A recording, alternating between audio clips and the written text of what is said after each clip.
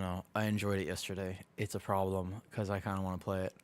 I'm just going to play more today. I want to see if I can maybe bring it to some more challenging keys potentially, and we'll see how it goes. We're just going to see how it goes. Look, I'm just dipping my toe in the water. There's nothing weird about it. I'm simply trying it out, right? I believe you can't knock it until you try it. It's just one of those things, yeah? One of those things. You can't knock it until you try it. So I'm just trying it. That's all. That's all. That's all I want to do. All right? What's up, Britt? You got first today? You did get first today. Oh, Noob stole it from you. Oh, so close. It was very close. It was very close. What's up, Noob? We are gonna be owning today. All right, I'll Discord. I think my Discord got a little bit messed up. I'm playing VDH again. You know that? Isn't that? I'm like unsure about it slightly, but you're debating a nap? Oh, you got a lot of stuff going. Just nap then. Just nap. Naps are great. Dude, naps are fantastic. If you're debating on a nap, you should just nap, to be honest.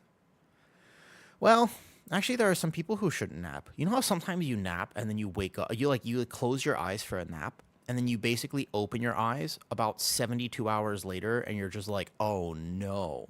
You know what I'm talking about? Sometimes that happens, to be fair, and then you shouldn't do it. But like some people, they can just nap, and then they're fine.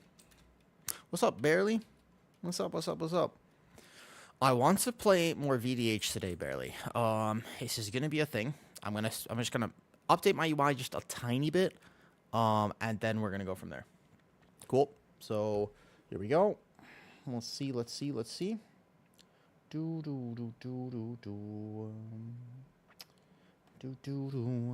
right. Let's go ahead and get rolling for today. I am tired, but overall good. Tired but good, I would say. Tired but good, yeah. Yes, correct. Okay, cool. Did my Discord notification go out? Can anybody confirm if the Discord, because it bugged on me right as I sent it. Do I have to send it again? Out of curiosity. Anybody can confirm or deny this? Also, does anybody want to play PTR? Let's see who's on. Only Sunni's on? I thought Arson might be on for a second, though. Yes, you got it. I bet. Thank you. You got it? Fantastic. Because, did you know that Twitch doesn't actually give notifications properly? Did you know that? Did you know that Twitch actually does not always send out the notifications? In fact, it very rarely does. So I have the Discord notification for when I go live, if anybody wants to come hang out. I am a Keystone deserter. It's unbelievable. I can't believe this is how my life has gone. Squidzo is actually a good beat, good druid, right? Six tank, tis a woo. I wonder if he knows me or not. I'll see if I could do a 14 gambit. I want to do some keys that are slightly higher. Like maybe I can do 12s and stuff too. But actually, let me see if I can do this though. Hello. Okay. We'll start with the gambit then. Perfect. I am a Keystone deserter though. So I've been flagged in the system. My social credit score is low. As unfortunate as it sounds, guys. That's me. I'm just a red flag Keystone deserter. I'm one of those, folks. I'm one of them. I'm one of them now. Unbelievable that this is how it has all gone down.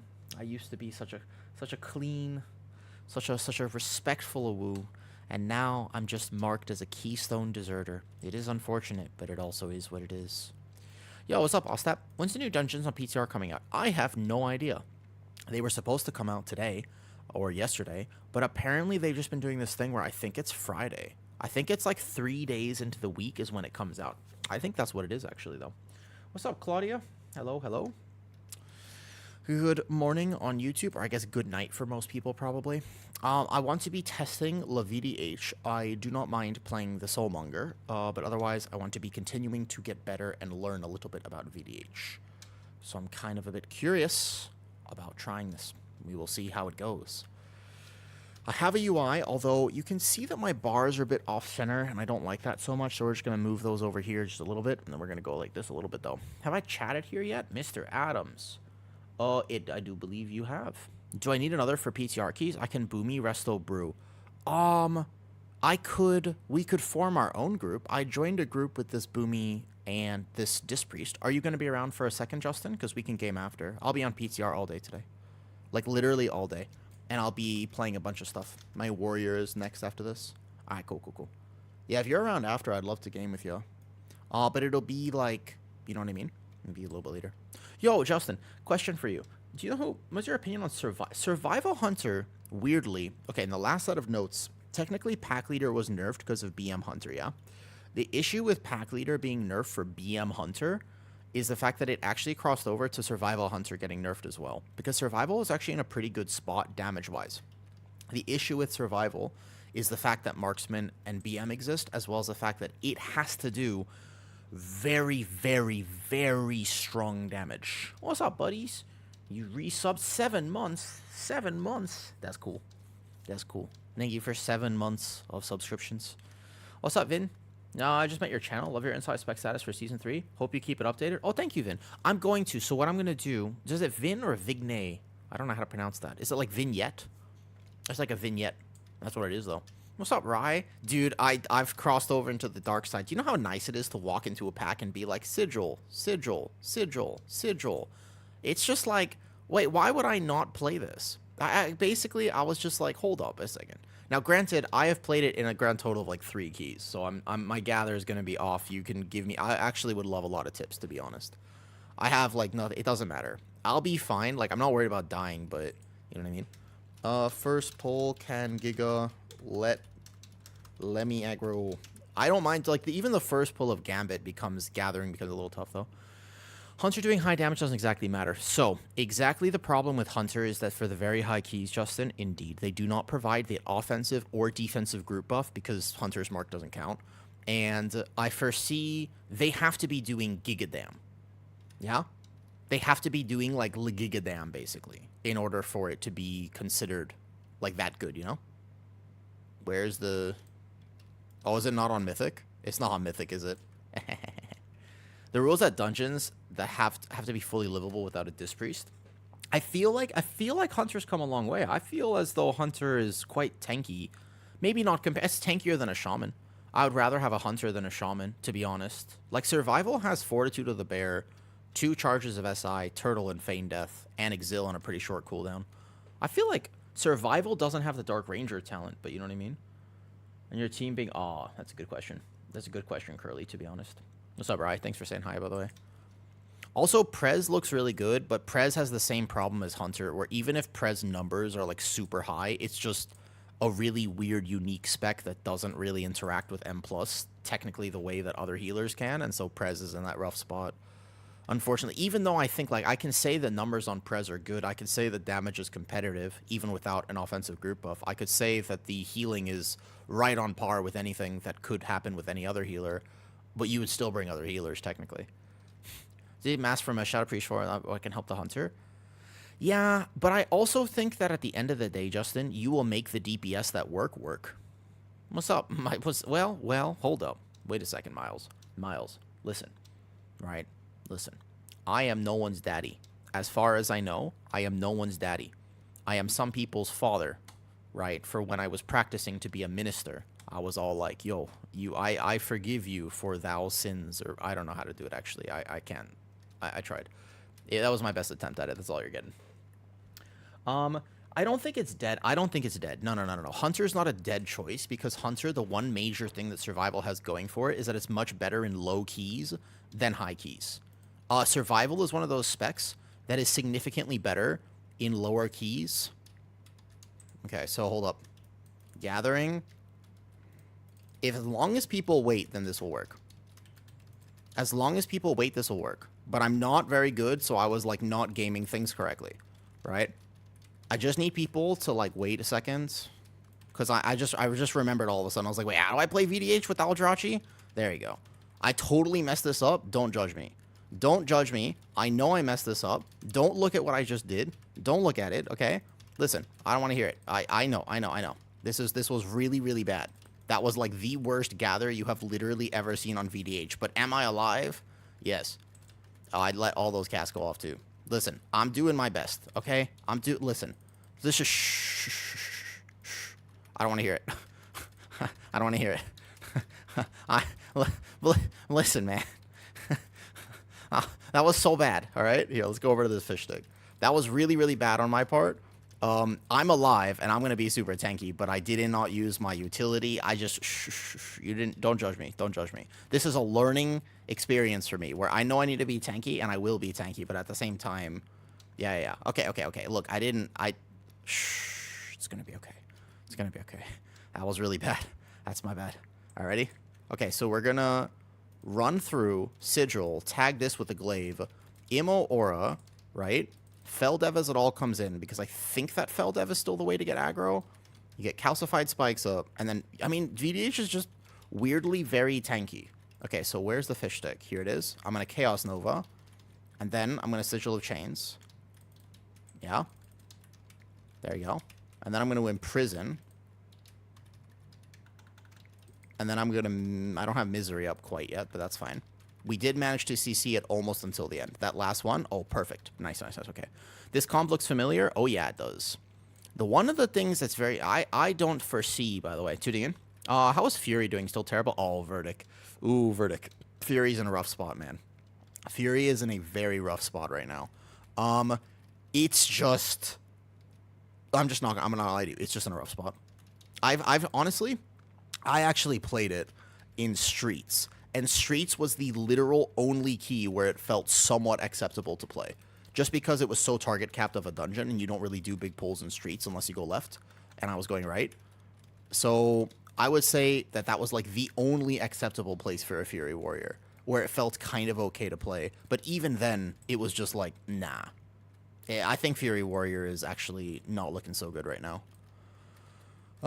They could use... If they buff Fury Warrior by 10 entire %, it would not be better. That is an abomination. Like, if Fury Warrior was buffed by 10%, it would still be kind of bad. You know what I mean? Shadow Priest and Resto Druid. I still think that Oracle is Oracle. I'm not convinced you won't play Oracle. So we fell Dev for aggro. Yeah. And then Sigil once they're here. In higher keys, I'm going to have to basically try to hold my Sigils. I'm assuming this first one... Ooh, I thought they would CC, so they didn't CC. That's fine. I thought they would CC the first one, and then I would go next.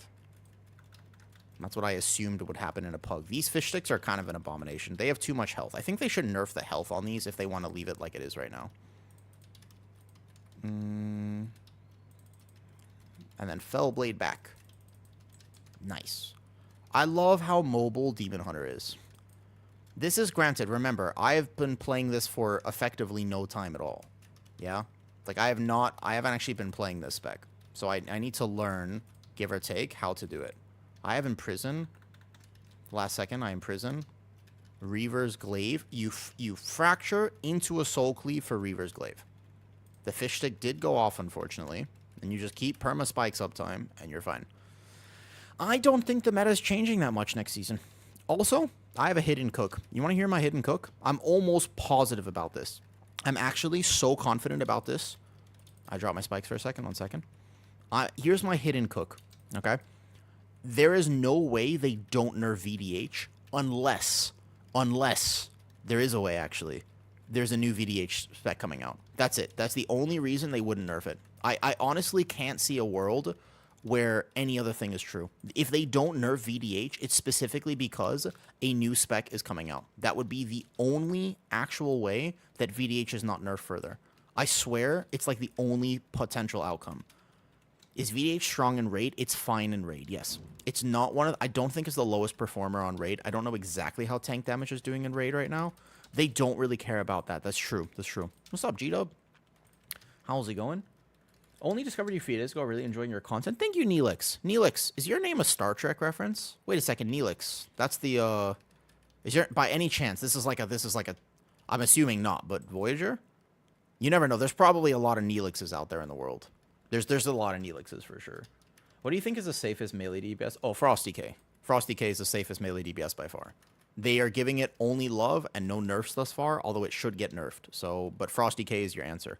By the way, this is not looking good for Boomy at the moment, man. He's doing his best. This Boomy is actually... He's like 30... He's like 3,700 on live, because I know him, right? Is Pally the better option for Season 3? Ooh, Bodmerton. Good question. Good question. I honestly... There's no way they buff Frosty K again. Whoops. Frosty K is only good if they live, though. If they buff Frosty K to that extent, it would be specifically because they want... That would be the final nail in the coffin. If they buff Frosty K again, it's like... And they buff Brewmaster again, then you just play Brewmaster and Frosty K. Then that's clearly what they're asking for there, though. I think that Frosty K could catch, like, a 5% nerf, though, and still be good. Like, it's just one of those specs. It could still do this, though. There's going to be a lot. As far as I know, the spec is not that hard to play. And it's pretty good for lower keys, so I don't necessarily mind, though. It is a Star Trek reference? Damn. What's up, Neelix? That's a good reference. I'm assuming that most people wouldn't catch that, but I got you. I got you. I liked Voyager a lot. I watched every single episode. 7 of 9 was... Well, actually, I shall say nothing more. I shall plead the fifth, as they say, in my home country. I still gotta learn how to min-max VDH, but I'm not gonna lie, I just feel pretty immortal. Yeah, Pain. Listen, Pain. The thing is, right, yes. The thing is, I do enjoy my VDH right now. And that's kind of a problem, isn't it?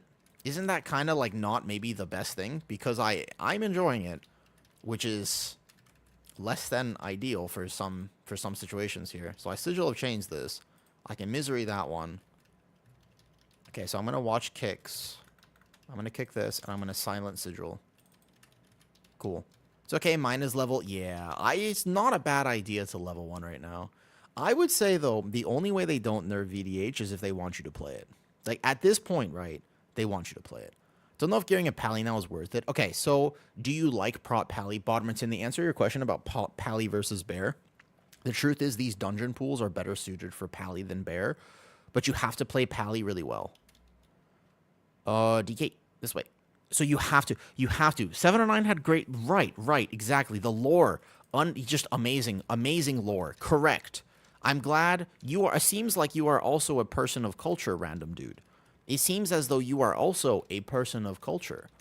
Right. This is right. 7 of 9 had great lore. Indeed. Culture. Indeed.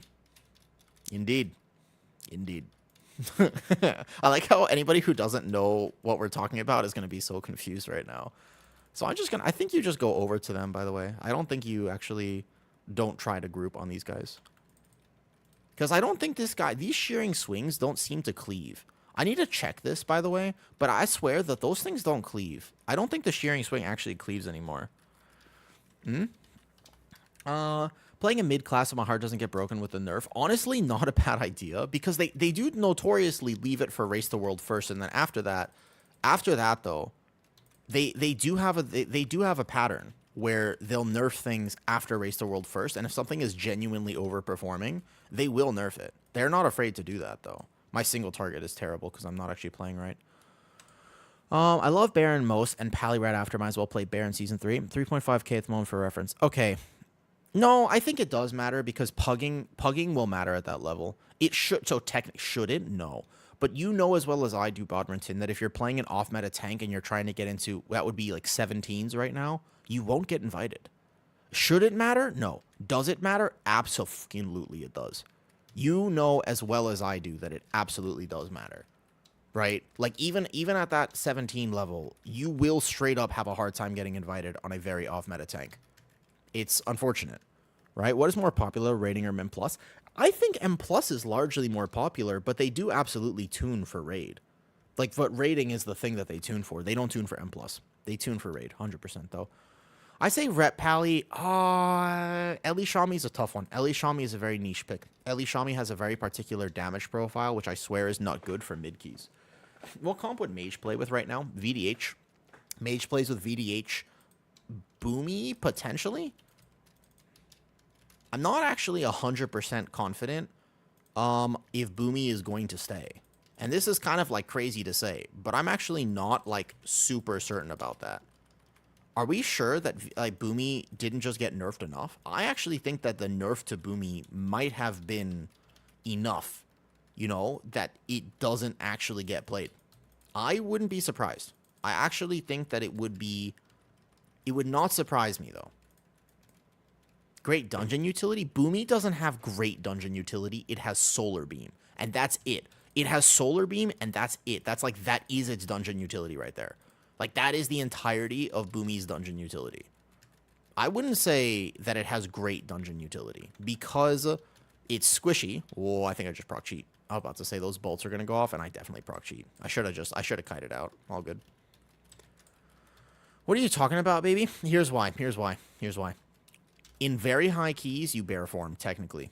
Ursol's is utility. But, okay, compare a Boomy to a Mage. Compare a Boomy to a DK. Compare a Boomy to even a Shaman with Cap Totem, Thunderstorm. Compare a Boomy to anything else. In-Cap Roar is kind of exists, but most people don't even use it because it's a DPS loss. So you have In-Cap Roar. You have Trees. Nobody plays. You don't play. Even if you actually play that thing anymore, you don't actually play Trees. Okay, I have to be very careful about this pull because I did proc cheat earlier. So I'm going to make sure I settle in. Chaos Brand is up. Sigil of Spite. Sigil of Chains. Sigil of Misery. Combat Pot. Chaos Nova. And then after this beam, we Sigil of Silence, so I don't have to deal with these casters. Okay, so Boomy has a very good synergy with Demon Hunter, right? That part exists for sure. Okay, watch these last few things. Demon Hunter is pretty tanky, man. Marco Wild gives him 6% extra total healing. But that's Druid buff, though. Beam is insane, right? But Beam... So, no. That's Druid buff. We're talking about Boomy as a spec, not Druid buffs, though. Not Druid buff. Compare it to any... But there are other specs that have significantly more help for your group. I'm not going to pull this with the boss because this pack actually owns... This boss will kill all your pugs. So we just killed this pack here. Compare it to a Elishami utility, where now all of a sudden you have Cap Totem Thunderstorm every single pull, right? Nature's Vigil, sure. Nature's Vigil actually is kind of... I like Nature's Vigil a lot. And the only comparable thing would be Shadow Priest. And Shadow Priest lacks utility comparatively. My experimenting with VDH is... Unless I misplay, I'm like pretty damn tanky. Like, unless I significantly misplay, I think I need more haste. I think my haste is like a little low for VDH right now. I think I would feel better with more haste. Because I'm just ever so slightly missing. Like, right now, my spikes dropped. So I think I'm just slightly missing spike uptime here. Okay, so we go Reaver's Glaive. Single target is Soul Cleave, then Fracture. I think that Boomy toolkit for keys is I think it's overrated. I genuinely do. At the very least, Justin, at the key level that most people interact with it, it is significantly overrated. 100% it is. There's no doubt in my mind about that. Nice, got all four. This boss is going to kill all your pugs, by the way. This is going to be the pug killer of Gambit. If you don't know how to do this, you should learn how to do this right now. Basically, your tank is responsible. Your team stacks. Your tank is responsible for actually hitting all 4 adds with at least the first breath. Healer needs to basically insta-dispel. There might be some gaming in very high keys. Whoops. And then if you have a death to anything, then you're in trouble. So you go along the wall, and then I can hit all of them. And perfect. That Frost Nova from my mage was on point there. So we Soul Cleave into this. Yeah? And there we go. My single target's a little better now. Good. I'm just going to move out with this breath. And you plant, and then you leap out. Or move as a tank. Cool? So then you're going to be over here next. And you're going to go along the wall. What did you mean Pally's hard to play in this dungeon pool? Bear is hard to play in this dungeon pool. Pally is actually very good at the dungeon pool. Pally is good at the dungeon pool right now. Nice, perfect. We got all 4 each time. That's a huge up right now. And then we're going to go back over to the next area. Cool. Because the dungeon pool features a lot of things like Halls of Atonement with bleeds, Bear has to soak all the bleeds and spend a lot of time kiting. Can you play it? Absolutely.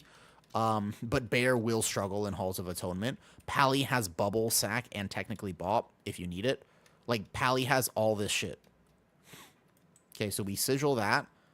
Oh, almost got them all. That was pretty solid, though. I've been doing a good job this boss.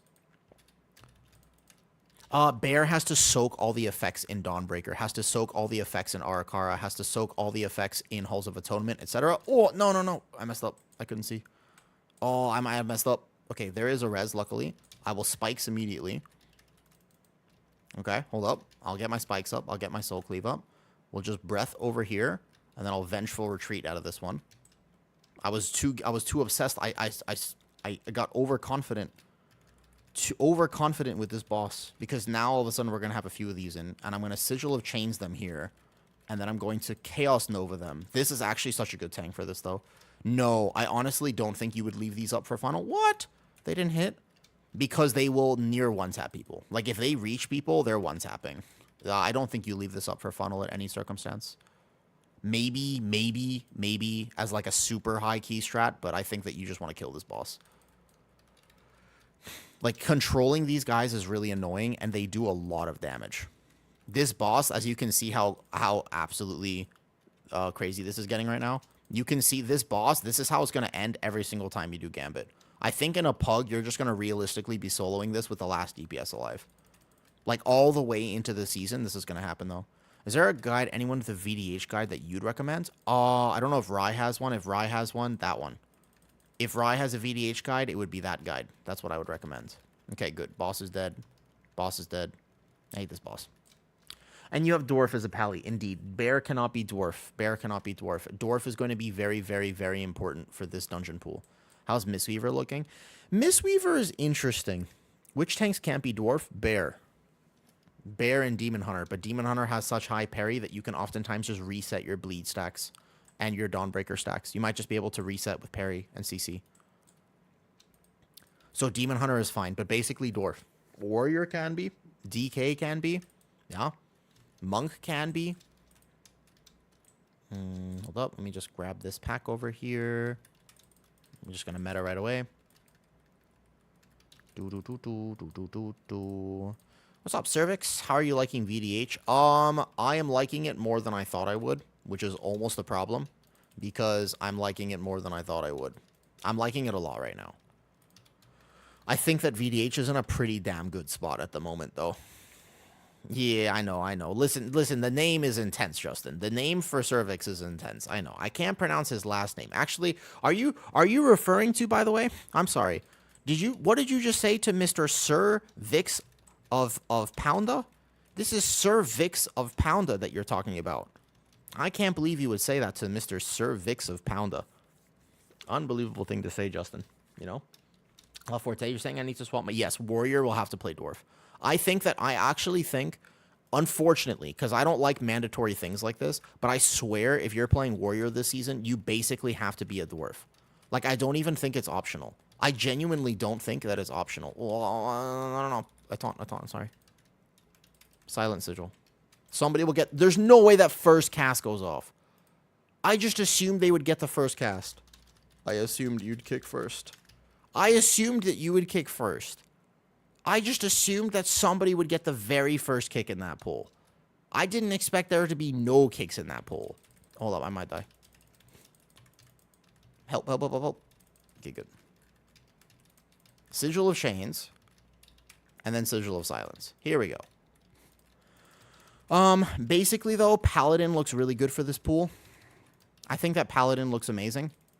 I think that Paladin has a lot of what you want tanks to have. And the only problem with Paladin is after the nerf to their damage, you won't want to play them. They'll feel bad to play. Even if they can live, they'll feel bad to play. But technically, Paladin is going to be better than Bear at a lot of these dungeons. I have no more stuns. Meta. Here we go. I might VDH main a little bit. We have no one swapping to the thingy. This is the mechanic check. The mechanic check. Oh, my healer's Uh-oh. Damn it. I don't think we're timing this, folks. Yep. Hold up. This is the VDH special right now. Can I actually solo this forever? I should be pretty immortal, to be honest, as a VDH. I should be kind of immortal. If we pull a boss right now, we could technically kind of do it. Oh, yeah, I am kind of immortal. I'm doing it. I'm doing it right now. I'm alive. A little bit. I had to game this just a bit, but it's not the end of the world. Now, granted, the fact that 2 of those are up is the end of the world, but there you go. Yeah, I know. It's so hard to set things up on PTR, though. It's really hard to set things up on PTR sometimes. I figured that they would get the first kick, and I was wrong. I've made mistakes. Fellblade for this, and then Felldev. This timer, the thing is we need all the packs here. So we need all the packs, and I don't think we're going to quite make this. That's okay. I would say that my VDH testing, though, I feel quite confident playing it. And that's weird because I have basically not never played this, but not very much, though. What's up, Kabizzle? How's it going, Mr. Bizzle? How's it going? Yeah, this boss takes a while. But this boss is actually fair. I don't really mind this boss. Whoa, whoa, whoa, whoa, whoa. What was that damage? Did I drop spikes for a second? I might have got overconfident. I still don't mind playing my warrior, though. Yeah, I know. VDH is going to have a hard time, though. Took a nap earlier, so I'm still awake. Right. I have been trying very hard not to take naps. And to be honest, it's not going well. I'm trying not to take naps because apparently they mess with your sleep schedule, and I'm just like, meh. Yo, hey, by the way, Justin, do you know who Artemis Gaming is on Instagram? He makes funny content sometimes. You know who that is?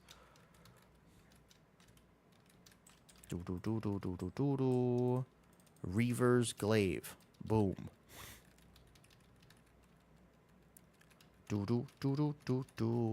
I went to work today, even though it wasn't 100% Fahrenheit. 100 Fahrenheit, damn, is insane. Wait, where are you from, Kabizzle? That's 100 Fahrenheit. That seems like a lot. That seems pretty high. Somebody will get that first kick. There you go.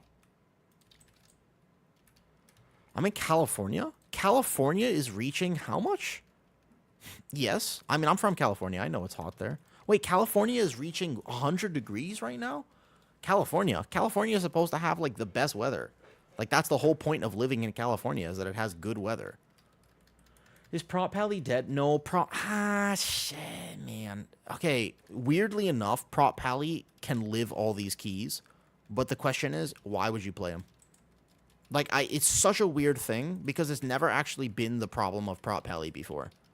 But actually, the main issue with Prop Pally is that it can live. It's actually tanky against these types of keys, but it just doesn't provide, like, it's a Prop Pally, but it doesn't have the damage, I think, at this point. What's up, Killer? What's up, Killer? What's up, Killer? How's it going, Killer? You a killer? You a killer? Do-do-do-do-do. Do-do-do-do-do. Dude, I want coffee today. All I want is coffee, man. I'm doxing myself. Summers get to, like, that's pretty crazy, yeah. That's a lot. I mean, that's, like, really cold and very hot. We have El No Damage. El No Damage. I want to test this. I want to test a few more boomies. Justin, how good do you think you are at boomy? Out of curiosity. If we play the PTR, how good do you think... Like, you're pretty good boomy, yeah? I want to see... I got to test more boomies. Because right now... I think that nerf was impactful. Oops, we are also not doing mechanics. I think, okay, so my hidden cook is this. My cook is that maybe the end of PTR, we might see a bear damage buff, right? I'm 2 hours north of LA. Yeah, you don't have to give too much info, no problem. You just say that, that's fine. Kelly's a bunch of microclimbs. It could be 70, you drive 30 minutes east and you hit 100. That's true. I'm from, wait, DK, what the hell, man? What the hell, DK? I was chilling. I was like, I'm on my spot. Bro, what the hell? What the hell is this? Why'd he do that? Why did the DK just stand there? He just went to me. He doesn't know this dungeon. Okay, so this one you want to drag the boss all the way over here. What the hell? I was just sitting there in my spot, and then I realized that the DK came to me. You told him to do that? Do you know this DK? DK gang. How do you feel about DK this season, Mua? Are you going to play Frost? I don't think I've ever seen you play Frost, actually. Don't get hit by this as a tank, you will die.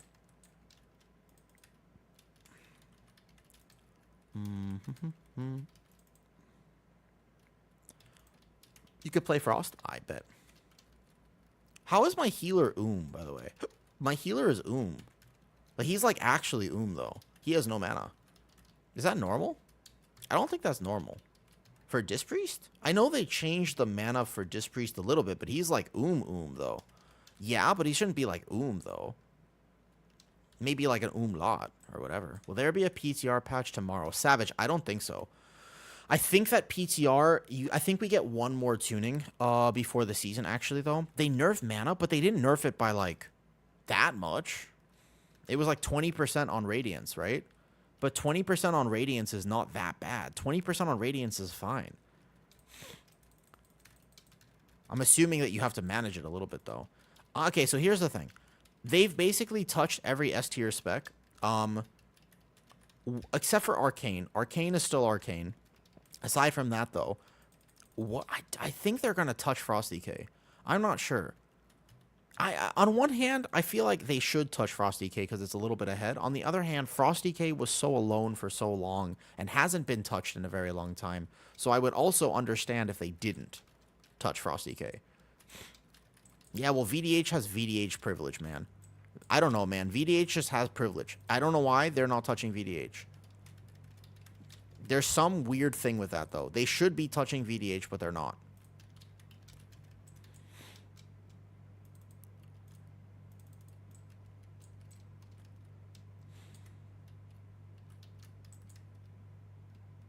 Where's the last one?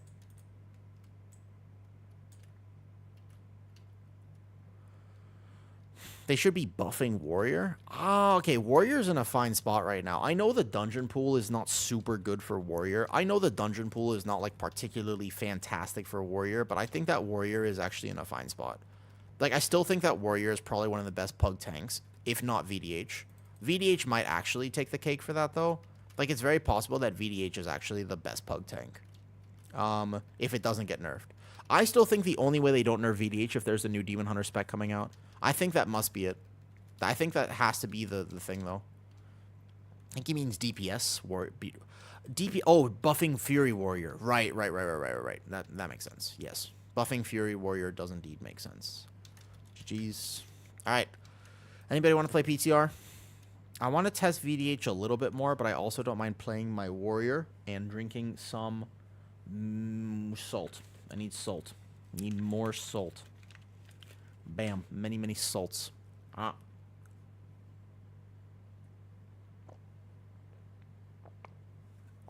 Which mage spec is better? Oh, it's a good question, actually. If all specs remove VDH Sigil doesn't need to be nerfed.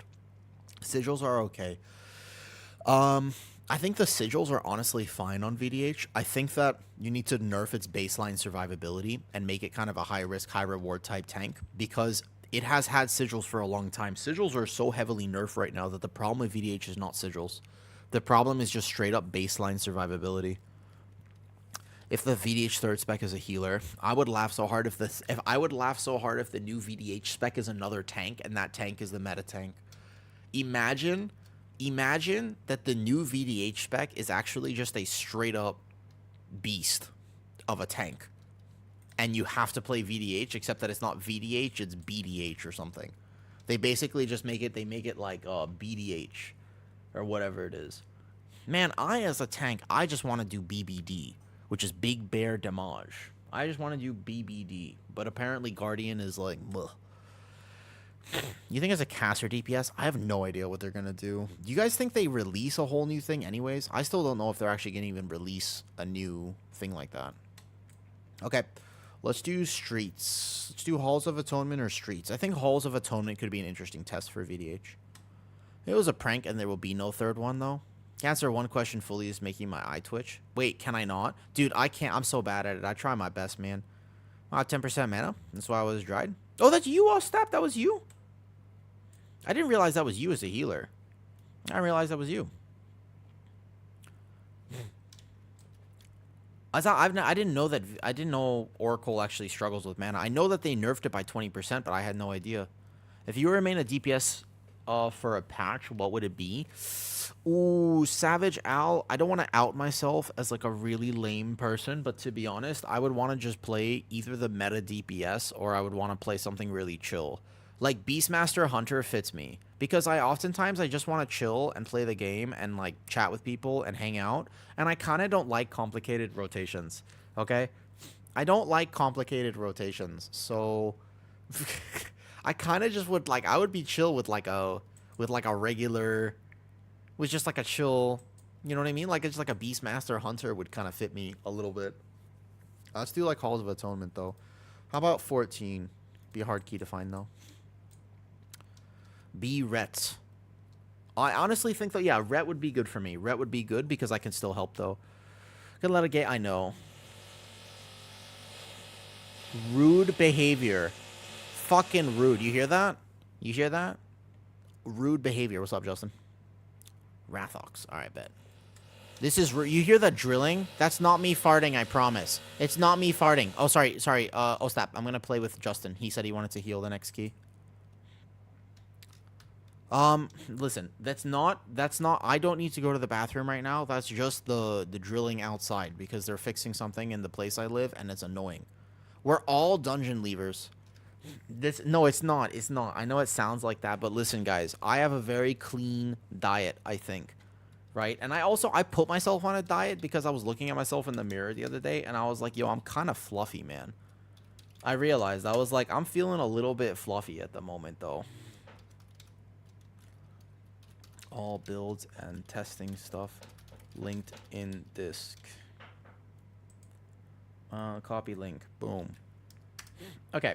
I gotta actually update some more PTR logs. Like this log right here. Ignore my VDH damage, but out of curiosity, I'm going to screenshot this from today, and I'm going to put some of this type of stuff in Discord. Cool. So I'm going to screenshot that, and I'll put it in Discord after. Here, we'll do damage done overall.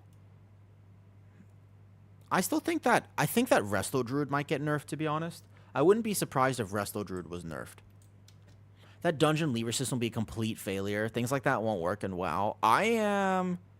confused about how it's supposed to work, Baku. I am very confused about how this is supposed to work because it is a little bit weird. We are literally all flagged right now. I'm flagged because I went to solo a key and I left my own key and then I got flagged. Which is funny. Okay, so my main problem is that I'm definitely not making use of this. This should be way higher. That should be a little higher. I'm missing something with glaive. If I really want to test VDH, I should be crafting haste verse rings or something. Like, actually, I think I need way more haste in particular. I have this one here. This one should scale. That one should scale, right? Don't jinx Resto Druid. I'm jinxing Resto Druid right now.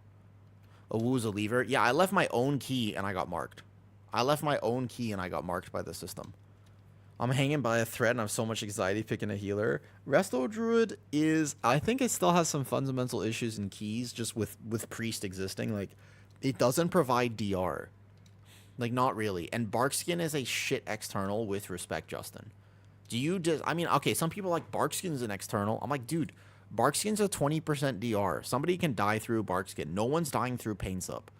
Like, no one dies through Pain Sup. You can die through Barkskin. And you have no other, also, like, just regular DR. But you have infinite HPS right now, and honestly, Resto Druid, when I was playing it, is just straight up overtuned. Like, it's not just Pain Sup. You mean Ironbark. Sorry, Ironbark. Correct, Quiver. Correct. Sorry, Guardian Druid. I meant Ironbark, indeed. Ironbark as an external for Resto Druid. Yes. Yes. I think that Resto Druid requires your team to coordinate with you. Whereas an Oracle Disc Priest requires your team to do nothing. It's 20% DR. It's 20% Mua. It's just 20%. Like, it's not anything too crazy. It's just literally a 20% DR. One Oracle Disc Priest shield gives you more than that. A single Oracle Disc Priest shield gives you more than that, effectively, in a lot of scenarios. This guy's a dungeon lever. No, I want to play with the Beastmaster. I want to see what he can do. All right, Keystone Container, Halls of Atonement. We'll get all the keys. I'll grab 12 and 14, and we'll test on there today. I'm really curious to know if I'm going to have a hard time living this dungeon or not. I might. I could totally see a world where I do have a hard time living this. It could happen. I'm not 1,000% certain because there's totally a world where I could have a hard time, though. Resto Druid is better with stops, though. With Oracle, you have 1 to 2 because of CDR, so like Bark, but better. Yeah, and Pain Sup is just twice as strong as Bark casually.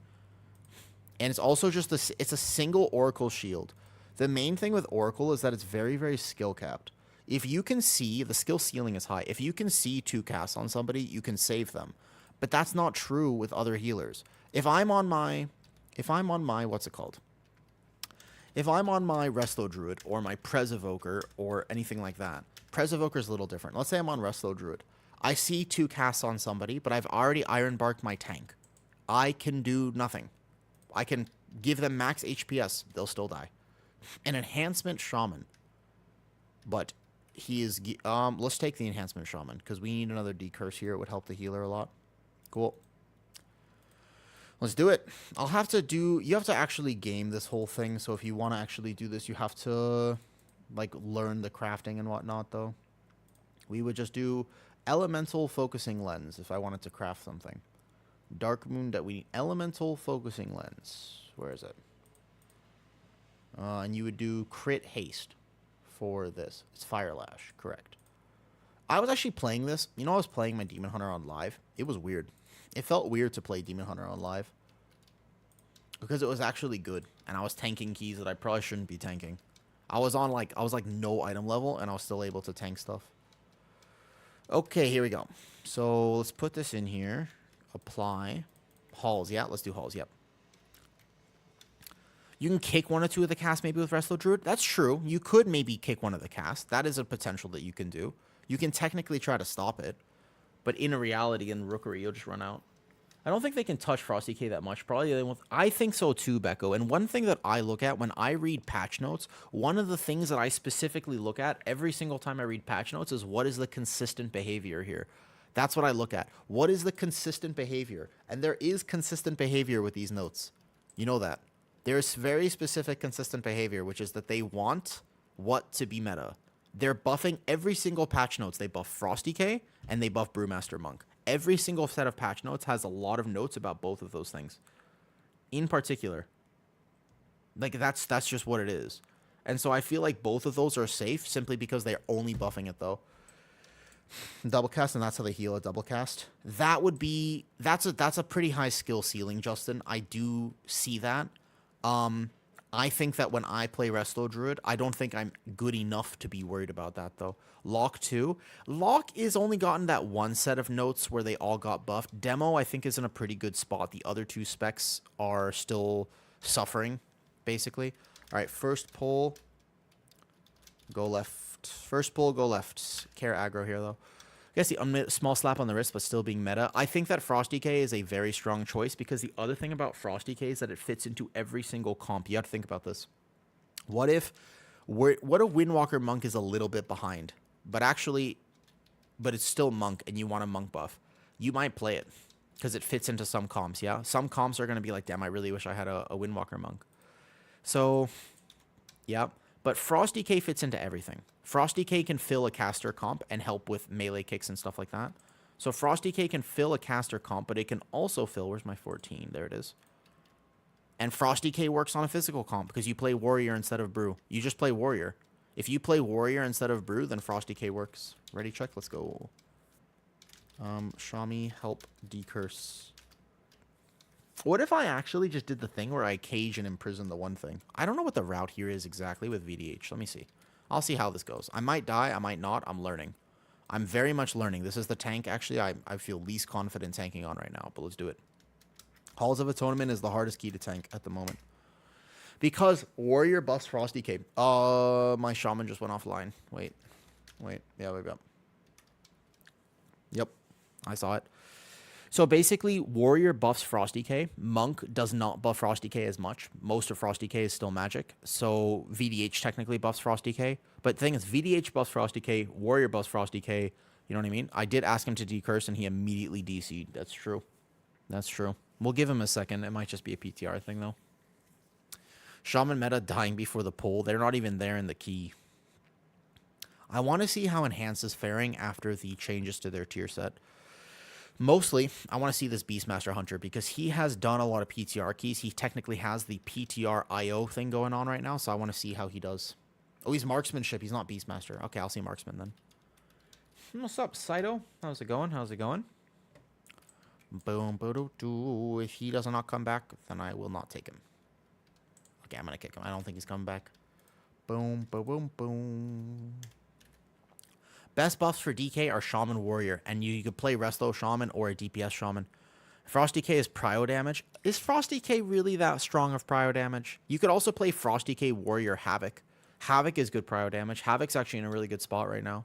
I think that a very real comp is Prot Warrior, Havoc, Frosty K, plus X. So maybe you play something there. But is it as... I think that is good prio damage, but I don't know the percentage of prio damage. Oh, he's back. He's back. Apply again. I see it. Apply again. Listed. Prot Warrior, Havoc, DK, Enhance. So that could work with a Resto Druid or Oracle. Either Resto Druid or Oracle with that comp. Could. I was going to say, it doesn't quite have the funnel of Arcane or Havoc, I think. To compete with PI. If you play with a physical comp, I think that Priest will be absolutely fine to play because it'll make them feel like Priest is just safe and you'll have all the stops and kicks you need. So Prot Warrior combined with Shaman, DK, etc. You could just play Oracle with that. It'd be fine. You could totally just play Oracle. Like, it'd be fine with that, though. With Cleatons is full damage to main target. Gotcha. We squat. You know I'm supposed to go to the gym, and I didn't. I was supposed to go this morning, and I took a nap instead. It'd be like that sometimes. But also, I'm really supposed to go do more workout stuff, but I haven't been. Oh well. Sneaky Walker. I'll wait a second. Nothing will beat VDH, S-Priest, Arcane, Frosty Cave this season, sadly, with X-Heal. I'm not 100% on that, Del. I actually, at first, I was like, that seems like the comp to me, but I'm actually not 100% sure. So they stealth nerfed Shadow Priest at some point. Shadow Priest, I'm not so sure that that thing is as dominant as it was. I don't think that thing is quite fully, crazy S tier. You would play Resto Shaman with that comp, by the way. It would be VDH, S-Priest, Arcane, plus Resto Shaman. And the Frosty K could swap. I don't know about the Balanced Druid, though. But I think you would swap S-Priest, actually. I think you would swap S-Priest with X. So either Balanced Druid, Mistweaver plus Prot. Nothing will beat Brewmaster and Mistweaver and 3 Windwalkers. What do you mean? The 5 Monk comp. What's up, Nid? How am I? I'm actually doing pretty good today. I had an in-real-life adventure yesterday. I'm a little tired. I'm a little sleep-deprived, etc. But, there's a section of my Discord if you want. Make your comp prediction there because, actually, I want everybody to be wrong or right. There's a section of the Discord where I'm literally we just make comp predictions. It's in the Discord. A Season 3 meta comp prediction. I still think Prot Warrior, right, plus Frosty K, plus Havoc, plus X, plus Resto Druid, Shaman, Oracle to fill. That, I think, is one of my favorite comps right now. I still think that that's a really good comp, but I could also see it not working. There's another Frosty K. We could play double Frosty K. If Justin can heal curses. I mean, 2 Frosty Ks, he wouldn't be a problem. Oh, that's a mage. All right, bet. Let's grab an Arcane mage. But I still think Arcane is kind of busted. I hope no Priest meta. Why don't you like Priest? I think Oracle makes everybody feel safe, though. You bully with 5 Ring of Pieces. That would be kind of funny. You could just Ring of Peace, Ring of Peace, Ring of Peace, Ring of Peace, Ring of Peace. Would they just bounce back and forth? I hope Prot Warrior is good as your favorite spec. Prot Warrior will be fine. I do think the nerf to it was a little bit, but it wasn't crazy. It's still okay to play Frost or to play Prot Warrior at the moment. Also, another random thing about healers on PTR right now? So all healers on PTR, they have this cool set from Raid, but every single person is going to want this. Every intellect user is going to want this, and this is a problem. Every single person in your Raid is going to be rolling for this trinket and this weapon. Because it's not just a healer thing. That's the problem. This isn't just a healer thing, and that is not okay. Because you will not get it until Dinars come out. Like, you have to be in a very good Raid who funnels you. As a healer, they're giving this to DPS probably before you. That's the problem. But this is a very strong 2-piece, and it comes from Raid. You need this trinket plus whatever. I actually think that that's a significant problem with healers right now. Am I? No, I was expecting the Druid. I'm wearing just PvP weapons. I should craft eventually on VDH, but I'm kind of lazy. All right, ready? Let's go 14, not 13. This one. All right, ready? Let's go. Pull 10. I'm gonna imprison that Beastmaster thing. I might die, by the way. Please try not to judge my VDH gameplay that much. I'm not very good at it. This is a work in progress for me. I have played it in a few keys. 14 Halls of Atonement will actually be a tough key to do. So, don't judge. Don't judge too much, man. Don't judge too much. I'm going to get on my little moose. I'm going to go in. I'm going to imprison this guy to make this first pull easier. And then hopefully nobody hits anything. Oh, I want the dogs. No, I want the dogs. The dogs, actually, I want in the first pull. Okay, go. Hunt these. probably. I would sigil probably right away.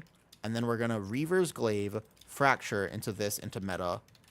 And then we're going to AoE CC, sigil of binding, other sigil, sigil of this thingy, fell dev.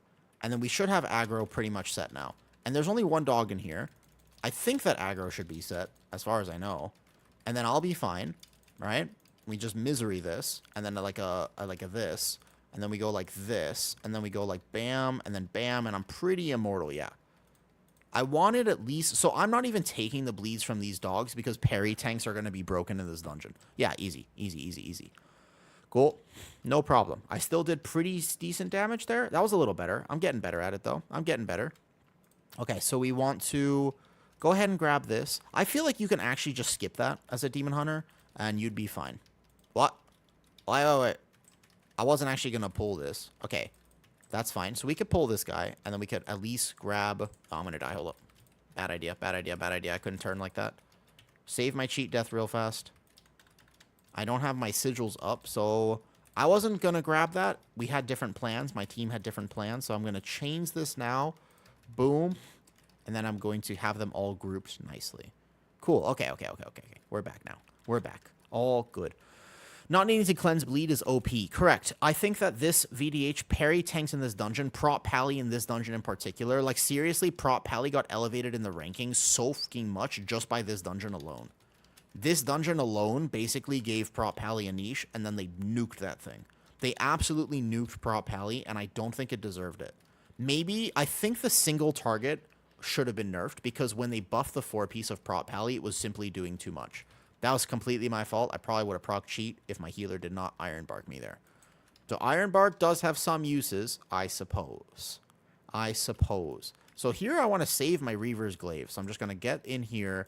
We're going to go like this. And I'm going to do a safe pull here, which is going to be a little sad for sure. But they're all going to group in. I'm going to meta. And I'm going to see if I can parry this properly. So I'm going to make sure that they have my Sigil of... And if I can reset my bleed stacks, that'll be huge. And if I can't, then I'm simply going to Sigil of Chains and kite. Because I can also do this. This would be another way to just reset your bleed stacks. Dude, man, this tank, dude, it's got so much. It's just, it's infinite. You can just do, literally, look at what I just did. I was chilling. And then I could just, I parried that. So I just go Chaos Nova and I've reset my bleeds again. Dude, I could have leapt away. I had so many options for this. My druid dies there, by the way. Should be cleave then fracture, not fracture cleave. I thought it was fracture cleave on AoE. I thought it was fracture cleave on AoE. So it's like, so Reaver's Glaive and then it's fracture cleave for a prio target. Is that wrong? So I would hunt this and I would go fracture cleave like this. When you get a chance, can you look at what it's always fracture cleave? Right, okay. So fracture and then cleave. I thought it was, and then cleave. Because that's Fury of the Eldrachi, yeah? Like, that's how you get that Fury, though. The healer? Yeah, you can, it's hilarious, dude. The Resto Druid, this is what I mean when I say Resto Druid is just over-tuned right now, yeah? You can double jump up. Dude, it's like, actually, though, this tank is so good, though. The healer, if you look at his healing, it's literally just going to be Symbiotic Bloom. The Resto, this is what I mean when I say Resto Druid is just over-tuned. His tier is doing almost everything. Like, it does so much healing, man. I was watching a boss fight. Right, so on single target, you can Soul Cleave, then Fracture. I meant the weapon trinket. Oh, yeah. It's not, like, crazy, but I'll show you in a second. So we go down here, and then I actually think that I could probably manage this pull. It might be a cook to do this, but I would just pull all of this on VDH, because I can either kite it out or either get a bleed reset or something. Like, I would be able to manage this, though, probably. So we just Sigil of Chains it like this. And then, give or take, I'm going to interrupt this. And I'm just going to back up for a second so I can reset this. And then I can leap back in. Yeah, easy. You can totally just pull all of this, dude. Like, do you know how easy that was? You know how easy that was just now? That's ridiculously easy. That's hilarious. Then I just Vengeful Retreat out. Bro, man... What the hell? This is a hard pull. I just pulled 4 dogs. And it was nothing. It actually was nothing on VDH. What the... What? What? So I walk in. I fracture, then I soul cleave, then I fell dev, give or take. I mean, I could also just parry it. But so you have to watch your... This is a weird tank dungeon. It's got some tanking skills that haven't been practiced in a very long time. There's a few things in this dungeon in particular which actually get really interesting. So I parried those. Yeah, I just parried all that. So one of the... For example, though, stop trying to nerf your next season. I think they do need to touch VDH. I think that they absolutely, though. A Wu playing VDH? I know. But the thing is, it's so good that how could I not just play it? I'm literally face tanking this pack, which kills almost every one of my other tanks. Everything's in Discord. If you want my UI del, it's just in Discord. My cell profile is there. I don't know if it imports to PTR correctly right now. But otherwise, yeah, it's there. My cell profile exactly is there. I like it. I can see the overshielding so clearly, so it helps me a lot. I will show you the healing, percentage of healing in a second. So we're going to pull this. I want this. I'm a VDH. Why wouldn't I skip all this? Oh, wait. I gathered wrong. I'm going to sigil of change this all together. I gathered poorly. I'm so sorry. It was my mistake. This is... So VDH, if you don't play well, is squishy as fuck. If you don't play well, VDH is not good. So I'm just going to reset my bleeds here, because I can do that. Oh, almost. Keep my max parry up, and then just leap away, because I have 5 stacks. Which other tank doesn't get killed by that? Prop Pally. In particular, Prop Pally. Whoops. I don't die to this first one, yeah? No, I have stuff up. Okay. Prop Pally does not die to that. So I guess we could just pull... If we're going to pull one of these, we might as well pull something with it. Here, I'll just pull these with it. We got to get something with it at least, though. Brew... So Brew can't necessarily dodge, like, for sure. My problem with Brew on this is that it's not, like, 100% guaranteed to dodge this. Okay, so hold up. Make sure I parry. Gotta face mobs to parry. So I reset here. Nice, perfect. Oh, last second. Okay, he's gonna knock me away anyways. I parried that. You could parry the stone thing as well. I'm just gonna leap back. I got 1 bleed stack. It's fine. That's okay. All good. I'm not playing this perfectly, by the way, and I am playing with a very good healer who's totally helping me, just so you know. Like, this is not perfect play or anything like that, though. In WoW, if a shield completely absorbs an attack, do you still get a bleed? Yes. You can parry things, but you can't... Even if you take 0 damage from it, the thing will still apply the effect. The only difference to that is that technically... Hold up, I'm just going to leap away. I don't want more than 4 bleed stacks here. Like, this instance right now, my Resto Druid is helping me a lot. Because I have 4 bleed stacks ticking, but my Resto Druid just has me. Here we go. Warrior blocks and gets bleed. Correct. Warrior is the example there. Here we go. Sigil. Boom. And then... Oh, look at the sigil. It's so good. I should have meta'd right away, though. So, I will say, the thing with VDH in a pug environment is that you do need... give or take that external to gather, unless you just get really good at it. And even if you get really good at it, that's probably the weakness right now of VDH more than anything. It's just like still, it's the same weakness as last season, though. And you still played it. It's the same weakness as before. Like, nothing changed, really. I mean, like a Dish Shield. Yes, a Dish Shield will not prevent the application. It will, you'll still get the effect from it in Dawnbreaker, Arakara, etc., etc. You'll still get all those effects, yeah. Okay, so normally we have a little bit more. And then we go, like, we're going to pull these 2 in. You could probably pull some Groundskeepers with a Vortex. I think that that would be fine funnel, because what I want to do is I want to pull this. I want to pull these, but not the Stone Dude. At least these 2 for funnel on boss is okay. So we want to get settled here. Just a fell dev real quick. And then... Yeah, and then the boss should be spawning behind me at 100%. I also think they could decrease the RP of this dungeon. Is in WoW a bleed is not an effect on an attack, it's rather a separate effect. Correct. Make sure I have aggro. There you go. I think that melee will get hit by this a lot as well. As one problem with this boss. So we just silent sigil this. I'm going to put my first use slams in the corner. And this is also doing no damage to me, of course, because VDH, why not? And then we want to go out here. So this is where we start going out. You want to move the boss out. I think the first few in that corner are fine, but then make sure you have enough space. So that was a bad movement on my part, actually.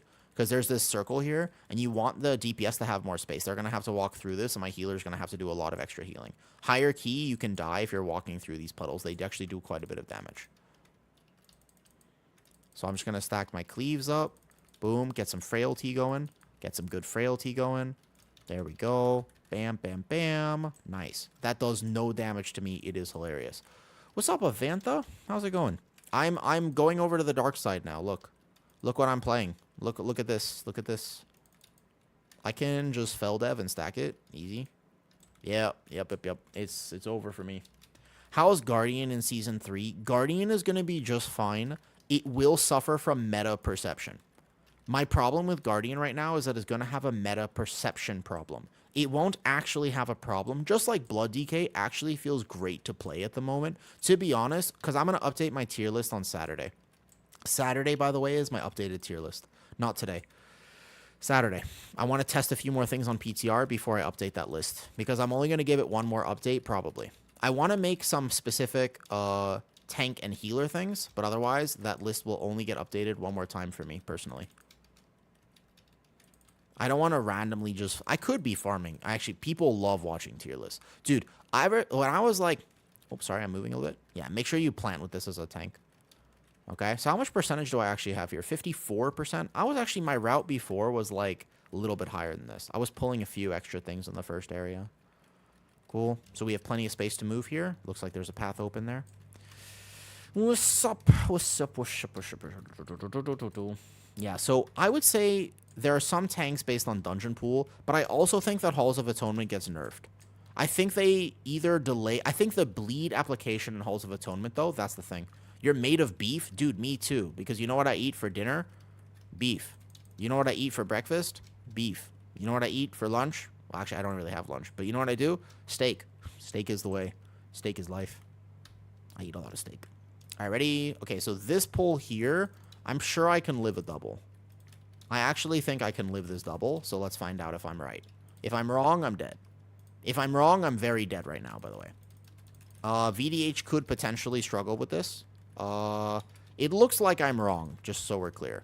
Also, my healer was dumping healing into me, and this is a lot of healing on this pull. Okay, so it looks like I'm basically wrong, and I might die. I think that VDH is a tank that might actually really struggle with this type of pull. Silence it. Because I have 100% healing reduced on those Mortal Strikes. I think maybe 2 is okay. I mean, I was doing 3 on the Bear. My Bear could do 3. Bear feels great in this area. VDH does not feel. Every tank has advantages and disadvantages, and I kind of wish that people knew that. I sort of wish that people knew that actually every tank has advantages and disadvantages. Yeah, I can see that. You probably have to pull like one at a time on Brew.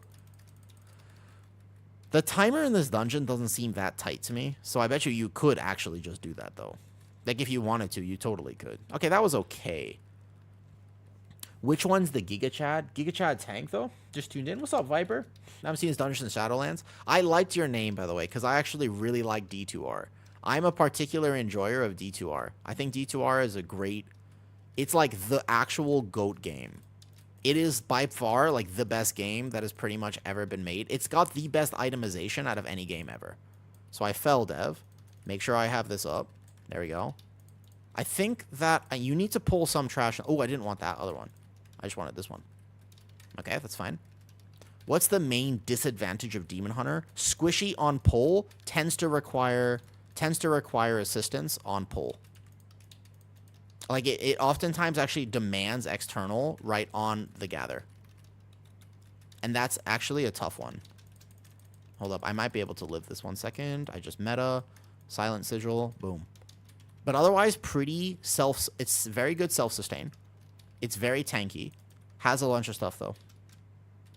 Has a lot of good benefits. The benefits also. And that threat problems, basically gathering on Demon Hunter. The weakest part of Demon Hunter is gathering. That's a good way to put it. Just straight up, everything about gathering. Aggro for gathering sucks. Surviving on a gather sucks. Etc, etc, etc. keep getting knocked back like this, kind of sucks. You got to be in the pack a lot of times to actually maintain your DR. You can make a plan, though. Cool. Well, we're definitely going to have percentage now. I should just be in the corner if we pull both of these like this. I think, like, way in the corner would be better. What's the main disadvantage of Demon Hunter? Maybe it's, like, kind of hard. I think the gathering is the only hard. Once you're in a pack, it's really not that hard to live. You just maintain, because you have 100% uptime on spikes. It used to be you had to game your spikes, but nowadays you just have spikes, like, all the time. So, spikes is pretty chill. I gotta make sure I'm over here. I wanted this, so we're gonna chains. Fellblade back. Stun them all. Good. And then I can misery as they run. Give or take. Hopefully that works. Should be. We need 78%. By the way, if you haven't tanked Halls of Atonement, this is going to happen. Halls of Atonement. You need 78%. Know this number. It's 78% before the second boss. Unless they change some count stuff, we need 78%, which means that I am short percentage right now. Because I was YOLOing a route here before. I need both of these Gargans. Usually have high damage and still do some clicking. I don't know if my damage is that high right now on VDH, to be fair. We're going to need this other Gargan. Otherwise, I will be short percentage. So I actually will intentionally pull it, and we'll just fight it here. It's fine. Is this optimal? No.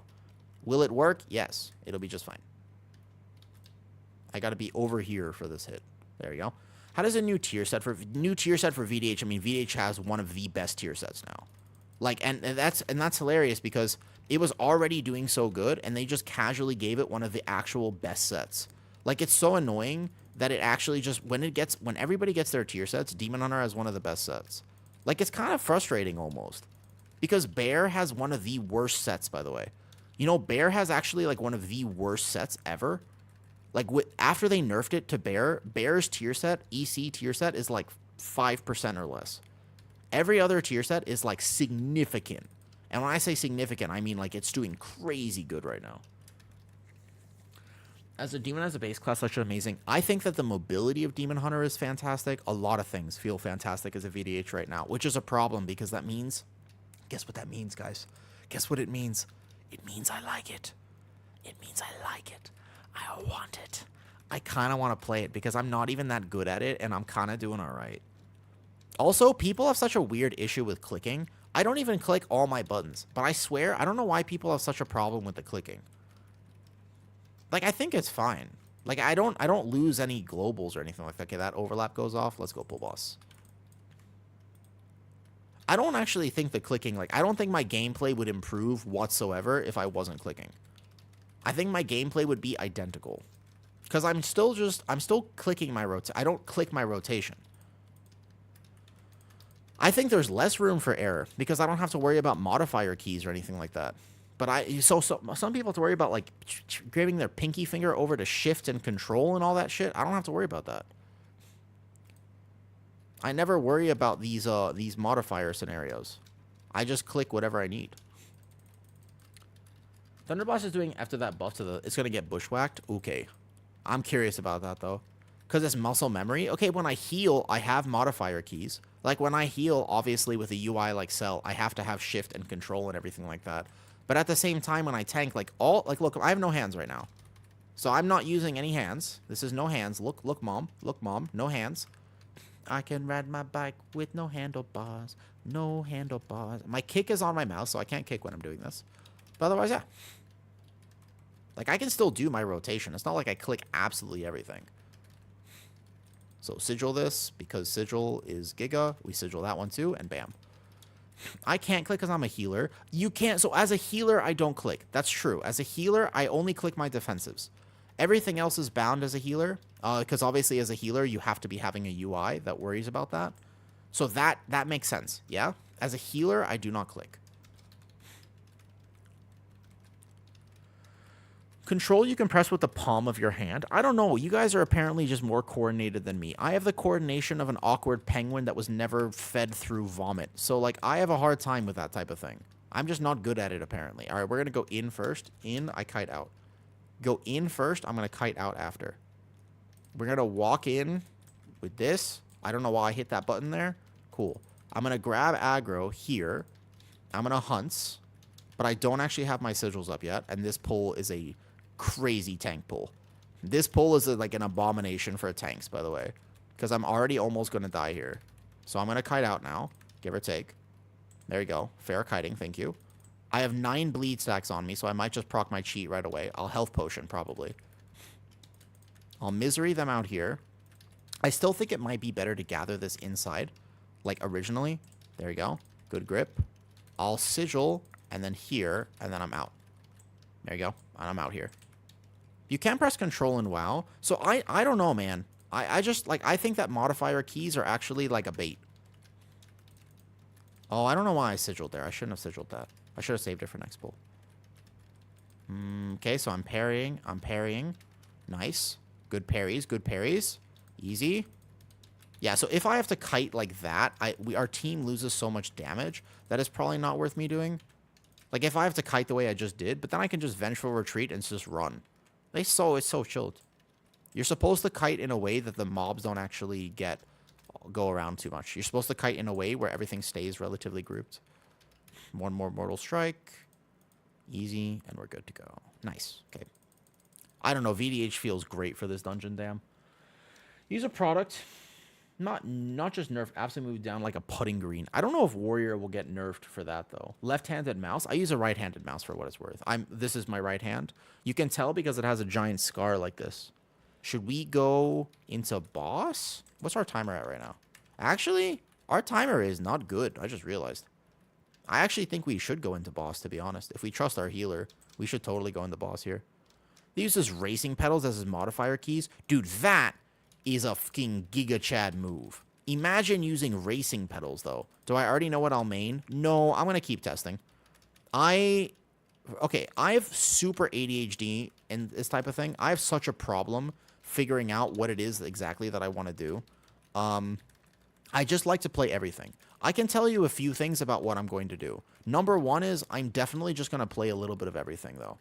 I could use some foot pedals, maybe, if it doesn't take too much cognitive effort. I feel like you could get used to foot pedals. That makes sense to me. Whoa.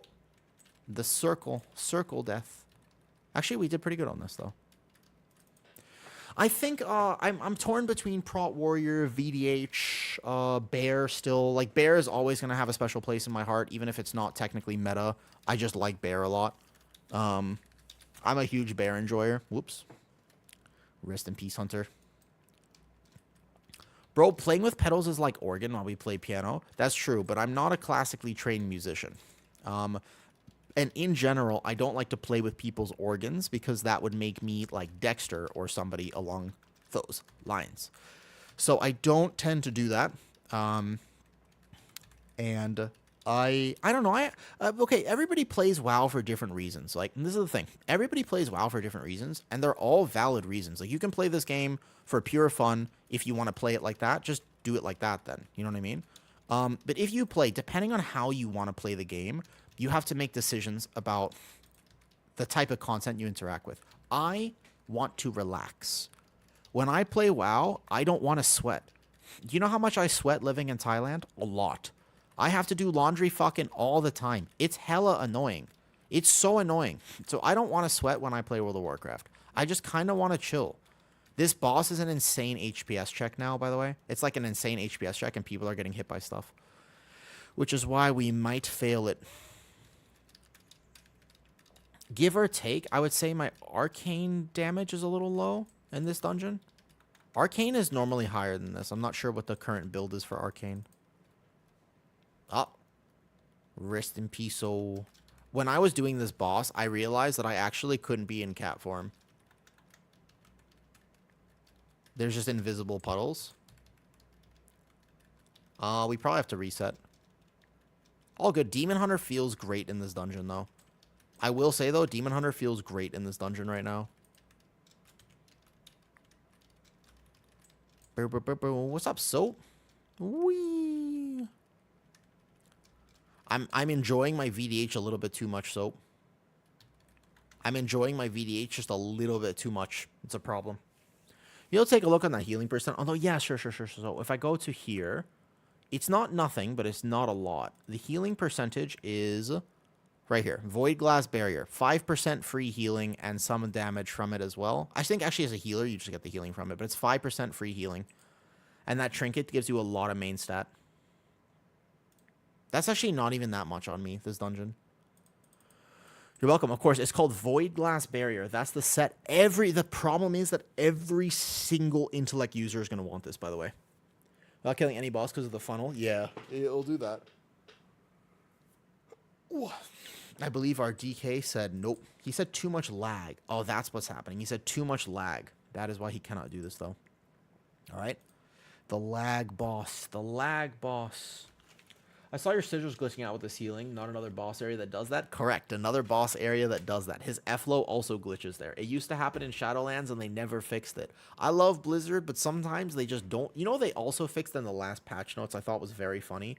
They fixed an interaction with pets in Dawnbreaker. And I was like, bro, Dawnbreaker was out for an entire season, and they never fixed it. Beastmaster Hunter never worked there. Some Warlock pets bugged out. They never fixed that. It was out for an entire season.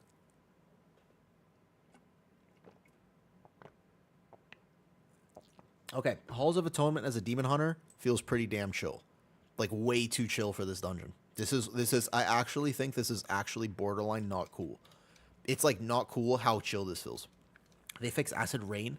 Yes, I believe they fixed the Acid Rain there as well. Correct. But I also think that most Shamans are going to be playing Farseer. I really think that most Shamans will be playing Farseer. Okay, I want to test Mountain Thane. Let's go test Mountain Thane Warrior. Let's go Mountain Thane, maybe. Demon Hunter feels amazing here. There's nothing more to say. It's just that Demon Hunter feels great. Okay, we'll reform. Marksman Hunter, very good right now. Let's go play... Should I play Mountain Thane or Cruise? Should I try Colossus after nerf, or should I try Mountain Thane? I want to see Beastmaster Hunter, and I want to see more boomy gameplay as well. Cannot wait to fly through the ships. Yeah, they never fixed that. That still happens, actually. How do you see the shield bars inside? Oh, this one's the overshielding. It's just part of my cell profile. You can either get your own cell, or you can just import mine from Discord if you want. The Discord's here. If you want mine, it's just in Discord. But if you want, you just go to Appearance, and you go to Overshield Texture. This one here. Shield Texture and Overshield Texture. Very helpful. Is Blood DK still down bad? Blood DK is fun. I actually think that Blood DK is genuinely... It feels fun to play right now. It feels good to play Blood DK. Like, genuinely. It's like a good tank. It's just that it doesn't bring what you want it to bring for the highest keys. Let's put it this way.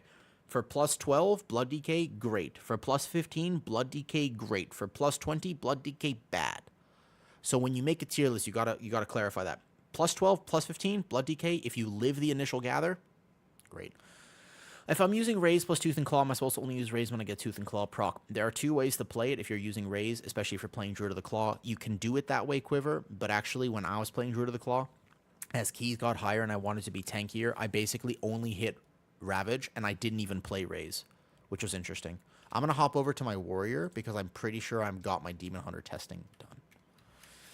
In terms of what you play in World of Warcraft, honestly, you should just play what you want to have, what you have the most fun with. But if the meta tier lists exist, not because the spec in the bottom tier is bad, but because you simply cannot pug past a certain level. Like, people are so strict about what they will pug and not pug. Should I play Blood DK? Should I play my DK? No, I wanted to test Warrior. Where's my Warrior here? This one. Warrior is here. Okay. Let's test Warrior real fast. I basically, like, it's just so hard. It shouldn't matter at a plus 15, but if you're playing an off-meta tank, like, let's say you're playing a Blood DK, and Blood DK is ranked so low because it doesn't get any buffs, it's like, man, people just might not take you. And that's the main reason. You know what I mean? A Wu Tank is an Evoker? I know. My Prez is my main. You know that, right? Did you know that? Preservation Evoker is actually my main character. Like, funny enough, I think I know more about Prez than I know about anything else except Guardian. Guardian and Prez are my actual main characters. There's a Prez Evoker right there. Borlock Obama. All right, here we go. What do you want to test, Justin? Any particular preference? You want to do like a 15 Gambit, or you want to do... What do you want to do? Something like that, maybe? Maybe we could do like a higher Gambit. Do I have everything done? I need a Halls of Atonement on Warrior, apparently. If chosen a loon that have Raise, I wouldn't play Raise with... I wouldn't play this. Gambit or Streets sounds good to me. I would not play... Bad idea, I think. I would not play Raise with the loons chosen. It's a wasted talent point because you want to spend all your... You're always encouraged to spend everything on Iron Fur. I think that not a great idea, Quiver. Personally, I've tried it before for like a max damage build and very low keys, but you actually oftentimes you lose damage a little bit, especially since they made Raise replace Maul, etc., etc. I think the high level it makes sense. Switching comp at 19 plus changes a lot about what you pull and how. Yes, but also brag. Wait a second. Rag. Wow, fantastic name. Brag. I think that the one of the things about higher keys is when you start getting into that level of play, it's not exactly how I play the game often, so I can't say for certain. But Justin can confirm because Justin's a big key pusher. When most use a shield transmog, honestly, it's a good question. I don't think there are a lot of good shield transmogs, to be honest. Britt wants to come. Double Druid. You want to play? Can. We could play double Druid. Why not? Sure. Because it's big? I don't know. I like my Warrior Transmog. My Warrior Transmog looks like this at the end of the day. Double Druid. Pogakar. Could we do 15 Gambit, or do you want to do like a lower Gambit? I don't mind doing whatever. I think my Warrior Transmog's pretty cool. But the shield, there's not a lot of good shields in the game. There's like, look how funky these shields look like. These shields look really bad. The build is recommended by Methan's Guardian Druid Guide. Don't look up Guardian Druid Guides, man. Listen to me. It might be, you want to play right now, Soap? 15 Gambit. Interesting. You want to play? Don't listen to Guardian Druid Guides are so weird. I would not trust them. Don't trust Guardian Druid Guides. They're even the one on Wowhead and stuff like that is written for Raid. It's not written for M+. Got a worker, I would. Fair enough. You Frost main? I think you. Can you make a VDH guide? No. I need to learn VDH. I feel tanky on it, but I need to learn how to min-max it, though. I'm trying to learn how to play tank. Ruin. Are you Ruin from You Love Your Guardian? I love my Guardian, too. Don't get me wrong. Like, I really do. That's a good hunter. Marksmanship? Could take marksmanship again. I wanted to test. We'll see. I'm curious on how this goes. What's up, Painful? Guardian will be fine. It just has the same problem of like plus 12, easy. Plus 15, easy. Plus 20 has some issues. When you get into higher keys, you have to optimize routing for timing and stuff like that. And yes, timers start getting tight. But the biggest thing is, can you live? Every single pull just becomes how much. So your tank is expected to live, but effectively you literally are just the whole time you're going, can I live? Can we live this? If I pull this together, can I live? Can I make this work? Can I do this? Etc. etc. That is like the entire point of higher keys. You just start actually looking at things like that. Can I live? Like that's the main question you ask yourself. So plus 10 you can play. Of course, Alan. Plus 10 you should play the tank you're the best at. Because skill is underrated. At a plus 10 level, you gotta actually highly recommend. Play the tank you are best at. You speak DPS for how to rank tanks, you mean? Get Magus. Why am I not considered a tank right now? Am I in... Oh, I was in Fury for some reason. I was like, hold up. I was like, wait a second. I was wondering about that. Get Magus. Okay. Let's do it. In terms of DPS, I want to try my Hunter today. I really want to see how Beastmaster feels. Warrior. Do I play Colossus or Thane for this? Preference? What's up, Savina? How you doing, Savina? You're saying Bear will have problems surviving hierarchies? I think surviving will be fine on Bear. Bear can always survive, except Halls of Atonement. Bear can always survive, just not Halls of Atonement. Halls of Atonement is particularly tough for Bear. You could still make a plan, but you have to work much harder. Is 35% verse nice as Guardian? Guardian can play with any stats. You get enough haste, you play with whatever you want. Thane, more Furies. Do I go Colossus or Mountain Thane? I know how to play Colossus. Mountain Thane is weird, but I can test it after this. I haven't tried it since the buffs. No, that's why I kind of am curious about bringing it to a 15. But like, I think you lose a lot of self-sustain. I feel like you lose a lot of self-sustain playing this. Because remember, Fueled by Violence was also nerfed for Mountain Thane. I only like running dungeons. I don't do the Mythic. Like Mythic Raid. I don't like raiding either. I'm not a raider. I find raiding to be boring and monotonous. Right? What's up, Mousy? How's it going? Okay, so Mountain Thane testing looks like this. How's Warrior still feeling? Warrior feels great. I just want to test Mountain Thane. I have a question about Mountain Thane. What the hell do I play? Because this talent point is completely optional. So what the do I play as Mountain Thane? This is a question I could not figure out before. I honestly couldn't figure out if I'm playing Blood Surge, if I'm playing Instigate, if I'm playing Tough as Nails. Like, where does this one talent point go for Mountain Thane?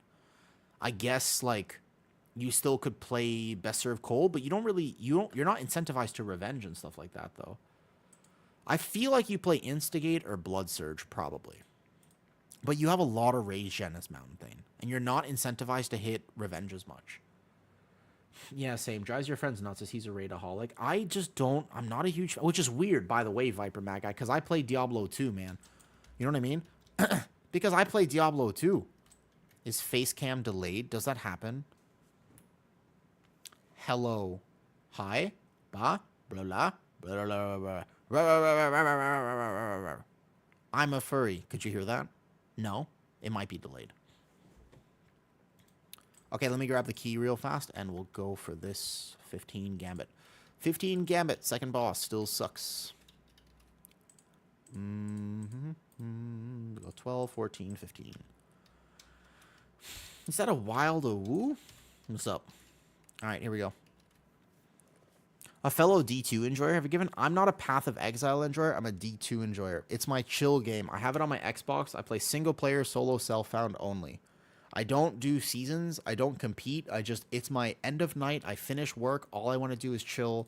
Wait, no, hold on. All I want to do is chill. That's how I play D2. It's my favorite game to just sit there and be like, I'm just going to run Countess a few times. I'm just going to do this for like 10 minutes, and then I'm going to settle down for bed, and I'm going to try to sleep unsuccessfully, but I'll do my best. That's basically what this is. You got to understand when we talk about meta, the biggest thing to understand is this. Do you cry yourself to sleep at night because you're alone? Genuine question, yeah? Sound activating light bulb on the market. He says, woo too, please know it. Yes, kind of, vaguely. I think I know who you're talking about, Viva, but I'm not 100% sure, to be honest. Is power armor just a fursuit of people who... Wait, what? Maybe. So if you cry yourself to sleep at night because you're lonely, then you can't play off-meta in World of Warcraft. Off-meta, you can only play... That's in love with a woo? Wait, what? Your boyfriend's in love with me? Wait a second, Avantha. That could be suspicious. That's a little bit suspicious. I'm not going to lie. I'm not going to lie. Is it because of my... never mind. I say nothing. I do not make the joke I was going to make. That's filtering, and I'm proud of myself. Okay, let's see what this looks like. Mountain Thane. I also want to test the execute build on Mountain Thane. I really want to test the execute build where you actually play something like this, give or take. I think I'm super curious about the execute build. Hope you like Dornegal if you play off meta, correct. I'm watching a stream, made a comment. Well, I appreciate it. I'll take that as a compliment, I think. Also, sorry, let me link some stuff. Is Discord pinned right now? Make your meta comp prediction in Discord. Here, I haven't pinned it, my bad. Discord, boom. Let's do this real fast. Let me just do some Twitch stuff. So we go like, bam, on YouTube, by the way. I mainly stream here. Boom. If you're on YouTube and you want to come to Twitch, that's better. Cool. Twitch is cooler. Twitch has music and stuff. Wait, what? Sky Hunt leaves the party. Damn it, we were about to start. You're about to start this key. Is Boomy dead? Kinda. I think there are 3 metacomps right now, to be honest. I think there are 3, not 2. I think there are 3 different metacomps as interesting. As a healer, I don't think you can play it at a certain level. I think that healing just becomes like anything else, even like tanking. A lower key level, sure. Higher key level Miles, at some point you just won't get invited. I experienced this, like I'm a Prez Evoker. Don't tell me that healers just get insta invites, man. I'm a Prez Evoker. Don't do this to me. I'm legit a Prez Evoker. I never get invited anything, right? Here. Make your comp prediction here. You still think... Okay, so I thought that for a second, by the way. There you go. Pin this. I thought that, but I don't think that Shadow Priest is the play anymore, right? Evoker has a separate tier, though. Press Evoker does not get invited to keys. God damn. I was literally, at this season even, I was like rank 3 on NA. And I actually couldn't get invited. I think I got passed a little bit. It doesn't matter how ranked you are as a Prez Evoker, they will not take you. Even Rai said in a video, he's rank 1 in the world. And he was like, why would they take my Prez? Of course not. It's the redheaded stepchild. You ever see Harry Potter? Basically, Evoker is Harry Potter in the first 10 minutes of the first movie. It's rough. He's not a redhead, but he is neglected and ignored. VDH, Resto Druid, SP, Frosty K, Mage. I still think that if you play that combination, you might actually play Boomy and Resto Shaman instead of Resto Druid, because you might want the stops and you might want the only thing with Resto Shaman and VDH, they don't work that well together. They can work, but I think that VDH prefers I don't know if Shadow Priest is actually the play. At first, I was like, okay, because they got kind of stealth nerfed. A lot of Shadow Priests, like look at my last key on the Warrior. A lot of Shadow Priests are not doing what they should be doing. I don't know if they're just testing builds. I have to play with a few more. But every time I play with Shadow Priest needs to be like kind of top damage in a key for it to be worth it. It does not provide a shit ton of utility to your group. It's a priest. It's a priest, man. Socrata. I want to try Mountain Thane.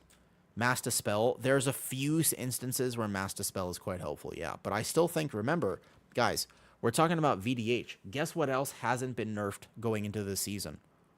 Guess what got stronger going into this season? Oracle. Oracle is still a thing right now, man. 3.2k on live. Do we want to go for... I mean, I can live 15 Gambit. I'm not worried about that. Oracle still exists, you know. So, you see the problem here is that Oracle still exists. And I think that you might just play it again. I can't imagine that they don't nerf that. There's like, what's the potential that they actually just don't change this, though? I don't know about that. Justin, your transmog? Respect. All I can say is I respect it. I respect the slut mog. Oracle wouldn't be in the Fizz comp? No, Resto Shaman would. Resto Shaman or Resto Druid would. Yeah. Yep. So Oracle still exists. I think you can find a way to play it, but then you wouldn't play Shadow Priest. I still think there's a comp where it's actually a melee magic comp. So Prot Warrior, I still think that a very potential comp is Prot Warrior, Havoc, Frosty K. And then you fill either the healer from there. I still think that's a huge potential. VDH Arcane, I just don't know about the S-Priest. And also, if you want a Druid in there somewhere. So I'm not sure, though. What's up, Juice? I feel like not playing with a Druid is a randomly troll. Druid buff is so impactful for keys. Unnecessarily so. What do we get? A Warrior? An Arms Warrior? Bro. This would be the most troll comp ever. Let's fucking do it. I'm ready. I want to see how this goes. If we time this key, I would be shooketh. I want to see Arms. He looks like he might be good. I've only seen 1 or 2 Arms right so far. Now on live or on PTR? Both, Alan. Prez Evoker is just, it's really, people hate Prez. Oh, he left immediately. I was talking about how Monk is sleeper with Demo Lock as a main pet, does a lot of physical damage. Correct. Although, okay, Demo Lock does some physical damage. Yes, Mistweaver, if you can play it. Mistweaver has fundamental issues in keys, just like other things. Mistweaver has fundamental issues, though. Good morning from Spain. Good morning. What is the weather like in Spain? Is it also incredibly hot? Prot Warrior, Resto Druid, Frosty K, Enhanced. That's what I'm thinking. I think that sounds like incredible damage. You have good prio. You have all your group buffs. You have a lot of shit with that comp. That's kind of what I think, Clutch. Actually. I think that, actually. What do you think about the DK and PTR? Both tank and DPS. DPS DK is going to be fine. Frost is... Currently, Frost looks like the... I think it'll get nerfed, but if they only nerf it by 3% or 5%, it's fine. Frost is the best melee specialization right now in the game. Bar none. Frost is really, really good. In terms of Blood DK is fun to play. I like Blood DK. It feels fun. It's a very good independent tank for plus 12s, plus 15. Blood DK, excellent. But plus 20, Blood DK struggles a lot. So not for high keys. Too hot all day with AC. Yeah, my AC is on permanently. You can never not have it, though. Yes, I know. Isn't that so weird, Clutch? Yes, Havoc with Fury of the Eldrachi benefits from Mystic Touch more than their Chaos brand, I know. And also, Prot Warrior, a weirdly sleeper thing is what if Mountain Thane gets buffed to the point where you play Mountain Thane? Guess what? This is magic damage, which benefits from Havoc, because Colossus is Fizz. This is physical damage, so you want Monk with this and Havoc with this, which is really interesting. Havoc actually buffs Mountain Thane more, which is another interesting little caveat. I don't know. All this stuff that we're predicting, it's technically all predictions, and I really, when I update my tier list this Saturday, it won't be today. On Saturday, when I update my tier list, I will clarify, very importantly, that the reason tier list exists is because people want to know if they're going to sit in Dornegal trying to play the spec they want to play, or if they're going to be in keys. That's it. Everything works. You can play the Rep Pally. You can play the double thing. You can play whatever. Oh, you could totally do that, Vile. But I don't think you'd play Mage with it. I think you'd play Shaman. Frosty K super tanky. Your healer can just worry about the Shaman. It's mostly Arcane, right? Quiver. Quiver, quiver, quiver. Would you like to know something about Guardian Druid? Guardian Druid is the person who made Guardian Druid this season is Italian. Did you know that? Did you know that the person who made Guardian Druid is Italian? Because it's fucking spaghetti code. Guardian Druid is so weird. It's spaghetti code. Because Thrash is arcane damage, but the weirdest thing about it is that it's still coded as a bleed. So it's still coded as physical damage. We don't even really know if Thrash gets buffed by Mystic Touch or Chaos Brand or both.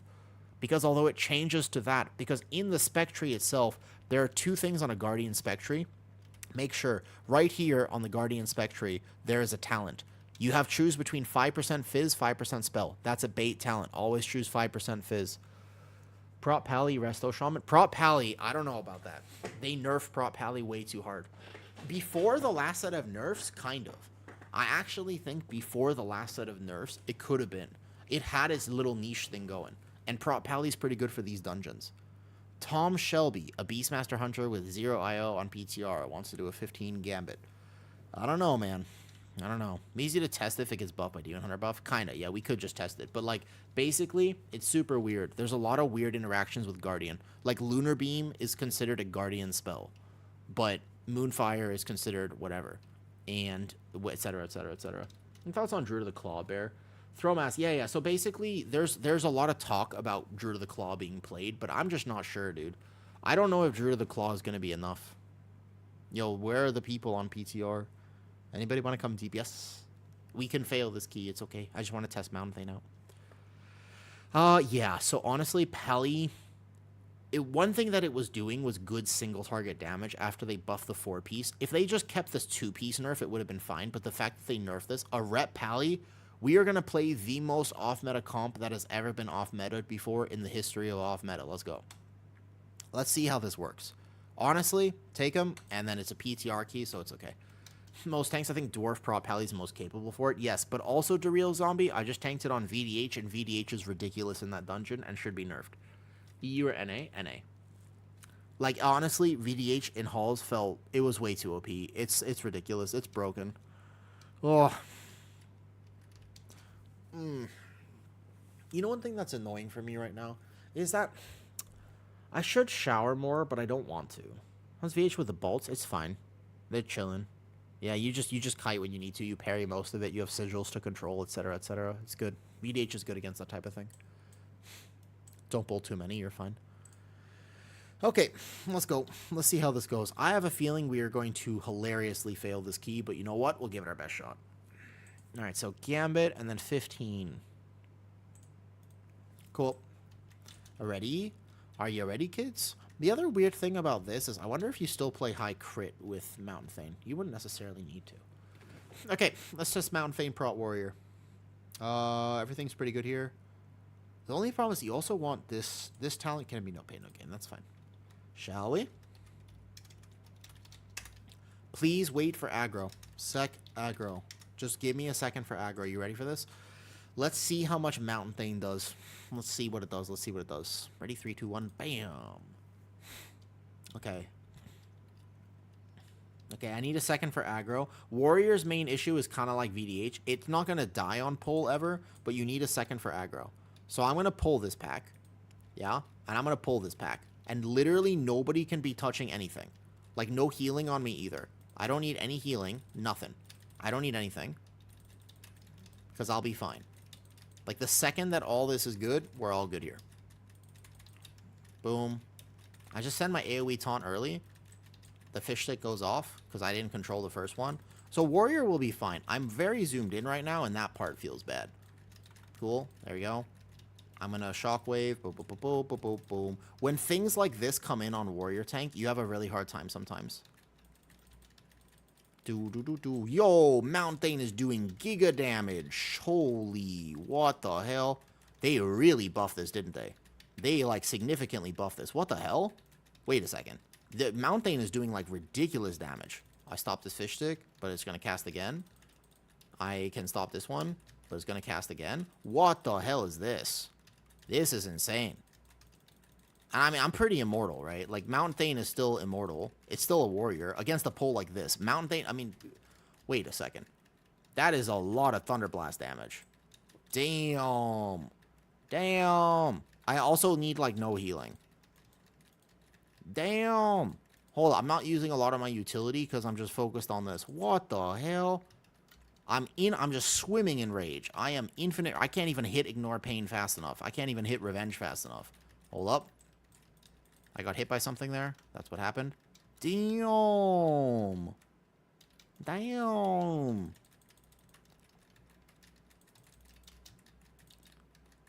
AoE taunt here for the disrupts. Holy. Alright, this is awesome. Cool. So, not only am I immortal, unless I get hit in the back, of course, as warriors do, that feel pretty good. That is a lot of damage. That's like a lot of damage there. My Red Pally also did kind of a lot of damage, even though that pole got scuffed. Oh my god. So wait a second. So they fixed Rat Pally. In the last set of changes, they fixed Rat Pally. Rat Pally was bugged and doing very, very, very little damage. Now, that seems a lot better. Alright, let's go, let's go. Hold up. So, Thunderclap. Yeah, let me pull this. You gotta let Warrior get aggro. It's like the #1 thing that people are gonna have to get used to. That Warrior needs quite a bit for aggro, although Mountain Thane is significantly better than Colossus. So the advantage of that is that, like, if you're playing Colossus, you're gonna need a lot more for aggro. Yeah, I mean, I don't know, man. I feel pretty decent right now. I feel nice. I feel strong. No, there are supposed to be different dungeons, but the problem is that I don't know why, but the different dungeons seem to come 2 days after the week starts, not right away. It's not right away that they come out. Oh, all right. I mean, the other thing with Mountain Thane is that Mountain Thane is like Guardian Druid. Honestly, okay, so if people don't know this, one of the reasons that Guardian Druid is so good, especially for pugs, is it's pretty easy to play. And you want a tank in your pug that's easy to play, right? They'll be up tomorrow. I think it's tomorrow, yeah. You want a tank. That's the best case scenario. Cannot express this enough. Yo, we get way too many Thunder Blasts, though. It's actually like every fucking global. Holy shit. Bro, this is fun. This is actually kind of lit. This is really fun. I was not expecting to like this as much. But I'm really enjoying this. This is awesome. This is like super fun. Okay, I'm going to wait for my avatar for a second for this roar. Boom. Bam. Knock up. Dude. There we go. This is like super fun. I don't think I have no more stops for this though. Yeah, I figured that these would go off. We might have got them low enough where we can just burst it down. This is like, it's okay. So this gameplay. Okay, here we go. Red is actually also kind of pumping. I think so. Every Ret was complaining, right, that they're just giga nerfed. Oh, I don't need any healing, Justin. Justin, literally this dungeon, I shouldn't need any healing. In fact, specifically because I've soloed this before on Colossus, don't heal me. Like really, like passive healing only. Passive healing only, please. Because I need to test.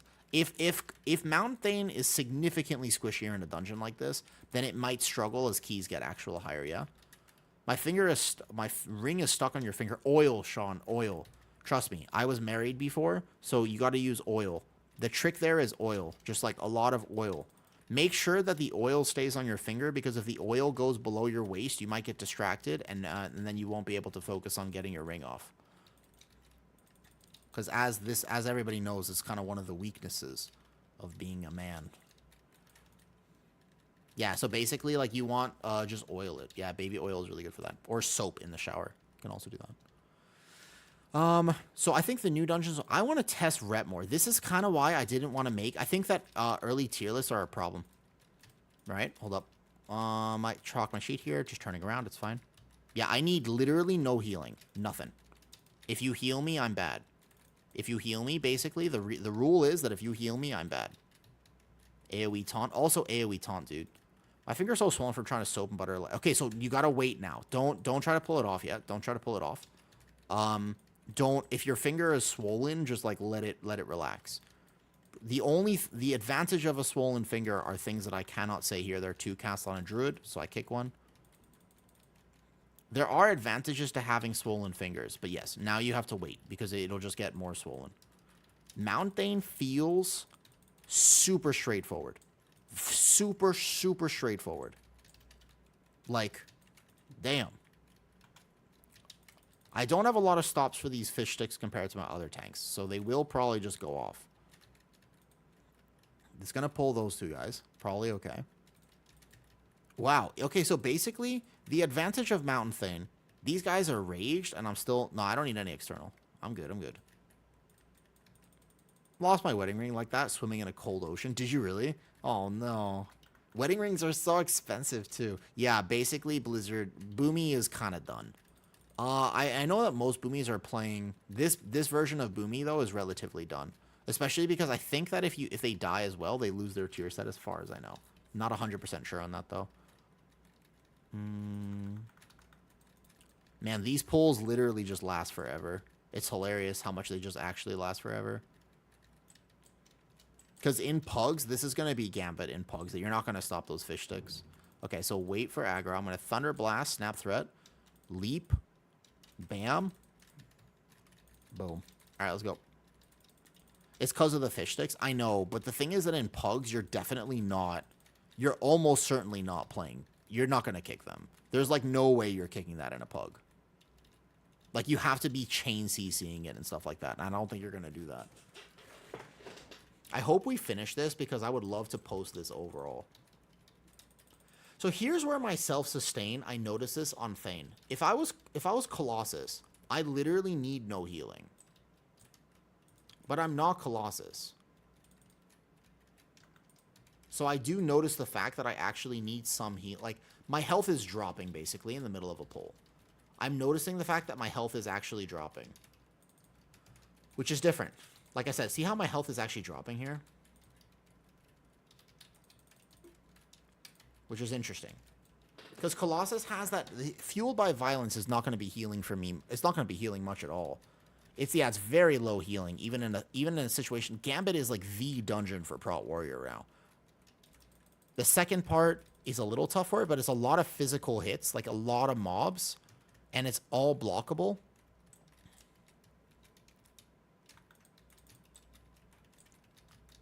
My god, hit midair though. You have the Farok mount? I do, Avantha, because I actually used to raid. I was playing Aug Evoker that tier. I was actually playing DPS in raid too. I didn't even tank. I was playing Aug Evoker. Good old Aug Evoker. Ah, the classic. Want to come raid with us? What time do you raid? Honestly, though, the thing is, I don't like mythic raiding. I'm really not a mythic raider. I don't like it. It's not fun for me. It's genuinely not fun for me. Yeah, so you gotta stop, though, Sean. Sean, at this point, you gotta stop. Oops. We'll have to reset this boss, I think.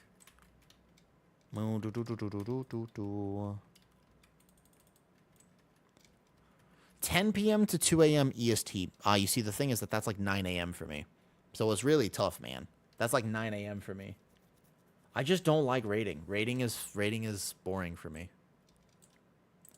Boom, boom, boom, boom. Yeah. The time difference is crazy. What's up, Lazy? How's it going? Finally, Boomy is bad. I don't have to be morally positive to play it. Can't stand playing OP specs. The actual hipster. Oh, I have the thing on me. Hold up. What is this? I didn't see where yellow was. My rep pally actually kind of pumping, honestly. He is doing fair competitive damage. I would rank them much higher, by the way. Resto Druid is in? Yeah, because Feral's also kind of bugged on PTR right now.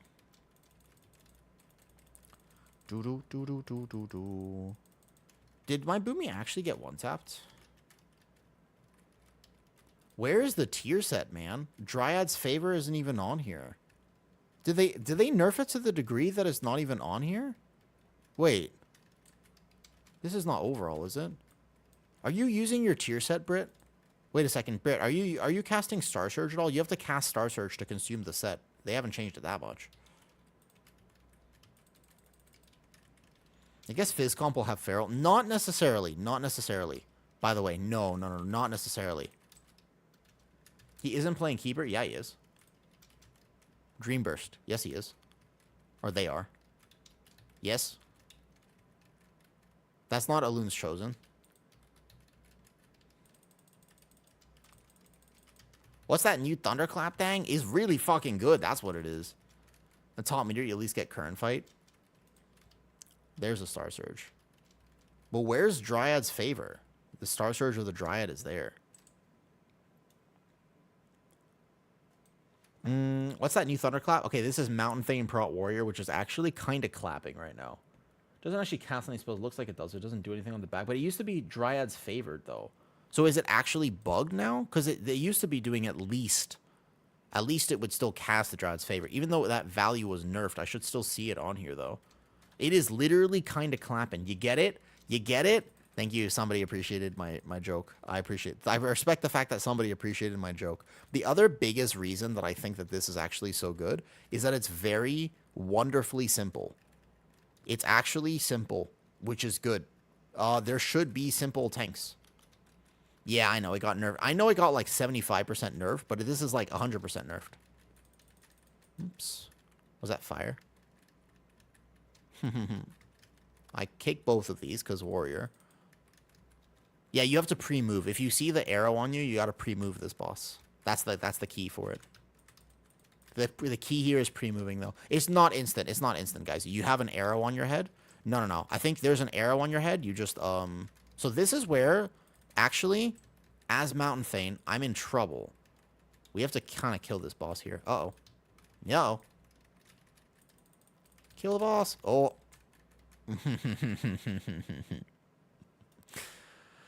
Someone's using damage for it. I think so. That fire. Okay, so the fire, you get an arrow on your head, and then you can... Technically, we can get past this and keep testing this dungeon, but actually, I'm really kind of a fan of this. Thunderblast is so easy to play around. There's, like, no min-maxing for it whatsoever. You literally just Thunderclap. You actually just Thunderclap. I also don't even know if... I feel like you might do something here, though. Last round I had Boomy to 7% damage. Okay, so there's a Dryad's Favor on details with Boomy. 7%, though. Hey, I heard clap. Yeah, we clapping things in here. I like how the mage is technically alive. Can...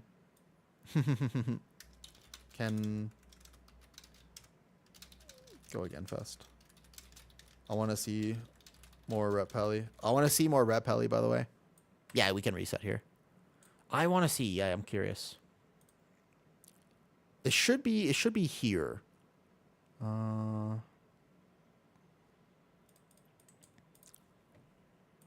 play.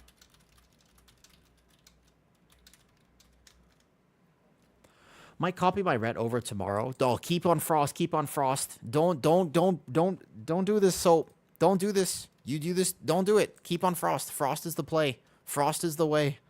You gotta stick on frost. You just want to try it? No, you don't just want to try it. You know yourself. I know you. You know you. Listen to me. Listen to me. We both know each other. You're not just going to try it. You're going to copy it over, and then you're going to be like, oh, red seems actually kind of fine. And then you're going to be like, well, Frost DK seems fine. And then you're going to end up on your Windwalker Monk. And then you're going to end up on the Windwalker Monk. That's the thing, right? But then the thing is, you're going to end up on the Windwalker Monk. Since we have a Druid, I want to actually test the comp here, though. So I'm gonna replace the Boomy for now. Because I want to test if there's a Frost DK in this comp. That's an actual... Is Rep Pally going to be potential? Rep Pally and Arakara is awesome. You voted yes. I cannot uninvite anybody at the moment. Honestly, I think this is going to happen again. Frost will get Giga nerfed, go ret. Dude, I don't know about that. Not 100% sure. But so Mountain Thane was not as tanky.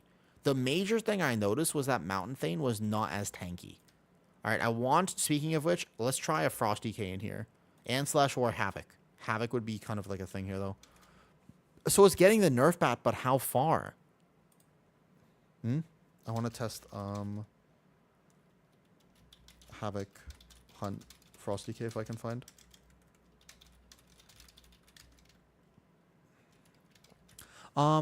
They've done it before. Yeah, but like how much is the question? Like Beastmaster was surely getting nerfed, but then they didn't just nerf it. They took it out back and they were like, listen, boy, I know you've had a good run, but it's time. Just look over there. Look into the sunset. That's it, boy. Don't look. They're just gonna old yeller it. They old yellered BM. Isn't it still kind of OP? Sort of, yeah. But it's like, I don't know if they're gonna do that to Frosty K. Because they've been working so hard on Frosty K. They reworked it. They reworked it again. The community complained. They reworked it again. The community complained. They reworked it again. The community complained.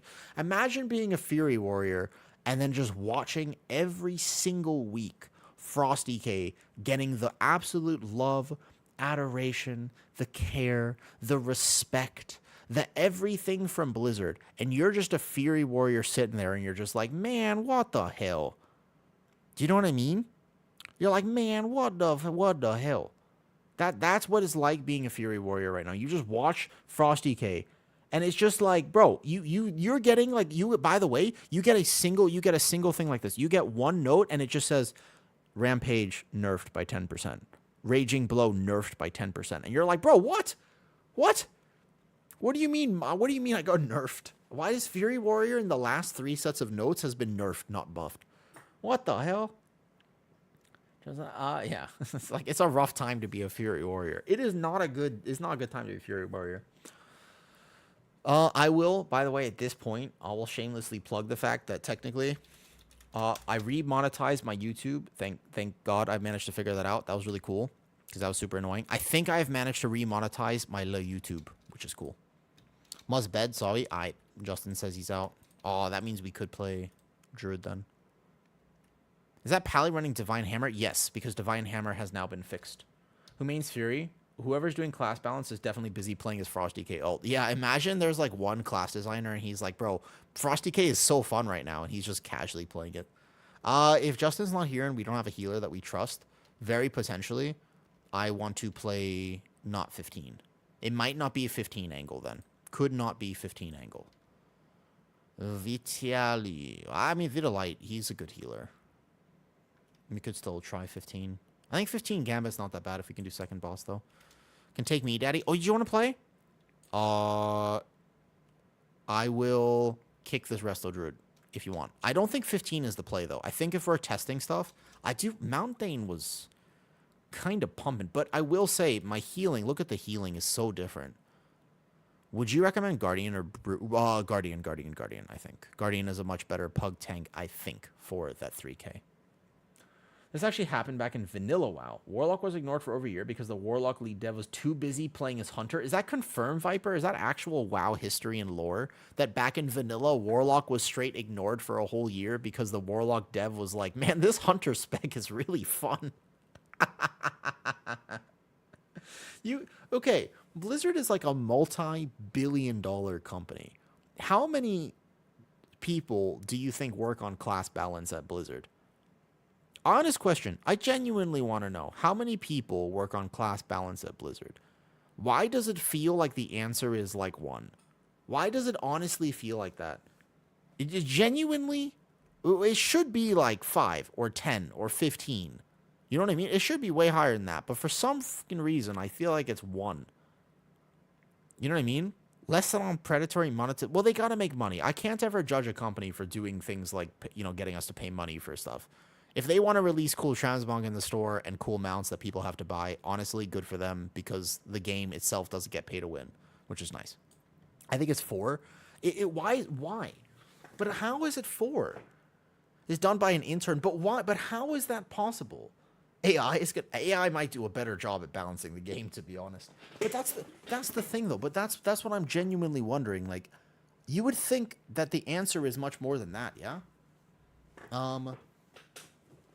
I really want that rep pally back. I wanted to test them again. Sumi wants to come on your hunter. All right, bet. Why don't we not do 15 though? Might just do 12 for King. Probably dead. I might just drop this to a 12 if they want. Paladin Soul. Yo. I want to play with Rhett though. I would love to play Rhett. Let's see what he can do. Here we go. Target is unfriendly. Alright, bet. Sure. I think I might do 12. As soon as they come on the hunter. Okay, we can play this type of comp. Ostap, how long are you on for today? How long are you on for, Ostap? I kind of want to test this with a Resto Druid. Might do 12. Sure. How about 14? We can go 14. Let's go 14. Either one is fine. I want to test Mountain Thane, but I kind of want to test something, okay? Yeah, I think 12 it dies too fast, though. Or like 3. Okay, I'll get with you at some point then, because I want to test a few things. And I also need to learn Disc Priest today myself. 12 a.m. out here? 12 a.m.? Where are you? Oh, I guess it's like LA, like West Coast timing. Fair. Okay. Questions for Mountain Thane. Do I try an execute build and let my healer heal me? Because there is a version of this where you can play... You gotta swap, you gotta swap Cheat Death. And you gotta swap... I'm pretty sure you want to swap... maybe even 5% stamina. Like, you are significantly squishier, but I'm kind of curious. And you might even swap this out. You might even swap, Blood Surge with this. This would be an actual execute build. The thing is that you want Blood Surge because... I think you would actually have to still swap out a Thunderlord, which feels really bad. But I'm pretty sure you'd have to go like this. I think this would be the play if you want the execute build.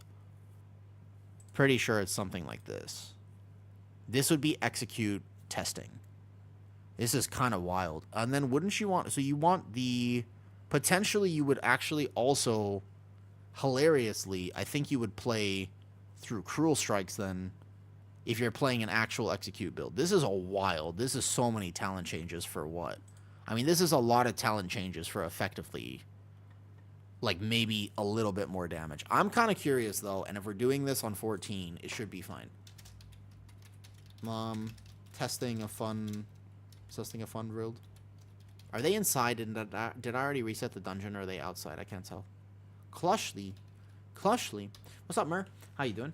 Drop Ravager. You think I drop Ravager, but Ravager is rage gen on the America's West Coast, right? West Coast American timing. Pretty much all my clients are West Coast American timing, which sucks for me. If I drop this though, basically I'm just gonna pick up Enduring Alacrity probably instead of Cheat Death. It just feels weird. This all feels strange. Ravager is crap with Thane. It's just an auto proc. I'm actually just using auto proc basically. But the thing is, I'm gonna want as much rage gen as possible at this point. Walking dogs on your phone, first of all. Please squish the fuck out of your dogs for me. I want you to hug them, not hard enough to break their ribs, but just let them know that I think about them all the time. Just let them know that they are loved. Let them know. All right. Give or take something. It's got to be something like this. This is what I can come up with right now. Out of curiosity, do I not play Fueled by Violence? As funny as this sounds, I really wonder if I actually Brutal Vitality this as well. I wonder if I would go back here because, Fueled by Violence on Thane just doesn't do a lot. All right, let's go. Let me try this, by the way. I have key. I got it, too, as well. It's fine. Ready? Let me try this. Let's go. Ready, check, and we're on the way. I'll try and catch them. Hold up. It's so far ahead anything Ravager can do. It's not... So, the Ravager is for rage gen. The reason you play Ravager is purely for rage gen. Because if I... Okay, so I'm testing... This is going to be a cook. What I'm testing right now is a whole cook here, okay? This is going to be an insane cook. I'm going to test a version of Mountain Thane, which is basically execute focused. Yeah? So this is going to be execute focused. That's the thing about this. Here we go. Let's go. Let's try this. It's an execute focused Mountain Thane build, which is wildly interesting to me. Maybe I don't pull as big. Like, maybe I have to pull a little smaller, because I'm worried about dying. My fear here is that I might die. So we just heroic throw, heroic throw, heroic throw. Shield wall, basically, because I need to grab this guy. Cool. Spell reflect this first one. Boom. We're pretty much set now.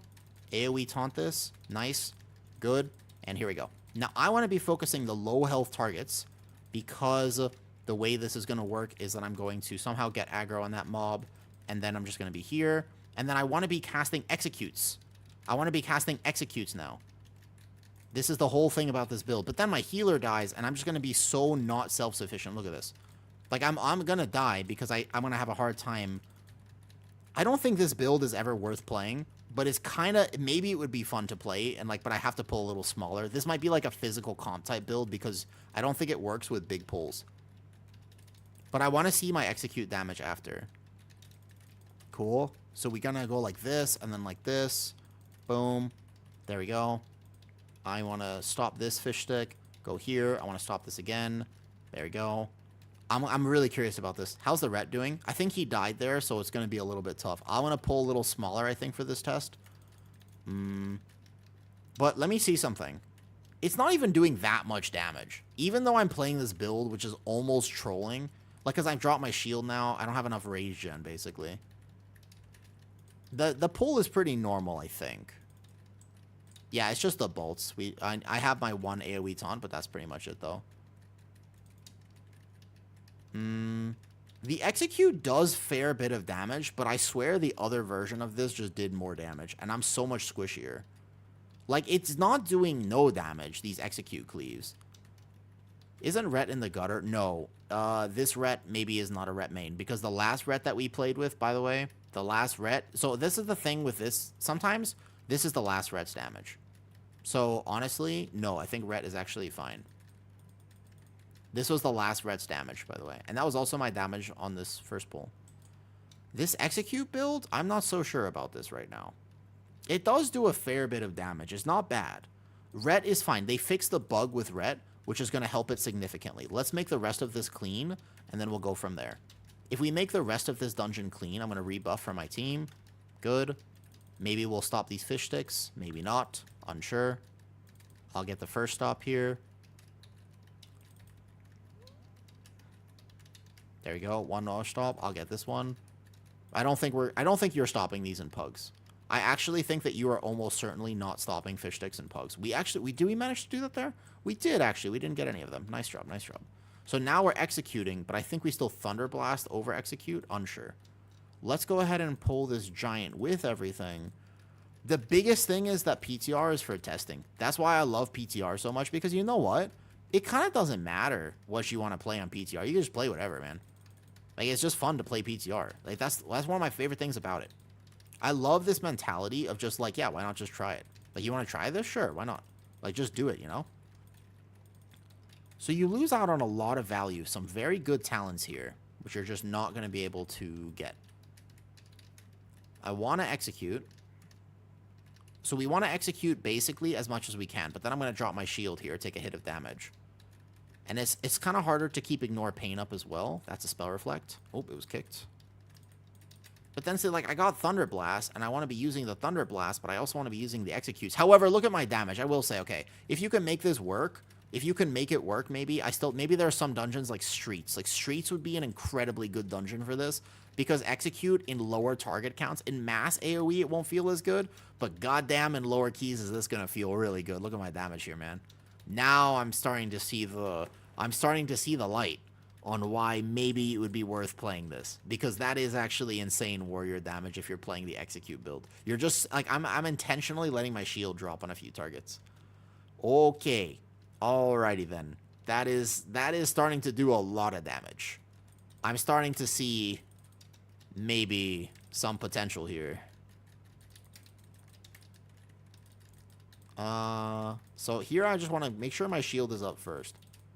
I'll stop these first few. And then I want to be on a low health target, because if possible, what I'm going to want to do is A, Stormbolt this, and then B, get them under 35% health so I can get as many executes off during that window as possible. Unfortunately, they got knocked. So here we go.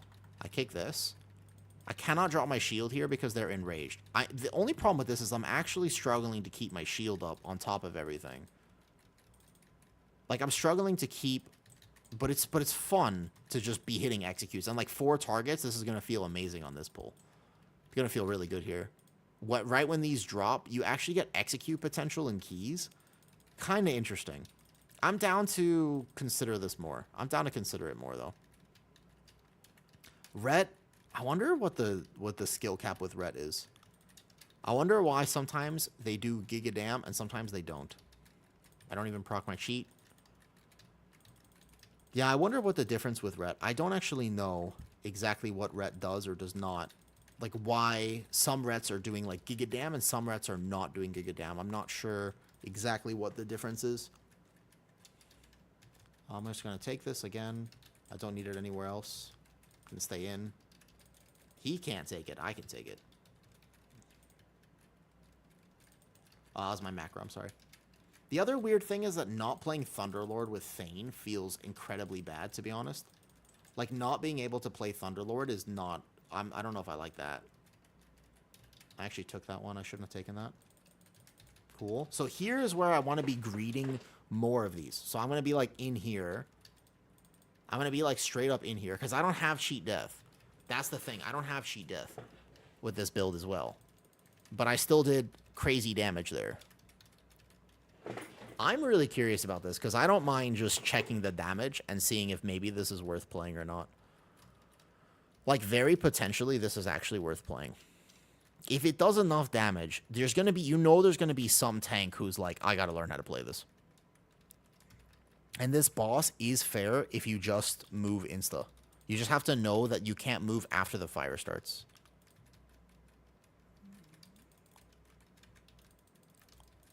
Okay, so I want to be targeting this one, for example. So that. Watch that bolt. Kick this one. Because my executes are like bam, and then bam, and then bam, and somebody else did this anyways. Cool. Here we go. What's up, sleeping? Going pretty good. I'm testing a very funny warrior build at the moment in this key. I'm testing an execute Mountain Thane warrior build, but it actually kind of blasts. And I'm sort of happy with it right now, which is not confusing to me, but it's interesting. I wasn't expecting to like it as much. I thought I would really dislike it, and at first I was like, in mass AoE, it does not feel so good. In mass AoE, it does not feel good. I dropped a lot of talent points so that I could get this, but as of right now, it kind of is just pumping. Like, it's just doing really, really, really significant damage, which makes me want to play it. Because, like, tanks just want to do damage. Like, all tanks, all they want to do all the time is just big damn. Like, it's actually, like, it's just, if you let tanks do big damn, they're happy. Our tanks, we're not complicated creatures. Let us be tanky. Let us do big damn. We're happy campers. That's it. That's all you really need to know. I'm out DPSing the red here, which definitely is not good for him. It's good. It's good on, like, low target count cleave, because execute is not mass AoE. So execute is not mass AoE. So it's good on some target counts. My healer. Kick this. These bolts will almost one-tap people. So you have to be very careful about that. Okay, he's going to do this here, though. Ret single target is really bad. We were just playing with a Ret that was really good, though. We were just playing with a Ret that was top of the meters. And I think... Yeah. Well, we were just playing with a Ret that was really good. Yo, this is not here. This one's over here. We got to watch the thing. There you go. Hello? Hello? Oh, why did I'm trying. Took it back out. Boom. There you go. Okay. So our single target will all be lower because of how long that phase took. That's okay. So grab my shield up, and then basically from here, we're just executing. Like, this is where my damage actually picks up a lot. Like, weirdly, I start doing a lot of damage in execute now with this. But I just don't know if it's... This build is significantly squishier, so realistically, you don't play it. At the same time, however, it does do pretty reasonable damage. And when I say pretty reasonable, I mean, like, a lot. Like, it's doing a very large amount of damage. Spell Reflect on me. If you can let them cast on your warrior tank, you should always let these guys cast on your warrior tank. It does so much damage to Spell Reflect. Well, see that right there? See how I almost just died because I'm greeting executes? That's the problem with this, is that you certainly will have moments where you just die. As hilarious as it sounds, like, you will totally just die sometimes. However, I don't know. That's a lot of damage. That is kind of a lot of damage right now for a warrior tank. That's a fair bit there. That's a lot. Okay, let's see on this next area. This next area hits tanks really hard. So I wonder if maybe you would actually see, maybe like this is I have to be like playing safer or something like that. Let's find out. We know we're going to spell reflect the first set of casts. We're basically going to spell reflect one. And then what I can do is like an AoE taunt to make sure there's no other casts that go off on me. Because this area does actually hurt a lot. This is big damage on the tank here. So I'm liable to get one-tapped with no cheat death. But now we want to be executing. So I want to at least hit execute like a few times. If not a lot more than a few times. There you go. Died pretty fast. Yeah, my rep pally is certainly doing something wrong. Because we had a rep pally who was top damage in the previous key. And it was a 15.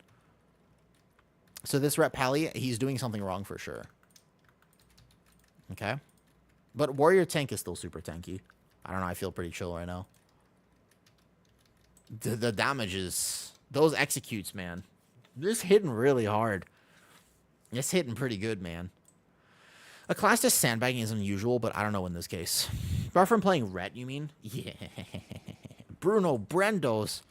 Bruno Brendos. What about Jason Mendez? You know, actually, I fucking love Jason Mendez. He's great. All right, here. We're gonna... Okay, everybody has to wait for aggro. As a warrior, you either MD me or you die. Because I have to let this come in now. So we spell reflect one of these. Okay. Once I'm settled, I want to be looking for that low health target to execute. Because I can die here if I'm not very careful. Because I'm not playing the Brutal Vital. I'm playing Brutal Vital. Oh, that was a death. That was through shield too, actually. Was that a bolt? I have an AoE taunt technically, though. Yeah, that's the problem with this build. I kind of figured that on pulls like this, it would actually just struggle a little bit comparatively. I got to check what killed me there exactly. Because I shouldn't have died there. So there's going to be a bunch of bolts here. I probably have to stop some of them. I shouldn't need any healing. Remember, I've done this on 15 like several times. I think it was a bunch of bolts on top of the melees. Oh. Yeah, it was the 2 bolts that are going off. Did I drop my shield for a second? It looked like I dropped my shield. Did I drop my shield the first time? It was just 1, 2... It was just the bolts. Yeah, bolts killed me. On Colossus, that probably shouldn't happen. Interesting. Run to rage. This paladin is currently giving me advice in chat right now. Nice build flow as well. Target cap DB. So basically, like, maybe in streets or something. Maybe in streets. I wasn't greeting anything there. I just wasn't... The 2 bolts still kill warrior on top of everything. If I'm not being topped. But I will say the paladin... normally, I'm all chill. Like, if people want to give advice in chat, that's absolutely fine. But you can't really be giving advice when you're playing poorly. That part feels weird for me. You can give advice if you're playing really well. If it's not personal, why are you getting a divorce? Oh, yeah, sure. You can ask. I don't mind talking about that stuff. My rep pally has been offline now. He rage quit. Okay. We'll replace rep. I guess 2 bolts still kill me. In this build, I guess. But this build does do really good. Okay, let's go again. We're going to have to replace it, though. I ratio 2 if I was losing to a tank. You know, technically, you're not technically incorrect about that. You know what I mean? I will say, so like executes, though, they go hard in these target cap pulls. I think you would pull carefully, and then you would just execute to victory. Cool. We have to vote to abandon the run first, otherwise we cannot kick him. Vote to abandon. And we'll go again. The ret, I was just playing with the ret that did so good. I was like, damn, ret moves up in ranking. Because, like, this is insane. Like, ret was doing whatever, though. You should listen to what I say. He basically was like, you got to be careful of those. You got to run. I was like, the bolts were the things that kill me. Is everybody scaled to the same item level? Sure. Everyone is scaled. We're all the same item level. On PTR, very helpful to know this. Everyone's the same exact item level. Does not change. Everyone is 710. Every single piece of gear, no matter what you're playing, gets scaled to the same thing. So that's why when we're testing, everyone is the same, no matter what. I have played a lot of specs that focus the highest health target. This specs wants to greed the executes. Yes, because you can execute at 35%. The only problem is no cheat death. Like, I think on those pulls before, I would proc cheat death. That was, like, the biggest thing there. Let me take a look at Ravager and maybe drop this talent. 3% is a lot, though. No, Myth is actually higher than that. This is basically heroic. It's heroic, yeah, right now. Okay, reset. Let's go. I'm debating on this build, though. My healer definitely has to watch me a lot more. I wonder if I could play anything to make me feel a little bit tankier aside from Instigate. Not playing Thunderlord feels the worst. Not playing Thunderlord feels so bad, and basically, I want to drop Booming Voice. Actually, I would drop Booming Voice either for 5% stam in this or Cheat Death. Because if you don't play, even though you're playing Thane, which is the strangest thing, but actually, I really wonder, actually, what if you don't play Booming Voice with this build? This is a cook. I'm like hard cooking now, because the other option would be maybe to drop Blood Surge and Instigate for this. Maybe you still play Fueled by Violence, potentially. No, I think Brutal Vitality is better. Deep Wounds and Ren deal X amount more damage. Your answer is... Oh, this one. I should be playing Sudden Death, probably. This is crazy. This build is such a fucking cook. This is an unbelievable cook, man. This is hilariously, like, this is, like, the most wild warrior build I have ever tried to come up with. You're not playing so many of the things that you just definitely play in every single circumstance. But nope, not today. Is there any other execute talents that I should be taking? All right, here we go. How much was my healer actually healing me? Fucking a lot. A lot. You're going to have to play with a healer who likes healing tanks with this.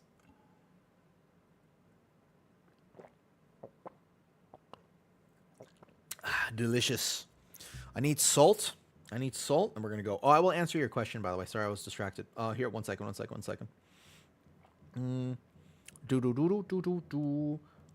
at...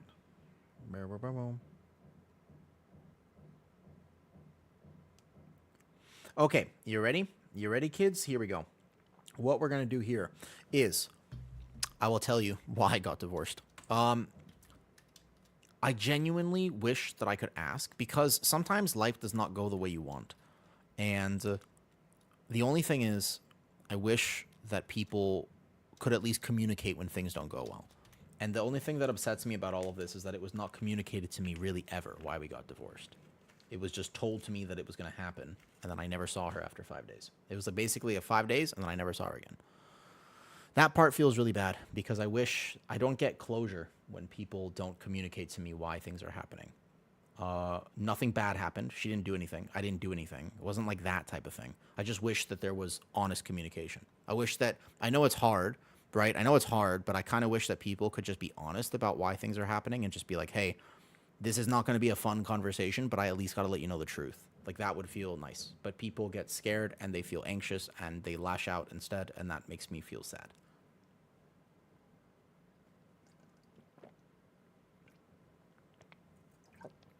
Functionally, at the end of the day, right? And this related to you today. Yeah, I mean, it's people go through this a lot in different ways. You don't have to be divorced for that to happen. It happens in friendships. It happens in a bunch of things. And like I said, sometimes things just don't work out, and that's actually okay. Like, life doesn't always go the way that the thing is planned and stuff, you know? What's your best guess about? Best guess is this. Now, ready? Let's go. Poll 10.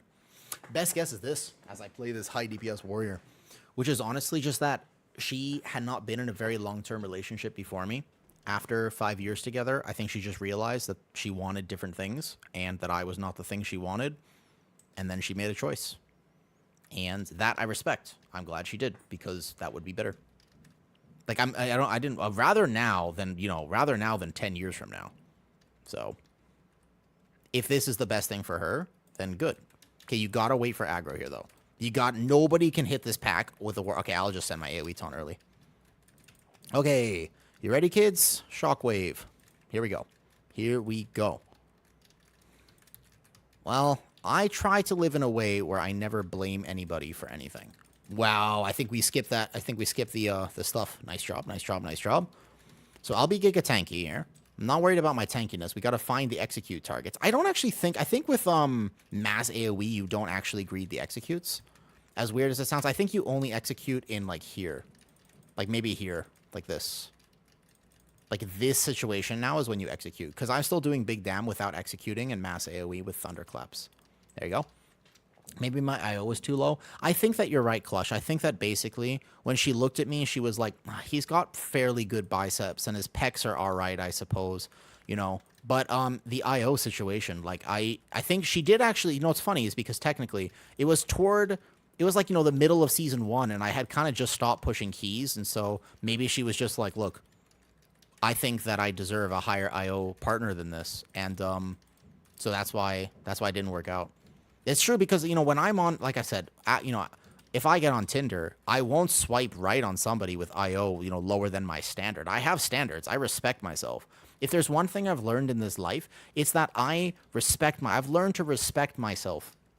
You know, I don't want to settle for less than I'm worth. And I think I'm worth a certain IO, and that's the important thing. You know what I mean? What's up, cats? How's it going, cats? How was your L stream today? Did you got some cool mounts? I remember you said something about getting some, but I don't remember which one you got. This build does so much damage. Holy. Cats, am I a tank or a DPS? Look at the DPS meters right now. You think I'm a tank or a DPS? I want you to guess. Best guess, best guess, best guess. Bam. Bam. Bam. Big thunder claps. Bam. And greed like an execute here, maybe? Do-do-do-do-do-do-do. Thank you for the sub, though, cats. Meow.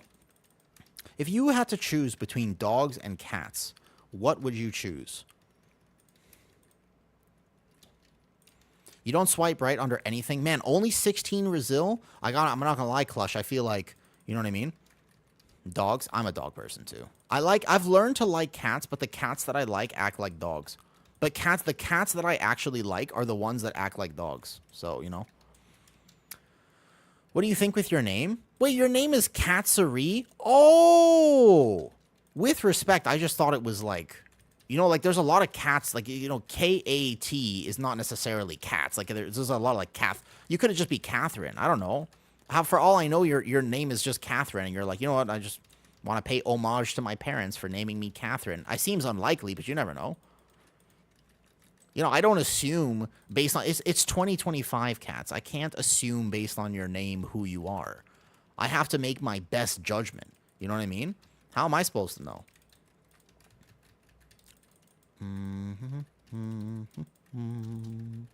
Watch the fish sticks. Watch the fish sticks. Good. Executes. Executes. Executes. Bam. Drop my shield. Executes. Who cares about living when you can do damage as a tank? Execute. Execute. Bam. Execute. Delicious. I just made it up. Dogs are the best. Dog-adjacent cats I can tolerate. I just know myself, and I'm just a dog person. I like dogs. I understand dogs. Dogs understand me. We speak the same language. I don't know how else to say it. I just feel like dogs and we speak the same language, and cats and I... Apparently this is, by the way, because I am a cat. I have been informed recently that I am effectively not... I am a golden retriever, but I'm also just a cat. I've recently found this out, and I don't know how to feel about this information, to be honest. But yeah, I recently found out that I am basically a cat. Did you know that? I didn't know that. That's what I've been told by somebody who really understands cats. I'm gonna live with just this. It'll be fine. Apparently, I'm just like a cat. Yeah, apparently. This is what I've been told. It's just apparently, and I'm like, at first I was like, nah, but then I was like, okay, I guess.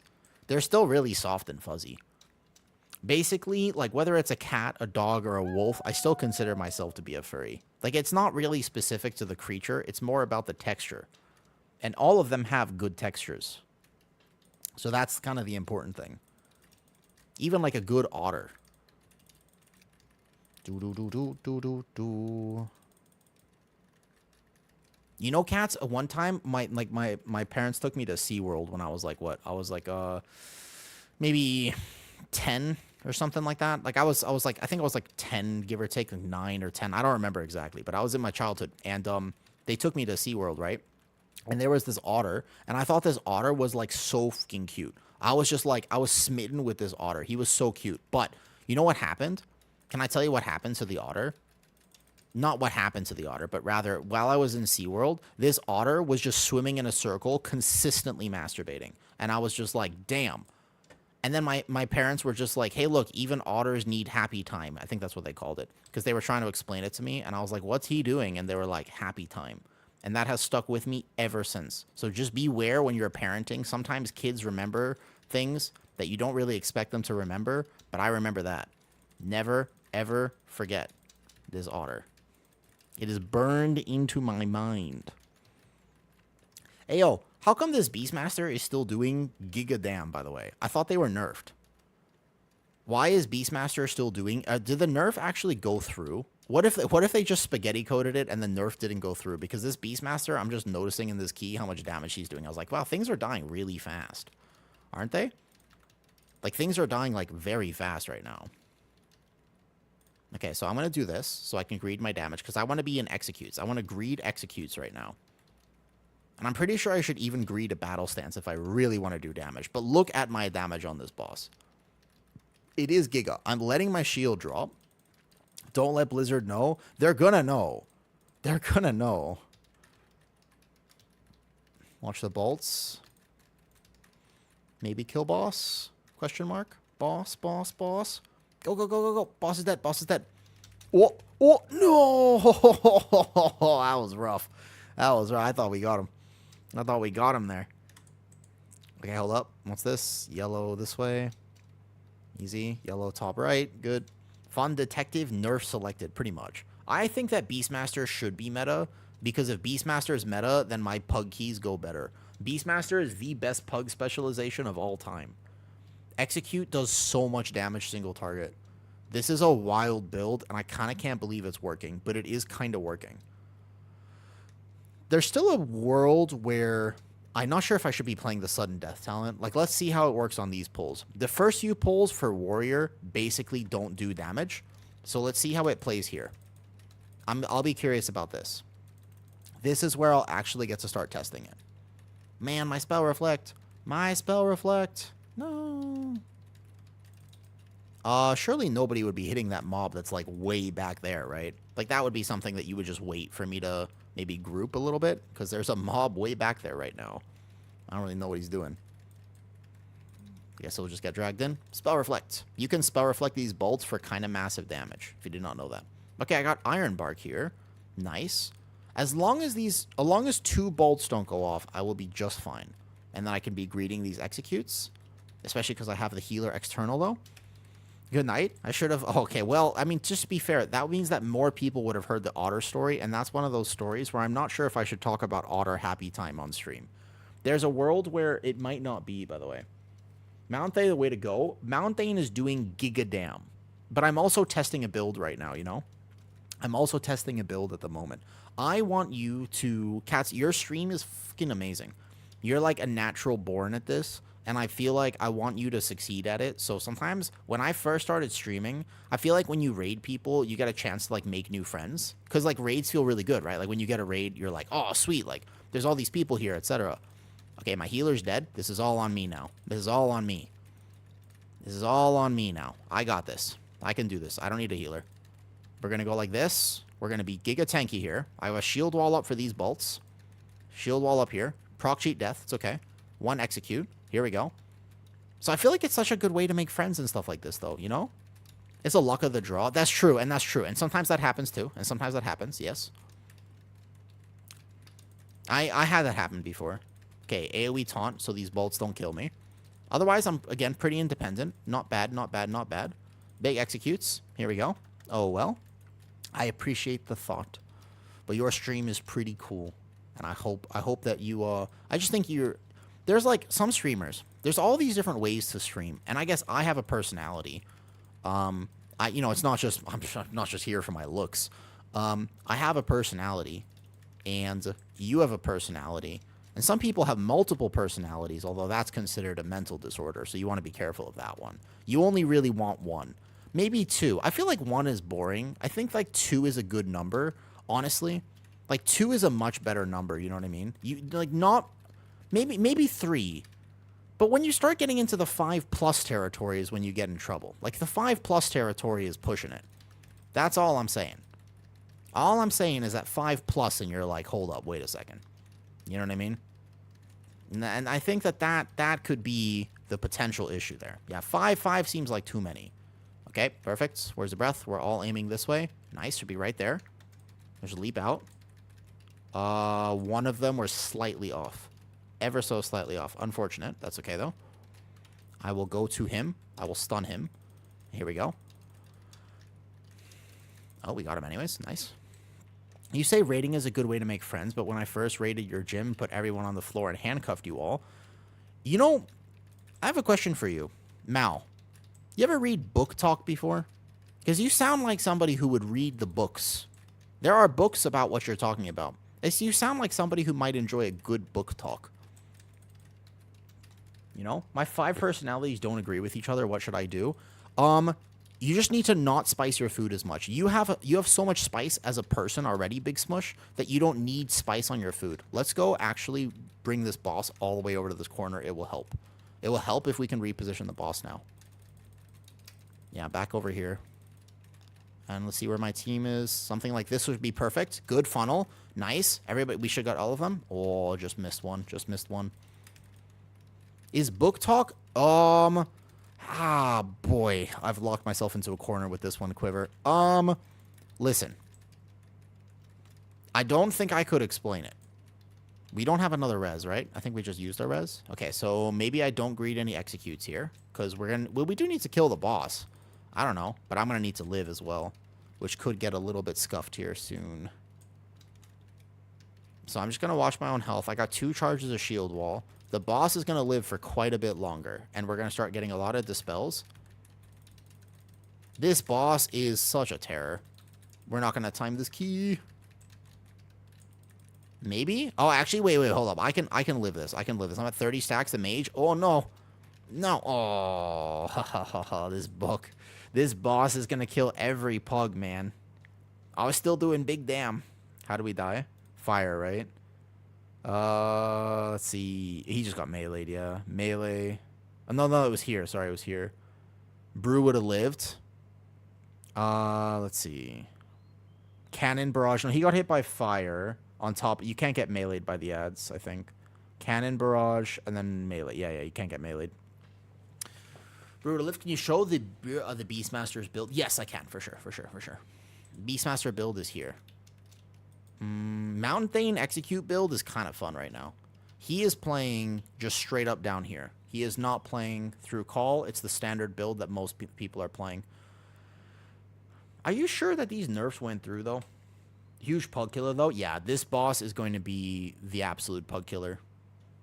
It's all over, and you just say more stacked if you can. Yeah, so the way you do this boss, we could still probably time the key, actually. We have big damn, but that's okay. I already timed this. I think I have it on 15. No, not on the warrior, huh? Just 14. I've played all my tanks so much. Good morning, Dark.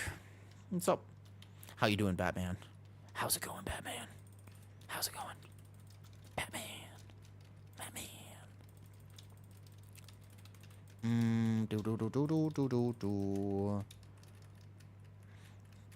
You know what's crazy? I found, because I hit like a year of stream just the other day, I found my early stream summaries, and they are hilarious. I found my first month of streaming. Do you guys want to see what my first few streams look like? Like way back when? You guys want to see it? Like after this, remind me, I'll show you. Just stuck some headphones in at work to listen to the stream without anybody knowing. What do you mean? This is a purely educational content. What do you want to learn about, Doc? Mr. Batman. I'm just going to call you Batman. What do you want to learn about? Tell me what you want to learn about. Here we go. Warrior is the meta tank. I genuinely think that Warrior is going to be a very fair meta contender. Whether or not it is the meta tank, like pure S++ tier, I actually think there are going to be 3 tanks right now. As of right now, 3 tanks are kind of looking like they're really establishing themselves. Brewmaster, Warrior, VDH. They're going to fit into different comps. You're going to want different tanks for different reasons. That would be amazing. Imagine they don't nerf it enough, and there's actually 3 strong tanks. That would be so cool for the game. Every time you play WoW, like, there's always one tank that's, like, so much better than the others. Yeah? There's, like, one tank that's significantly better. Prop Pally was looking good for, like, a second. And then they nerfed the hell out of it. Like, they giga clapped it, Big Smush, unfortunately. Because I was actually going to say it was 4 tanks. But then they just took Prop Pally, they old yellered him. They took him out back and they were like, look, buddy, don't look. Don't look. Look the other way. You know, and they just straight up, like, scatter shot. It just wasn't, it didn't work out for Prop Pally. Yeah, they didn't need to do that, by the way. They didn't actually need, Prop Pally needed, if anything, it still needed a buff or two. But it was finally looking decent with the 4-set buffs. All right, we should go back over to this, though.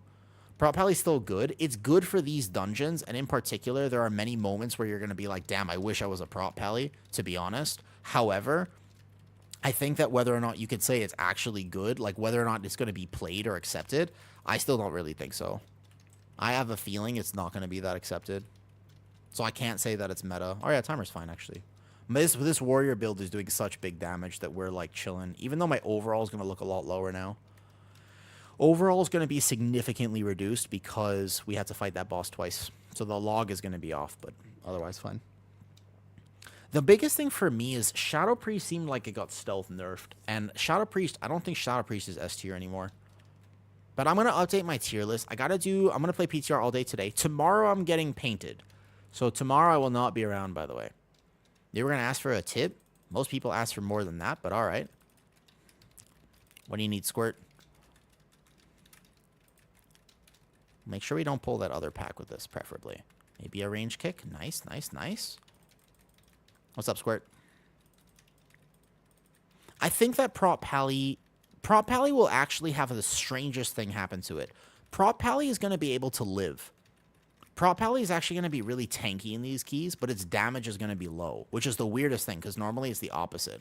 Right now, though, the situation with Prop Pally is that it is giga tanky, but you know what I mean? But, like, that's actually the thing with Prop Pally. It's a very strange thing, you know what I mean? Spell Reflects. Normally, the issue is the opposite. But I think in this case, it might not be. Cool. Easy AoE taunt for this so we don't die. And I'm really scared because I've had surgery for... Oh, okay. All right, all right. Yeah, what's up?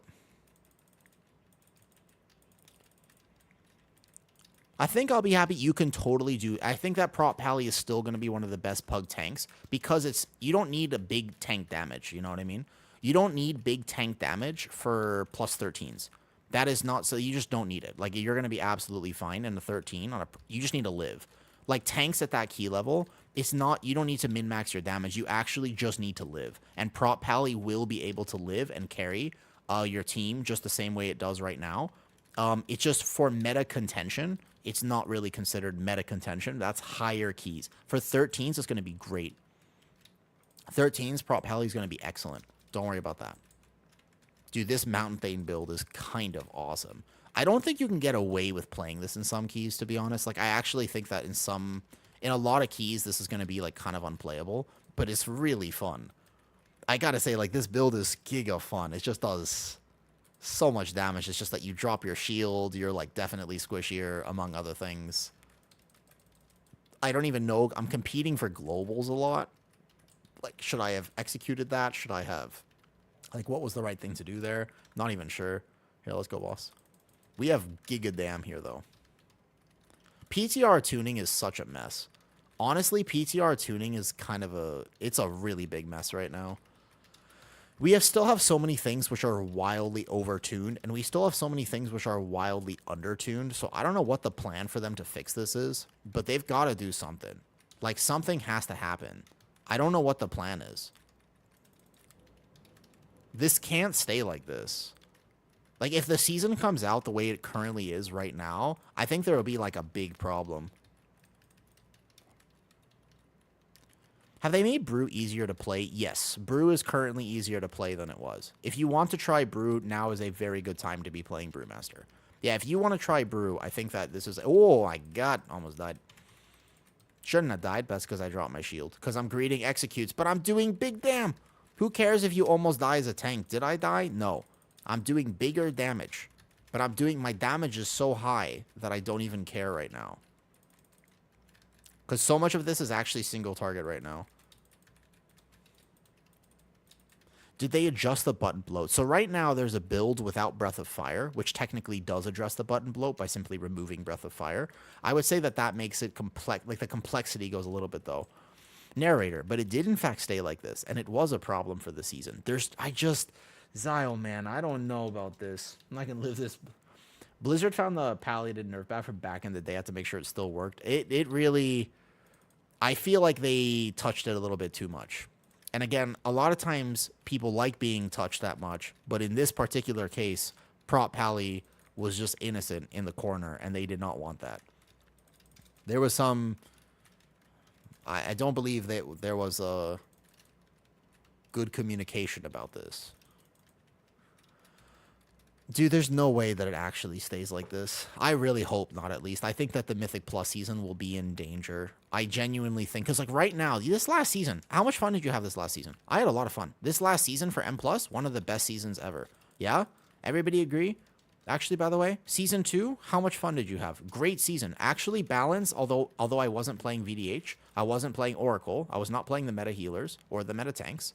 But actually, giga fun season. Dungeons, pretty solid. Few issues here or there, but honestly felt pretty fun to play. Balance was pretty good. Like, actually, there wasn't a specific god comp.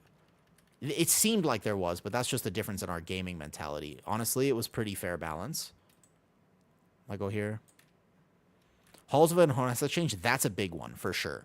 Halls of Atonement, 100%. Did we get it? Beautiful. Nice, nice, nice, nice, nice. Let's go over to this corner now. Yeah, Halls of Atonement is the thing I'm most worried about right now. I'm going to make a video probably later tonight. Later tonight, I'll make a YouTube video, and I'll rank, or maybe I'll even just do it on stream. I'm going to rank all the dungeons, because I've been playing PTR so much that I kind of have a really good understanding of these dungeons. And I can tell you that if they don't change, there are some fundamental flaws that you will just, like, the biggest offender, as you know, Juicy. I'm pretty sure you already know what I'm going to say. But I think this last season, 9 out of 10, I genuinely think this, though. No, Warrior DPS is not going to get changed. You got to accept the fact that Warrior DPS is what it is. It is what it is. Ranking based on what? Just, let's say, pug friendliness. Let's say how it will affect the season. Ranking based purely off pug friendliness. Dude, Mountain Thane, giga damn. Right? Wipe is just to nerf our speed. Thank you for healing me. This build is troll. But it's fun. It's fun. This build does so much damage, but he was healing me like crazy. Yeah, he was healing me way more than he needed to. I don't know about this build, but it's kind of fun, man. First boss, the second boss needs a little change. I think the second... Aura has some issues, but Halls of Atonement is the biggest one. You guys want to rank it right now? Do you want to do like a little tier list ranking for I won't do meta specs until this Saturday. Saturday will be the updated tier list for specs, but the dungeons I can absolutely rank. I would rant about it fully though, and I would make sure that I have it would be like a YouTube video for later. I missed 8% physical damage. So what exactly happened to Stampede? Because it looks like it's still doing big damn. The build you're playing right now for this hunter, like, are you just fully min-maxed? Is mage meta again? Yes. Yes, it is. Crit mastery, no verse. So you're not using that. You have this. How's it a lightning rod? Using a lightning rod here, though. Does that even do damage in keys? I don't even see charge bolt in here. So, otherwise, like, what are you playing? Are you playing anything weird? House of Cards?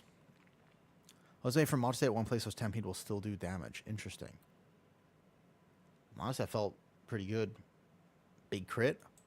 I'm sorry if it's too much to ask, no problem. Oh, wait, sorry. What were you talking about? The hernia, deadlifting, right. 30%, so 35% is not that much, I think. It was a lot, but they also nerfed, they just gave it a 3% overall plus on top of other things. But if Beastmaster is still doing this good, I still think it's an amazing spec. My main thing is Shadow Priest provides PI, but Shadow Priest was not doing a lot. Shadow Priest didn't feel like it was doing that good. Resto Druid does good damage still. Okay, so GG's. I'm kind of down to try this build in the streets or something. Crit haste. Fortune crafted. That hunter, I mean, you were doing giga damn on the Beastmaster hunter. I'll be interested though. Basically, Squirt, the biggest thing is you got to understand something called intra-abdominal pressure. You can deadlift, even if you are 8 months pregnant, you can still deadlift and you can deadlift fairly heavy if you can control your bracing. So it's actually recommended. We know now that most pregnant women should lift. We used to think that they needed to rest and not lift, but it's actually the exact opposite. If your mom, while you are in her womb, which I'm afraid to say because we're all gamers here, but bear with me for a second. There's gene expressions that are turned on if your mom is actively working out, specifically resistance training, while you are being carried in her, the belly. You have more muscle mass for life. Like there are certain genes that get turned on if your mother actually lifts with you in her, which is, I'm gonna stop now while I'm ahead. Yeah, I think that BM is still S tier if it's only this nerf. It used to be so much more than this. Like, yeah, so it's a lot more than this, but. So, Squirt, the biggest thing is, you don't have to... Yeah, you could get pregnant. That's one thing you could do. That's true.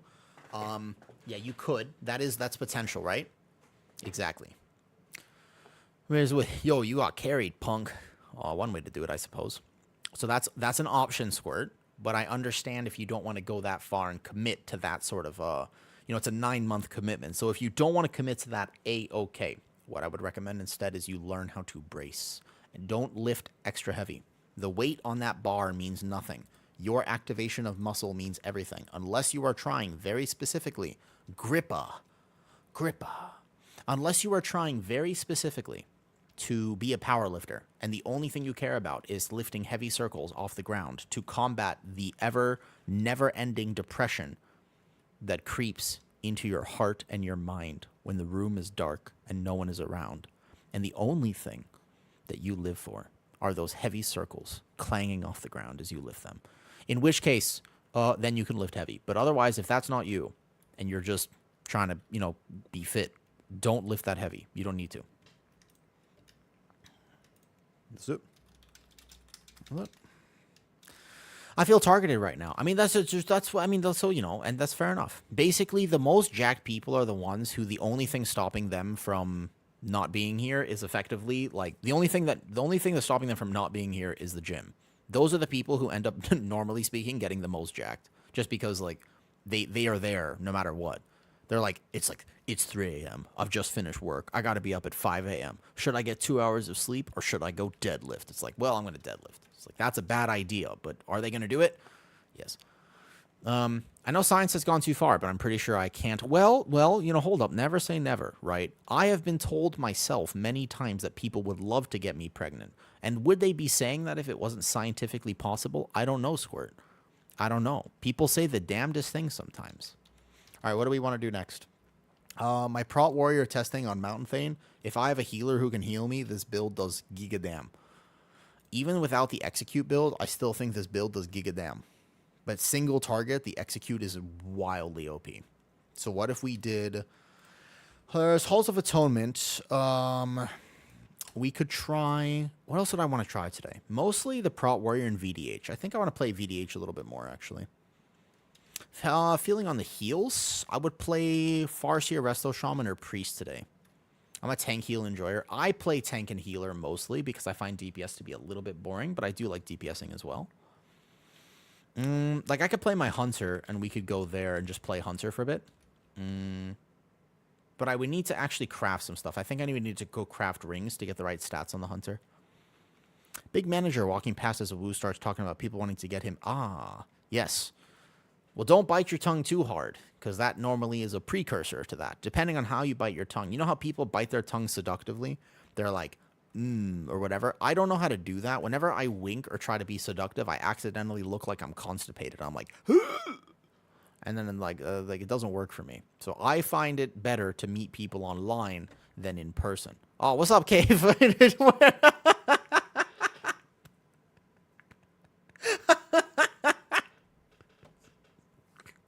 It's a funny time to say hello. Hi, Cave. How's it going?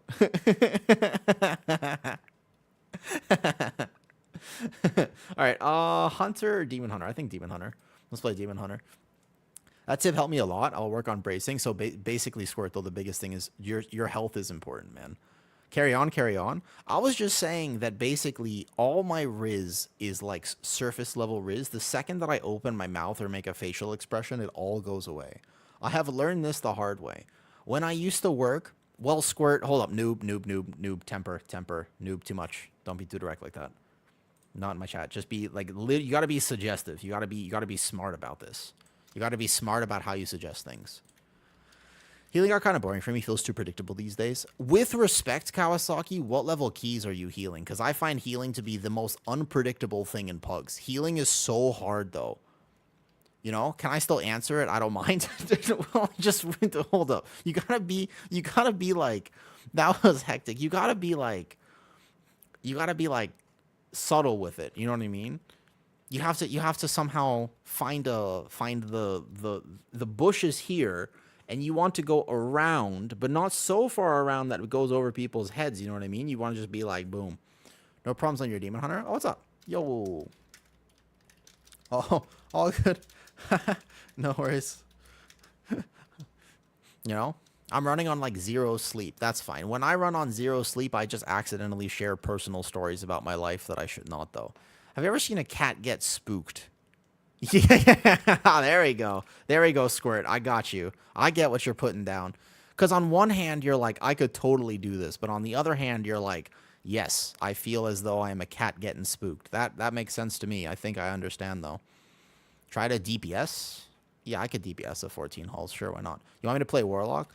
Sure. Sure. Can I bring Warlock? Warlock or Hunter? If I'm going to DPS, I play Warlock or Hunter. I don't mind either. Whatever you want, son. All right, sure. Why not? I can go 14 hulls. Why not? Here, this guy found me in Dornagal. He offered me a key. Sure. All right, let me go. Add friend, battle tag. Why not? Log out. Warlock or Hunter? Which one? Warlock or Hunter? I think Warlock could be fun. How about my Warlock? You ever seen me play Warlock before? I can be subtle. I'm a man who cuts to the chase. I'll keep that option open. And that is how you get into WoO's good books. I am personally a very direct person to the degree where I often struggle in, like, specifically family gatherings. That's the rough one, man. That sounds so sus, though. It's true. It could be cave. I have a problem where you can grow a beard. I've always been able to grow a beard. Hold up. I just got lazy and stopped shaving for a second. What's up, Ven? Listen, here's the thing, right?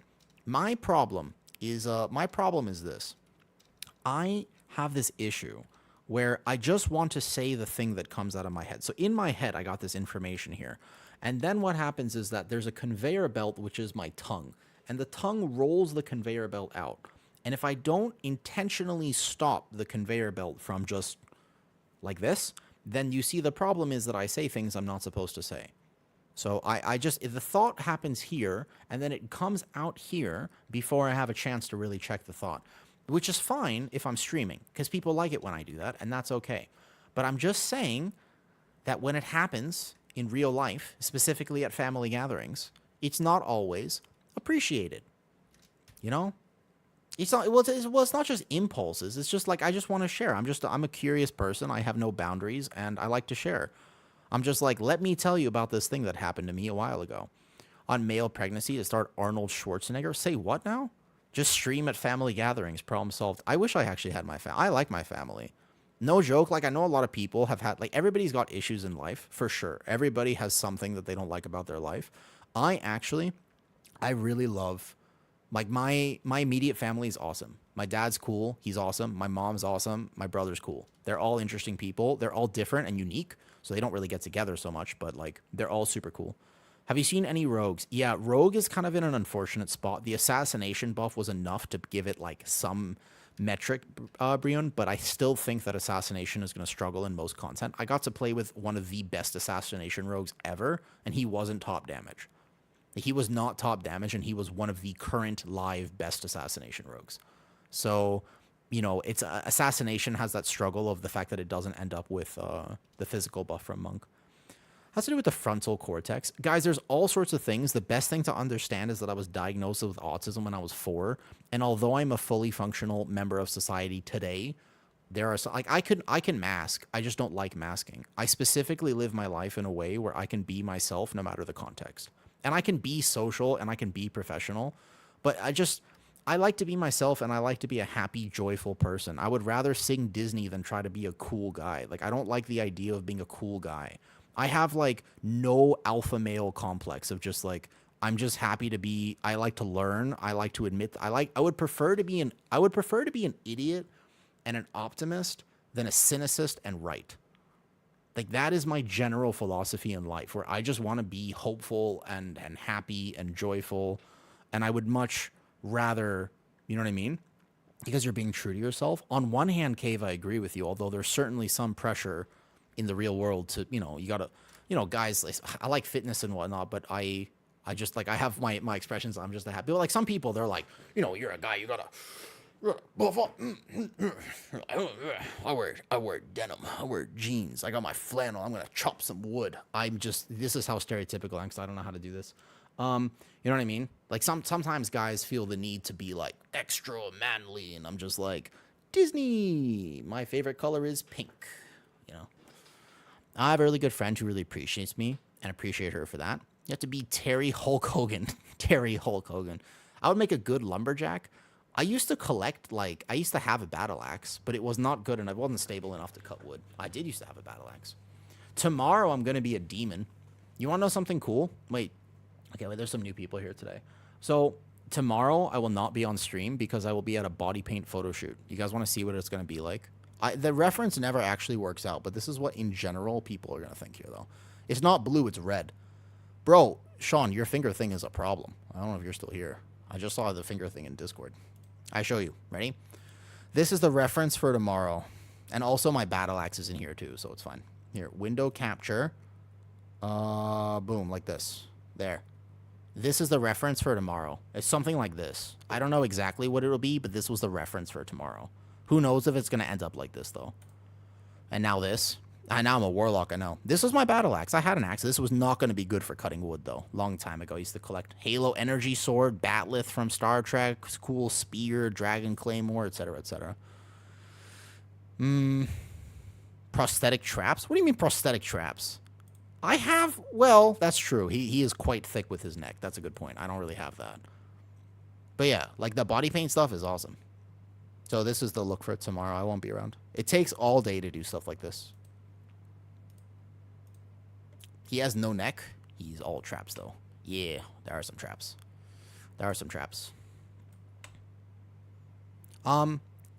Cave, I just think that it all depends on how you structure your life. I had an opportunity when I was younger to be...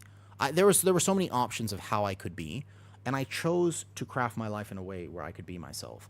I chose to stream, for example. When will you be posting the photos in disc? The photos sometimes take a long time to get.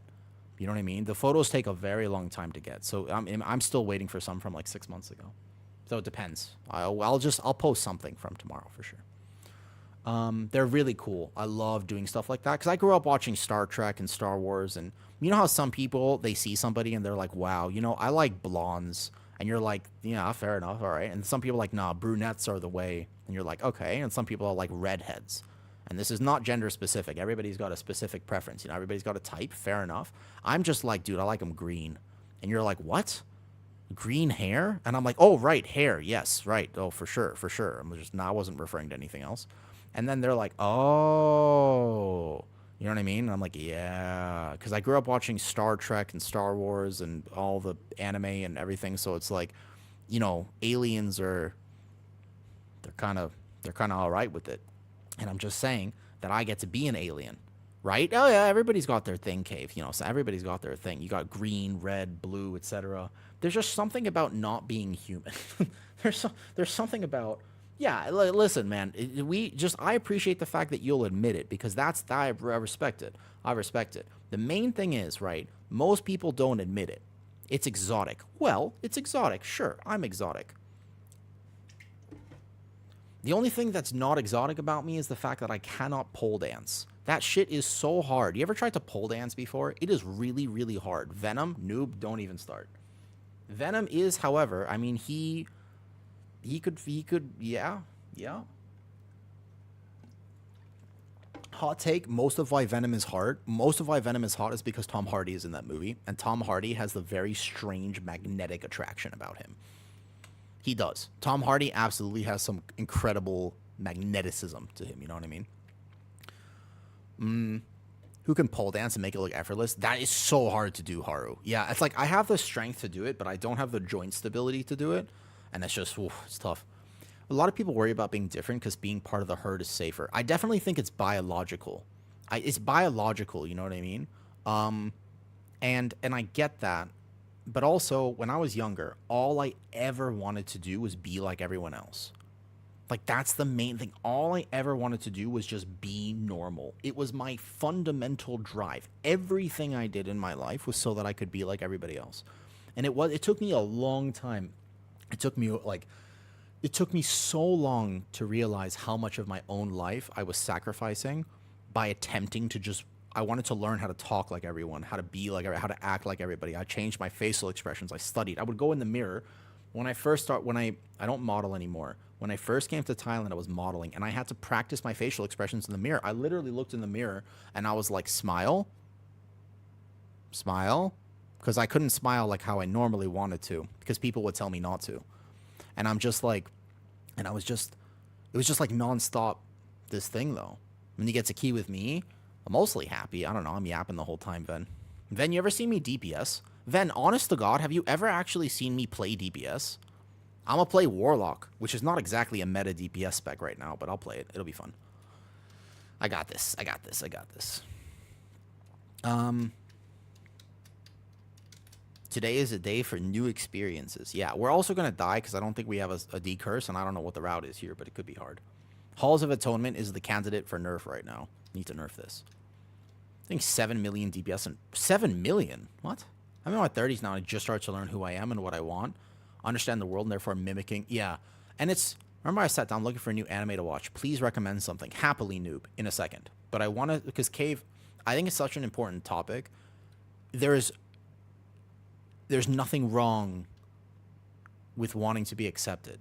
But the only person who actually needs to accept you is you. Ultimately, everyone else is second.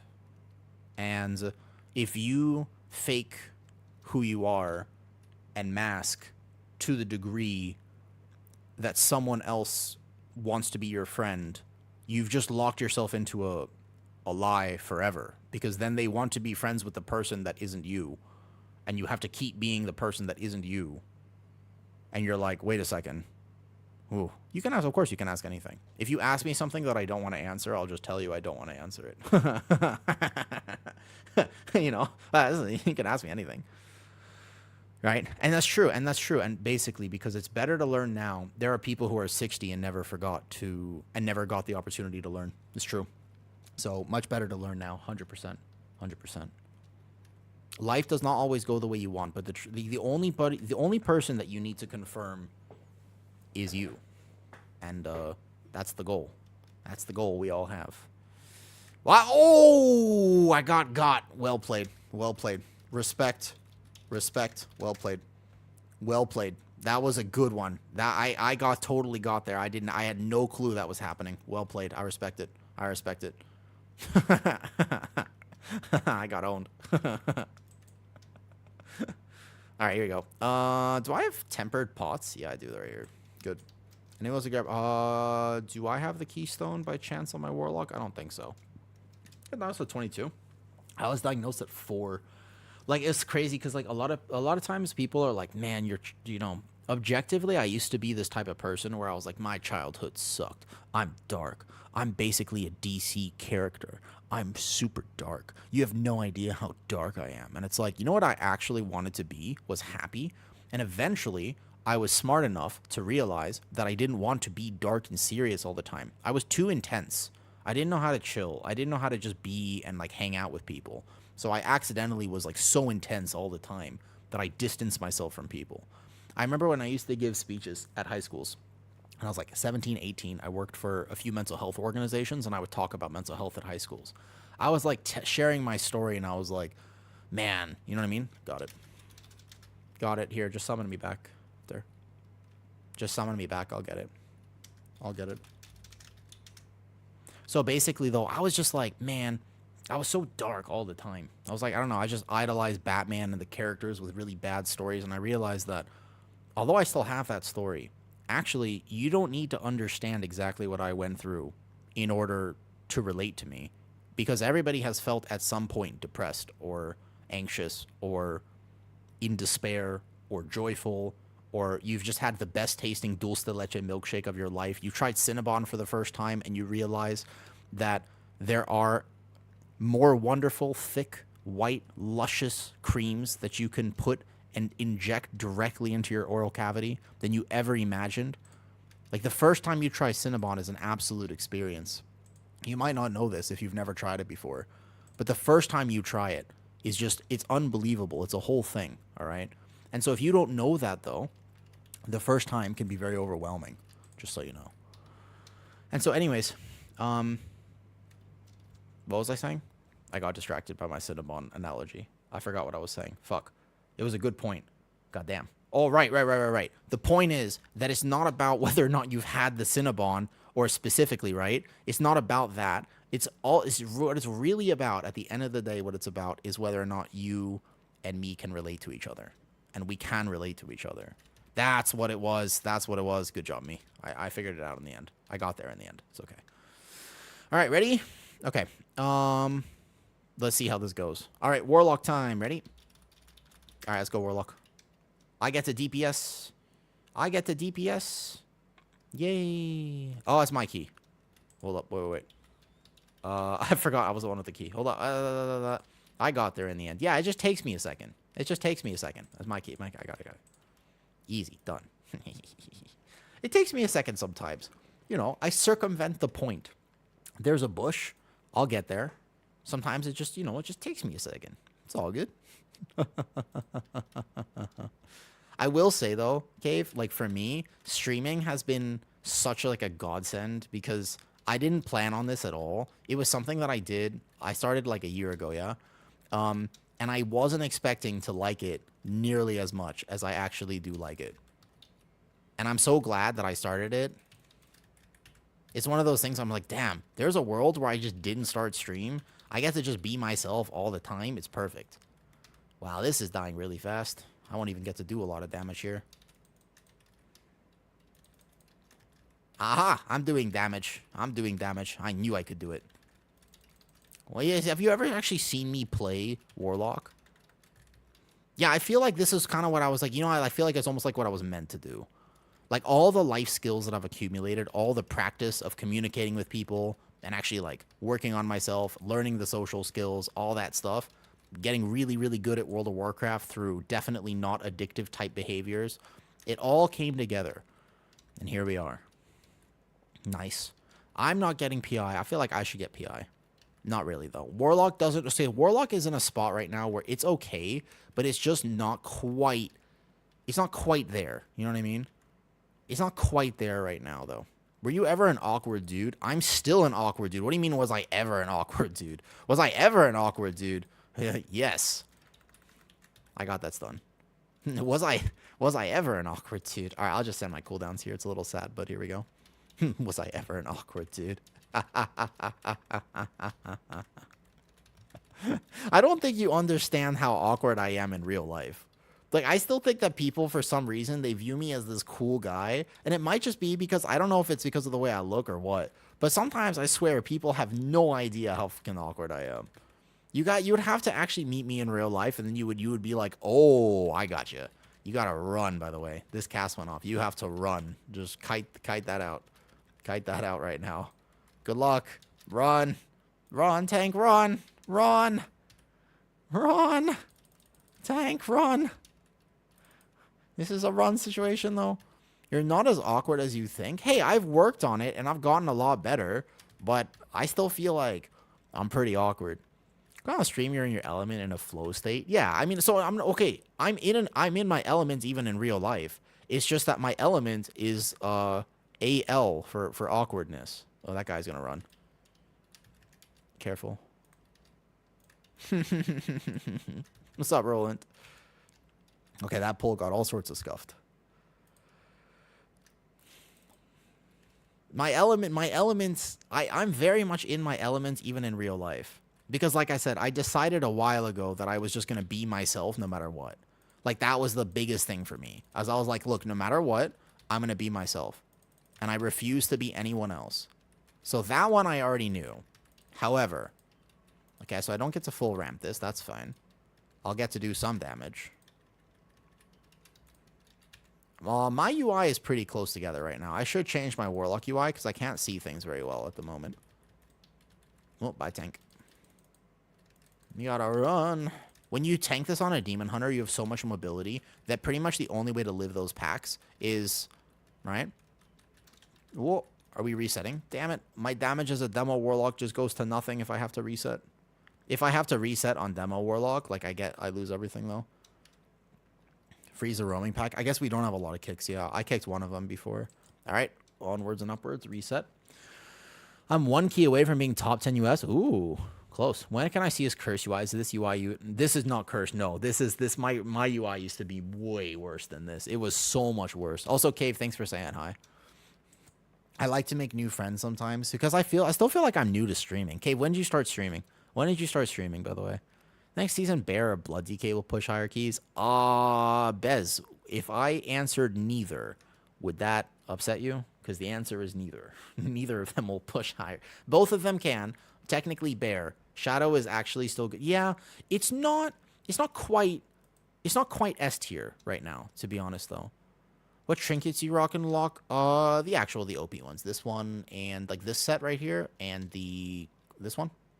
Oh, it's my key. You're right. Sorry, 14. Keystone here. There you go. This one here.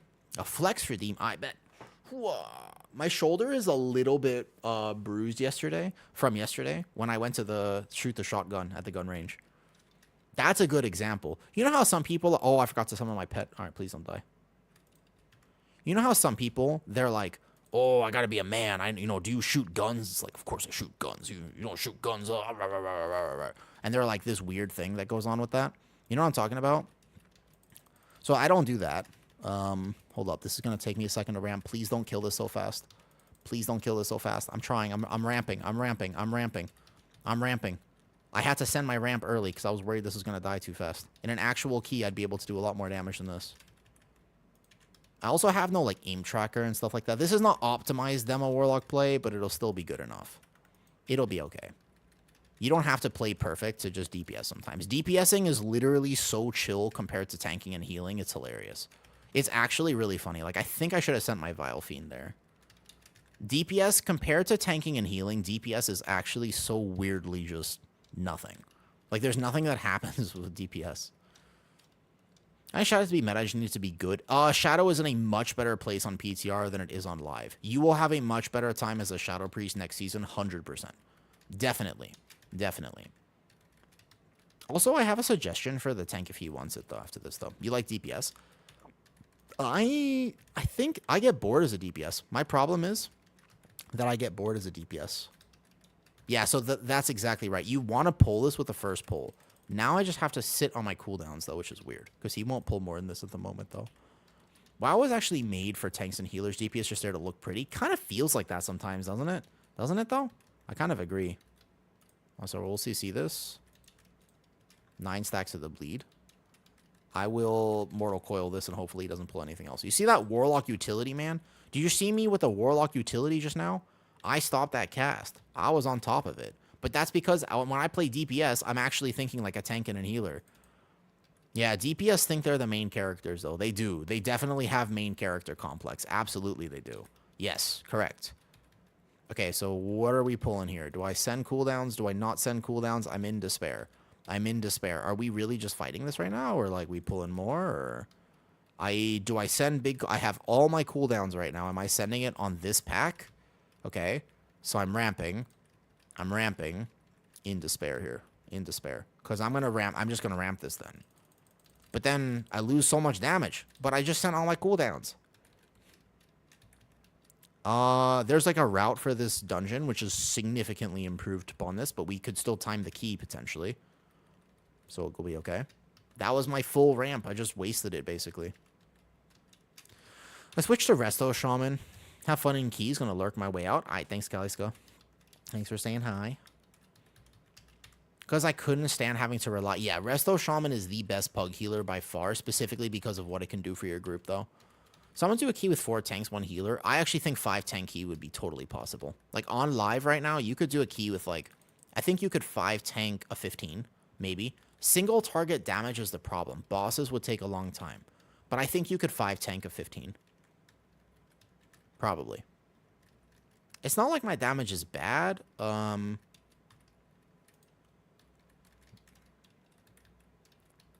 just help him reset his bleeds. But there is a way to game this on Demon Hunter where you don't actually have to deal with this bleed mechanic at all. What does a healer do? Heal themselves? Yeah, basically, like, you actually would just do 5 tanks at that point. You wouldn't even do 1 healer. So he's taking 6 stacks. You got to basically kite out at 5. There you go. Cool. So I need to somehow get my overall set to... I want this to show overall. Now I've just entered my own details here. How do I create window here? This one... Oh, man. Hold up. Window control... Oh, boy. This is going to be cursed. I can't get my meters right because on some of my characters, for literally no reason whatsoever, they just bug. So this one, as a clothy, you need to send big cooldowns because it does physical damage. And my ramp is going to be off here, unfortunately, but that's okay. Almost perfect with the ramp timing. We can still send this trinket because I don't want to hold it. Boom, boom, boom, boom. The DK is from their health pinging. That's their fault for not death striking fast enough. It kind of feels like that sometimes. This is not showing my actual damage on this pull. Healing potion. Cave, you do some Mythic Plus. When I was on your stream yesterday, I remember you saying something like you do some Mythic Plus, but not a lot, right? I think you were mount farming when I was there before. I am in combat for some reason. I don't know why. Hopefully nothing pulls here. Okay. I'm going to have to not show overall, but I am logging this for what it's worth. I'm not even playing Demo Warlock perfectly, but I still feel like it's doing pretty good right now. I would say it's doing decent at the very least. And then I want to Shadow Fury this, because it'll help my tank not get any more bleed stacks. Nice. Kicks, kicks, kicks, kicks, kicks. I'm building up the confidence that Drew Keys on stream. Gotcha, gotcha. When did you start streaming? How long have you been streaming for? Did he mean to pull that? I'm assuming that was a no. Because you're not supposed to pull these guys. Uh-oh. He's dead. He's dead. He didn't reset his bleeds. Uh-oh. I have no more stops. Bye-bye. Rest in peace. So, my DPS is not bad. I guess this is actually not, weirdly enough, I wonder if you would ever pull these for a funnel, just because they're actually not that bad. Except for the magic dot, they're technically almost decent to play.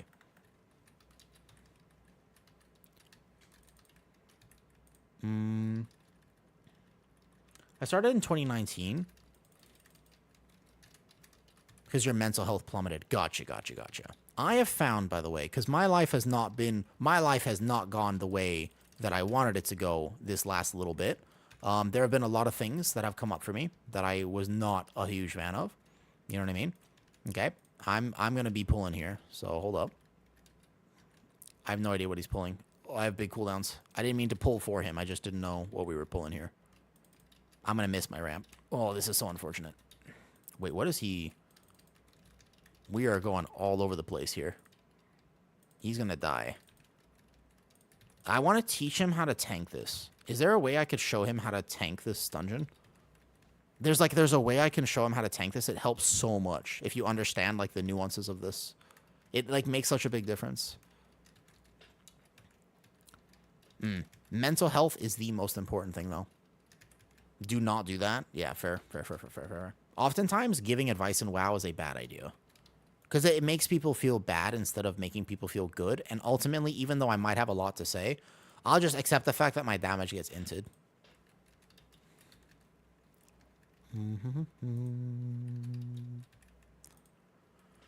Whew.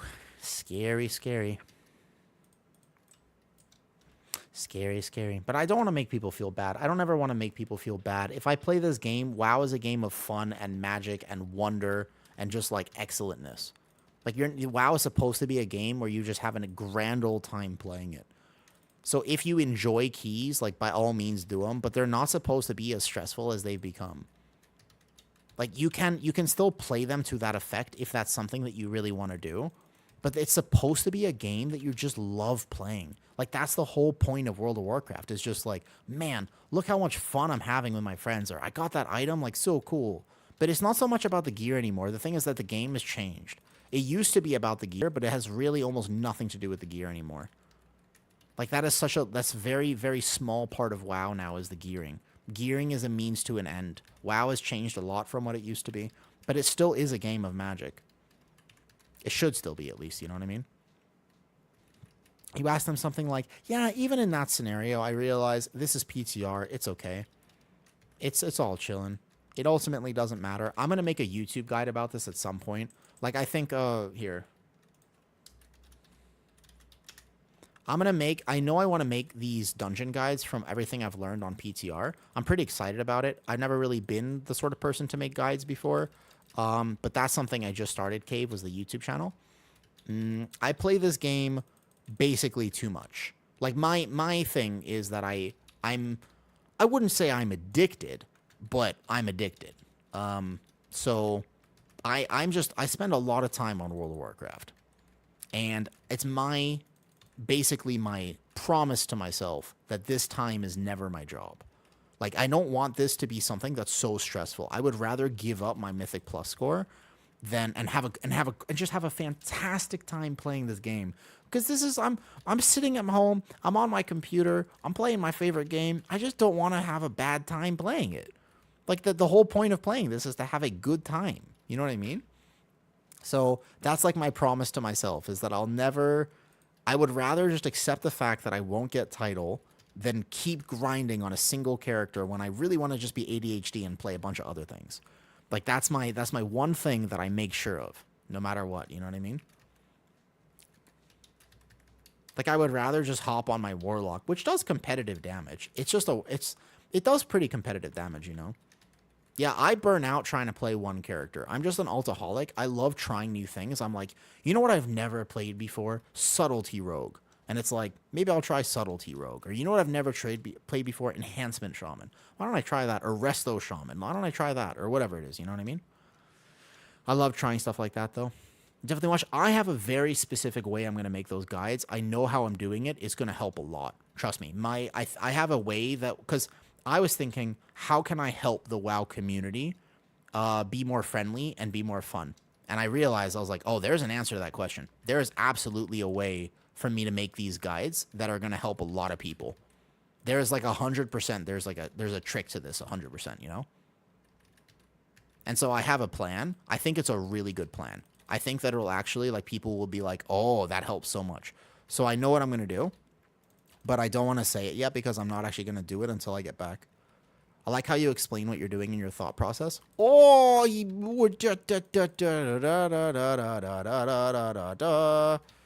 I was on the edge of the circle, apparently. I almost got feared out. Very scary. Man, that's my single target burst was almost 7 mil. Nice. You know what I mean? What? Nah, scary. I hate this boss. Basically, though, yeah, I have a very specific plan. It'll help a lot of people. It's going to be how to tank, how to DPS, and how to heal. And you're going to like it. I think that people will like it a lot. But it will be when I get back from Lao, because I have to travel, and I don't like traveling. I'm really not a big travel person. But I have to travel next week to Lao. So it'll be when I get back. Where's my Vile Fiend? Do I wait for a Vile Fiend on this ramp? I think that if I hit it exactly right, it'll be there. And then... No, I missed my dogs. Okay, I think I hold the Tyrant then. I think I have to hold Tyrant. Very sad, very sad. Because now I have to get back to my dogs, which I'm going to hold for a second. There's the change up. Get my Tyrant off. Beautiful. Okay, that worked out. So I think about, like, how can I help people? It's not, I don't care about showing off my own knowledge, but I just want to be like, yo, I've been playing these dungeons nonstop because for some reason I like doing that. So how can I help people? What do you need to know about this boss's DPS? Would you like to know? Like, you want to know what this boss is? There's only one thing you need to know here is a DPS. Dodge. Use defensives whenever you want. Done. That's it. That's the whole boss. Like, people overcomplicate stuff, and it's like, you don't need to overcomplicate this. DPS players have relatively small brains, so you need to keep things really simple for them. Like, have you ever thought about what it would be like to work at a zoo and, like, work with the monkeys? Like, that's what it means to work with DPS players. So you have to keep things real easy. Just, you know, very straightforward. Change the pitch of your voice. When you're talking to DPS players, you got to understand they're not tanks or healers. You just sort of, oh, hey, like, great job. And just from here, you know, see the circle? Don't be in the circle. How the f did I get feared just now? You know what I mean? Wait, how did I get feared, actually? That was super weird. You saw I got feared there, right? Right, and it just basically, yeah, exactly, you know? So just use defensives whenever, and then kill boss. My single target feels great on a Warlock, by the way. My single target feels really good. That's like pure single target. That's over 3 mil single target. That's what you want to be at right now. Some DPS are hitting a little higher than that, but that felt pretty good as a caster on that boss. So going left is scary. Demon Hunters can get absolutely globaled here. Isn't this the healer something to do? DPS's job sometimes, I do think that some DPS think that their job is to give the healer something to do, yes. Sometimes they think like this. Okay, so ramp it. Boom.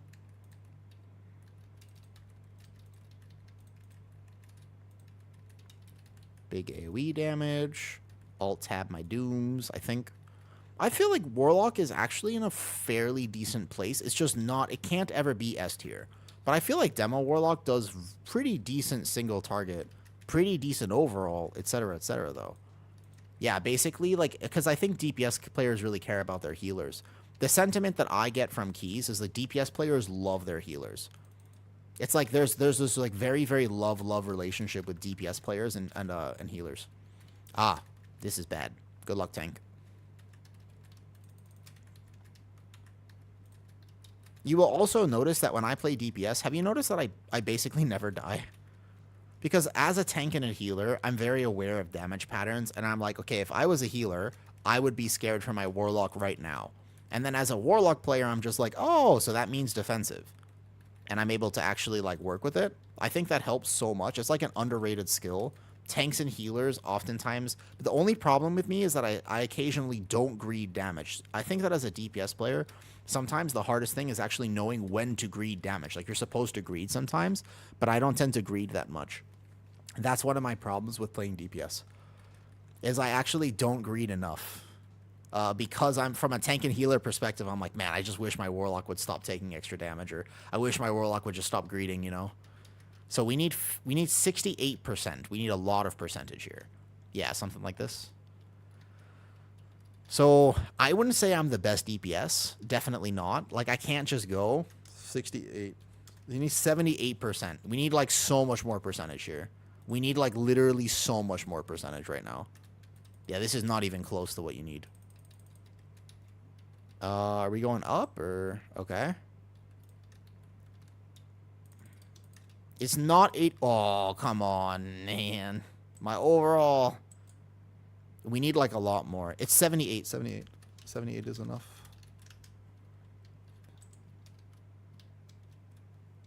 You can get 78. But you need at least 78. It's not 81.9, I think. It's just 78. Just like if a DPS plays a tank, they can think what juicy pull I could do to make a DPS happy. Kind of, yeah. But we need, like, a lot more percentage, by the way. Cat aims from demo pull. No, that wasn't a demo thing. That was a tank thing. I think I have to send my cooldowns here, unfortunately. I did 14 today. It was fine. Oh, my pet. No. Oh, my pet. I just realized. I don't have a pet. No, I'm a Warlock. Because I got meleeed and I died to aggro. I have to summon the pet. Oh, the pet class. You're gonna have to ignore my damage here then. They can sometimes. There's like some weird interactions where occasionally they do, and you have to know before this skip or something, before that thing, you gotta get rid of your imps. But most of the time, Warlock imps do not pull, no. They function like normal pets. I did 14 earlier today. I had 78. It's fine. Did they change? Did they change it? Oh, we're pulling boss. Did they change it? Whereas a tank, you can come out with classes can benefit from big pulls. Yeah, like there's sometimes tanks are like, you know what I mean? Should I expect to do less DPS and lower keys? Depends on the... There are some specs that do more DPS, not less. There are some specs that do less. There are some specs that do more, and there are some specs that do... That's actually a very good question. And it completely depends on what spec you're playing. Man, my hunter is going to get to pad here a little bit. I will not catch up. Everything got desynced with that death. Arcane will do less in low keys, correct.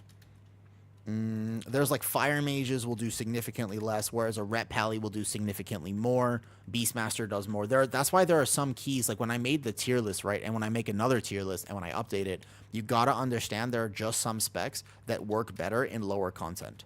There are just some specs that will blast low keys, and there are some specs that will not. And that's just like, it's just a fact of how keys work.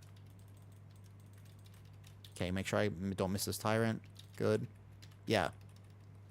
Hilarious damage. I didn't have cooldowns going in here. I actually think that in this comp right now, I do the most single target damage.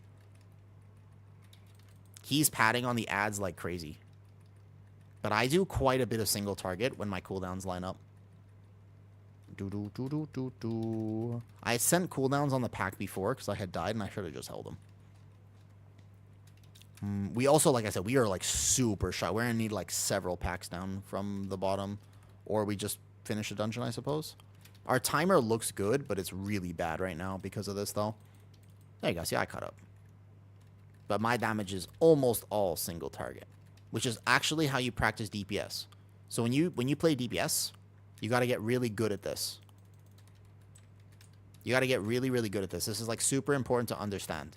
It's never your fault. It's the route, or it's you. It's not your fault. It's the route, or it's the tank, or the healer should have healed you more, or the other DPS are padding. If you're not the top damage, yeah, they should be. And here, I would say we're pretty close. If I had full cooldowns going in the first boss, I had him. I had him on the first boss. He's pulling out straight away, okay? Yeah, you gotta blame, you gotta learn, you gotta really good at this. It's one of the fundamental skills of playing DPS. If you are taking responsibility for your actions, you're wrong. That's just not, it's not how you play DPS. It's never your fault. I would want to play a Demo Warlock and stuff like this with a better route at some point, because I think I could actually be close to top damage on this dungeon. I want to, but my DPS is bugged on my Warlock. I want to really bad. Like here, because I only have my big trinket and my big cooldowns coming up right now. So this pull basically is without cooldowns. Watch this, Mortal Coil. You see that utility? I kicked one and I stopped the other one.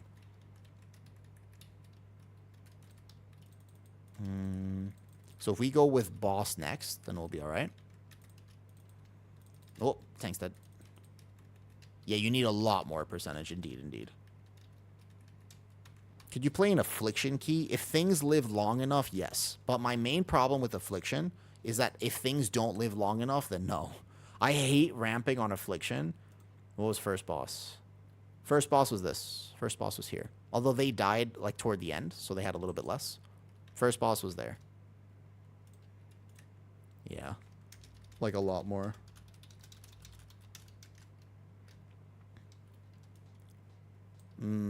Like 3 packs. Yeah. You gotta have way more stuff here, though. Warlock, you blame your team if you need to stop cast, to be honest. Yeah, this is... So we're not gonna be even close here, but that's okay. Oh, my pet didn't summon. No, my pet... I hate pet classes. Do they want to restart, or are we gonna keep going? Oh, my cooldowns. Okay, so here, obviously, I was summoning my pet, and that's what happened there. Otherwise, I would have all my damage, like, right now. I'm ramping.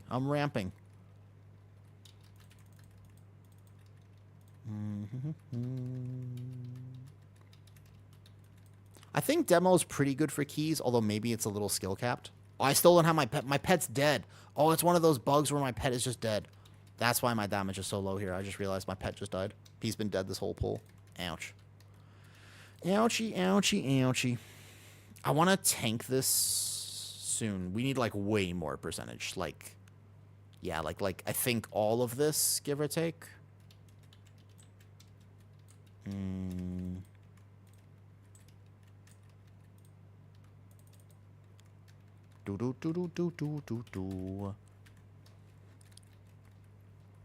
I wonder what we skipped in the first area. I guess we skipped a lot of the middle casters, like the stairs and stuff. Get the ramp off. Nice. Good ramp. Fair ramp. Beautiful. Here. Marksman's busted. Yeah, Marksman is busted, though. That's true. Marksman is one of the highest DPS specializations in the game right now. Yeah, Marksman is just straight up one of the highest DPS specs in the game, for sure. It's very hard to catch a Marksman Hunter if they play well. Like, that was, I mean, that's competitive DPS. BM got nerfed, but the BM I played with right before this was still doing top damage in a Gambit. Whoops. We're pulling more down there. Mostly, remember, our DPS is going to be a lot lower because we have no idea what we're pulling. Like, so, like, we are, like, for example, we just lost a lot of damage here, though. Marksman's single target is not the strongest. It is technically not the strongest on single target. That is actually its main, exactly, that's its main weakness right now, is just pure single target. But it has decent prio damage, especially if it plays Dark Ranger. Yeah, you need, like, a lot more.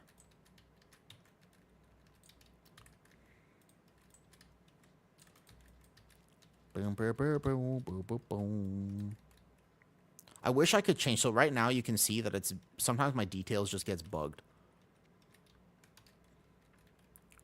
And if I didn't get meleeed by one of the butt pulls, then we would have been fine. Do you, EPS chicken? I can show you route in future. I can show you the route that I've been doing here. I have a route that I really like at this point. This dungeon, though, you have an add-on for your damage numbers. I feel like that pops slightly more than mine. Not sure. In this PTR, so raw skill ceiling specs low DPS, easy specs tops. Noel, well, that's not necessarily bad for the game, though, EOT. Like, in my opinion, that's not bad for the game. I think it's good if there are easy specs at the top because pug keys, it's harder to play very complicated specs. So if there are simple keys, then that's good for everyone. Like, that's good for everyone, actually. It's not good when the specs, like, Arcane Mage right now is one of the worst pug specialists. Wait, where are we going? Like, here, for example, none of us know when to do damage. Okay, let me show you my burst. I'll show you some burst here. Here we go. I'll even combat pot this. When I actually get the setup, here we go. Oh, it's dying so fast. Stop killing it so fast. Stop killing it. No, my burst. My ramp is still going. We killed it so fast. Normally, you can pull this into boss, actually. My burst. My big DPS. That was all I had. That might... Look, I still have like 10 seconds left of cooldowns. I had like an entire 10 seconds. Also, we're still low on percentage here. Full pug tier list. Well, your builds are the best for being informed. Well, first of all, thank you for appreciating my tier list. I got a lot of really good compliments from that last one that I made.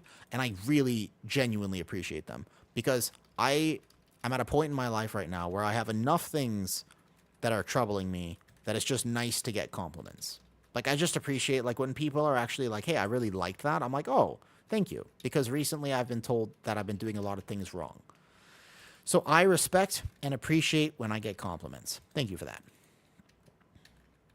I will make one Saturday. Saturday is my updated tier list, but I want to play PTR a bit more. I need to test the Beastmaster Hunter nerfs myself. I need to test Rep Pally a little bit more, because Rep Pally has this interesting... They got bug fixed, and I really want to make sure I understand them. I might even have to play it myself. And if I play Rep Pally myself, then I'll understand them a bit more. Because I had one that was actually pumping in Gambit earlier, and he was top DPS. And I had one that was very, very, very below me as a tank. So... the skill, I don't know what that is, but I can't make a tier list and rank Rep Pally competitively if I don't understand why there are some doing big dam and why there are some doing very low dam. Or Fury Warrior, right? Like, is Fury Warrior going to move up to an A tier spec? No. That's a spoiler alert. You don't really need to guess for that one, though. Fury Warrior has been forgotten by Blizz for like a very long time. Okay, so I got big cooldowns coming now, and then I can go create myself some new health potions. So first here.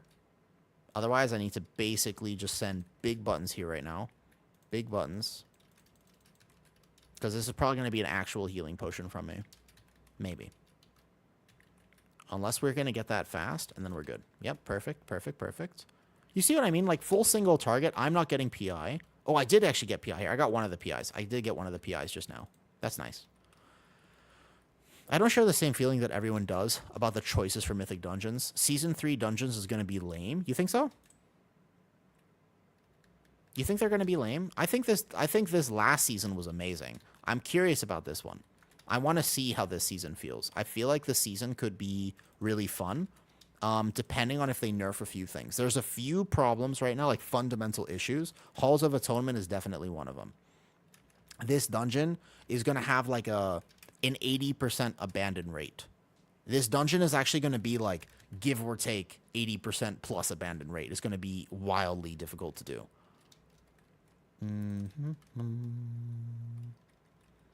The new dungeon is great. I think Ecodome is pretty solid, yeah. I want to rate the dungeons today. I'll do that. I'll do that actually on stream.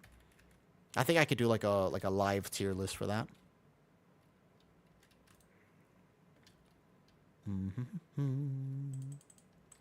So yeah, Shadow Priest got us there.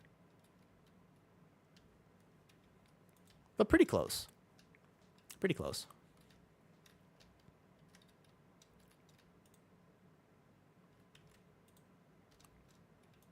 Okay.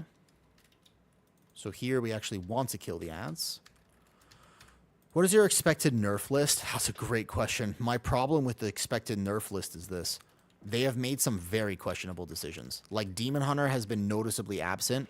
Like Havoc, both Havoc and VDH, but particularly VDH, right? They haven't been nerfed yet. And I just really get a very, very confusing to me why VDH is still hasn't been touched. Like it's like a very clear outlier, but they haven't touched it.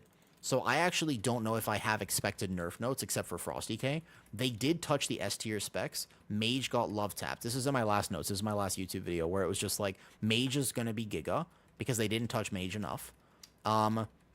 There were Prop Pally got nuked. Of all the tanks to nuke, Prop Pally did not need that, and yet they still did it. You know what I mean? Like Prop Pally got Ultra Giga nuked. I don't think that was necessary.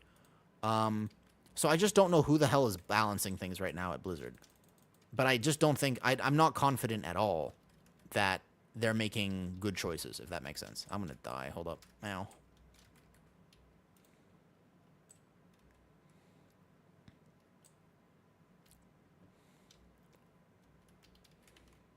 So I'm not actually sure if they will nerf what should be nerfed. Like, I'm not 100% positive about that, if that makes sense. Well, pff, fucking shit.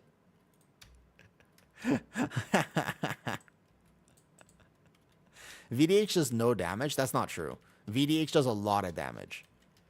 I think that S-Priest is not performing well. I think that S-Priest is doing okay. I think S-Priest is doing okay right now. I don't know if it's quite... Originally on PTR, it was doing more. And right now, at this point, I'm not 100% sure exactly where it lands, to be honest. So I'm not 1,000% sure on the S-Priest. I want to see it a few more times. There's a lot of S-Priests on PTR. Like, even the one in this current key right now. Single target, decent, but not that much higher. And, ow. These guys hurt, man. If you tank him around the stairs, it's a lot easier for us.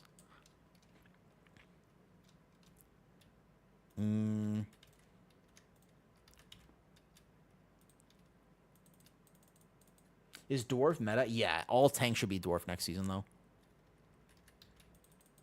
mean, the one in your party, not the spec itself? Because I've played with a few Disc Priests now. Okay, Shadow Fury. But I've played with a few Shadow Priests now, and they're all give or take. They're never top damage. And Shadow Priest kind of needs to be top damage in order for it to be considered very meta. Because although it has good off healing and good stuff for keys, it's not quite right. Also, keep in mind, we're like 10 or 11% off. Yeah, 10% off, right? Yeah. Quite a bit. You need like a ton more trash in the first area. a Night Elf Monk. You can race change for whatever, though. Yeah, Bear can't be Dwarf. It's actually one of the significant reasons why Bear is not considered that good right now. Halls of Atonement is going to be very rough for Bear. Ready? Okay, let's see what my single target looks like. Let's see if I can actually get the proper full ramp executed perfectly on demo. Okay, as long as I don't have to move for this statue right now. I do have to move for that statue. We got a relative ramp here. That's fine. I didn't have my 10 imps, but I had a few. So we're going to go like this. Boom. Whoops. So you can kind of bait this out so that your team doesn't have to worry about it. There you go. See my single target ramp? Pretty good, huh? Not bad. That's like an actual single target ramp. You see what I'm talking about? It's there. I'm bursting. I'm doing it. I'm making it work. I'm making it rain. I'm shaking my hips. I'm getting it done. Also keep in mind, I'm not exactly a representative of Warlock. I barely ever play DPS. So do not take me as a representative of any of these specs that I'm playing right now. This is just me messing around for fun. This is just kind of how I have fun in the game. Okay, so we want 10 imps, I think. And then we want to ramp with the Vile Fiend. You don't need to move out for the boss circle. Whoops. They did not know that. I hate that they voted Aura back. Yeah, and they buffed it too, by the way. And Aura is significantly worse. And when they brought it back, they made it way worse, by the way. And when they brought it back, they made it significantly worse too. This is not quite good. I think I have a B-Res. I don't know where it is, though. Uh-oh. We can just call it here, then. You can, boss circle is fake. Can stand. You don't have to move out of the boss circle. Not lining after using them one time. Yeah, you have to kind of reset them. If things go wrong in the key. Okay, I'm going to go pee, and then I'll be right back. Pee first.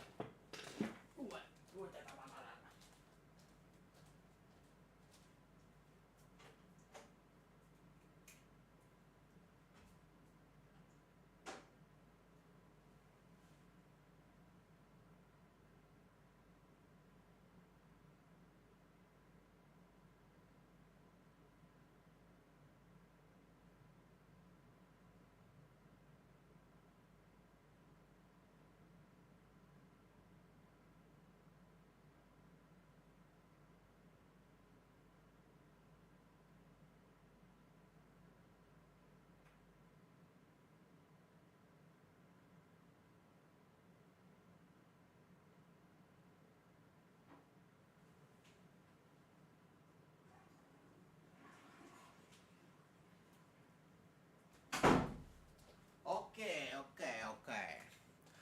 I believe I am done with the DPSing journey. Let's go back to tank. Cool. I'm gonna go tank. I'm gonna go tank or heal.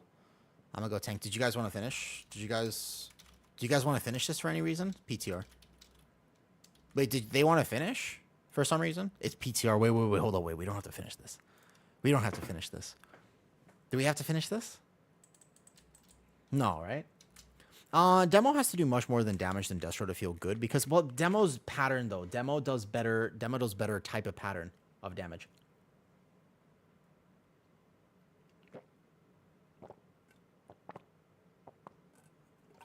One of the things that people don't understand about how DPS works is that consistent damage, way more important. Consistent damage is significantly better than just having damage on big cooldowns. Way more important. Demos to do much more damage. Yeah. Oh, hello there. Yo, good morning. How's PTR today? Carlos, you can always race change, or if you really want to level a new character, everything should be Dwarf. Yeah, Dwarf is like so much more powerful this season. Dwarf is significantly more. You can DPS if you want. I'll show you. There's like a few here, I think, but I think there is a route here. What's up, Krim? How's it going? All right. It was fun to test Warlock. It was actually pretty fun. Let's go ahead and log over here, though. DPS on Havoc, then. All good. Dude, hold on. I'm trying to pull my penguin out of my chair. Look at this. This guy right here, Fucking awesome penguin. This is a legitimate penguin right now. Are there comp predictions in this? Oh, there's a lot of comp predictions. Fucking yes. This is just that close. I think that meta healers are weirdly close. This is my penguin. This is my penguin. I need more salt. And here we go. Try Havoc then. Try Havoc. Go Havoc. We can go 12 here. I'll show you. Okay, so leave Potty under Warlock. And I'll go like this. So Shadow and stuff, it tanks at like half of the third DPS overall to slightly more than half on average. I think that tank damage... Honestly, if they just buffed all tanks, it wouldn't be a problem though. Like, even if it's not... Whether they should or should not is irrelevant. Imagine... let me ask you a question. Okay, do you want me to tank on Demon Hunter? Let me ask you a question. I'm going to tank Halls of Atonement right now. Should I tank Demon Hunter, Death Knight, Paladin, Druid, Warrior, or Brewmaster? There are 6 tanks. Choose for me. Choose for me. I could play any of the 6 tanks right now. I just need people to choose for me. Druid or Paladin. Poll. All right? Which tank to play next? I will literally anything. Warrior, Pally, yeah, Demon Hunter, Druid, DK, etc. Boom. You have 1 minute to decide. Cool. Please play Evoker. I think we have a healer in the group already. I think there is a healer though. A Blood DK? I don't mind playing whatever. Blood DK would have an okay time with Dancing Rune Weapon up in Halls of Atonement. I'd have a little bit of a tough time potentially, but could play Blood DK.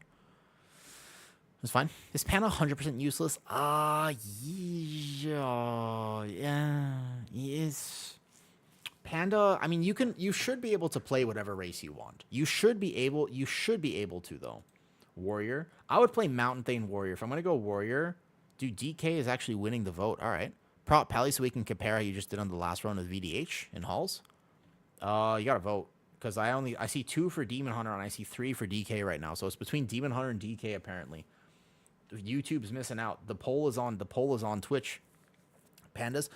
Yeah, you got to vote. Go for it. Okay, 1 on Pally, 3. I have like a whole mix here. All right, DK 1. I'm playing DK apparently. Keep in mind that I'm not exactly the best DK, but I'll play DK, sure. You know what would feel really good for this dungeon? Abomination Limb. Rest in peace. Big rip for Abomination Limb. Because that would feel amazing in this dungeon. Undead Priest. What do you think about Brew next season? Honestly, Brew's in a very good spot, though. I know. You see the vote? It's okay. DK won by a landslide. Okay. Like I said, DK actually doesn't do that bad in AoE. The damage on DK, if we look over here, DK doesn't do that bad in AoE.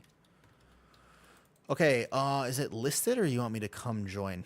Tazavesh Gambit. Let's do... So we were going to do Halls of Atonement, which is not exactly the easiest dungeon for DK, in fact. DK has to game Halls of Atonement quite a bit. If I'm going to play DK in Halls, it's going to be a pretty tough DK dungeon to do. DK feels pretty smooth. The only thing with my DK is that all my stats are wrong. Like, my stats are so wrong on DK because I didn't craft any gear. A warrior? A Fury Warrior? Should we take a Fury Warrior? Bet. And then I think he said he wanted to come on his Havoc, right? There was Havoc and... I'll stop. You want to come? Dude, let's take a Fury Warrior. Bet. Content. He had Deserter. That's okay. Everybody has Deserter on PTR. Right now, the thing is bugged, and literally everyone is a Deserter. It's a failed system for sure. What's up, Woo? Yo, what's up, Saint? Playing DK. I was just giving him crap. I know. I don't know about the Deserter system next season. I'm worried about it. I'm really worried about it, to be honest, though. Goes pretty well. Things are going good today, overall. Maybe I'm a bit tired. I'm a bit stressed, because a few days from now, I got to do all the stuff I've been dreading to do. I've been procrastinating it forever, man. I've been struggling a little bit, but obviously, overall good. Pretty much. That's where it's at. Okay, we got a last DPS specialization. A Destro Warlock. Destro Warlock technically has no bearing in this comp whatsoever. But we could take him. Should we take a Destro Warlock and see what happens? Last run, me and S-Priest was giving you all PIs. Okay, I got 1 PI. Oh, Pekko wants to come? Bro, no. Oh, fuck. All right, Pekko. Come on, bring him. You playing Affliction? All right, bet. Pekko wants to come. You guys, do you guys know how to play Havoc and stuff? If Pekko wants to come, I'll take him. But you guys, are you sure? Are you fucking sure? Pecco's here now. You know that you know who that is. All right, here we go. What's up, Pecco? Hey, Pecco. All right, let's go. Here we go. That is what it is. All right, now I kind of want to play a tank, man. You had 5 minutes on PI. Well, all right. Well, okay. I would have done a little bit less damage then. I thought I was doing good. Now apparently it's not even. I wasn't even doing that good. Uh-oh. Here we go. This is it now. Pecco's in this key. So that means I pull safe, right? Because otherwise there's like a chance that we die. I will prove to you that Fury is meta. No chance you're going to prove to anybody that Fury is meta. This warrior was like, I'm going to prove that Fury is meta. I don't think so, man. I don't think it's going to happen. Do I have Halls of Atonement? Did I just get it? I think I missed Halls. Let me just make sure I have it here. And it always sucks when you do this, though. 5 target pulls only. Honestly, though, kind of. Like, yeah, you kind of do that, though. Like, I'm no joke. Yes. You would actually pull small with this type of comp here. Except that Affliction likes big AoE. Okay, hold up. Where is my hull? So this is the key right here. We have... Just make sure I have the key. And then 12. We'll just go 12 right here. Best. Is he Bulgarian? Is that actually where he's from? I didn't know that was where he was from then. Damn, I'm not a very good blood DK, but I want to try to impress now.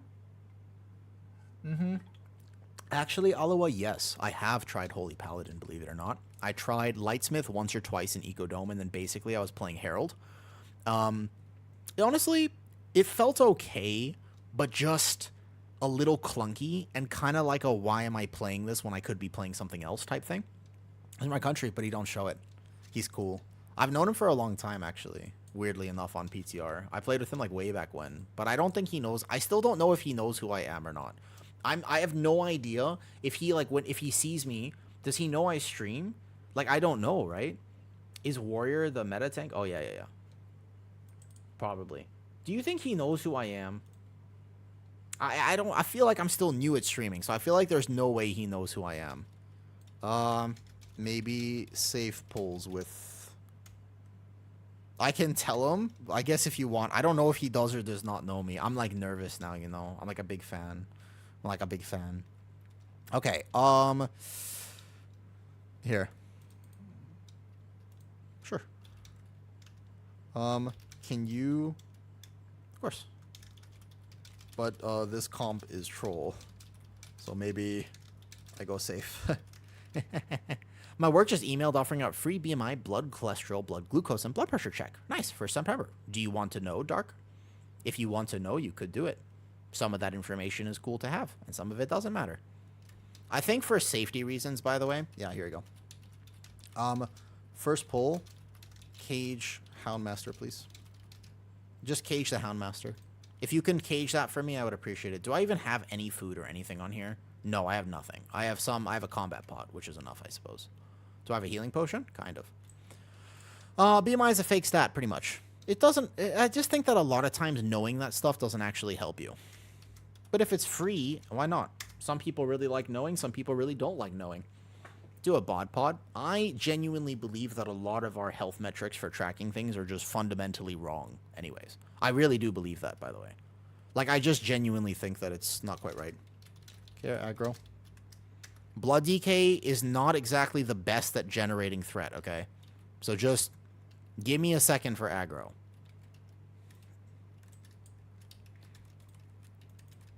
Can you CC? CC? Okay, we're just pulling it then. That's fine. I'm going to turn and run. Okay, I kind of thought we were going to CC that. I asked the Demon Hunter if he could do it for me, but that's okay. I'm going to make it work anyways. The hardest thing about playing Blood DK is A, making sure that people don't do what they just did there and just wait for threat. Because that'll happen, and now we're going to die. I might be able to actually parry enough of these bleeds just to live this, but probably not. Yeah, I figured. Okay, hold up. I asked him in a whisper if he could... I'm going to die here, by the way, for sure, because there's no way I live this at this point. Okay, just maybe we reset this. There's no way I live this. I have 17 stacks of the bleed. Wait a second, is Blood DK fucking meta? Holy shit. Okay, hold up. Blood DK meta? Bro, I'm alive, actually. Okay. Okay. Wait for aggro. And please cage. Houndmaster. Hey, man. I did 7 million HPS on myself there. I lived that for quite some time. I lived like 18. I lived like 20 plus stacks of the bleed there. Yeah, we just reset real fast. Bro, I... oh, ooh. I was like, I'm dead. I'm like, I'm alive. I was like, I'm dead. I was like, I'm alive. I was like, oh no, I'm dead. I was like, oh wait a second, I'm alive. Bro, that was insane. Those death strikes were juicy. Those death strikes were juicy. How hard is it? It's pretty hard to play. I would say Blood DK is not friendly to play. I'll tell you that much. Blood DK is not easy to play, for sure. Yeah. Blood DK is not easy. It's hard to do. But if you play it, it's just very fun to play, to be honest, though. Here we go.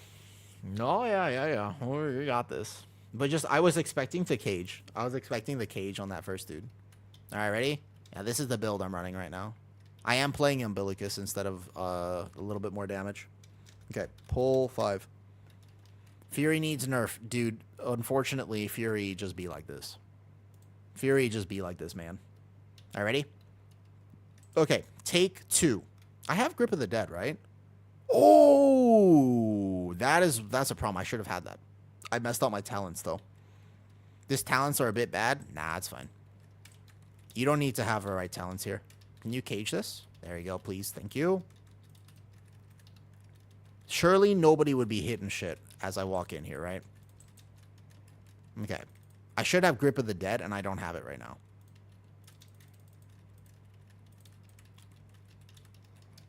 So we want to pop aggro like this. Boom.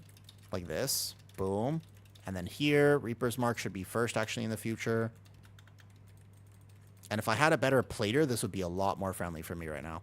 But see how Blood DK... So I didn't actually refresh my bleed stacks there. Blood DK is a parry tank. When I have Dancing Rune Weapon up, I will actually be able to tank these dogs, which is pretty cool. But I definitely am playing a very wrong talent, so each of these dog pulls is going to be quite hard for me. In particular, I need people to help me kite, and we have nothing. I need Grip of the Dead, probably, in order to live this. Maybe I Dancing Rune Weapon, and I'll live anyways. Like, I didn't proc Purg because I can actually tank, technically speaking, on a 12, many of these bleed stacks. Like, I'm actually technically alive right now, which is hilarious. I borderline shouldn't be. But yeah, you have a lot of parry, but that doesn't necessarily guarantee that you will not take the bleed. Yo, I think, very potentially, that Fury Warrior does not need another nerf. I think it needs a buff. I don't know if you guys are seeing what I'm seeing, but I feel like Fury Warrior could use a buff. Also important to know that my Havoc is not a main Havoc. He was the tank in the last run. I just wanted to show him how to pull some of this extra stuff here.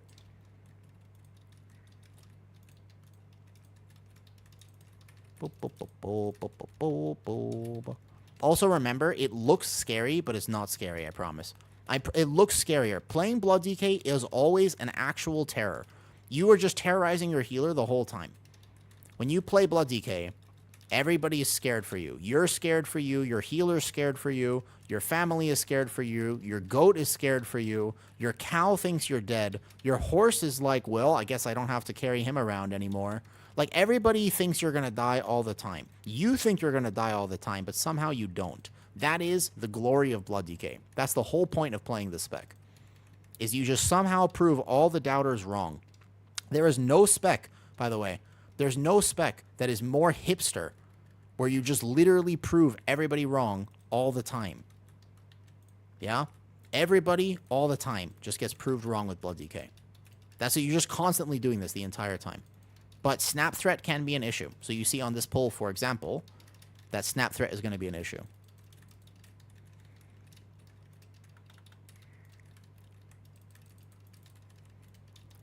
Okay, nice kick on the Loyal Beast. Nice job. And you can see how I'm actually parrying so many of these bleeds, so I'm able to just stay in here, even though I have a bunch of these stacks. Give or take, my stacks are starting to get real high now. So what I have to do is I have to stun one of these. Give or take, hope something helps me kite. But see how we have nothing to help me kite in this key, so I am literally actually on my own here. Just big death strikes then, big death strikes. I have 12 stacks of the bleed, The second that this pull expires, I'm probably going to die. Big death strikes. Huge death strikes. Big tick here. One more. Fair. I need to grab this mob. Death strike. Oh, nice. Okay. Death Knight, the soon-to-be dead knight. Honestly, it feels like that when you play this. It does really feel like that, though. You're not wrong. You're not wrong. Now, hopefully people just wait for me to settle in here. Gathering is the hardest part of playing Blood DK. You need to get really good at gathering. Because right now, for example, like, A, I need my team to just give me a second. But also, B, I'm pretty immortal. Like, I am responsible, and that's the one nice thing about this, right? Is that I'm pretty responsible for just taking care of myself. So, like, if my healer dies here, for example, my team might die, but I'll be fine. Like nothing, like, I'll actually be okay, which is awesome. That's, like, the best part about playing Blood DK, is just how I'm responsible for myself, and it's all on me. That part feels actually kind of nice. I like being independent as a tank. I don't like depending on my team, or, like, not understanding if this is going to work or not work, etc., right? So, personally, I actually like that part of Blood DK. I like how independent it feels. I like how, even though it's, like, very, very lock-in type tank, like, if you miss a global, you're dead, etc., no other tank could actually tank as many bleed stacks as I've been tanking this dungeon without proccing cheat. Like, it's just pretty... It just has its niches. It's basically very fun in this level of key. It's less fun in hierarchies. That's when it really starts to struggle more. But as you can see, I mean, like, the damage is very solid here. Kept saying and pray I don't die. I mean, that is actually playing Blood DK, though. Most of Blood DK is just saying, I hope I don't die. That is actually, that's like a lot of it there. It's a huge part of playing Blood DK right now is just actually saying, I hope I don't die. It's a gigantic part of this tank. So help me kite here, please, for the love of God. I don't need help kiting. Because this is going to be a lot of bleeds here on me. Also, remember, Blood DK can be Dwarf. I am not currently Dwarf. If I obviously wanted to play this for a season, I would be Dwarf. We don't want those little ones. So we kick this first Loyal Beast. I'm at 6 stacks of the bleed. Can anybody help me kite? Yeah, a little bit, though. There you go. And then I just have to kite out. And I bring one of the Houndmasters to me so that I can make sure, A, I get this kick. And yeah, you just reset your bleeds. And then your healer never has to worry about you. Your healer should not be responsible for you on these pulls. Your healer actually is not responsible for you as a tank on these pulls. But Grip of the Dead would make a big difference, especially because that cast almost went off in the back. There you go, and I just kind of reset a little bit. Nice little slow there, perfect. Can Kultiran be fine? No, honestly, you should just be a Dwarf. You're going to have there's a lot of bleeds. There's bleeds in Dawnbreaker. There are bleeds in this key. There are magic effects in Arakara. There are poisons in Arakara. There are so many uses for Dwarf right now that I think that Dwarf is honestly a much, much, much better play. I strongly, highly recommend that you just accept the fact that you should be a Dwarf this season. Maybe they nerf things before the season goes live, like possibly, you know? Look, I'm a, you know me, I'm a furry, so I want to tell you that Volpera would be fine. And technically speaking, you can make it work, but it is much harder to make work. There's no way that cast goes off. I actually was kind of sure that that would not happen, because I was going to send my kick on the other thing. So I'm going to die here probably. Maybe I just have to face tank this. My Purg technically hasn't procced it. That was actually, oh, that's a problem though. I need a Death Strike. I can maybe just Death Strike this. I might be able to. Only Blood DK could do what I'm doing right now, though. Only Blood DK can do this. No other tank can do this, by the way. Every other tank is just instantly dead here. Blood DK can Death Strike this enough. Like, I can live this there. 22 bleed stacks, by the way. 22 bleed stacks there. Blood DK can live. No one else is living. All right, so we want to pull all this together, give or take. Just wait for a second for that pat. And you would give me a second for aggro. And again, Blood DK actually does fairly decent damage, too. Okay, I'm going to save my kick for the Houndmaster, then I won't kick anything else.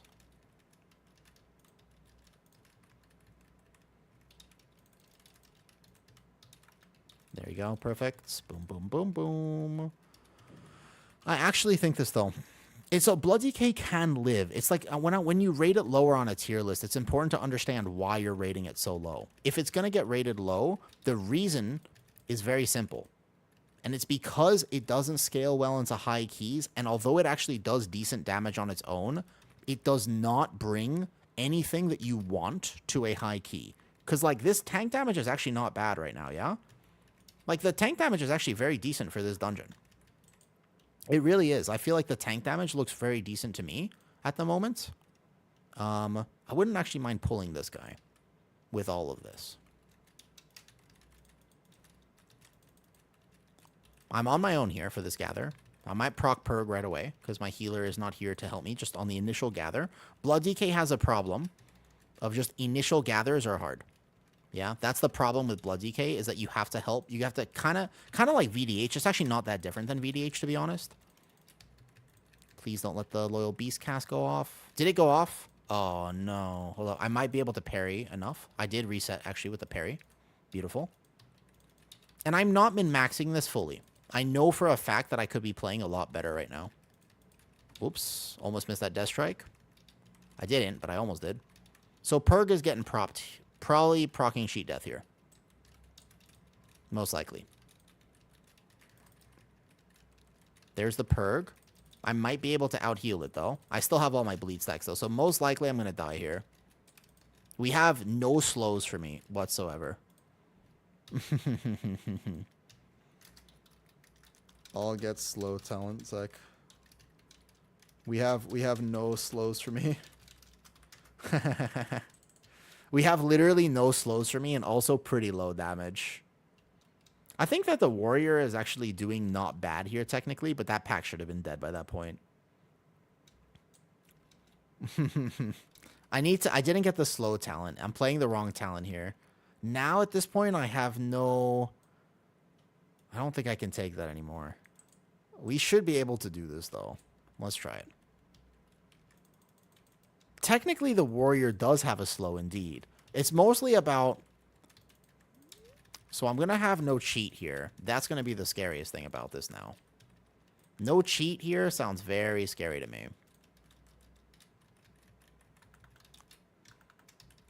Uh-oh, healer's dead. Depends how many of these bleeds I parry. Because I'm backpedaling, and technically I should not be taking more bleeds while I backpedal. Oh, man. Oh, Okay, I bring a different tank. The only way to do this would be to play... My Blood DK feels really good. Like, it's actually not bad. I need to get a slow talent. I'm supposed to play Grip of the Dead. Forgot to talent. One sec. Watch how different it is when I have this talent. It's like so significantly different. Could we either reset or I'll go to a different tank? I could either do this or just go to a different tank. I don't mind either, to be honest, though. Nah, it's fine. Nah, it's fine. It's fine. It's easy pull. Just press defensive. Honestly, it's an easy pull, to be honest. Okay. You want to just reset fast? This will be so much better when I have this talent. Now that I have this talent, it won't be a problem. Just reset fast real quick. I don't mind playing my Blood DK for an actual dungeon, or I can play VDH. I don't mind either, to be honest. VDH would also be just fine here. I'll bring VDH or something. I think that either VDH... Okay, if not VDH, what would I play? I bring VDH or Pally, probably. I don't mind that route, and Blood DK did actually feel pretty damn good.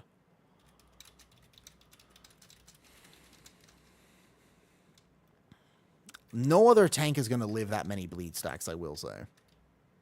Hold up. Let me pass lead to...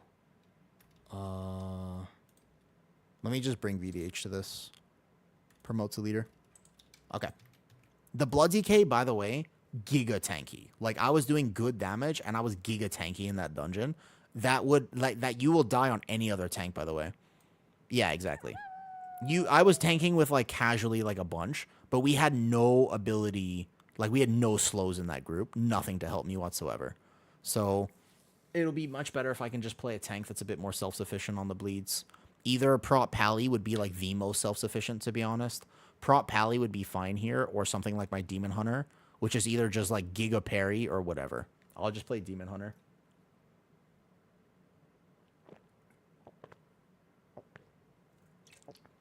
Good morning, Ariana. How's it going today? Blizzard discount race change when they announce midnight. I think they should put a discount before every season. Personally, Payne, I think that Blizz should put a discount before every season. I think that would be really good. If they just casually discounted for every, like at the beginning of every season, because I might need to actually buy a race change for my warrior if I want to play warrior. That would help a lot. All right, here, invite me. There you are. Did he log over? Did we lose Petco? Probably. Yeah, that makes sense. So the problem with there is, like, we had no one to slow. I think we have, like, technically Havoc can slow or something like that. But I'll play VDH here. Would be better. I like my damage buffs as well, but female dwarf. I think female dwarves are pretty attractive. I don't mind looking at female dwarves. They work for me. Instead of on 14, we can just do it on 12. That's fine. I think I did it on 14 earlier, right? Oh, we did it on 14, but the problem was we had deaths on the third boss. That's right. And I need more salt. Definitely more salt here. Salty, salty, salty. Bam, ba, ba, ba, ba, ba. I gotta go, Aji. Okay.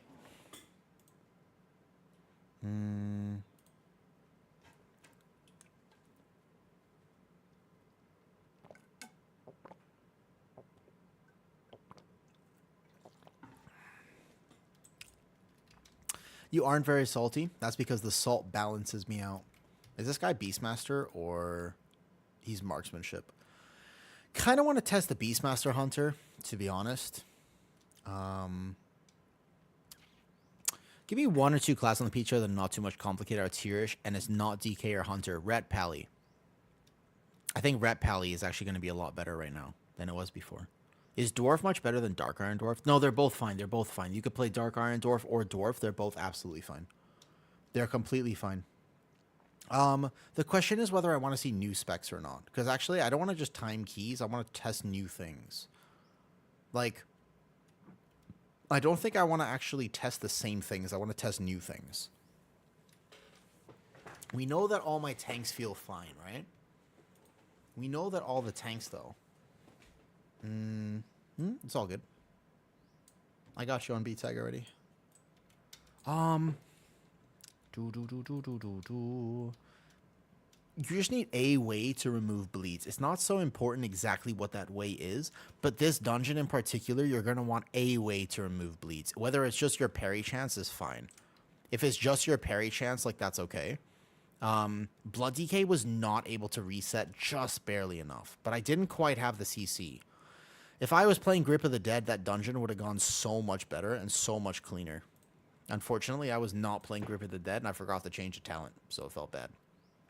Okay, let's see some new specs. There's an Ellie Shami, a Frost DK, and a Havoc. We could play this Havoc and see how they feel. I know that Havoc's really good, but there's a lot of Havocs that don't get to show the full value of the spec. So I'm debating on what I want to do next. What time is it anyways? What am I eating for dinner? And I want ice cream today. I just feel all sorts of stuff.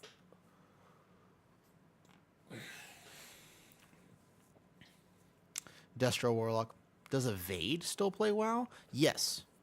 I think Evade still plays. Yeah, I think so. I believe so, yeah. Doesn't he? I don't think I've ever caught his stream before. But I do know that he plays because people still mention him a lot. People still mention him, so yes. Does race really matter that much? Zoomers, I would love to tell you that the answer is no, but the answer is yes. Race does matter this season because specifically they have made it so that there's a lot of necrotic effects on tanks. There's a lot of necrotic effects on tanks. There's a lot of bleeds on tanks. There's a lot of extra stuff on tanks. So the answer to your question is unfortunately yes. I actually do think that it matters a ton, unfortunately. If that makes sense. It shouldn't. Like, I wish it didn't, but just like this season where you kind of had to be, like, you sort of had to be a night elf this season because of the way that dungeons were worked, though. No, so, Brew, you would have a better time being a dwarf. Can you play your Volpera? Absolutely. But you're gonna notice that some of the times you feel very scared on a brew are when there are heavy bleed damages. So unlucky dodges in Halls of Atonement, you're gonna have to kite more. Whereas if you were a dwarf, you could press your dwarf racial on every dog pull. If you were, you can Ring of Peace and kite. You know, you have other options. You don't have to play it technically. You technically don't have to play it. Also, that Fury was doing his very best. He wasn't doing that bad technically, and I don't think he was missing a ton of globals either. Destro Warlock. Didn't I already take one? Yeah, I did. Right outside the dungeons. They can't time. A Havoc. His name is literally Demon Hunter. All right, bet. Just take him. Okay. So I was supposed to level my jewel crafting, but I don't think I actually got to do that at all. I want to browse your goods. You have to buy like this brain thing. You have to buy this thing. You have to buy this thing in particular. You have to buy this thing and the brain thing, and then you want to buy all the jewel crafting goods and stuff like this. Jewel crafting goods. There you go. If you want to actually craft all your own items on PTR, you just have to click a whole bunch of stuff. Reminder, by the way, I am not here tomorrow. I am going to be doing a photo shoot tomorrow. I will be back on Saturday. And then the hard things begin. Oh, man. I am not looking forward to this. I'm so worried. I'm so scared. Not scared. Oh, man, I have to go do all this stuff. I'm really not into it, but I have no choice. Living in a foreign country is super cool. Dealing with visa stuff, not as cool. Not as cool to deal with visa stuff trying to live in a foreign country. I wish that I did not have to. It'd be very nice. It'd be very nice. Give me like a second. I'm actually going to craft. I don't think it'll take me that long because I know how to do this now. You just click real fast. You got to buy all the stuff that you want, but otherwise you just click super fast. The faster you click, the less angry people are when they do this, though. You just click, just go do. You can technically, I'm sure every race will be viable, but you will have a better time in the season if you play the things that you want to play. Like if you play, hold up, we want a Missive, Firelash. I think we only bought one before. What dungeon's going to be up after the ones? It should be Floodgate Priory. It should be like, what did they say it was? Floodgate Priory, like the War Within Dungeons plus Ecodome. That should be the next thing that's on right now. Not sure if that's 100% true, but that's what should happen, I think. Then we want to go over here. We want to get one of these jeweler's boxes. Arakara and Dawn. Yeah, it should be all 4 of those plus the Ecodome. That should be what happens. Earthern. This one.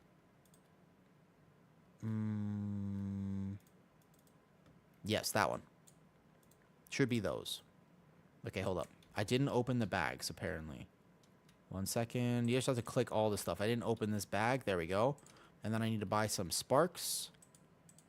And this one, spark here. There we go. I hate Priory. Do you hate Priory? First of all, Disney Tank is a great name. That's like an excellent name. 1 second. Almost done. Okay, so we go spark this. Boom. We go like this. And we go here. And click this. Boom. Done. Nice. Craft 2 of these. Cool. Create all. Easy. Oh, that's an amulet. Hold on. We want to create 2 rings now. Perfect. And then one of these rings like this. Like this. Excellent. Now we're good. Now we actually have the right stats on my gear, which would help a little bit. Because I was missing this before. Be right there. I think that Priory is okay, but I think that there's 2 different ways. Priory takes. Here's my take on Priory. There's a way to tank Priory that actually helps a lot. Like, there is specifically a few ways to do Priory, and I think that people do it wrong. Like, with respect, I feel like people do it wrong. There are so many different ways to pull it. There's a high key strat and a low key strat. Just do the low key strat. The low key strat for Priory is so much better, man. Like, basically, the high key strat is you avoid all footmen. The high key strat, or the lower key strat is you intentionally pull footmen. And I swear that's, like, so much better to do. Like, you're going to have so much of an easier time if you do that, actually. It's Squeezeeks. Thanks for the sub. Squeezeeks. I appreciate that. I can't tell if your name is Excuse Me or, like, Exquisite. I have no idea in what direction you've tried to go on with your name here. Okay, so now I have actually a lot of haste, which will feel much nicer. It's not needed, but it'll feel nice at the very least. I have been rambling today for sure, because last night I didn't sleep as much as I was supposed to sleep. You ever have those nights where you're like, oh, you know what I should do? I should sleep. And then you realize you're like, whoops, that did not go according to plan. You know what I'm talking about? That's how I feel right now. Your commentary and videos help you a lot. I'm glad you like them. I'm really happy that people like them. It's kind of one of those things where I'm like, at one point, I didn't think I would upload anything to YouTube. I was like, why would I upload things to YouTube? And then I started it, and now people like it, and I was like, oh, thank you. All right, ready? Let's go. Ready? Let's just do a 13. Why not? This is what I have on my bags right now.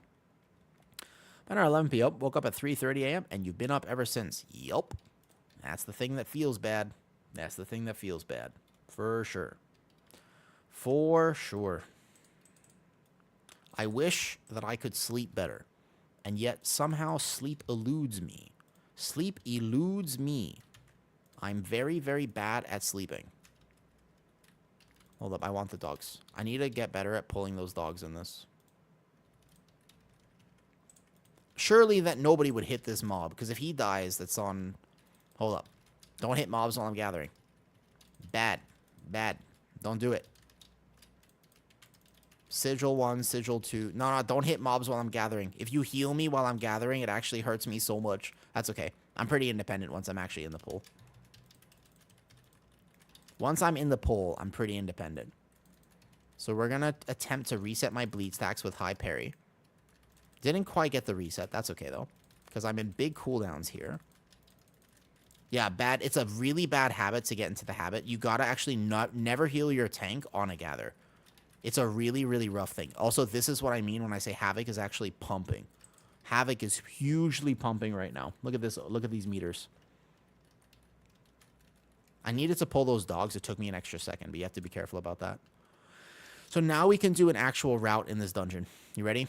Where basically I go over here, can just send my Reaver's Glaive. We go here, boom, here, and you pull this. Do we retrap that Houndmaster? Oh, I didn't actually want to do that. That makes it harder, not easier. Sigil of Chains. Oh, man, I just wish people would wait for aggro. I just wish people would wait for aggro, man. No, Arcane is fine, actually. They barely touched Arcane. You just still have good Arcane mages and bad Arcane mages. I wish people would just wait for aggro. God damn it. Honestly, this pull gets so messed up because they're supposed to only hit me, and that means that they'll funnel in close enough for me to sigil. Nah, now there's like 3 casters all over the place. Just wait for aggro. It's not that hard. It's not that hard. Wait aggro. Just wait. Just wait. Just all you got to do is wait like 2 seconds. It's really not that hard. It's so easy, in fact. You know what I mean? You have a Hunter, you could use Misdirection. So when, yeah, technically he could use Misdirection. But, like, it's not that hard, man. Just give the tank, like, 2 seconds to actually set up a pull. If he's leaping, don't hit anything yet. Just don't hit anything yet, man. Yeah, it's super easy. Super easy. You can pain sup your tank. You can pain sup the tank, but you can't heal, like, direct heal too much. I will gather super fast on a Demon Hunter. But this pull gets, like, all sorts of messed up. Okay, alright. What happened was that I think we had somebody who was definitely hitting way earlier. Also, remember, just because when I play Misdirect Macro on your tank, it's not, well, Misdirect is an 8-second cooldown, though. So if you are hitting things way too early, you can still, just because you have Misdirect, you shouldn't be worried about aggro, but it might still happen. All right, ready? Let's do a big pull. Let's do a big pull here. Ready? So we're going to go in. We're going to do all of this. I don't quite have my sigils, but I do have meta. And then we want to make sure that I'm going to have max parry up. This should be okay, technically. As long as people do not rip threat from me. Because I can, yeah, so I max parry the bleeds already. We already have a death somewhere. Not sure where that death came from. Sigil of Chains them all together. Boom. Sigil of Silence them all together. We can go back in here with max parry up. We just go like this, boom. Demon Hunter feels, honestly, like of all the tanks I've played in this particular dungeon, Demon Hunter probably feels the best. You have so many options of how to deal with these mechanics. Like a ton of options. So we're just going to reposition over here. I've reset my bleed stacks, but I do not have max parry up now because this pull got very messed up. I'll have to check how people are dying. If this cast goes off, I'm dead. This is definitely cheat death, and then I'm dead. This is going to be tough. I might actually be able to live. Oh my god, I lived that cast too? Easy. You just have to leap away and know when's a kite. Have you done... yeah, I did a bunch of Prot Warrior. I played Mountain Thane Execute build in a 15 Gambit earlier today. I played Mountain Thane Execute. It was awesome. It was super cool. I'm assuming my healer is yeah? I think my healer is That would explain a lot. Yep, I played the Mountain Thane Execute build in a 15 Gambit. It did so much damage. It was awesome. It felt very squishy, the Execute build. The other build felt better, though. Alright, that pole lived a very long time. That was scary as hell. Alright, let's see if we can maybe grab these, because they're on my route. Did you get the drink? You are so Why are you so all the time? Is Disc Priest really just like this now? I haven't played with other Disc Priests since the change, I suppose. But I'm like really surprised that you're that Here, don't kill them yet. They're gonna run. Try not to kill them yet. Don't hit them. So I think you can pull both of these as a Demon Hunter pretty easily.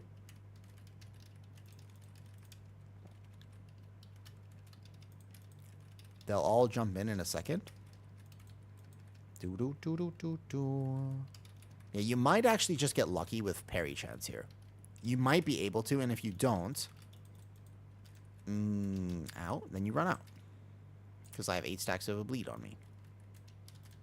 Okay, I'm dead.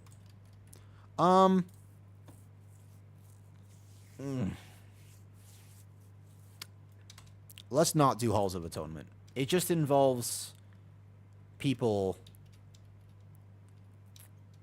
It just involves a little bit too much with the whole team. Damn, that is tough. That looks like a rough interrupt thing to me right here. How about Prot Warriors that bleeds in magic dungeons will destroy them? No, it's really not that bad of a dungeon. It's just if you're... How would I explain Halls of Atonement? Okay, let me be honest. If your DPS are bad, you cannot do this dungeon. Like, if your tank is bad, you will absolutely, though, right? No, he can't dispel the curses, but honestly, people just straight not using defensives. Like, people not using defensives, nobody's helping him. He did no health potions, no nothing. Like, it's tough. It's a really tough dungeon, and it feels demoralizing to play. Especially when, like, no one is kicking any of the loyal beasts and stuff like that. Like, there's just no kicks at all.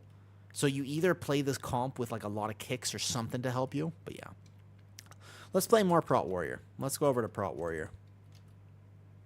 Let's go over to Prot Warrior here. I'll be marked as a Keystone Lever, though. Yeah, basically. There was early aggro and stuff like that, and it's like, whew. It's tough, man. It's tough. This dungeon is going to wreck all your pugs. I think they need to nerf this place, or change it a little bit at least.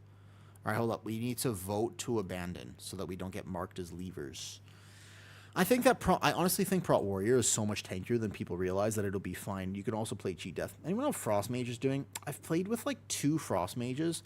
A Bomb Limb would be very nice for this, yeah.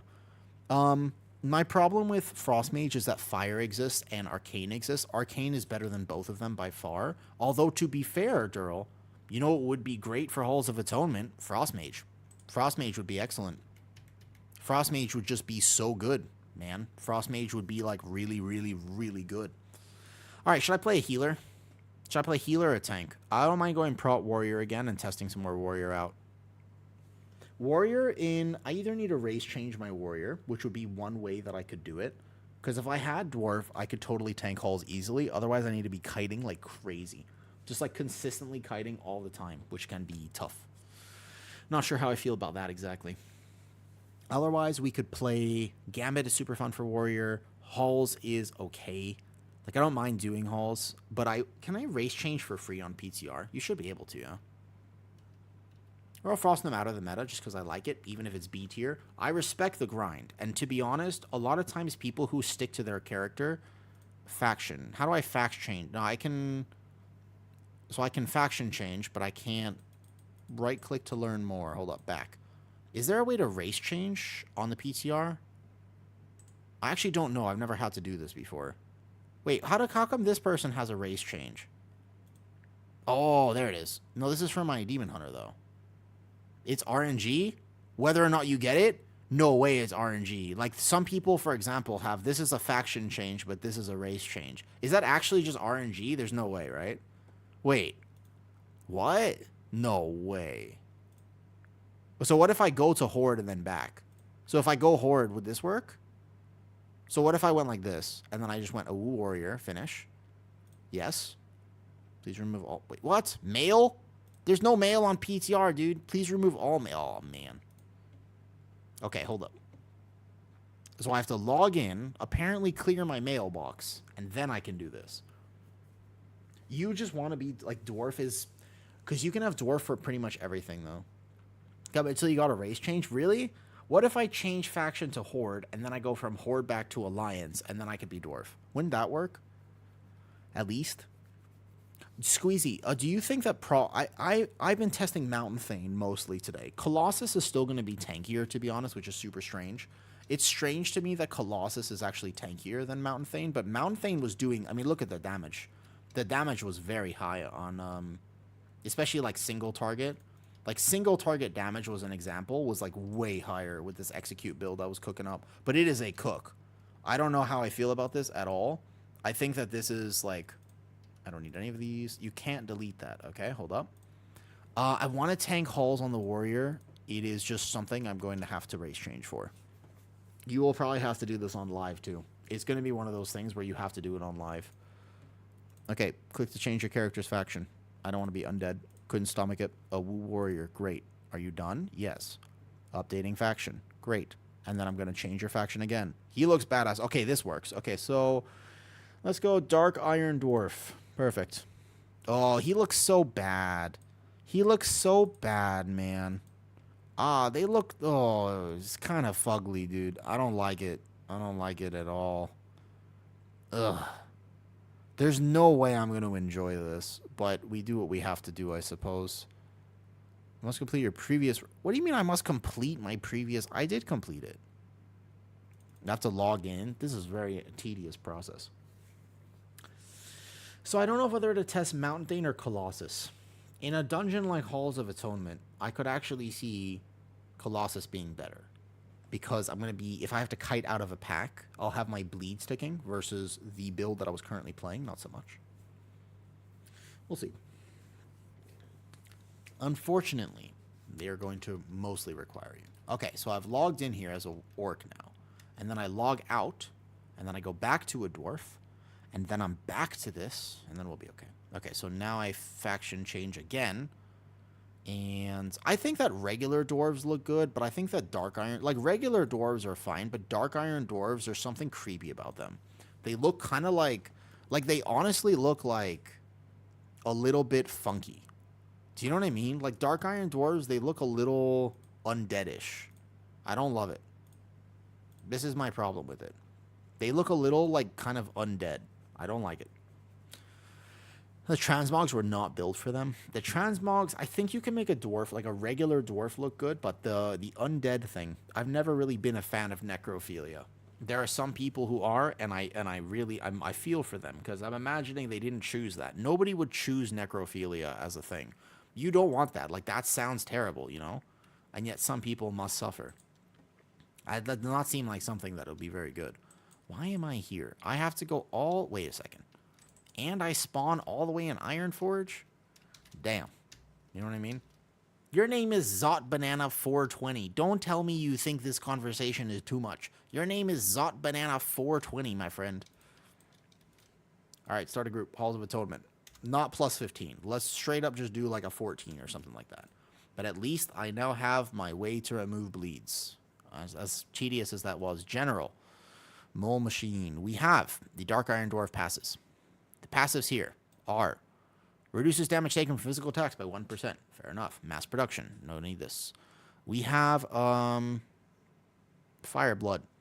This one gives me 7,000 primary stat for 8 seconds. Actually pretty decent. Pretty decent, not gonna lie. Pretty decent here. I'm gonna come. ZZZ. So Fire Blood. Bam. Put that on my bars somewhere. Is that actually all that Dark Iron Dwarf has? Is it really just 1% less fizz damage and the primary stat from this? Hold up. Wouldn't a regular dwarf be better because they straight up have 2% crit damage? Wouldn't 2% crit damage be better while indoors move 4% faster? Wait, is that it? I kind of thought that Dark Iron Dwarf had a little bit more than this. What server is this? This is PTR, Devil May Cry. It's PTR. If you like crit, yeah. Dude, Warrior plays with like 40% crit. Warrior plays very high crit. That actually, I didn't realize, I thought they still had that. Especially if you're playing the Execute. This was a cook, though. I don't know if I'm playing this build. This build was insane. This build was hilarious, though. Jam Crotic. Sure, why not? Oh, I don't know, man. This build is wild. That is actually interesting. So you could just be regular dwarf, then. I guess because you're going to get max value out of the primary stat here, which is a lot, but... Lilith, Havoc. Sure, why not? We'll just take over. This is actually a comp I really think could happen. In terms of meta prediction comps, I think this could happen, though. Yeah, I actually think that Dwarf is superior, too. I thought that Dark Iron Dwarf had something else. I never played BFA, so I actually never had Dark Iron. I don't have a Dark Iron Dwarf unlocked. I was worried that I would have to get it. Actually. Key is done, man. Fury Warrior, bet. Actually, wait a second. I'm a warrior. Never mind. Well, wait a second. Maybe an extra D curse for the healer would be good.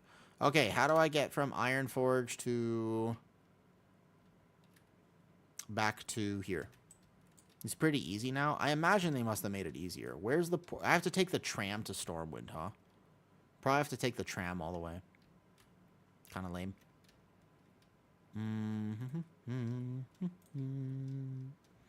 Azuna.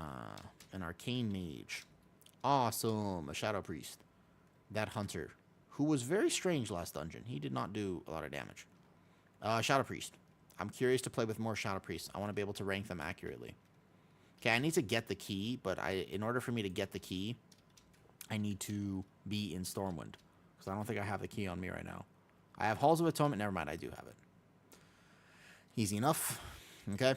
So, but how do I get there? Again, is the problem, though. I would love to check out your Mog, but first I need to actually get to Stormwind. And I'm pretty sure that I have to take the tram, which I might have to wait for. This feels so nostalgic. In a weird way, this feels kind of nostalgic, actually. I haven't taken the tram from Ironforge in a very long time.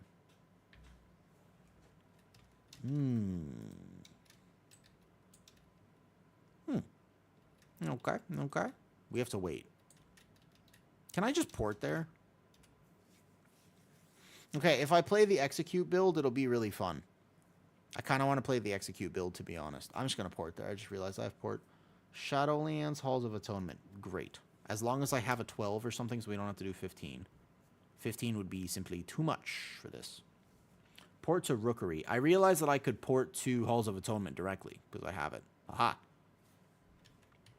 I still think that my Metacom prediction is still basically Prot Warrior, Frosty K, Havoc plus X. Because you can live this. As long as you have one way to reset bleeds, then you're fine. I just need my one Fire Blood ability. And now we're good.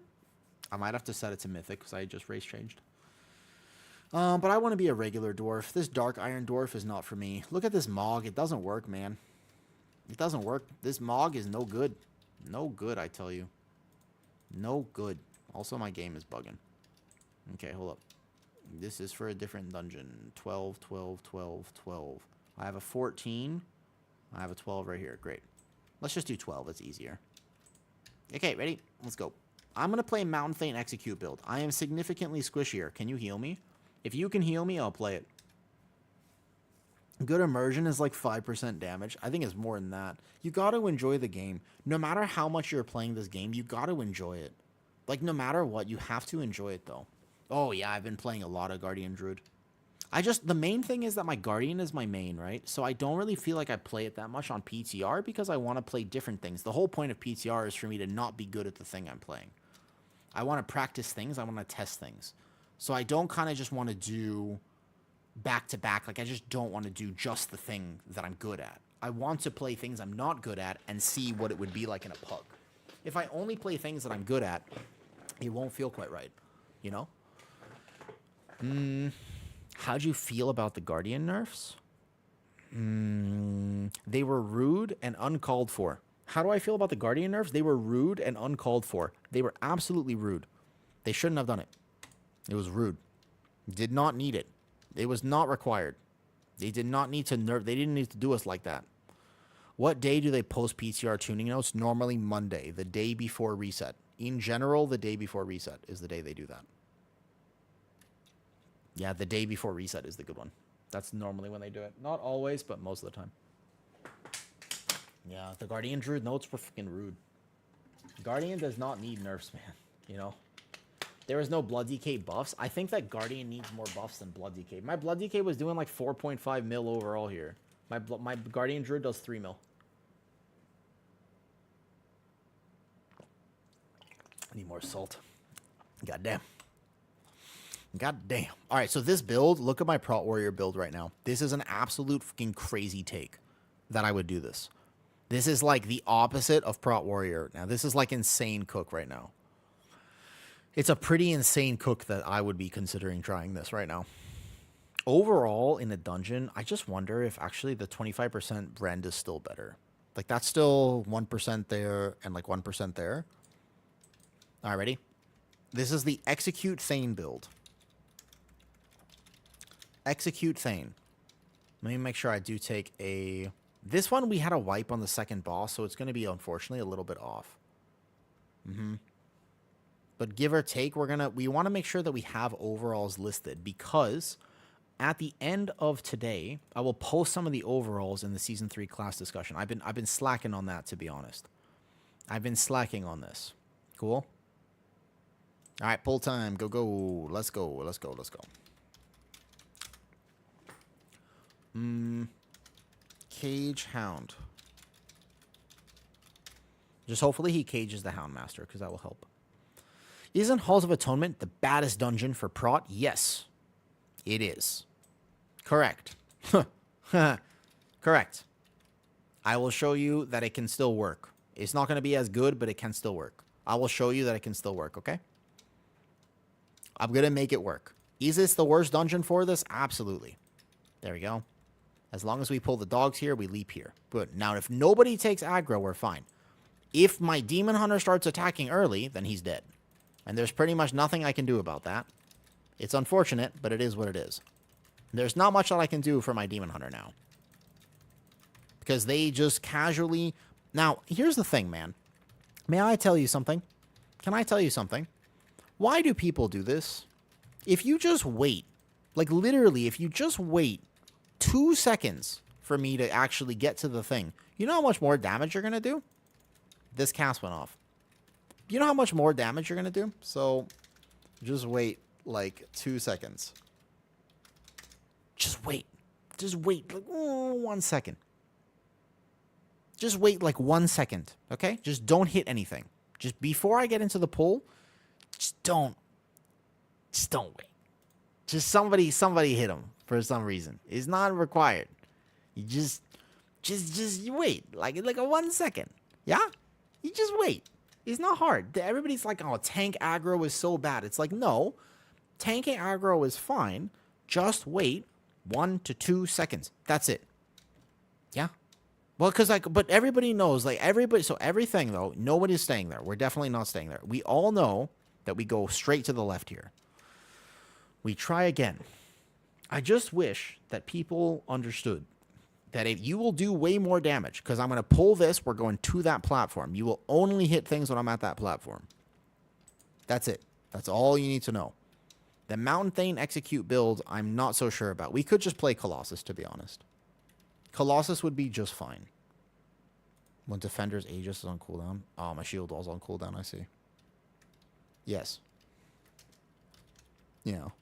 It is supposed to be imprisoned. Correct.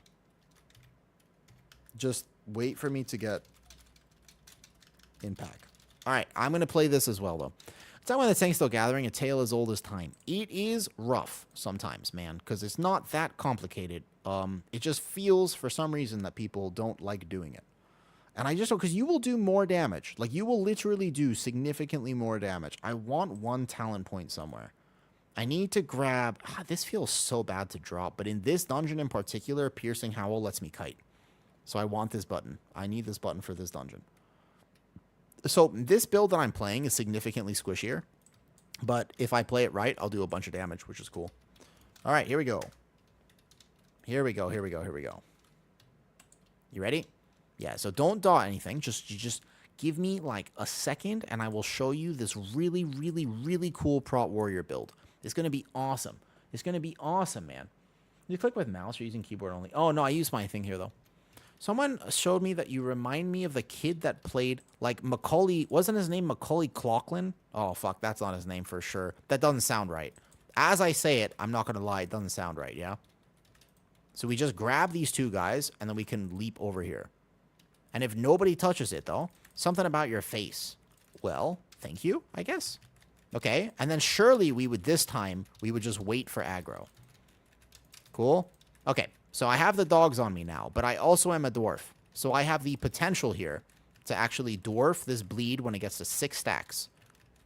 Yeah, right now. I dwarf it off, and then I'll be ready to kite now. So I'm just going to Piercing Howl and backpedal. Macaulay Culkin, I don't feel like I'm that, I'm not as resourceful, though. So I'm not as resourceful. I think that the key for this dungeon as a Prot Warrior is going to be to manage your leaps and your Piercing Howl. I think that that is ultimately the key for Prot Warrior. I think you're going to feel much better as a Prot Warrior. You need the 1 Dwarf Racial. For sure, you're going to need the 1 Dwarf Racial, but Piercing Howl is actually like an OP talent for this place.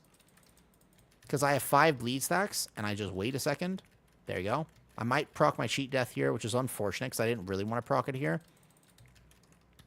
And then here we go. Now, I'm not sure how people died, because most of the damage here is on me, except that they did change these bolts to be on kind of the whole team, though. How do you currently rank the tanks? Good question, Jerome. Right now, I still think that Prot Warrior is doing very well. I think that Prot Warrior, VDH, and Brew are all 3 competitors, depending on the comp that you want to play. I won't be able to group this guy in, so maybe we just leave him here. I want to start going to the next pull, at least.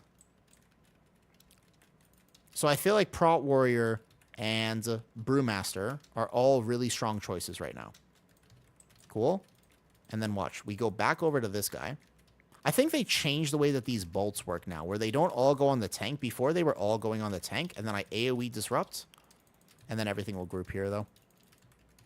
Is your tank reasoning? No problem. I'll go over it again. And again. No problem for me. I love talking tanks. I like talking to tanks. That is what I do.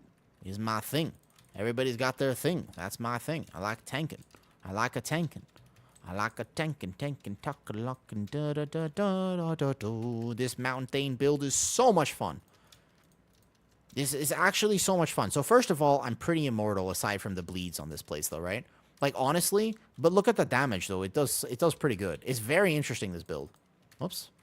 Did we trap this at one point, though? I feel like you don't need to trap this. Okay, so we're going to go here. I'm going to pull these dogs here.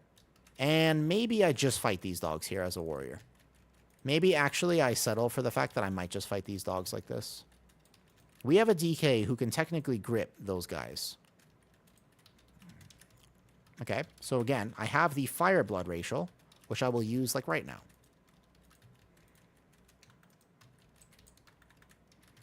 Do-do-do-do-do-do-do. Oh, they kicked it on my spell reflect. That's the saddest thing. I think the hardest part about playing warrior is when you're going to get this juicy spell reflect off, and then instead of people letting you get the juicy spell reflect off, they just kick it. That part is probably the worst part of warrior tanking right now. That's got to feel, that's got to be one of the worst parts. So piercing howl, backpedal. The piercing howl backpedal is how I would tank this dungeon on a warrior. I think it's actually like really sleeper OP tech. No joke. I think I could also pull this as a warrior tank into the next pool. There you go. Easy. Big dam. Easy enough. Easy enough here. All right, here we go. Boom. Bam. Ba-ba-ba-ba-bam. Spell reflect. Pull these guys. Big funnel. Big guys coming in. As long as people let me get aggro, then it's not a problem. Right now, it looks like people did not let me get aggro. So I'm going to come over here. I'm going to AoE taunt. Right? Stone Fist is going to knock me back, but I'll just charge right back. Boom, boom, boom. Nice, nice, nice. No one is helping me. I'm on my own. We're getting this. We're getting this. Here we go. Where's my Prez guide? If you remind me, I can try to make one soon. Because I honestly don't think the Prez guide would be that hard for me to make. I could make it pretty... Like, I can make an easy, a simple one, like, pretty easily. It wouldn't be that difficult for me. So as we come back in, we're probably procking cheap, but I would love it for the dog pull after this. Are people dying to bolts because they changed the bolts now? The bolts were hitting only the tank before, and now I think they changed it quite a bit. I see that the bolts are hitting other people, which means that these pulls get a lot more. I think it was better when they only hit the tank. I actually think this was much better when they only hit tank. I don't know about that change. That change feels really rough. Powerful swipe. Oh, shit, I got hit by that. I didn't mean to get hit by that. That's okay. Shh, you saw nothing. Bolts are hitting everything, including pets and stuff. I feel like that's kind of a lame change. I feel like it was better when they did not do that. Thunder Blast, execute. Thunder Blast, execute. Bam. This build is something else. Do-do-do-do-do-do. I think it's unintended. That would make sense to me, actually. It would make sense to me if it was kind of unintended. Okay, that was all one big chain pull. Grab some mana. So right now, the damage looks like this. Granted, few deaths, but still. Shadow Priest, man, I'm not sure. Did the bleeds get changed? I'm playing Pink Kite way less recently. I'm playing Fireblood. I'm playing the Dwarf Racial. So I have a way to reset my bleeds, but the thing on Warrior is I don't want to be pulling most of the dogs. Whereas on my other tanks, I'm going to be like, you know what I'm going to pull? I'm going to pull this whole area all together. But on my Warrior right now, the only thing I have is Fireblood. So I either kite this out, or I can stay in the pull for just long enough. And then here I'm going to choose to Piercing Howl. I did want this guy, actually. Warrior kind of wants to take these because it doesn't really hurt Warrior at all. This Stone Fist is a physical hit, so it's kind of easy for Warrior just to go back in. Take a few bleeds is no problem. It's the stacking of the bleeds. They haven't nerfed it yet. It still stacks very fast. It's just that most people are figuring out that parry tanks are simply better. It's mostly the fact that people are figuring out that parry tanks are better. I'm not going to die to this. The question is... Oh, shit, I pulled. Okay, that's fine. I was going to wait to go in here for a second, so I'm going to need to Dwarf Racial this soon. And then I'll deal with it after. Because what we're going to do here is after we get X amounts of bleeds, my options are going to be to soft kite this out as he knocks me back here. Paladin can parry. Paladin has very high parry chance, actually. So we're going to get hit. Oh, that guy moved. I was going to charge to him to reposition myself. Okay, so we Shockwave, and then basically I'm going to leap out this way. Nice, reset my bleed stacks here. Yeah, I kind of thought I wanted Halls back too. I honestly didn't remember this degenerate gameplay for tanks. I didn't remember this being as hard for tanks. Apparently it always has been, and we just forgot. Like, apparently this is nothing new, and actually this is how it always was. I just don't remember it being this bad, to be honest. Yeah, like, I just think, yeah, Paladin casually walks around with, like, 25% parry, especially if you're playing, or sorry, 50%. Paladin walks, but you also have Bubble and Dwarf as a Paladin. So Paladin is, like, bleeds are almost nothing for Pally. Your self-sustain sucks, but hopefully I am showing Warrior can live this not too bad. It's not that bad for Warrior to live this. You just need to game it.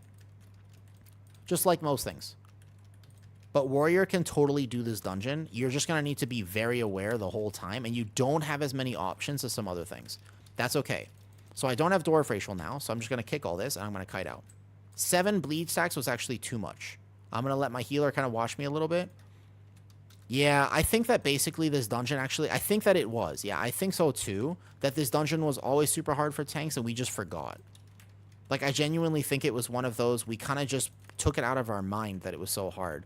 But I remember, like, some people have linked me videos of their plus 25s and plus etceteras. So you see how I just Piercing Howl and walk back? I think that Piercing Howl is not optional for this dungeon. But I think that if you have Piercing Howl, you can do this. And I'm still managing to do fair damage on my tank right now. I'm still managing to do pretty good damage, even though I have to kite this much. Okay, ready? He's drinking for a second. So we're going to double charge. Oh, I already have 4 bleed stacks. Motherfucker, how is this possible? How do I already have 4 bleed stacks? That was like insta. That was actually an instant bleed stack. Okay, so I have my Dwarf Racial here. That was insanely fast. Now, what we have here is, A, somebody will kick that cast. Okay, nobody kicks the cast. So I just leap out. I figured my DK might consider using some of his utility. He decided ultimately not to do that. I'm probably dead, and that cast really hurts. Okay, I can maybe charge back through, try to reposition. I was assuming my DK would use some... No, okay. He did not grip. Sometimes DPS DKs, man. Yeah. DK, can you grip, please? That's like kind of the reason you bring DKs for their grips. If a mob is out like that, we need the DK just to grip him in like one. He hasn't gripped a single time this dungeon. Like, actually. That's okay. That's okay. Getting a VDH. I think VDH was like so easy, man. When I played VDH in this dungeon, I didn't have to think about anything. I didn't have to think about literally anything. I did use my Dwarf Racial, though, so this is going to be a hard pull for me now. This dungeon will be hard for Warrior, but it won't be impossible. You will just do significantly less damage.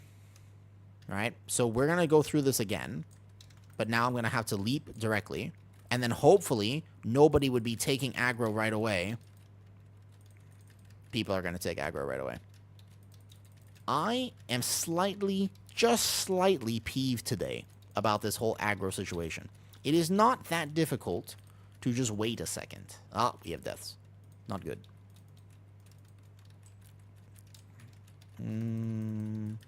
I have no sheet death. So what I do here is I go through. Nice grip. Okay. Solid. And then I'm going to reposition. I just got to use my movement abilities. One of the things about this dungeon in particular is that the movement abilities become part of how you survive as a tank. It's been a long time since that happened.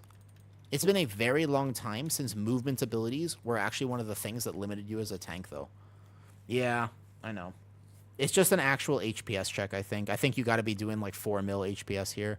I think this is like straight up just like an HPS check. Also, people can use defensives and stuff, but still. Okay, so can you play Warrior? Absolutely. If your team dies to stuff, no, not so much. How do people die there? I don't like Shadow Priest in particular. Did he? Honestly, there are also so much curses. Yeah, exactly. We don't have a lot of team help here.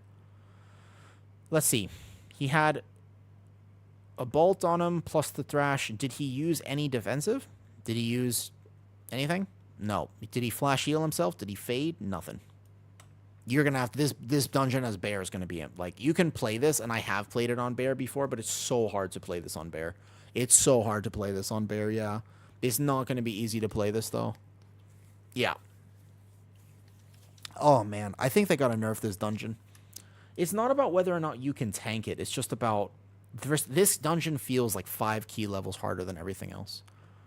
Okay, I'm gonna heal. I don't see cast it. Brad played her. It's okay. All right, here we go. We gotta vote to abandon the instance. I want to play healer.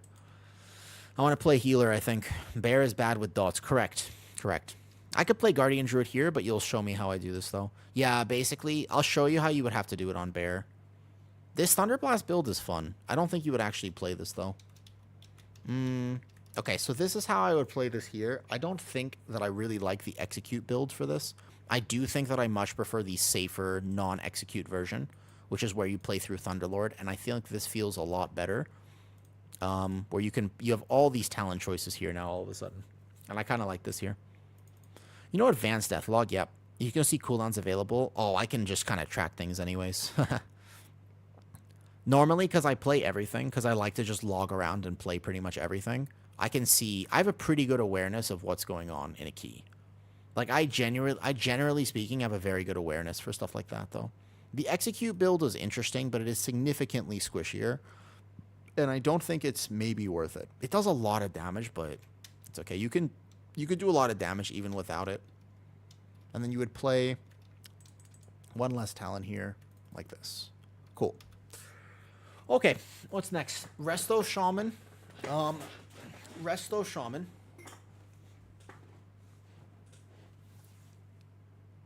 Resto Shaman, Prez Evoker, Resto Druid. Those are the 3 healers I would want to play right now. Resto Shaman, Prez Evoker, Resto Druid. Which one? Which one should I play?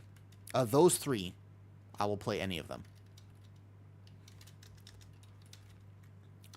Me too. I just love it when learning dungeons. That's a good point. I don't even know if I have it on PTR. Prez Evoker would be one option. Y'all can vote. Just tell me what to play. I don't feel like thinking today. Poll. I would be so okay with that, actually. Honestly, you need everybody to step up a little bit. Here we go. Question.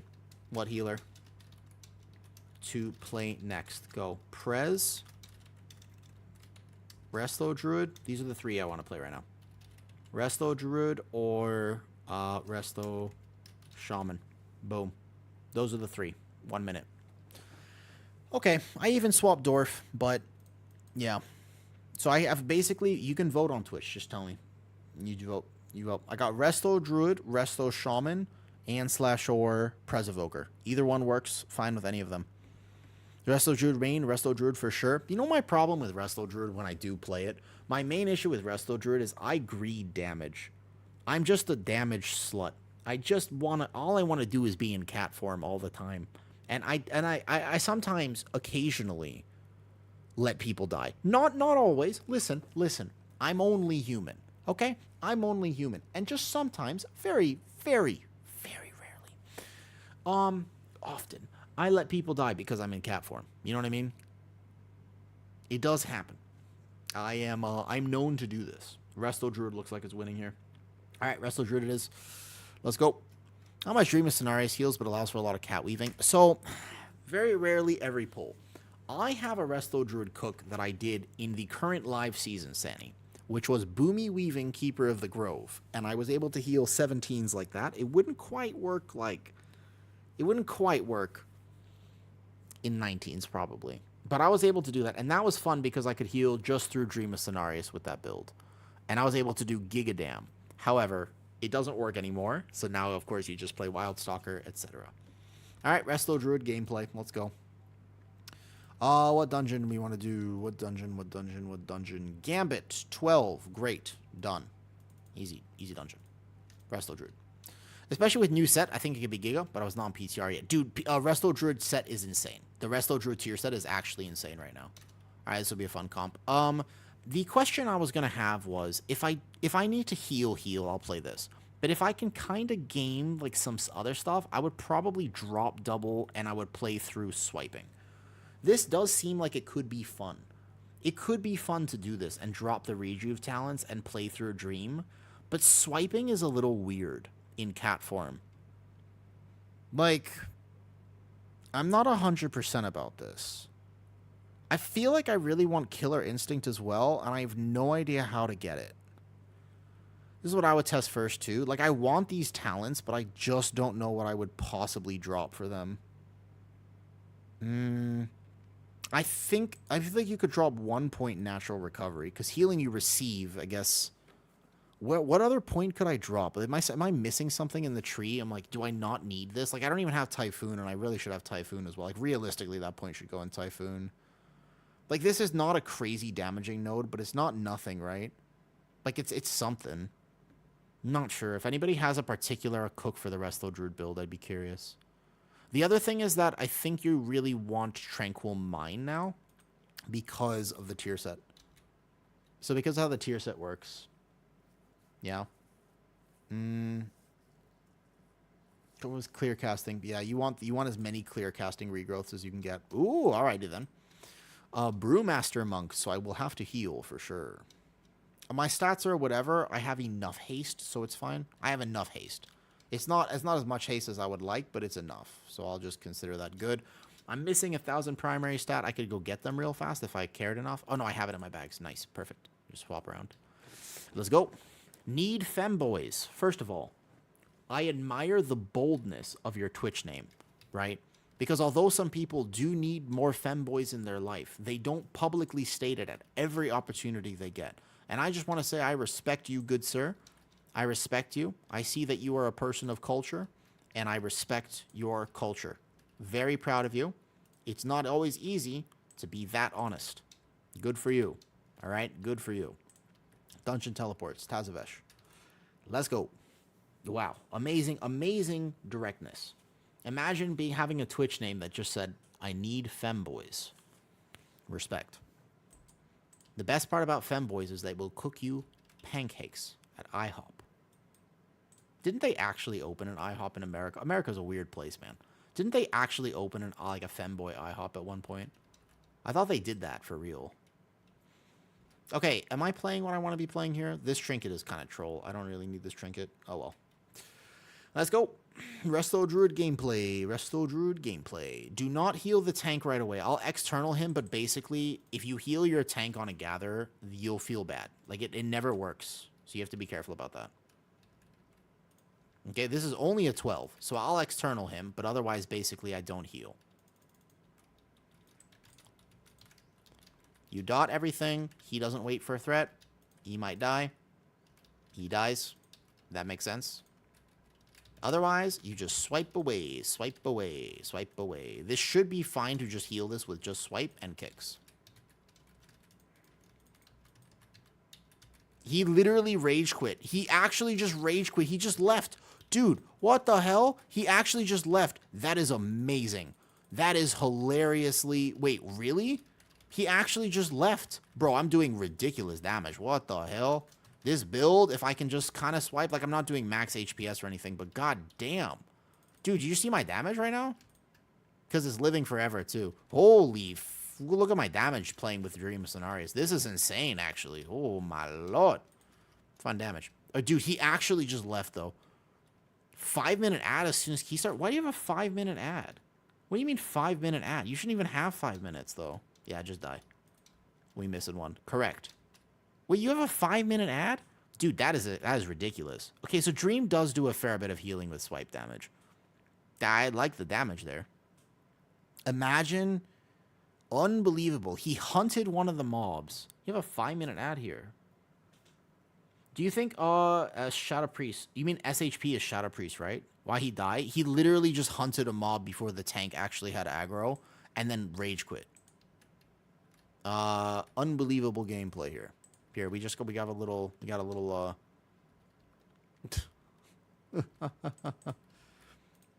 Just wait for a tank to get threat. Just wait a second for a tank to get threat, dude. Just give him a second. Why do DPS do this? Why, DPS? Why?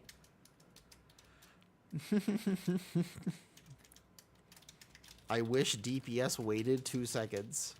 Also, okay, my Resto Druid was fucking owning there. What the hell this? What the hell? That's a lot of damage. My healing is not bad. Like, technically, HPS-wise, it's enough. I do think that Dream is probably a play there, really, though. He did. That's with respect. That's not a bad point. Would love it. It's kind of interesting. I want to see if this works.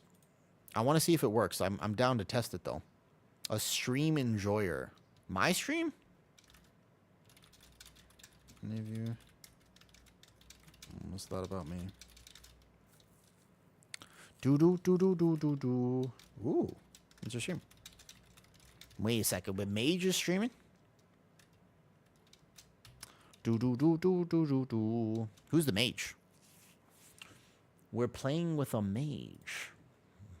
And somebody said, I like your stream, and now I am curious. Do. Ba-da-do.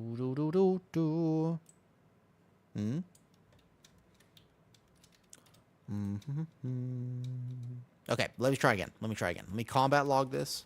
Boom.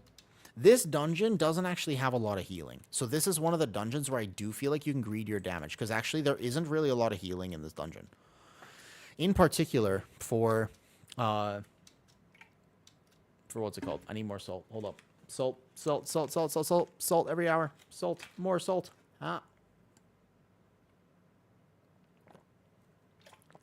Gambit has very little healing unless kicks go off. So as long as I'm in cat form, I get a kick and stuff like that, and I watch the casters, then you can actually really greed a lot of damage in the first part of this dungeon. That's one of the reasons I think that Gambit will be more fun, because it seems like there's a lot going on, but there's actually nothing. Most of these mobs are just here for pad. Like, actually, though, most of the mobs here are just here for pad, and that feels really good. You know what healers like to do? Same thing that tanks like to do. Big damn. Big damn, big damn. So we don't heal the tank. Specifically, you can heal yourself, but do not heal the tank under any circumstance. You just external him. Yeah? You just external, then you go cat form, start bleeding things. Nice. Heart of the Wild, boom. Watch your feet. Boom. Swipe, swipe, swipe, swipe. What's up, Frozen? I was playing my VDH. Yeah, I was playing VDH a lot today, actually. It is so good. It's so good, dude. Yeah, I played it a bunch, actually. It's literally so good, though. Like, it's unfortunately it's just so damn OP. And I'm just like, why would I ever play anything else? Like, it's kind of one of those OPs, though, that I don't like how OP it is. Because it's just really, why would I play anything else? Look how much cleaner that was. Amazing. This does so much damage. I'm not even hotting. I'm actually just full sending Dream of Cenarius healing. I didn't hot anything there. He didn't need it. We just put F-load down and do this. Because this dungeon, like I said, there's actually no damage. So he has hots on him. I have to be a little careful.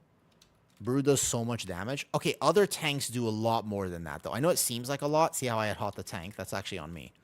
I need to wait for Brew. Brew, you cannot heal right away like this. Bad idea. You want to wait. Brew needs a second for aggro. So I can actually single target this. I have a lot of prio damage for fish sticks. But otherwise, you just put F-load down. Like, you actually, like, Brew doesn't need a shit ton of healing, because I can be in cat form. This pull, like I said, as long as I get that kick, actually doesn't, though.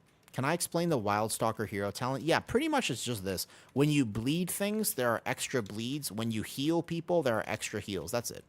That's actually the whole thing. Does that make sense?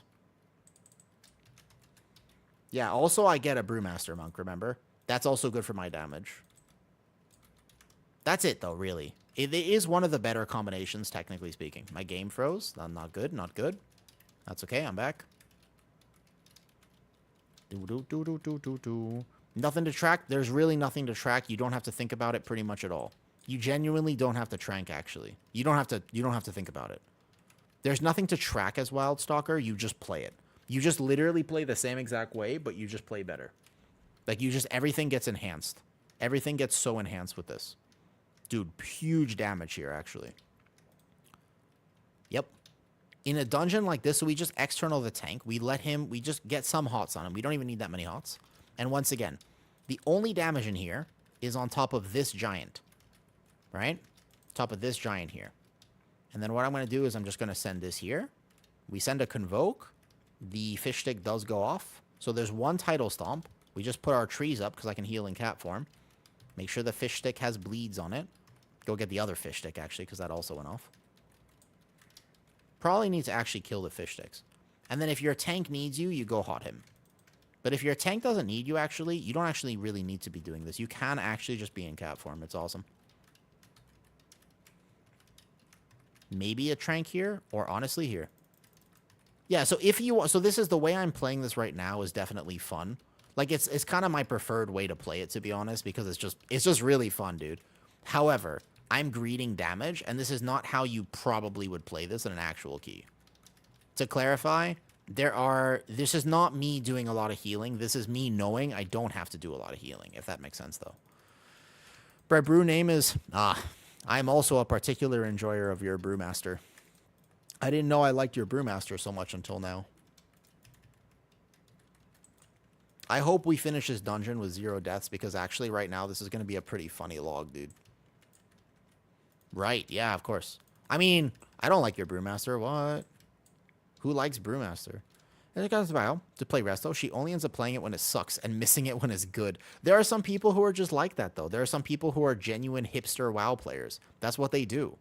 There are some people like that, man. Or all they do, they just basically, they'll only play something when it's bad. And the second that it's good, they cannot. Oh, he wants to pull these. Okay, I have aggro. Hold up. Whoa, whoa. Careful. This is a tough pull. We didn't know he was doing it, so watch out. All these fish sticks are going off. Okay. Is he going to pull all of this? Okay, so now I'm out of cat form. I'm just healing this now, because I don't know what the hell we're doing. So I'm going to trank.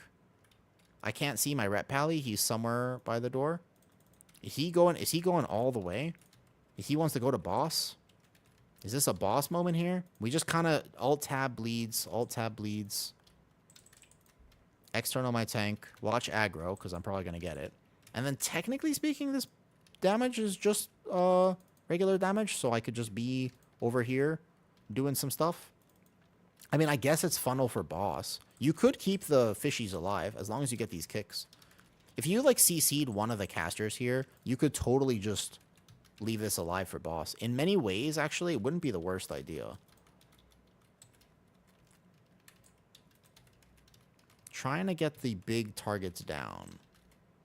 I'm going to save my Heart of the Wild. I'm going to watch my tank here otherwise, though, because he will need healing. This is a way to pull this, for sure. It's certainly one way to do this pull. I don't think I would recommend doing it like this, but, you know, it works. Then Nature's Visual. Oh, it's 100% worth doing. When I actually have to heal, you'll see Nature's Visual actually does a lot. It's just that right now I don't have to heal. Nature's Visual ends up being like 10% of my overall, give or take, when I'm actually playing Wildstalker for real. When I actually have to play a Wildstalker, it ends up being a fair bit of my overall. This is like a way to play this in a 12 gambit. It's basically, if you're like carrying somebody in a key, you could probably play it like this. Dude, this pull, I mean, it's infinite pad. I will say that the fun part of this, obviously, is this infinite pad damage. Like, we're just, this log is going to be really funny, man. Is this dungeon on retail or PTR? Doesn't look familiar. This is PTR. We're playing for the next season right now. I'm just testing everything because I want to update my tier list in a few days. I'm gone tomorrow. I'm getting painted as a demon, which is awesome. So I'm doing a body paint shoot tomorrow. There'll be a demon that I'm doing. And then when I come back on Saturday, I want to re-rank the tier list. I want to update it because there have been a lot of changes since the last time I made it. And I want to make sure that I actually have played everything, though. How is Prot Warrior Mountain Thane? Okay, Kamikaze Hamster. First of all hamsters operate under the same logic as you. And I respect it, okay? Because that's true, actually. All hamsters operate under that theory. I don't know why, but they are determined. Every single hamster I've ever had. They just always want to see the afterlife early. I don't know why. That was a hell of a pull. That lasted for quite some time. But Resto Druid never goes and it's right now doing big damn. Big damn. Wait, where is he? Is he pulling something into boss? Wait, where is he? Hello? Wait, where'd he go? Where is he? Is he pulling this into boss? He's pulling a whole extra thing here. I don't know if we needed this. Okay. Sure. I want to hold my Heart of the Wild for boss because I'm really curious about my single target DPS. Mountain Thane looks really good right now. It is slightly less. It is slightly less self-sustain. It's a little squishier, but I actually tested 2 different Mountain Thane builds. One of the builds I tested was super fun. I tested like a multi-execute build as Mountain Thane. It was actually giga fun, and it worked really well, by the way. They worked, it did like giga down, but it was squishier. I would say that Mountain Thane, however, after the buffs, is actually more damage than Colossus. Even if you don't play the execute build, Mountain Thane was actually like a lot of damage, which is interesting. I don't know if you'd play it in every dungeon. It might be there are some dungeons you play Thane and some dungeons you play Colossus, depending on if you need the self-sustain. But keep in mind that Thane is like the old school warrior where you have no self-sustain as Thane, right? Like, really, you don't have any amounts of... you don't have the same thing. Because, like, the whole thing that Colossus gave you was a lot of self-healing. But Fueled by Violence does very little as Mountain Thane. So it's kind of meh. you know? This is a pretty question. Yeah, no problem. Prop Pally. Oh, hey guys. Prop Pally was in a very good spot for a little bit. And then they decided to absolutely nerf it. They buffed the 4-set dramatically, yeah? Ready? Good. So, here's what happened to Prop Pally. It flew too close to the sun. They nerfed the 2-set, which was sad. But then they buffed the 4-set, and I mean giga buffed. They were like, damn, and then finally it filled its niche where it had really, really good single target damage. It had the highest single target damage out of any tank. And then they giga nerfed it again. And it is just really feels terrible to play right now. I will say that Prop Pally has a super interesting thing going on with it right now, which is that technically speaking, it is actually giga tanky. For once in Prop Pally's life, its problem is going to be that it doesn't do enough damage. Like, that's actually the issue with Prop Pally right now. Yeah, it's really strange, but technically speaking, the issue is that it doesn't do enough damage. But it actually can live these dungeons really well. It has really, really, really good utility for these dungeons. Yeah, they basically don't know what they're trying to do with Prop Pally. As a good way to describe it, to be honest. Hello? Did we get it? There you go. Yeah, it's kind of a good way to say it, though. I don't mind that as a tank. So if you want to just be tanky, I actually think that Prop Pally is doing pretty good right now. Its self-sustain is still questionable, to say the least. Like, it's still got questionable levels of self-sustain, among other things. However, it's very good at Halls of Atonement, because there are bleeds. If you're a dwarf Prop Pally, you have 2 different ways to get rid of your bleeds at all points. I'm going to external him. Make sure you pre-move for the fire. You don't have to take any damage from it. So I War Stomp. I go into cat form. Make sure I get this kick. Bleed, bleed, bleed. Is it questionable still? No, it's not actually a mana issue. It's just that there are some tanks they hit one of their self-healing buttons and they're full health. Whereas Word of Glory outside of Wings just doesn't actually give you... It's not actually a full health heal, right? Like, it's good, but it's not quite that high, though. What's up, Necro? Wait a second, Necro. Is that Necro? I was just saying earlier how I actually don't condone necrophilia, but now you're here, so I guess, you know, it's not the end of the world. I mean, it is the end of the world for at least 50% of the things involved, but it's not technically the end of the world, right? Sort of. I'll stop while I'm ahead here. Hi, Necro. How's it going? Do you know what you want to play next season? Wait, that was a hell of an introduction. I'm sorry. Well, it is what it is. I've said my piece. I get you. There's some solid insight. So basically, Arakara feels really, really good as Prop Pally. Halls of Atonement feels good at Prop Pally. The other dungeon that feels really good as Prop Pally is like Dawnbreaker in particular. There are some pulls in Dawnbreaker where you're like, damn, I wish I was a Prop Pally. There's just a lot of moments where that bubble feels really solid. Probably DK. Makes sense. Makes sense. I know you're a Frost Enjoyer. Haven't you been a Frost Enjoyer for a long time? I think I know you as a Frost DK and a Frost Mage. I'm remembering that, yeah? You also play Frost Mage, but basically you just like icy things. I wonder if that crosses over into your taste in people. Do you also like people who are cold? Oh, S-Priest and Frost. There's a Frost Mage, and his name is Necro, but I always forgot if that was you or not. There's like another Frost Mage who's around live servers a bunch. Yeah, it's not you. Gotcha. You know who I'm talking about, yeah? Gotcha. Resto Druid go burr. Resto Druid go burr. I bleed the sky, kitty cat. Do do do do do do. Well, I hope you have had a nice time. Did you test PTR today at all? Dude, my Resto Druid is doing ridiculous damage. I'm also still healing through Dream of Scenarios, which is nice. Yeah, exactly. I remember him from a while ago. Isn't it crazy how long we've been doing this, though? Will you be maining? I'm probably going to play for fun. I think I'm going to play every single tank.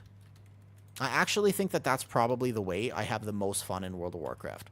I think I'll actually casually main almost every tank. Ooh, my Brewmaster, he almost dying immediately.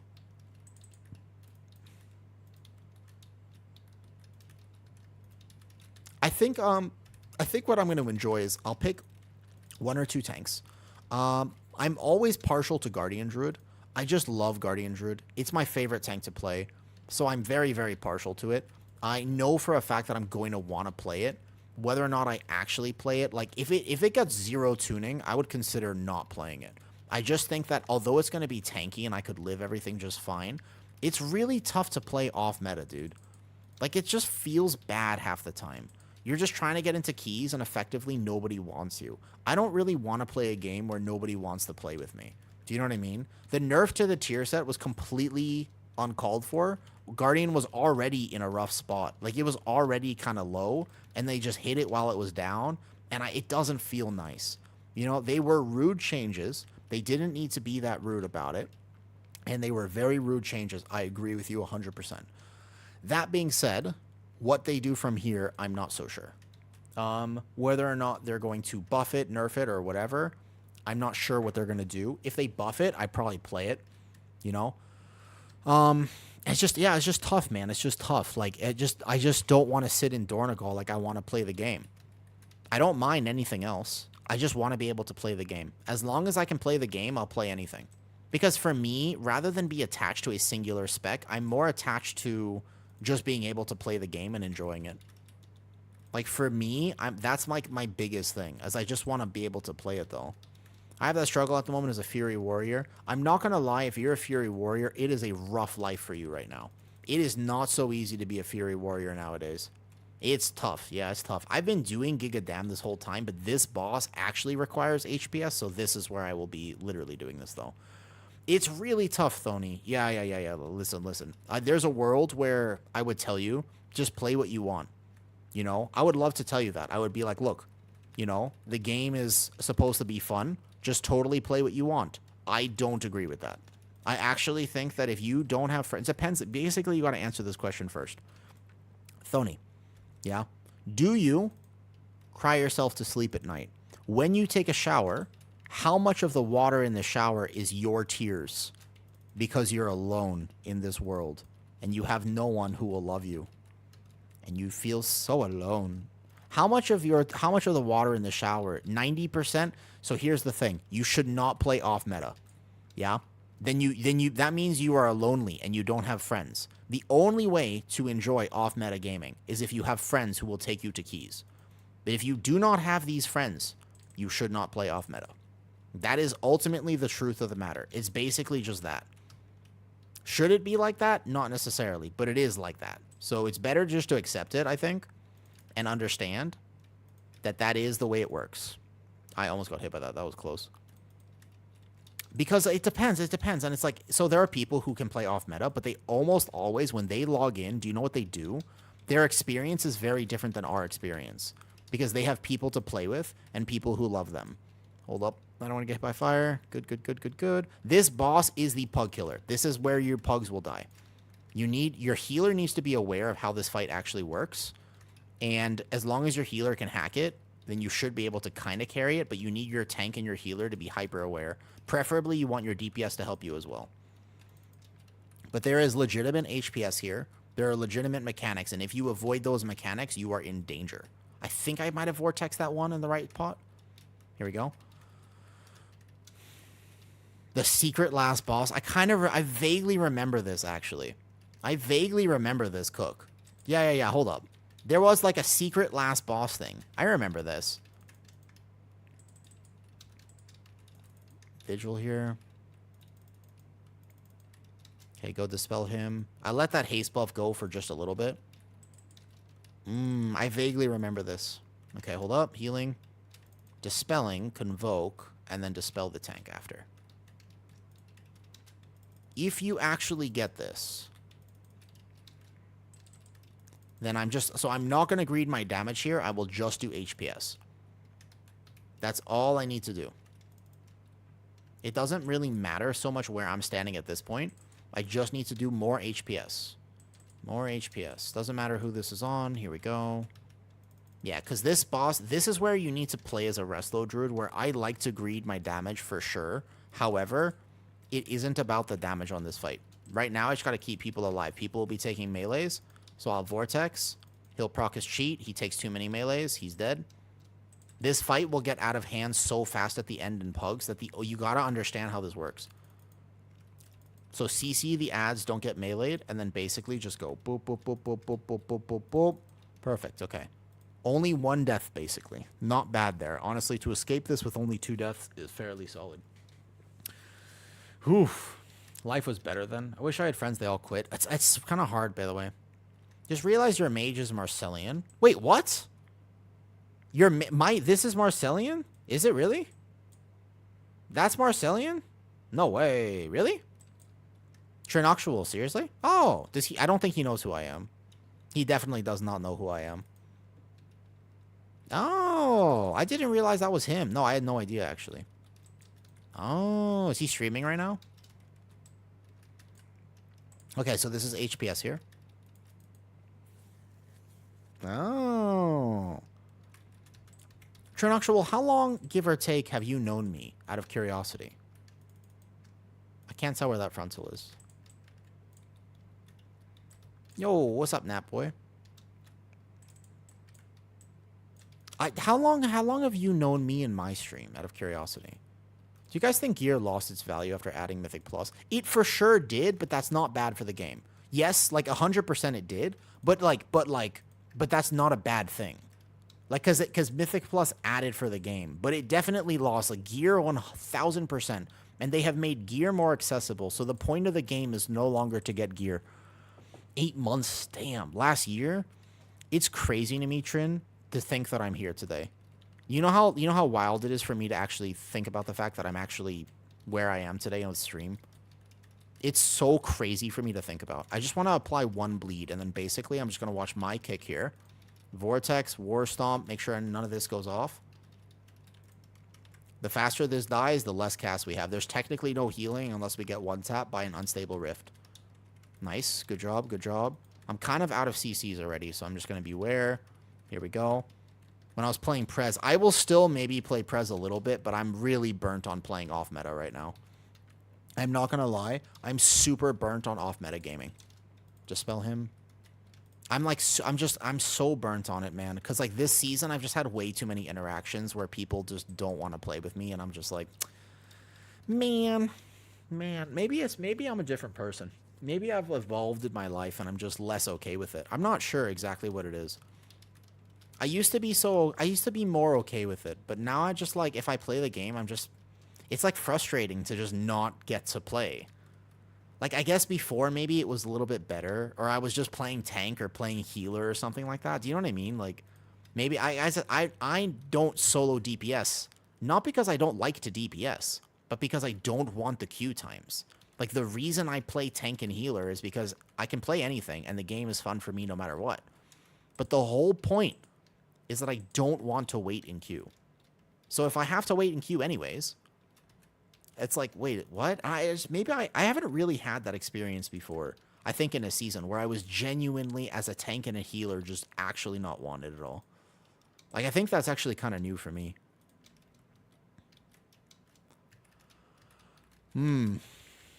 What's weird to me, Trin, is, like, I just think it's so cool that I'm here today.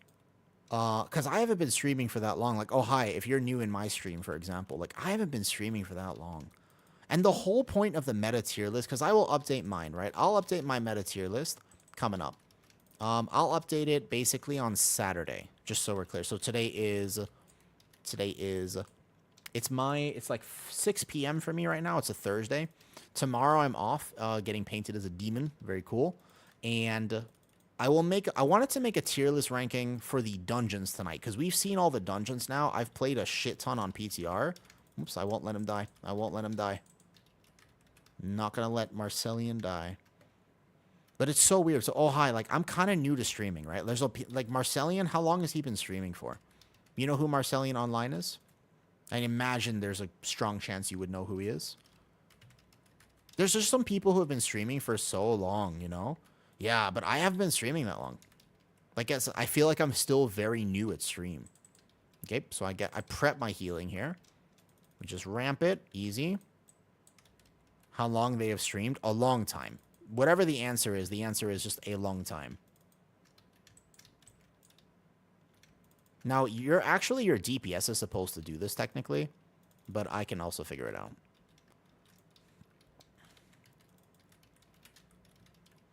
But it's always Flame. I actually didn't know that his characters were named that. I don't think I've ever played with him before. But so what's weird for me is on this PTR cycle, right? I've actually gotten to play with a ton of people, like actual streamers, you know? I got to play with Now.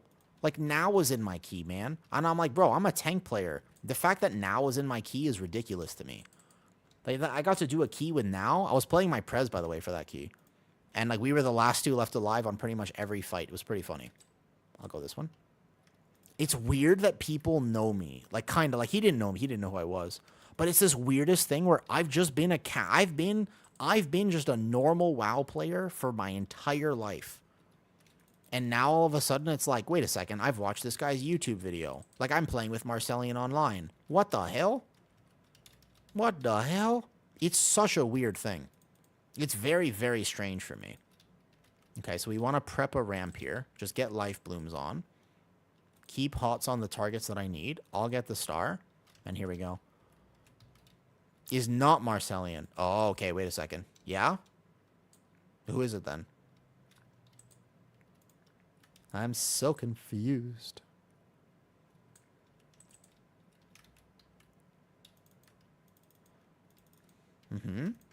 Do we have a pack in here? Oh, shit.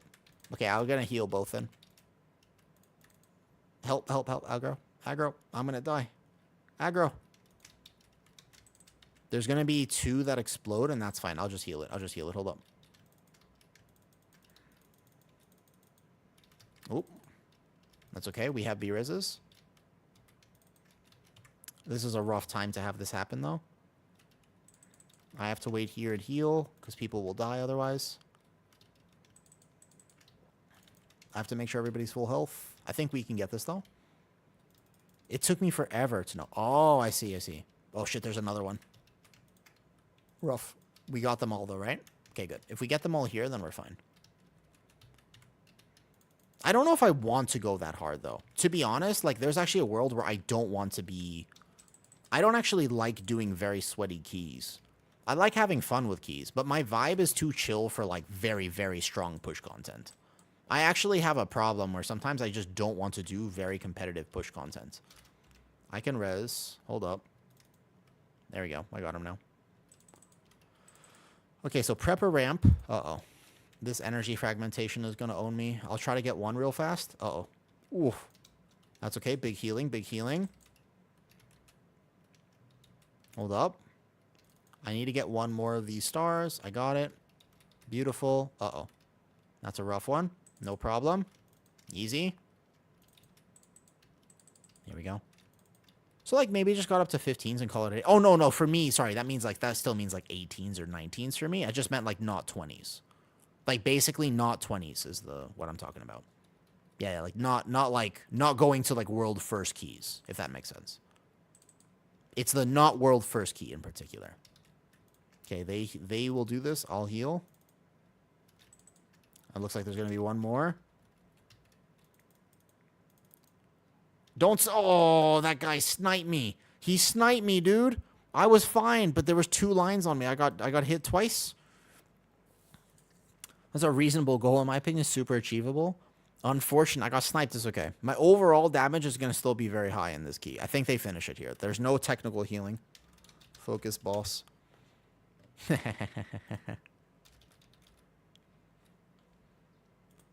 Right. Okay, okay, okay.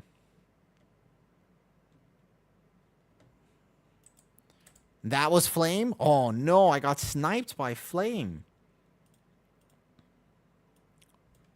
Okay, wait. Let me do the streamer thing. I'm learning how to stream, man. I'm learning how to stream. Watch this, watch this, watch this. Shout out. Boom. All right? There we go. That's him. There we go. I got him now. I got him now. Now it's him. There we go. Perfect. Resto Druid felt really good playing Dream of Cenarius. I kind of like this build. It allowed me to at least do damage in AoE, and that felt really nice. There we go. I'm doing the streamer thing, guys. I'm learning, right? So we can shout him out like this. Just happy to get into 3K. Hey, everybody's got different goals. Part of me wants, by the way, it is Marcellian. I'm watching his stream. Aha! Look at that. Also, hi, Navarog. Sorry. I was distracted. I did so much damage. I know, Sunizi. My Resto Druid is like kind of giga. I was also still passing every HPS check except for obviously mechanics. Aside from that though, yeah. That's quite a bit of damage, huh? But to be fair, the first part of this dungeon requires no healing. More Resto? I can tank. I can tank or heal. I don't mind. I'll test whatever. I'll just hop around. Bro, wait, by the way, though. So, yeah, seriously. If you want to go, like, that guy that we were just playing with, he's cool. I think he's a long-time content creator. Although he does all sorts of different types of content. I don't think he's technically the actual Marcellian. He knows me? What? He knows me? He knows me. Tell him they're wrong. So it's not Marcellian, it's the account. It's the account because there are two. There are many of the peoples in this account. Basically, like sometimes when I'm streaming, it's not me, it's my secretary, right? When I'm streaming sometimes, it's my secretary. I don't know if you know this. But you know that half the time actually, you know what I mean? Holy shit. Yeah, I was about to say, you know, because like actually, sometimes I just hire my secretary. I'm like, hey, I'm tired today. Will you mind streaming for me? So I get my secretary on. What dungeon you want to do? What dungeon you want to do? I'm fine with anything, but let me know. I can play Farsi or Resto Shaman. We either go Farsi or Resto Shaman. Yeah, it's just Kitty, but I give her like a little mustache and some facial hair, right? So it's all about the disguise. And I start calling everybody Pistachio, and then I go, Turtle. It's the Turtle Club. Turtle. And if you don't get that reference, that's going to sound really, really weird. But if you do get that reference, it's funny, because that is a classic movie. And it has inspired a whole generation to start making ice cream with pistachios. You ever see The Master of Disguise? Okay. I'll bring a tank who can... I can bring a tank who can handle bleeds. It's all good with me. All right, well, what level halls we want to do? It's just a 12? I can also heal it, though. Am I not turtly enough for the Turtle Club? Yes, that's the one, Kyle. That's the one. I'm so glad people know that. I'm so glad people know that. That's a classic movie right there. Okay, room for DPS? Yes, there should be, actually. I think he'll list it. Question, what tank should I play? I can play...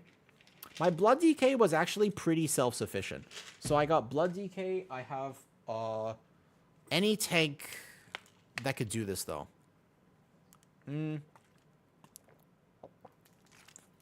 Let's see. Any tank who can do this. All right. Prop Pally, VDH, not Brew. No, I won't play Brew. Brew is not self-sufficient in this dungeon. My problem is that Brew is like, I need a good healer all of a sudden. VDH should be fine. I can play VDH. VDH is quite self-sufficient here. Prop Pally or VDH? Both of those are fine. Prop Pally or VDH here. Pull, but Brew run fast. It also has a good dodge chance, okay? What tank to play? You guys just vote for it. Here. What tank to play? We have DK actually would be an option. VDH or... Wait, DK, VDH, and slash or... What was the other one? Pally. All right, these three. One of these three tanks I will play. Mess up Brew, that's true. But you don't have to pull all three of them at the same time, to be fair. You can do, like, not. You can just do, like, one at a time. I will play one of those. Not my bear. My bear is, unfortunately, no matter how confident I am on bear, I simply cannot play bear there. If you play VDH, I'll play Ret Pally. All right, well, let's see what the vote is. I'll just let people tell me. I like this. This is one reason I love PTR, actually. Just to see the struggle. Dude, my DK was in that dungeon earlier, and I had 22 stacks of the bleed. You got to vote. If you want VDH, you have to vote. There's only a few people voting right now. So we have DK winning currently. Oh, wait a second. It's tied now between DK and Pally, which means that I'll get to decide what I want to play. Pally makes his dungeon a joke. Pally makes his dungeon an actual joke. I swap to... I swap tanks here. Would tank as prop. Probably should I think of Bop and Spellburning as externals mostly? Yes. Basically, they're externals, although you can Spellboard yourself. DK wins by a landslide. All right, bet. DK it is. There it is. Basically, though, in your... Okay, DK it is. DK is going to be interesting in this dungeon. I'm going to play DK, apparently. So DK, as long as I play Is DK feeling good so far? DK is interesting. So it actually feels super smooth to play. Like feels very smooth, very, very clean. It just has that problem. Like as for a plus 12s, DK, excellent tank. For plus 15s, excellent tank. Goddamn. Amazing tanks. However, okay? I'll reapply on blood. Okay? The main issue with Blood DK is that it doesn't scale well into higher keys. The main problem is that when you get to plus 15, great. Plus 12, excellent. Plus 20, no. It doesn't bring anything that you want that it doesn't already have. Although, actually, I think it's pretty decent. I'm not even that good at Blood DK, and I can still make it pretty decent. It's the same thing as Season 1. It's the same exact thing, though. But basically, Spell Ward, there are some tank mechanics. You use it on yourself. But honestly, if you're playing it, I would also recommend... Can I recommend something to you? This is going to be kind of a take, but I like Prop Pally a lot. Don't play Spell Ward. Like, honestly, unless you have a very specific use for it, just don't play it. Like, hear me out, okay? Just don't play Spell Ward. Do you know what I mean? Like, actually, you don't need that talent. Like, unless you know it's like, I'm going to Spell Ward this mechanic, then just drop it in favor of anything else. You can drop it in favor of many things, yeah? Okay, only thing is first pull. Can I assign the kick on Houndmaster, or do I need to get it? Can I assign the kick? That's the only thing I gotta do. If I'm gonna pull that Houndmaster in and we're not CCing it, or we poly. Or polymorph. Honestly, or polymorph it. Polymorphing it would be fine as well. Actually, just poly it. If we're okay with aggro, yeah, just poly it then. The Pat. This guy. This guy. That Houndmaster. If you do the Houndmaster, okay. Wait, aggro a sec. And we blast. Here we go. Ready. We got a Resto Druid we're playing with. Nice. Blood DK, though, feels pretty immortal. I mean, you can do crazy HPS on a Blood DK right now. Everything about Blood DK feels pretty solid. A bop or some... Yes, I would say use my cell profile, Bodmerton, because when I play Prop Pally, my bop is simply control left click. You can also put it as left click or right click. My sack is right click. Just have it here, though. I want to see 1KK. Crazy, can't believe I'm hearing this about Blood DK. It's actually, so it feels fine. It feels good. It's just the problem with it is that it doesn't scale well. Like, but it's so, because granted, remember, I'm going to update my tier list and I'm going to spoil it for you. Blood DK, give or take, is still down there. Like, it's not, I can't rank it highly because it doesn't give you anything. Like, okay, let's say I do really big damage here. Let's see what my damage will look like. And granted, remember, I am not the best Blood DK. I'm not that good at Blood DK. You got to understand that. Like, it's not my thing. I normally don't like playing it because my ping is super high. Living in Thailand, my ping is always like 250, like 220 to 250. It's a fucking tough thing to play Blood DK with that ping. Not the easiest thing in the world, let me tell you. Okay? Yeah, not the easiest thing. Good. I want these dogs in the first pull. And then I need to run. There you go. Perfect. Hold up. Yes, I do live in Thailand. If you're new to stream, I very much live in Thailand. I've lived here for quite some time now. Okay, ready? Watch aggro. Watch aggro. It just takes me a second. It just takes me a second. Give me a second for aggro. Don't do this to me, man. Don't do this to me. Give me a second. Just let me get the aggros. It takes me a second. I'm not actually the best Blood DK, you know? Okay, see? I reset my bleeds already. Easy. Do-do-do-do-do-do-do. Do-do-do-do-do-do-do. Once you're here, you can face tank everything. But if people blast early on a Blood DK, the biggest problem is threat. It's actually the biggest problem right now. Because then I kind of miss my targets a little bit. And I'll be here. But otherwise, I do big damn. Just here to do big damn. I can honestly just heal myself through all these bleeds. Reset already? Perfect. Yeah, well, that's just Blood DK. Remember, if you play Blood DK, just remember, it doesn't matter how good you are at this tank. The whole point of playing Blood DK, that is definitely not supposed to pull. That's an extra thing. Okay, I'll manage. That's fine. Yeah, that's the whole point, though. The whole point of Blood DK is, am I alive or am I dead? You will never know. Yeah? Very standard, very standard. I can tell you I haven't been in danger a single time this entire pull, though. What I can tell you is this. I have not been in danger at all. The whole point is, yeah, nobody knows. Like your family doesn't know if you're gonna die. Your friends don't know if you're gonna live. Everybody's freaking out. Your cow's freaking out. Your llama's freaking out. Everything about Blood DK just freaks everything out. That's the whole point. If you're not freaking out while you're playing Blood DK, you're not doing it right. Trust me, you're not pulling aggressively enough. That's literally the entire reason to play Blood DK. Is there are some people who just like the thrill. That's the whole point. They like the thrill. But you will bring, like, it's like basically, exactly. So the whole point, it's very hard to play Blood DK if you're not currently prescribed something like Xanax. I am obviously not advocating for this. I'm just saying if you don't have a prescription for Xanax and / or any other sort of antipsychotic, anti-anxiety medication, I think that Blood DK could be a very difficult tank for you to play. It's a personal preference. I think that, but it can be very difficult for sure. So you have to be very careful about this, yeah? It's one of those tanks. But see, what happens here is that people get aggro early, and I'm trying my best. I need a second for aggro. It just takes me a second to set up. I do good damage. I promise I do good damage. I'm just doing my best. These bolts are a lot more dangerous since they changed the interaction. It used to only hit the tank, and now it hits everybody. And I think you can't do as big pulls as you used to do. I don't think that's a good take. I think it should have just hit the tank, to be honest. If all the things they could have changed about this dungeon, that is like the least impactful thing for them to change. Global for global, I'm not playing perfect.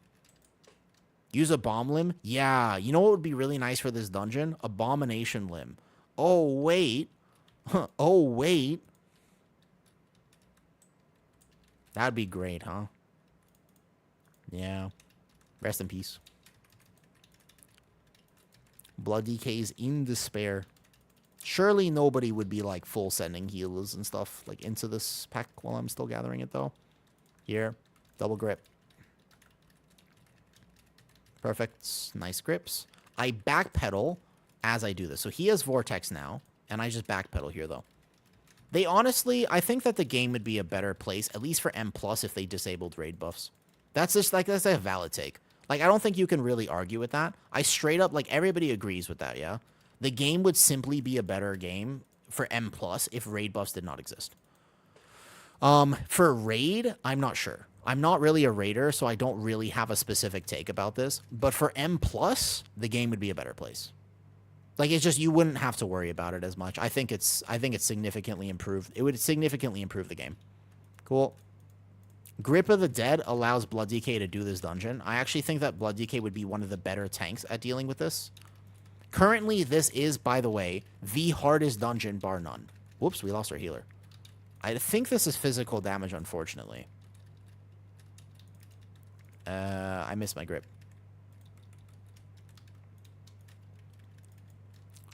Yeah, like, the raid buffs were not necessary. I don't have a grip, actually. Hold up.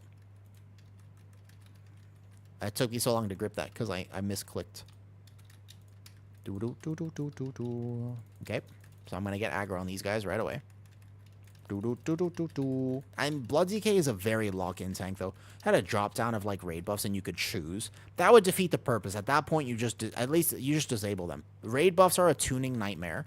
It's very hard for Blizzard to tune the game with raid buffs. It's very hard for them to balance the game with raid buffs. Like, it's just not... It doesn't help anyone. You actually think, like, oh, you're like the monk buff is like, man, you're a warrior player, a feral druid. You're like, yes, physical comp. But actually, it might make it worse. Like, people have been making very valid points about the fact that actually you might get nerfed. Right, and it just sucks. Like, what if, yeah, exactly. What if you're a feral druid and you want to play with your arcane mage friend? It's like whatever the example is that people can give. It's a tough thing. Yeah, it's tough. It's tough. I don't think I like that very much. Cool. Not a huge fan. Okay, so percentage-wise, we're going to drop down here, and then I want these mobs pretty much all together here. So I want this in particular, though. And this is going to be crazy, but I specifically want double. Well, so this is the one thing, the healers get this wrong a lot. People get scared, and they start healing the tank, right, like too early. Don't heal the tank early.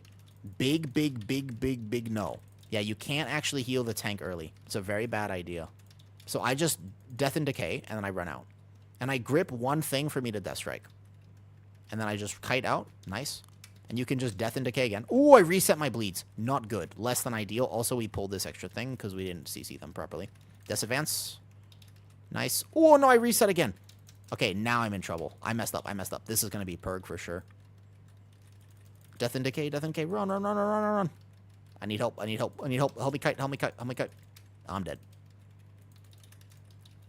I still have 18 stacks. I can't get hit again. Oh, I somehow... I thought I was kiting that perfectly. I actually thought I was kiting that... Don't res me here. This is a bad res. You just kite this out. I thought I was kiting that perfectly, but I reset my bleed stacks twice. I thought I was doing a very good job, but somehow I was just on the edge of their melees. Like, just barely. That was actually really sad. I thought I should have had that. You just stun this. There you go. Cool. Yeah, that was actually really sad. I thought I was perfectly kiting that. After the cheat death. Yeah, basically, though, you're not... So, the major thing is not just Blood DK, right? Yeah, the Blood DK experience. No, that was my fault. I mismanaged the dungeon. That's not a Blood DK. That any tank would die there. I had 18 stacks of the bleed. You're supposed to kite out the bleed. And for some reason, I had walked just a second too close to the dogs. And I didn't kite out the bleed properly. So it was my fault. Or just play VDH. My Blood DK could be a dwarf, technically. But he is not a dwarf right now. So you have to just learn to wait a second. When there's nothing to help me. There's nobody in the group, right? Who can, like... Reaper's Mark early. Boom, exterminate. Bam, like here. Bam, bam, bam. Yeah, I know. I should be a dwarf. Pretty much every tank should be a dwarf this season, because this is not the only dungeon with bleeds in it.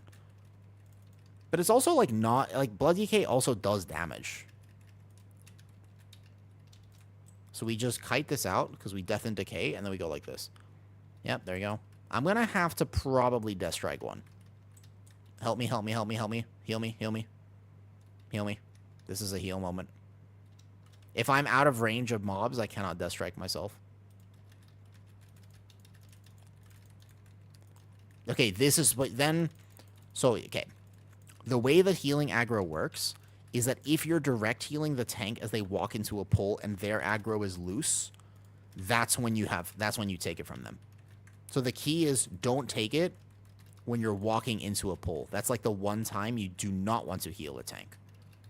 But I just vamp this, Death and Decay, reset my bleed stacks for a second. That was so dangerous. I also hate it when people don't realize that you can't do what they just did and knock things behind a tank. Cool, Death and Decay, and just kite around in a circle, no problem. Easy money. There's still a bunch of these guys up, so I have to be careful.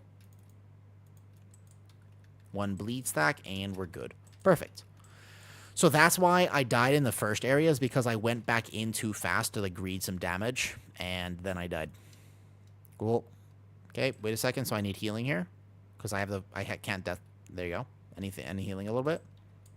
And we're just going to walk forward. We can actually technically skip this and do it after. Alrighty. Make this pull a little bit easier, I guess. So you would wait a second. There you go.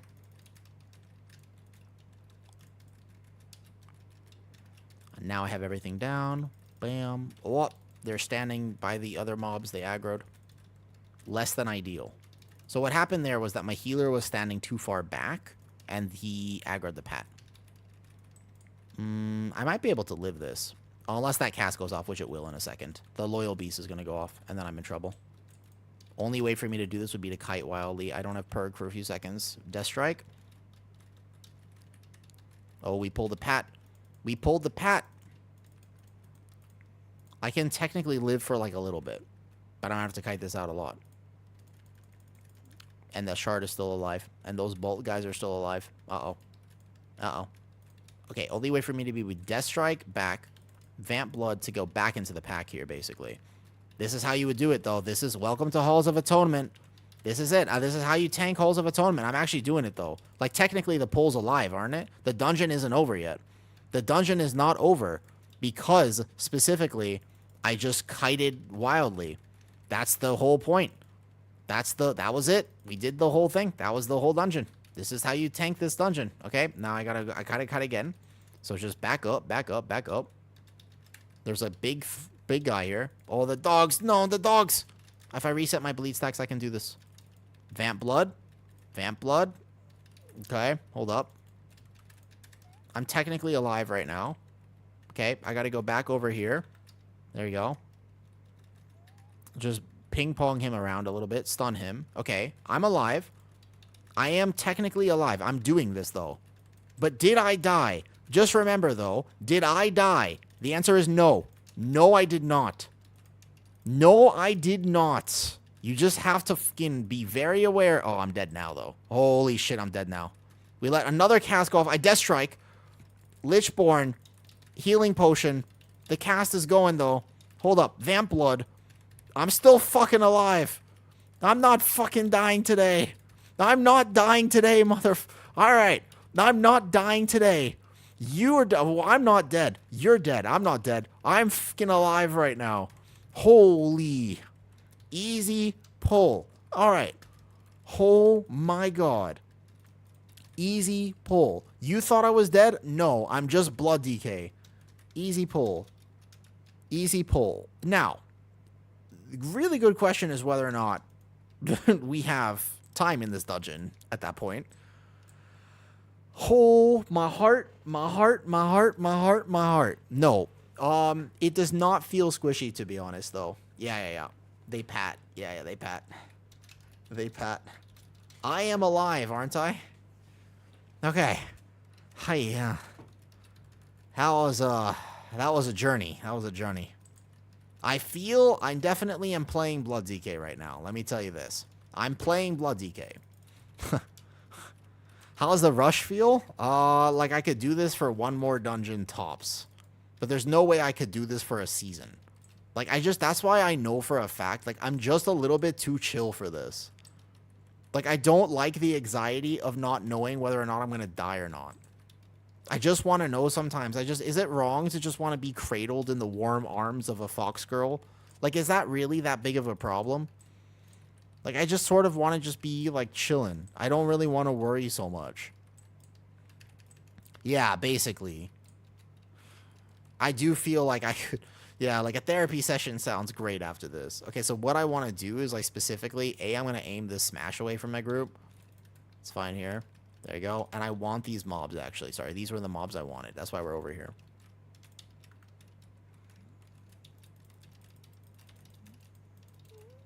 Here, watch melee. I plant. My team has to move out. Is my healer alive?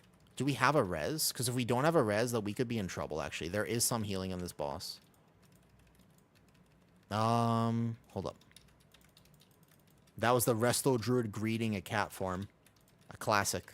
A classic. Just go to the Final Fantasy? No, the thing is that Final Fantasy, what if I'm there for the Fox Girls, but I end up seeing a Lalafell instead? What if I'm there? What if I finally join the community of Final Fantasy, but I end up and I'm just like, wait a second, you're not a fox. You're not a fox lady. You're a Lalafell enjoyer. That could be scary. All part of the experience? Dude, I don't know if that's all part of the experience. That feels like it shouldn't be part of any experience, to be honest. I don't personally play Final Fantasy, but I know of it, and I'm telling you, I don't think that should be part of anybody's experience. Okay, perfect positioning on the boss here. Nice, beautiful. You don't know if you don't try? Listen, Hale, there are some things you shouldn't try because you will know. You'll have, well, actually, I tell you what. You'll have about 50 years to reflect on whether or not it was the right thing to do.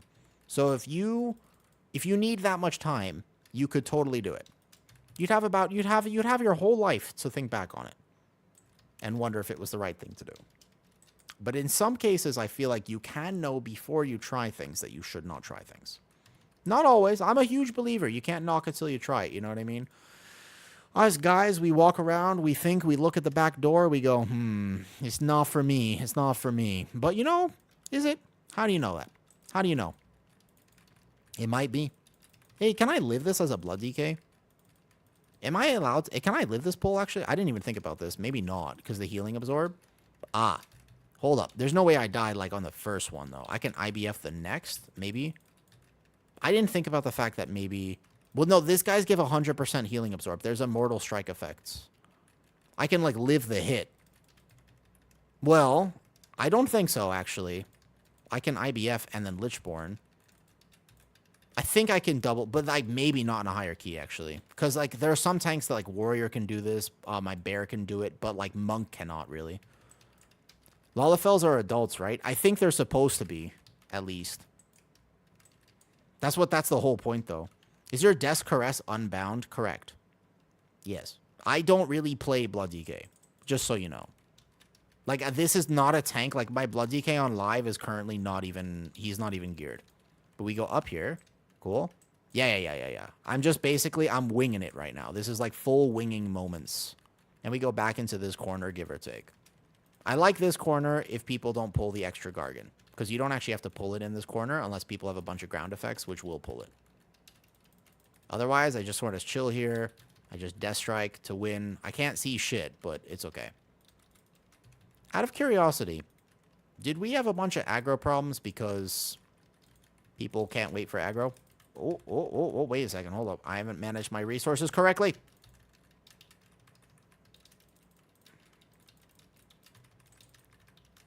I'm gaming. I think. I can't see shit, but I think I'm gaming, dude. I can't see shit, but I think I'm doing it. I don't know what I'm doing, but I'm doing something. Also, I don't know if my healer was quite prepared for this. This pull isn't that bad. Like, okay, well, hold up. This pull is not that bad. What did we... It's just one... There's a few eviscerators. This is my healer needs to be, like, way more way more HPS. Like, 4 mil. Okay, now we definitely don't have time. Want to finish or nah? Otherwise, Blood DK, you can see, feels pretty good. What was that? Was that really too much? Just one? How did we die? I think it was just aggro, right? Eviscerator is not a big deal. How about Dancing Rune Openers off insta dies? Well, okay, everybody was dead, though. That pull lasted a very long time, to be fair, though. All good with whatever. I can heal it, though. Heal it. If you want. Healer,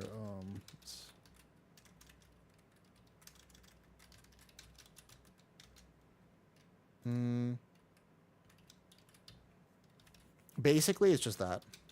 That was last pull. Nothing seemed to work. That was last pull, give or take. You just do that corner. You basically do like this, and then this. And that. That right there. And then you have 78%. That was the last pull there, and then we walk up to boss. Leave the Blood DK, brother. It must be benched no matter how good it was, though. Your pull is correct. People do that. Yeah, I just think the healer was not prepared for it. Or either that or people were just ripping threat, like, way early. I think my healer was full sending healing into me on gathers because he was scared. The problem is if you full send healers into a tank when they're gathering, obviously, then you're going to die. I could try to play, like, a prop pally or something. But honestly, my Blood DK is pretty self-sufficient. Like, I feel pretty strong on the Blood DK right now. Yeah. I was looking at it. I think it's because he's full sending, and he's not letting me get any threat here. What's the plan? What's the plan? You guys the breeze today? No, I keep meaning to be honest. I keep meaning to, and I just don't end up. I don't end up actually going over there. Yeah, I keep wanting to play my priest, and I just don't end up actually doing it, though. Blood DK feels great. It doesn't feel squishy at all. It feels very, very, very tanky. Very sturdy, indeed. I think that Blood DK feels really good. Honestly. There's everything about Blood DK feels really solid right now. My problem with the Blood DK is nothing to do with that. Yeah? They want to restart? Should I play my prop pally to help, or should I do smaller pulls, or what? Should I play my VDH? Restart then? Okay. I'll do one more, and then I need dinner. Dinner after that. To reset now. Ooh. Pivot to another tank, in my opinion. All right, bet. What do you want to do? Blood DK? No, Blood DK feels good. What other tank would I play? Tom Yum Goong for dinner tonight? Hey, oh hi. Have you been to Thailand before? Have you been to Thailand before? I can play a tank that doesn't need that. You love that place, dude. Thailand is awesome. Yeah, Thailand is really great. I love it here. I've lived here for over 7 years now. Um, I can go Pally, which is better for this. I can go Pally, which is better for this, or Druid. Yeah, I'll hop over to Pally. Help out a lot. Okay, okay. If they want to relist, I'll go over to my Paladin. Paladin, I think, will be the best tank for this, most likely. Do. Tyrion Nessic. Hello. First funny is this, though. I love Thailand, and I've lived here for so long, but I'm allergic to all the food here, so I never get to actually eat the food here. You know what's sad about this, though, Ohio? I'm allergic to all the food here, so I don't actually get to eat the food. You know how unfortunate that is? I know, right? It's like when I first moved here, I was like, glory! And then I was like, oh no. I have celiac. It's like the one thing, but I'm not allowed to eat fiber. Do you live there alone? Oh, no, I live here alone. It's sad because I love moving to a different country was crazy because I didn't know anyone here, right? Like I didn't know anyone here. But I miss my family. Yeah, I actually like my family. I had a lot of terrible things happen to me as a kid, but God, I was the one thing I had going for me was actually I had a good family. Like my mom and dad are both awesome, and I got one brother, and he's chill. He's super good. So yeah, I actually was like weirdly enough, like unfortunately, you know, this is my pally here. My pally has done this on 15, right? 15, 14? It was 14. A fellow celiac. Celiac sucks.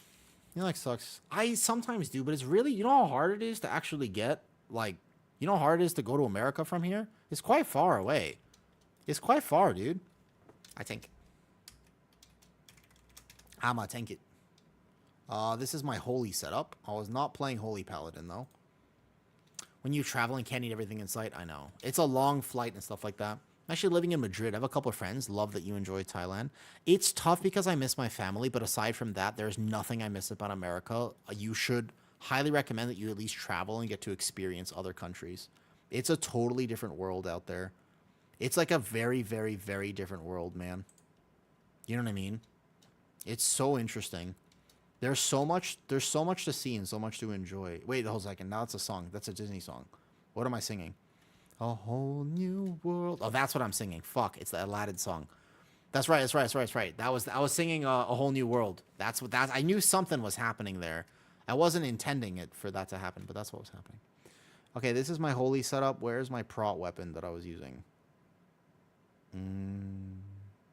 Hello? Do I have a prot weapon? Where's my prot weapon I was using, though? So that was my go-to place when I visit. Fair. So yeah, basically I can't actually eat food from outside, which is really sad. Yeah. You staying in the BKK? Yeah, I live in Bangkok. But Raffle, the hard part about celiac, you know what I mean? The hard part about celiac is it's not like I get an upset tummy. It's like I am done for. Like I literally I will end up in the hospital. Like that's my problem with it is that if it was just that I got a little sick or a little tummy ache, I would probably do it sometimes. I would just be like, fuck it. It's my birthday. You know what I mean? Like, special occasion. Send it. But you know what? That's not the truth at all. It's actually like I will be in the hospital and for 2 months, I can't, I have to fast for a week or two. And what does a regular look like for you then with celiac? What does it mean a regular? Use almond flour. I'm not allowed to eat any fiber. 0 fiber diet. So I have no nuts, no seeds, no legumes, no fruits, no vegetables, etc. Oh yeah, my diet's super weird, but that's mostly because I have a medical condition. I've talked about this before. Whenever people ask me about food, it's always so weird because I don't eat fruits or vegetables and I don't eat anything. No grains, no nothing. Tiny bit of grains. I've learned over the years that I can do a tiny bit of rice or something, but basically nothing. Yeah, no fruits, no vegetables. I haven't touched a fruit or a vegetable in over 2 years. Pretty much carnivore, except that I fucking love sugar. Yeah, except that I love sugar is the problem. So it's a sugary carnivore diet. You know what condensed milk is? Yeah, my problem is that I love sweet things. I have a giant sweet tooth. You know what a condensed milk is? Some people don't, and that makes me sad. Yeah, the best in coffee. Correct. I have a tub of condensed milk in my fridge at all times. And I made myself Thai tea this morning, and trust me, that shit had sugar and condensed milk in it. There are those who can go without, and then there's me. I mean, I'm sure I could, but I don't want to. Sounds terrible. I mean, not just that. Yeah, the condensed milk is actually an amazing. It's like so good, but the problem with condensed milk you see is that most people don't know it exists. It's also not good for you. So, like, from a health perspective, I understand. Like, I'm not saying you should eat it. I'm just saying that technically, it is delicious. Okay, let me craft this real quick because I can just craft this with crit haste. Get even more crit haste. Although, would you still think you play as much crit haste now? You know what? Maybe you don't play as much crit haste anymore. There's a very real world where you wouldn't. I could kind of see that. Alright, it's fine. Haste mastery is okay here. My mastery is still high enough to be at max block. But the tier set being nerfed this much is so bad. Like, it's so bad that the tier set got this nerfed. I don't know about it. I don't know how much you play around this tier set after it's been that nerfed. I used to do big damn, but let's find out. This is not Holy Paladin gameplay. This is a full-on Prot Pally gameplay. For this dungeon in particular, I kind of like this talent build. I don't mind necessarily going with double point in tier, but I think that this is better for this dungeon. With 1 point light of the Titans, actually, because you're always going to have bleeds on you. Okay. You ready? I am prepared to own this dungeon. Shall we? Let us begin the ownage. This tank is going to be one of the best tanks for this. Don't even worry about CC. No CC. I can just take it. As a Prot Pally, I'll just take him. Watch this. It's so much... This dungeon is hilariously easy as Prot Pally. Compared to all the tanks who struggle here, this dungeon just goes burr. With Prot Pally, you just go... like this. Yeah, leave Pat alone. Yeah, I'll just take him. Prot Pally just goes like this. Like, literally, Prot Pally just pulls it. Because I can either shield it or just bubble the dogs if they get their cast off.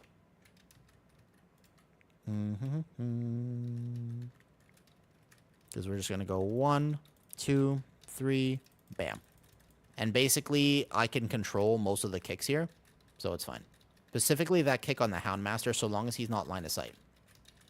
So now they got off, so I'll just bubble it in. That's fine. That actually does go off because he was line of sight a little bit, and we didn't have my DK grip, but that's fine. Because after this, you can see that I can literally just... I just bubble. Like, Prot Pally is literally just so good here. I got a bunch of these bleed stacks still, so I'm going to have to commit my Dwarf as well. Ooh, we pulled that. That's not good. So I'm going to commit the Dwarf, and then I'm going to have to kite out a little bit. Oh, I'm on my Holy setup, so I couldn't Blessing of Sacrifice anyone. We want to be careful of that in the future. Okay, so we got no help here at all. These guys are going to kill me eventually. My problem here is that I actually got no help. So I can try to kite around, but I'm probably dead. Ideally, what happens is that the DK would grip that in. Reset fast. DK, can you grip Houndmaster? Sometimes DKs, they get so obsessed with their damage, they forget. They don't have a bomb limb anymore, but they do have grip. A single grip goes a long way. Single grip goes a very long way. Yeah, just reset it. Yeah, we just reset real fast. Single grip, please. Single grip. Prot Pally will own this pull.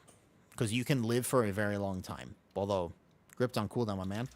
Grip Houndmaster only. Please. If you just grip the Houndmaster, that's the one we need.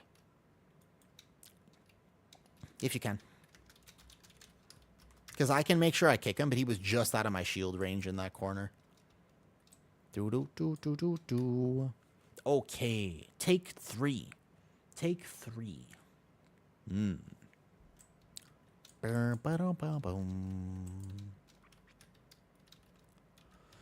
I have any food on me? I got a few things of food left.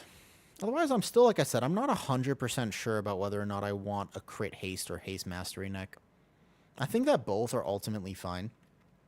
But I still think you'd want as much crit as you could possibly get. My damage looks something like this now. Yeah, Hammer and Anvil still hits pretty hard, though. You sure interrupts as well? Yeah, for sure. Interrupts will be here. I'll put this here like this, and I'll put this one on interrupts. There you go. You can see the kicks like this. This is the prop pally special. The prop pally special is that the interrupts will be all mine. They're going to be mine. Pretty much every kick will be mine. Do do do do do do do. Boom boom boom boom do do do do. I don't know why they removed a bomb limb from the game. I don't think it helped anybody. Where are you from originally, Ojai? I don't know if it's Ohei or Ojai, by the way. Where are you from originally? It's weird to me that a lot of people have never been to Thailand or don't know anything about it. Oh.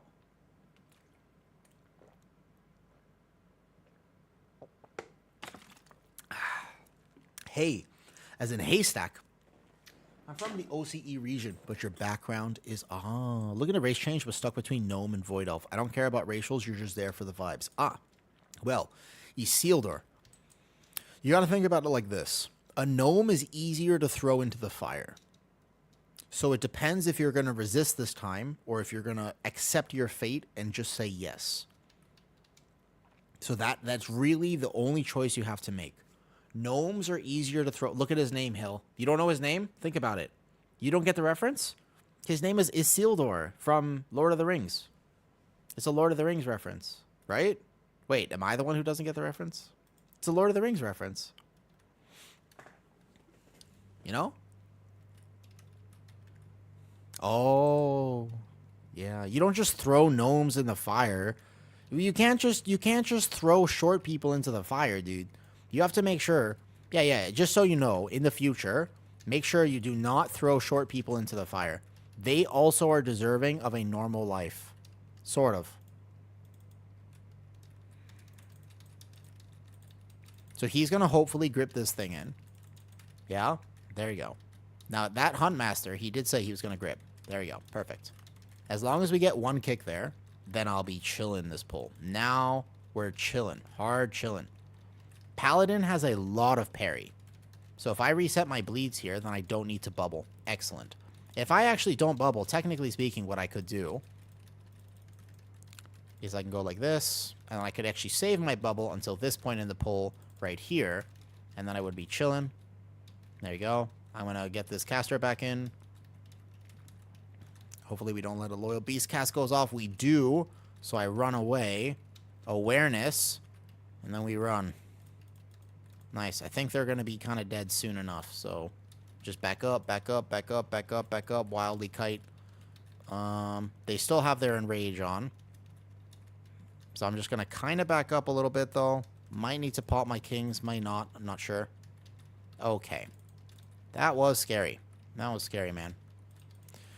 When you say reset my bleeds, what do you mean? Okay, so this dungeon is going to be a giant dungeon of tank expression. This whole dungeon now is going to be your tank either understands how to reset their bleeds or understand how to track them, or they're dead. I promise you. So I want to make... Okay, when I get back from dinner, we're going to make a tier list. We're going to rank all the current dungeons together. When I get back from dinner after this, what we're going to do is we're going to rank every single dungeon on PTR. I'm going to make a tier list for it. This dungeon is going to be... I don't want to spoil the ranking for you. The problem with this dungeon is that you're going to have a literal... Like, I think this dungeon is going to be something like 80... It's going to be an 80% fail rate in the first week, because your tank isn't going to understand how to reset their bleeds. So let me explain. In this dungeon, there are... Every single pack in the first area has a mob that will put a stacking debuff on the tank. Some of them are kind of okay. Like this pack here, there's a stacking debuff on me. But I know I'm going to live, so I can just be in the pack. Like, it's not that big of a deal. I just press Ardent, and I'm going to take some damage, but it's okay. Basically, this stacking debuff, it just gives me all damage taken increased by almost 100%. It's a lot, but it's okay. The dogs, however, in this next pull, they put a bleed on you. That bleed will kill you in about 10 seconds. Like, genuinely, as I walk into this next pull, I will die in about 10 seconds. So right now, count 1, 2...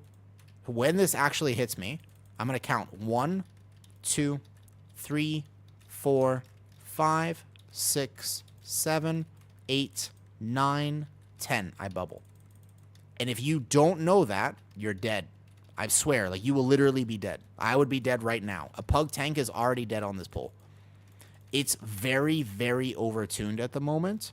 And if you don't know how to deal with the bleed and know how to understand, like right now I'm parrying and I'm tracking my bleed stacks. If I get to 4 stacks, I need to have a plan or I'm dead.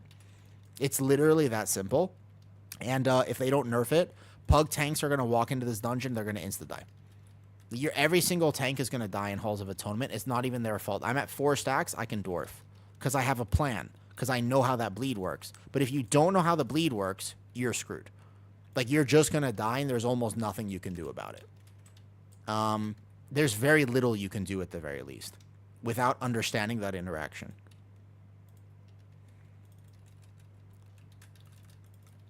So you need a UI to track the bleed. The biggest thing here is you want a UI to track the bleed. What's the strat when you don't have a cooldown? You run. You have to run. You use a movement ability and you run. Right now, this is an old thing that used to happen in Shadowlands. It doesn't happen anymore. Yeah? It doesn't actually, we don't do this anymore, but in Shadowlands, one of the strategies of how you tanked was you ran. You would actually just run, like a lot. It was actually the whole strategy. It was the whole point of tanking, was knowing when to kite. That was the whole point, you know? Hey, prop alley damage feels kind of okay right now, doesn't it? Even with the big-ass nerfs, like, I'm a little confused about exactly how this works here, though. It means VDH. So, exactly. VDH is going to be really good, but every tank has a way to do it. The way that I lived that first pull, if you saw, was I just used a horse. I just used my horse charge as pally, and I just ran. And I had to understand how to not get hit in the back or what defensives I had available so I didn't die while I ran. Make sense? Yeah, prop alley feels kind of okay right now. I'm a little confused about how these weapons to min-max them, because am I supposed to stay at max just for the... So right now I'm going to pull 4 dogs. I will die as a pug tank. The nerf was to the damage, correct? You actually gained... Technically you gained defensive value from the nerf to prop alley. It doesn't really work out like that just because it basically does. There's a small defensive buff, which is kind of okay. So see how my bleeds are already this high? I'll show you what happens if I don't cleanse them. Look how much damage I'm about to take. Look, I know I have bubble. Watch. Look at my health bar. I'm going to die in 3, 2, 1. Like, actually, I would just die there. Right before I bubbled, I was going to die, give or take, on the next tick. But because I know I have bubble, watch this. Watch this. After bubble, run. But I manage my bleed, so now I only have 2 stacks. He paints up me because he's scared. No need. I had a plan. I just know I have 2 bleed stacks right after bubble, and I run. But there's a lot of tanks who won't know that. Like, most tanks are not going to understand what to do. Or, like, how to kite this out. Because now I have 3 bleed stacks. And I need to hodge this so I can reset those bleed stacks. I'm at 3 stacks right here. You need a UI to track. If you don't have it, you're going to, like, I promise you, you're going to die in this dungeon. Keep in mind, every tank, and I mean, I played with Now, yeah? Now tanked this dungeon. Guess what? Now died when he was here, though. It's not just backpedaling. You need to slow them as well. It's a little bit more intense than just backpedaling, unfortunately. Yeah, you need to slow them as well.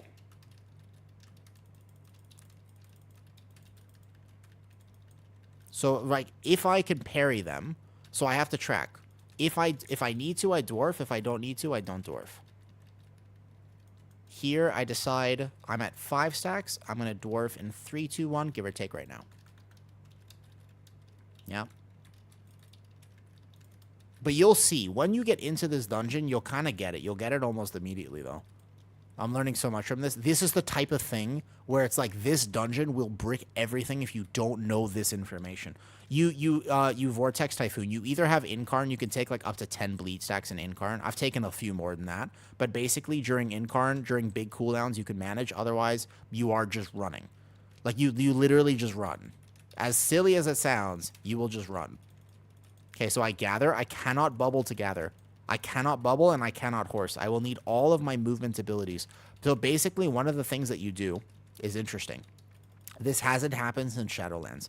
But you actually start treating your movement abilities as a defensive cooldown. So, for example, my horse charges are how I live this pull. It gets really interesting. I think it's kind of cool because it's been a long time since this worked like this. But actually, my ability to move in this pull is a defensive. So right now, my defensive option is horse and run because I'm at 4 stacks of the bleed. You see that? I just horse and run, and I can still do some of my damage because I'm a prop pally from range. And I got to keep making sure that these guys do not hit me. And then I'm going to go back in. It's so strange, but actually, your best defensive in these pulls, as a bear, stampeding roar would be a defensive. You see? Isn't that interesting? I think it's kind of cool. Like, it's been a while it's been a long time since we had to think about our movement. Like, let's say I have 0 horse charges. Let's say for this next pull, I walk in with horse. I'm going to have a really big problem. I'm going to die in this pull. So I can't walk in with horse. The trick here is that I have to actually get to the pull without using my horse. So I know I'm going to do this pull, but yeah, it's super weird because I actually have to get to the pull without horse. Normally, I would be like zooming through on a horse, but actually, yeah, this time you can't do that. You know, I just realized that the whole time I've been on holy profile, so every time I go to actually cast something, it's not casting right. Kick this. Prop pally, still prop pally. So I want to save my dwarf. If I can save my dwarf, I'll save my dwarf. Good. I reset my bleeds here. Excellent. I'm good. My healer's concerned about me, but actually prop pally is giga tanky in this dungeon. This is like the best dungeon for prop pally now. Okay, I dwarf this. So I reset my bleeds there with the dwarf. Yeah? I'm going to go kick this over here. I'm going to kick that over there. Perfect. Blessed hammer, blessed hammer, blessed hammer. You can see that my damage is actually still fine. Granted, I'm a lot better on prop pally than I am at other tanks. So right now I'm just going to dwarf. I'm going to bubble because I need to reset my bleeds on top of this healing here. There's a lot of healing here. And so voila. Also keep in mind, I'm also controlling a lot of these kicks. A lot more of these bolts would be going off if I was not on my pally. So you still have all your pally stuff. I'm going to hodge one of these because I don't want to take extra bleeds. They apply it on their melees. You slow down their melees or you stun them. Easy. There's so many little things you can do to optimize this dungeon as a tank. What would be Prop Pally's toughest dungeon matchup? Good question. Priory? Priory? Yeah, Priory. Priory. Priory's the hardest one for Prop Pally. Can you do it? Yes, but like Priory. Prop Pally, even though they changed the first boss a little bit and stuff like that, I think that Priory is still the answer to that question. Yeah, first boss Priory. I mean, keep in mind, you're playing Dwarf now, so you'll have the Dwarf racial. You'll have a few options, but yes, Priory. The answer to that question is Priory. I need to keep my Masterworks up. Nice. We want to pull these here into the boss. But yeah, you can see the difference in how I can tank this on my Paladin compared to my other things. I kind of want to pull those for funnel. Like, it's actually kind of would be nice if I could pull those guys before the boss spawns for funnel, but that's kind of troll. They do put a debuff on the team.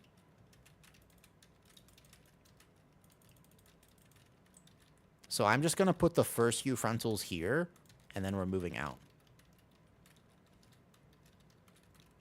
Mm-hmm. Do-do-do-do-do-do.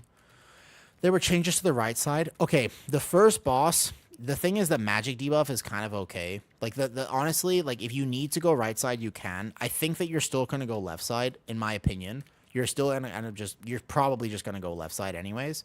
That being said, the right side is definitely more viable than it was, but it still kind of sucks. Like, it's still less optimal, but maybe at least there's a chance. We get Priory back tomorrow, and I'm down to test the right side more. When I was originally testing Priory, I was still going left, but we get it back tomorrow. I think the Priory comes back out. We get, like, Priory and Flood back tomorrow, so we can test some new stuff there. Would be fun. Ah. Wait, what? My bubble bugged. It bubble bugged? Bubble bug? It didn't taunt the boss. That was weird. That was super weird. Dude, he needs to move. He didn't move. My melee didn't move.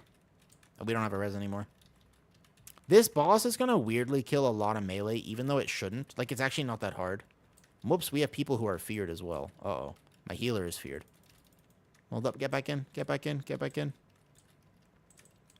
I can sack and off heal. Ooh, okay. No problem. Where is my healer? We gotta go to him because he's gonna be perma-feared otherwise. I'm gonna go collect my healer. Hold up. Okay, got him.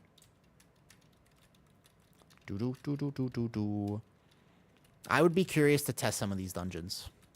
Okay, we're going to go back this way, though, because we need more space.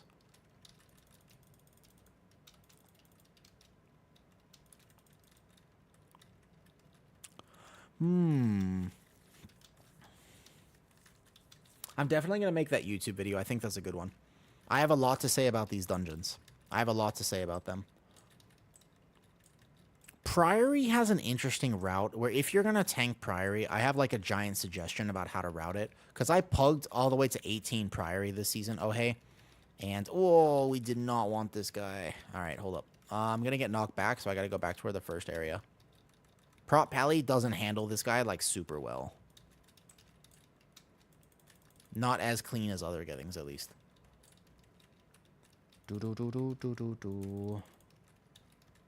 I'm just going to pop cooldowns. Because I kind of need to be, like, he's going to knock me back, so... Over here would work. I need to do more Blessed Hammers. I'm going to get knocked back here in a second. Okay, boss is dead. Nice. Okay.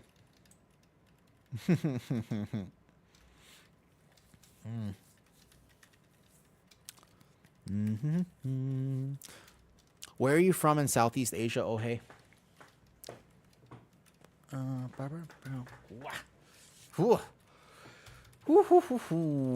need dinner soon. Dinner will be... Your background is Cambodian. Gotcha, gotcha. I used to raid with the Cambodian guild. Honestly, some of the most fun I've ever had in World of Warcraft. They were awesome, dude. They were so fun. That was like one of my favorite raid teams I was ever a part of. Was raiding with the Cambodians. Yeah, there's not that many Cambodian guilds, but they were super fun. Yeah, they do. There's a very specific guild. They're pretty good, actually. All right, we're going to do this big pull here. Ready? Prop Pally can handle this. Basically, like, some tanks will be able to do this, and some tanks will not be able to do this. Because of the Mortal Strike effect. So I'm going to make sure that none of these bolts cast. That's my job. The next set, I'm going to bubble. And then I have kings as well. So I wait for after this AoE. I'm still playing it like live right now. Have we done any Brewmaster testing? Yes, I'm just not a huge Brewmaster fan. Like, Brewmasters are not my favorite. They're not my cup of tea. The way that they play, I'm not a huge fan of how they play, so I don't tend to personally play them that much. But yeah, I have played Brewmaster. It felt sturdy when I played it. It did very good damage. No other real thoughts. I didn't find it to be like a crazy, crazy niche. Like, it was good. You know, it was fine.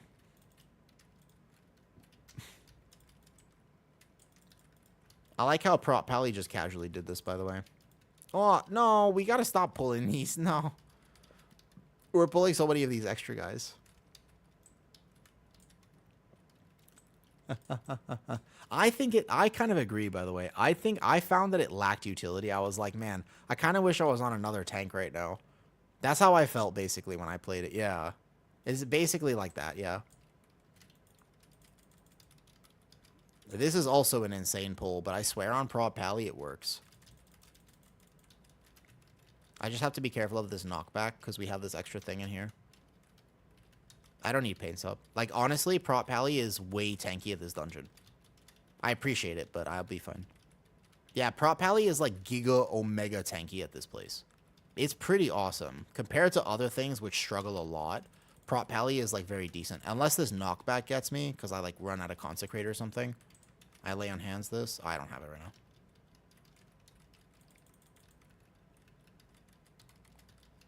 I need to get back to my Ardent, so I'm just going to Blinding, Hodge one. Yeah, Ardent here, then Bubble. I guess the knockbacks are going to get me. Because I normally don't have this this thing in here. I actually weirdly think, interestingly enough, I bet you there's going to be different routes for different tanks in this dungeon. Like, this second area, you would pull very differently compared to what tank you're playing. Because Prop Pally can live this, but I would be terrified on a different tank right now. You might actually have different meta routes depending on what tank you're playing. Brewmaster is going to struggle hardcore on these guys. They basically give you a Mortal Strike effect, which reduces all healing taken. So some tanks which rely on self-healing are going to have a much bigger problem, like a Blood DK. Whereas other tanks will be able to kind of power through. Are purple and blue bars above your holy power? I think I like variety in WoW as well, personally. You know, a piece of reset stacks back in Shadowlands. Yeah, it was a weird way to play, and it's kind of back in this though.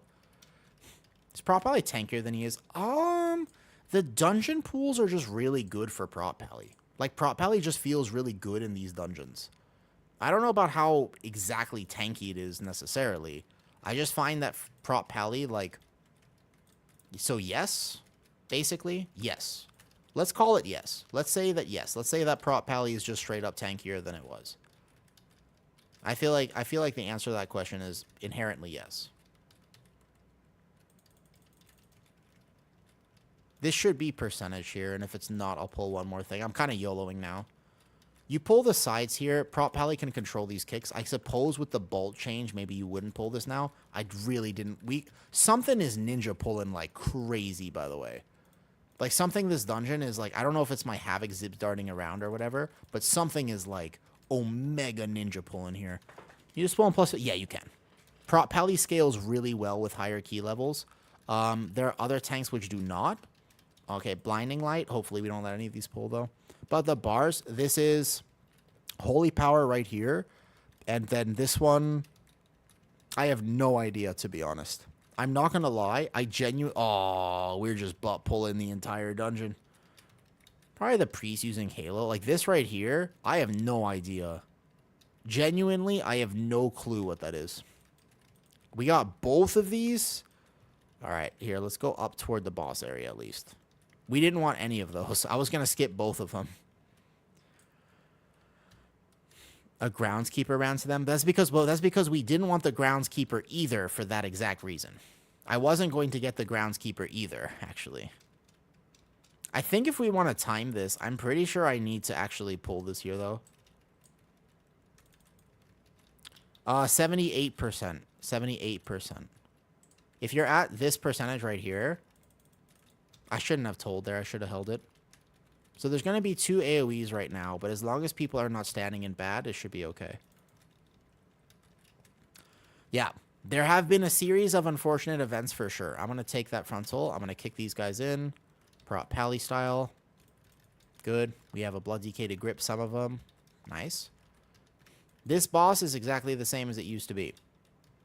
There's nothing really that special about it. I have kings.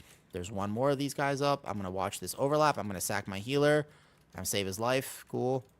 That's nice. Oh, he's still dead. That's less nice. Probably because they ran over a puddle. If we manage to do this and then the rest, we might be able to time the dungeon. But if not, we could also finish it, though. We have had a lot of butt pulls this dungeon, so in terms of, like, exactly what the percentage is, it's going to be way off. Let's put it that way.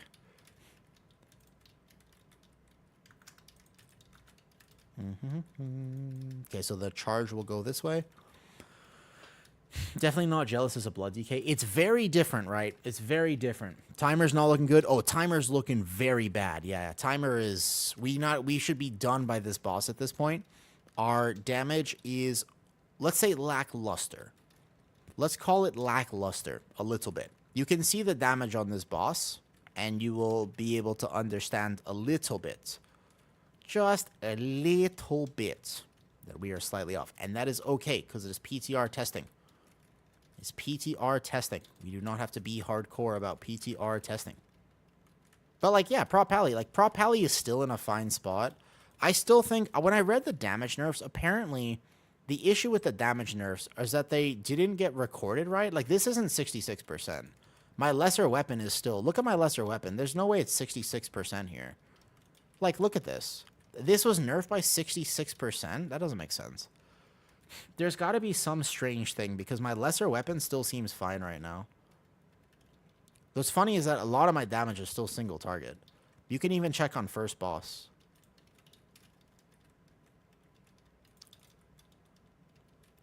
Like, even the first boss, you can see that, like, that lesser weapon carries a single target.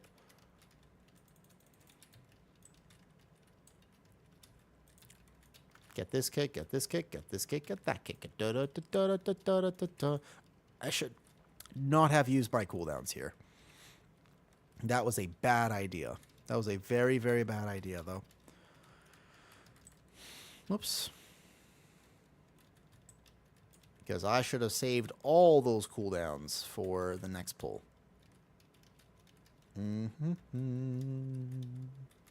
Okay, so next pull, we're going to go in and then out. We're going to go in, then out. There are 2 mandatory kicks for this pull, where I'm going to go inside, and then look how fast I almost died, by the way. You know, you've been watching me play today. You know I'm not a bad prop pally. But that's that crazy how fast that is. You know how fast that is. It's actually so insane. Because I needed wings for it, though. I bubble now, anyways. Oh, these casts went off. We're dead. You could see how fast. Like, that's what I was trying to tell you earlier about this dungeon, is I misplayed it. I thought I had another second before. I'm going to die again. I can kings, technically. But I'm going to die again in a second. I dwarf. Yeah, that's how fast it is. Technically, healer was drinking, and I could have waited. And maybe external or something like that, though. No, the whole dungeon has been like this, by the way. The entire dungeon has been like this. It's just that I've been playing this dungeon for a while now, so I kind of know how to game it. But otherwise, the entire dungeon, the damage I just took is the same damage I was taking this whole dungeon. I just got lazy. Because I realized we weren't going to time it, and I'm probably dead here because we let this cast go off. I have no option. I have no option. I'm dead. I'm dead. Yeah. This is the whole dungeon, by the way. I've just been hopefully making it look easy. It's not. I'm totally dead here. I got no plans. I have no options for this. Yep. There's only 2 kicks in this whole pull, but if you let those kicks go off, we are dead. Prop pally is fine. It's just this pull in particular. Have to reset, probably. Can't let cast go off. Rough. Yeah. You can't let the cast go off. This is where, as much as I like Disc Priest and stuff like this, you know? Block uptime. Oh, gotcha. Want to reset? I gotta get dinner. Yeah. I gotta get dinner now. While I'm getting dinner, let me just record the overall here out of curiosity. Give or take, the overall in this dungeon looks something like this. Yeah. I'll make the dungeon tier list after. Once again, it was fun, though. We got to play with the Marcellian online. Well, one of them, at least. I'm gonna be right back. It's okay. I'm not gonna be done streaming just yet. I just gotta go make some food because I've been streaming for 7 hours and I have not actually been doing that much. Okay, so Discord here. Let me post some of the overalls from today. Discord's right here as well. If anybody on YouTube wants it. When I get back, I'm making the tier list. And once again, we were playing with shout out Marcellian online, which is kind of cool. It's always nice to meet new people. He's been around for a very long time. It's really cool to meet new people. Boom. One of the things I don't like about tanking, by the way, is that you can be playing so perfect, and then you make one mistake, boom. Everybody's like, damn, bad tank, you know? You show unholy overall. That is the overall. We're looking at it right now, Anne. Anne Hoplatan. You can make one mistake. Like, technically, I was tanking that pitch perfect. Like, I was playing, like, very on point that whole dungeon. I misclicked one button walking into that pole. Dead. And it was just, like, cool. Spiraled out from there, though. Gotta be on YouTube. Yes, it will be. Yeah. It'll be. I'll come back. I'll definitely upload it just tonight. It'll be on the YouTube tonight for sure. But when I come back from dinner, we'll do it. So give or take about 30 minutes. While I'm gone at dinner, though, I will play one of the old videos. General, what's up? Too much WoW? He's talking about Flames chat. Thanks for the fun, of course. Thanks for hanging out. I'll be right back. I'll be back in a bit. I'm not quite done tonight. I just want to play. Normally, what I've been doing is I've been playing like one of my own YouTube videos while I go get dinner. Because I gotta actually cook a steak, you know what I mean? I gotta cook a steak. Okay, so there's a meta tier list that we could play. You guys want to watch the meta tier list video, or you want to watch... I would probably play the meta tier list video. This one has changed a lot. The meta tank tier list, I'm not so sure about this one. You want the dungeon tier list? The dungeon tier list we have to make together. We got to make that one together. We'll do that when I get back from dinner.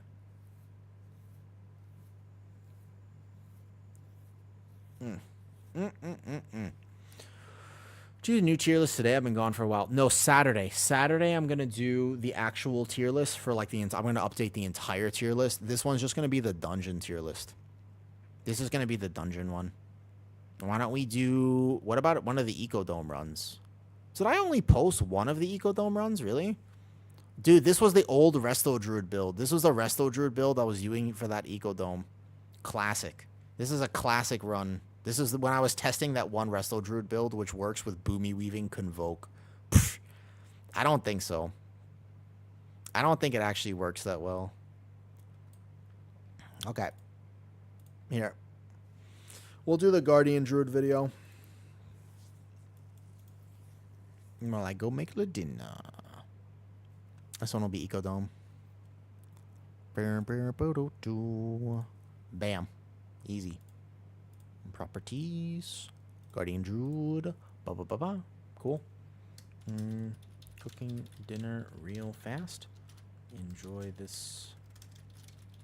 Enjoy this Guardian Druid. Good home run.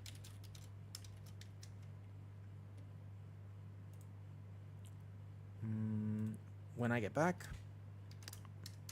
making dungeon tier list when I get back. Okay, there you go. Perfect. Window capture on. Ba-bam, ba-bam, ba-bam.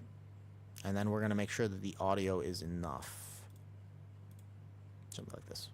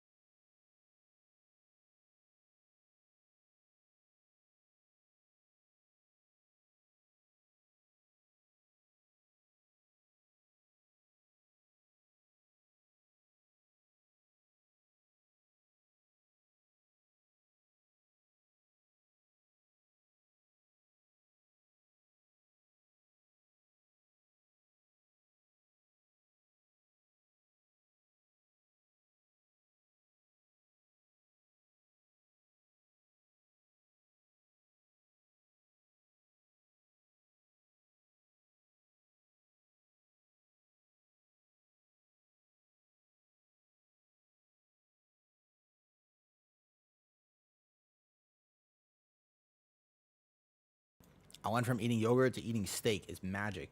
Now, I was an older run. Whenever I make dinner, I always feel bad about leaving up, so I just like post one of the older runs. Ecodome, you can learn a lot, especially that dungeon. One thing I want to show people with PTR testing, it's so important to understand that like you die as a tank, and that's okay. When you die on PTR, when the season actually goes live, you learn that Void Claw on Ecodome, when that dungeon comes out, you have to know it will kill you. Any tank you play, it will one tap you. But if you watch me die there, and if I die there on PTR, it means when the season comes up, I won't die there again. It's actually so helpful to be watching other tank players and where they're struggling, like Halls of Atonement or that dungeon. Super helpful. Morning, Geech. Hope you slept well. You play Warrior yet? Oh yeah, I play a lot of Warrior. I played Mountain Thane Warrior, and I played weird Warrior build today. It was fun.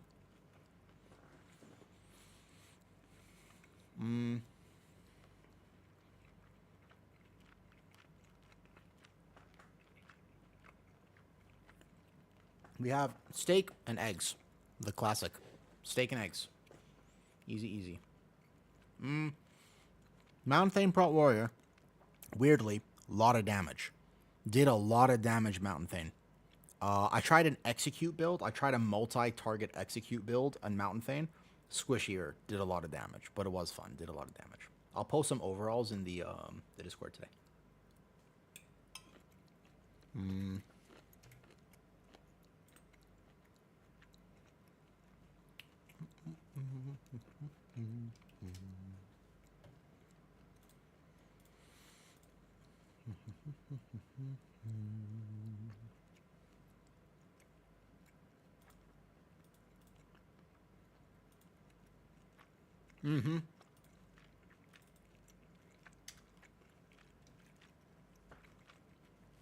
I played Wrestler Drew today.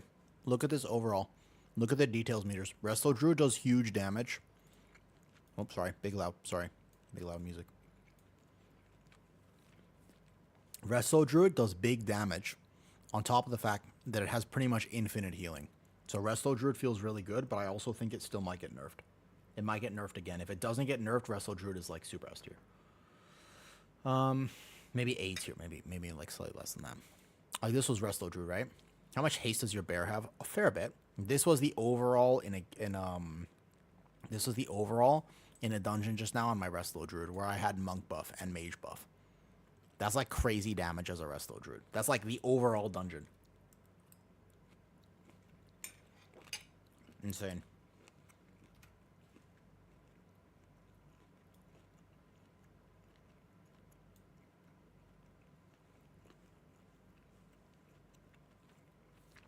Yeah.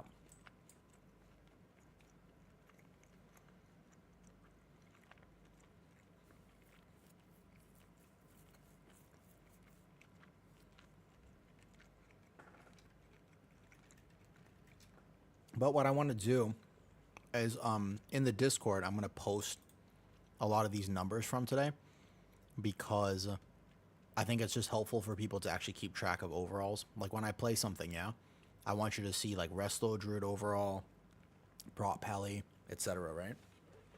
Some overall from dungeon testing today. There's like a Prot Pally there, like a Warrior there, etc., right? Yeah, some overalls from today. Different keys, man, different keys. But I played Warrior in like some 15 Gambit, a few like hierarchies. I played Demon Hunter as well. I played Pally. Pally still feels fine.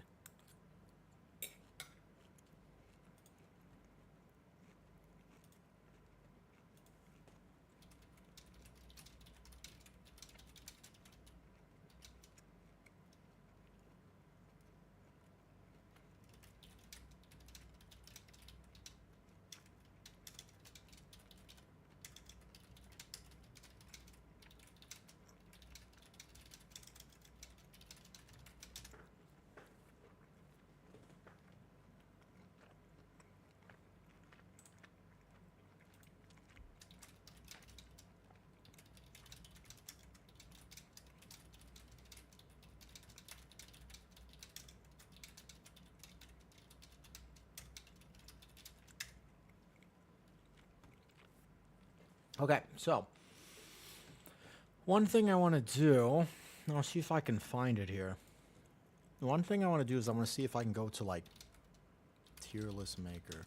I wonder if anybody has made a season 3 dungeon pool for WoW. So type in like World of Warcraft season 3 maybe.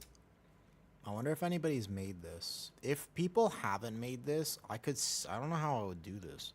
Like I need to do all dungeons, yeah? World of Warcraft dungeons. But how would I get Ecodome on here? That's a good question. Oh, haste. I play with about 20 to 25% haste on my druid, but the truth is, anything works.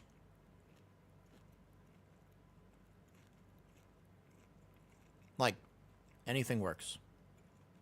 As long as you have about 20%, you're fine.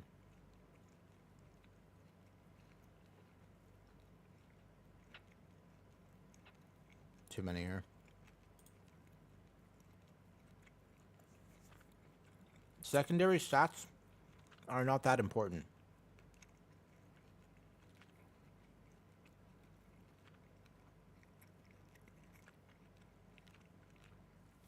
All right. Does anybody know how to actually make your own tier list for this?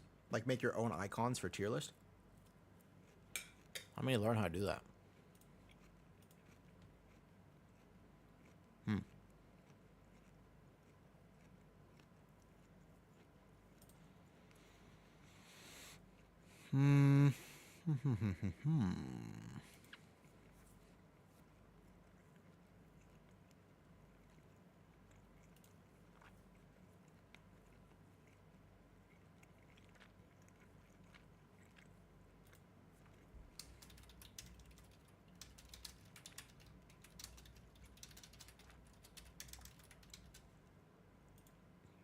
I'm going to actually have to make this. This is cool. I've never done this before.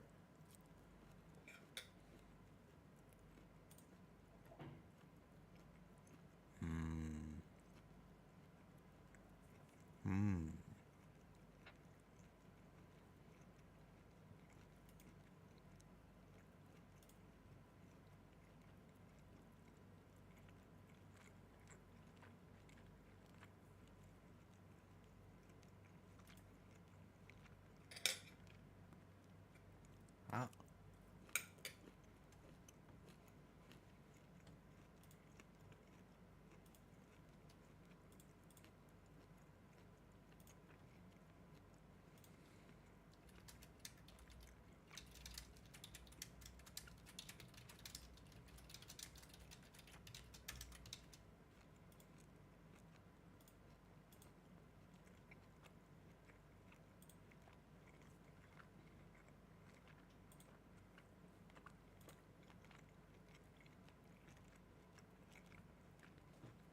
So, I have a plan. There's a good plan.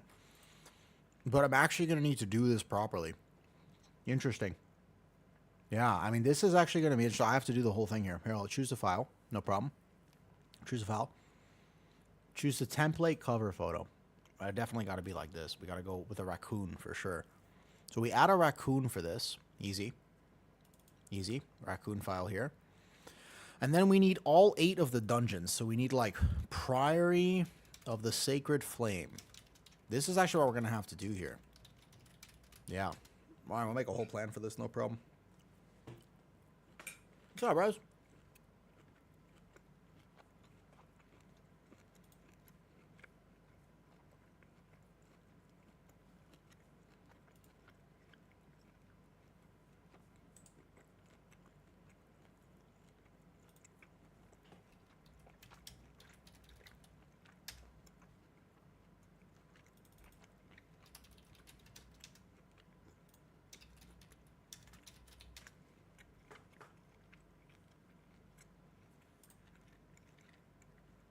I'm eating dinner. I'm about to make a tier list for all the dungeons based on all my testing.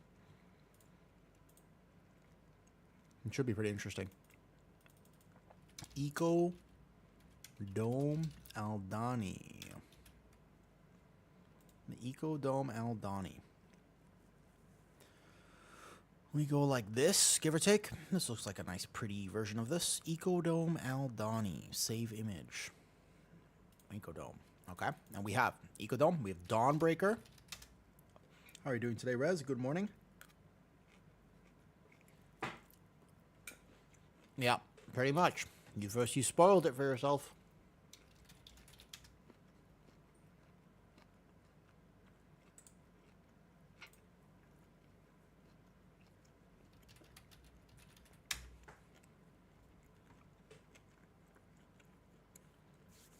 A false start.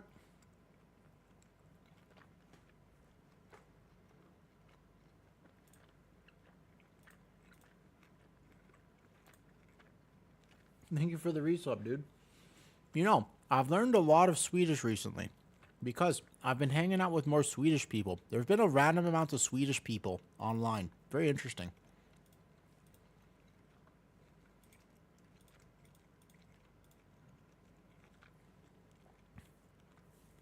Tell me something.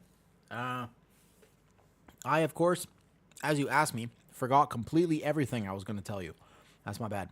Perry, we're about to rank the dungeons. I'm just getting the photos first. So what I got to do is I got to get each photo for the dungeon here. Yeah? Yeah, of course. Whenever you know when you're put on the spot, you're like, oh, no, I forgot everything. Yeah, the Harta of Guld. That's a good one. That's a good one. That's that you have a heart of gold. That's the one.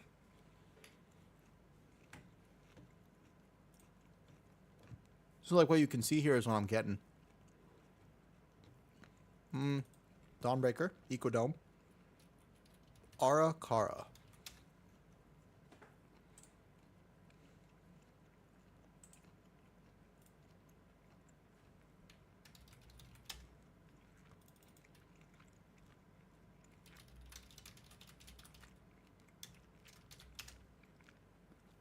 I'm going to be ranking them based basically on pugs. I think I rank them on pugs right now. Pugs are probably how I'm going to rank this, right? Basically what I think is going to be the absolute brick of pugs. I think I'll rank the dungeons based on what I think is going to be the absolute hardest to do, plus 10 first week, and what needs nerfs, and I'm going to talk about it. It's going to be wild. Like, there are some dungeons which are just like, you literally won't be able to do them. It's not good right now. Yeah, it's a problem.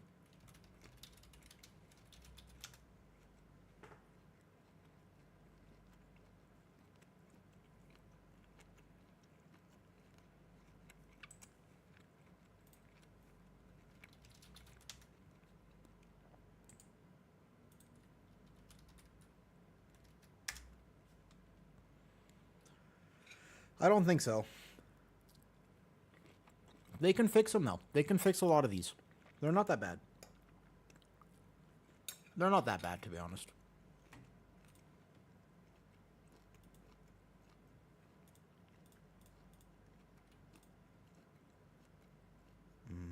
Whoops. Oh, man.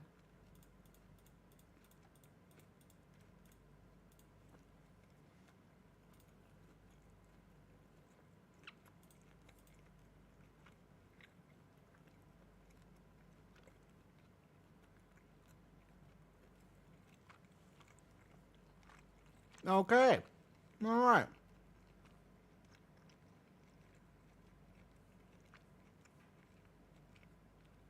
So this is what it looks like right now. I finally got some photos. I'm not sure I really love the photos, to be honest. Yeah, I'm not sure like I super love the photos, but for what it's worth, I did finally get them. I had to find 8 photos. So this is like Arakara here. You have Arakara, Dawnbreaker. This is Gambit. That's the Hooktail boss. That's Gambit right there. Halls of Atonement, Floodgate, Priory. This is Streets. That's Ecodome. That's how I would rank them, like this. 8 dungeons of the next season.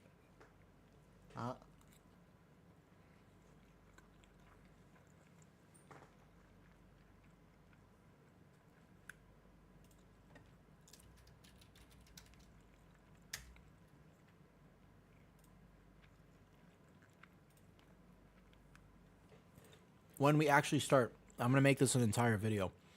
Like, literally, this is going to be an entire video. So much so, we're going to even change the stream title. Yeah? Ranking Season 3 Dungeons. Yep.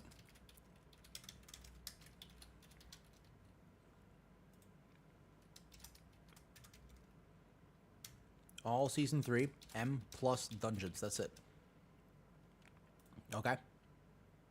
This is literally what we're doing now. This is all we're doing. We're going to rank these, and I have a lot to say, because I've been playing these, and I see some fundamental issues. People are going to have a miserable time.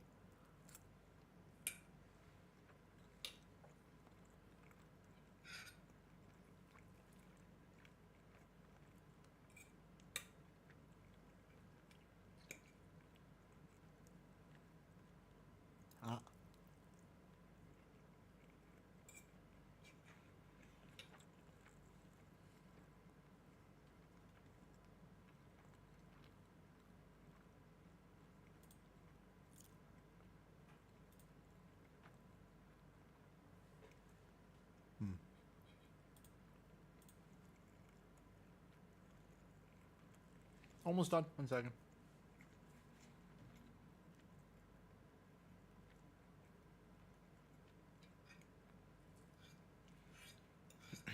I made my own tier list. I'm very proud of myself. 1 second. Almost done with dinner.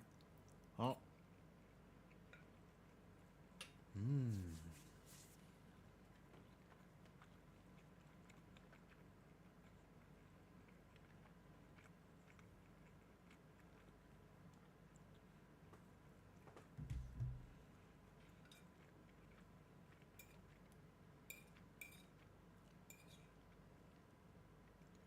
We're going to update the actual spec tier list on Saturday after I have 2 more days to play PTR. I need to test a few things. First.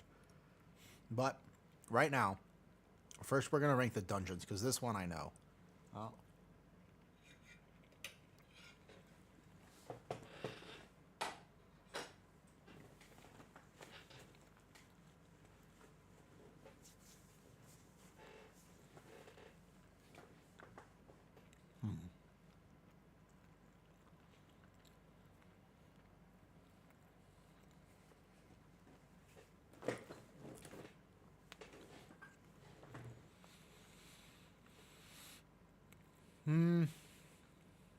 Okay.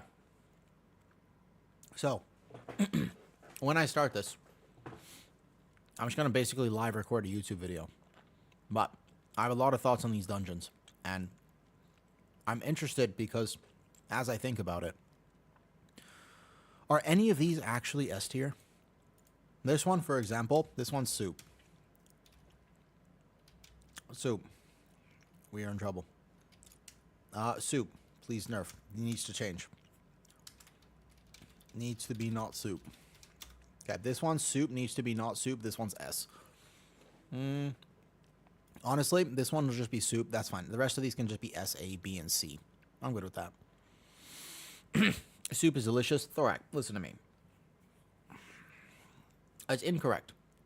Soup is not delicious. Soup is like an abomination, man. It's not good. I love soup though. Why is soup synonymous with bad? Nah, soup is a survival mechanism. We had to make soup because things were poisonous, dude. Yeah, but you could just eat potatoes. Why are you meant to make them in soup?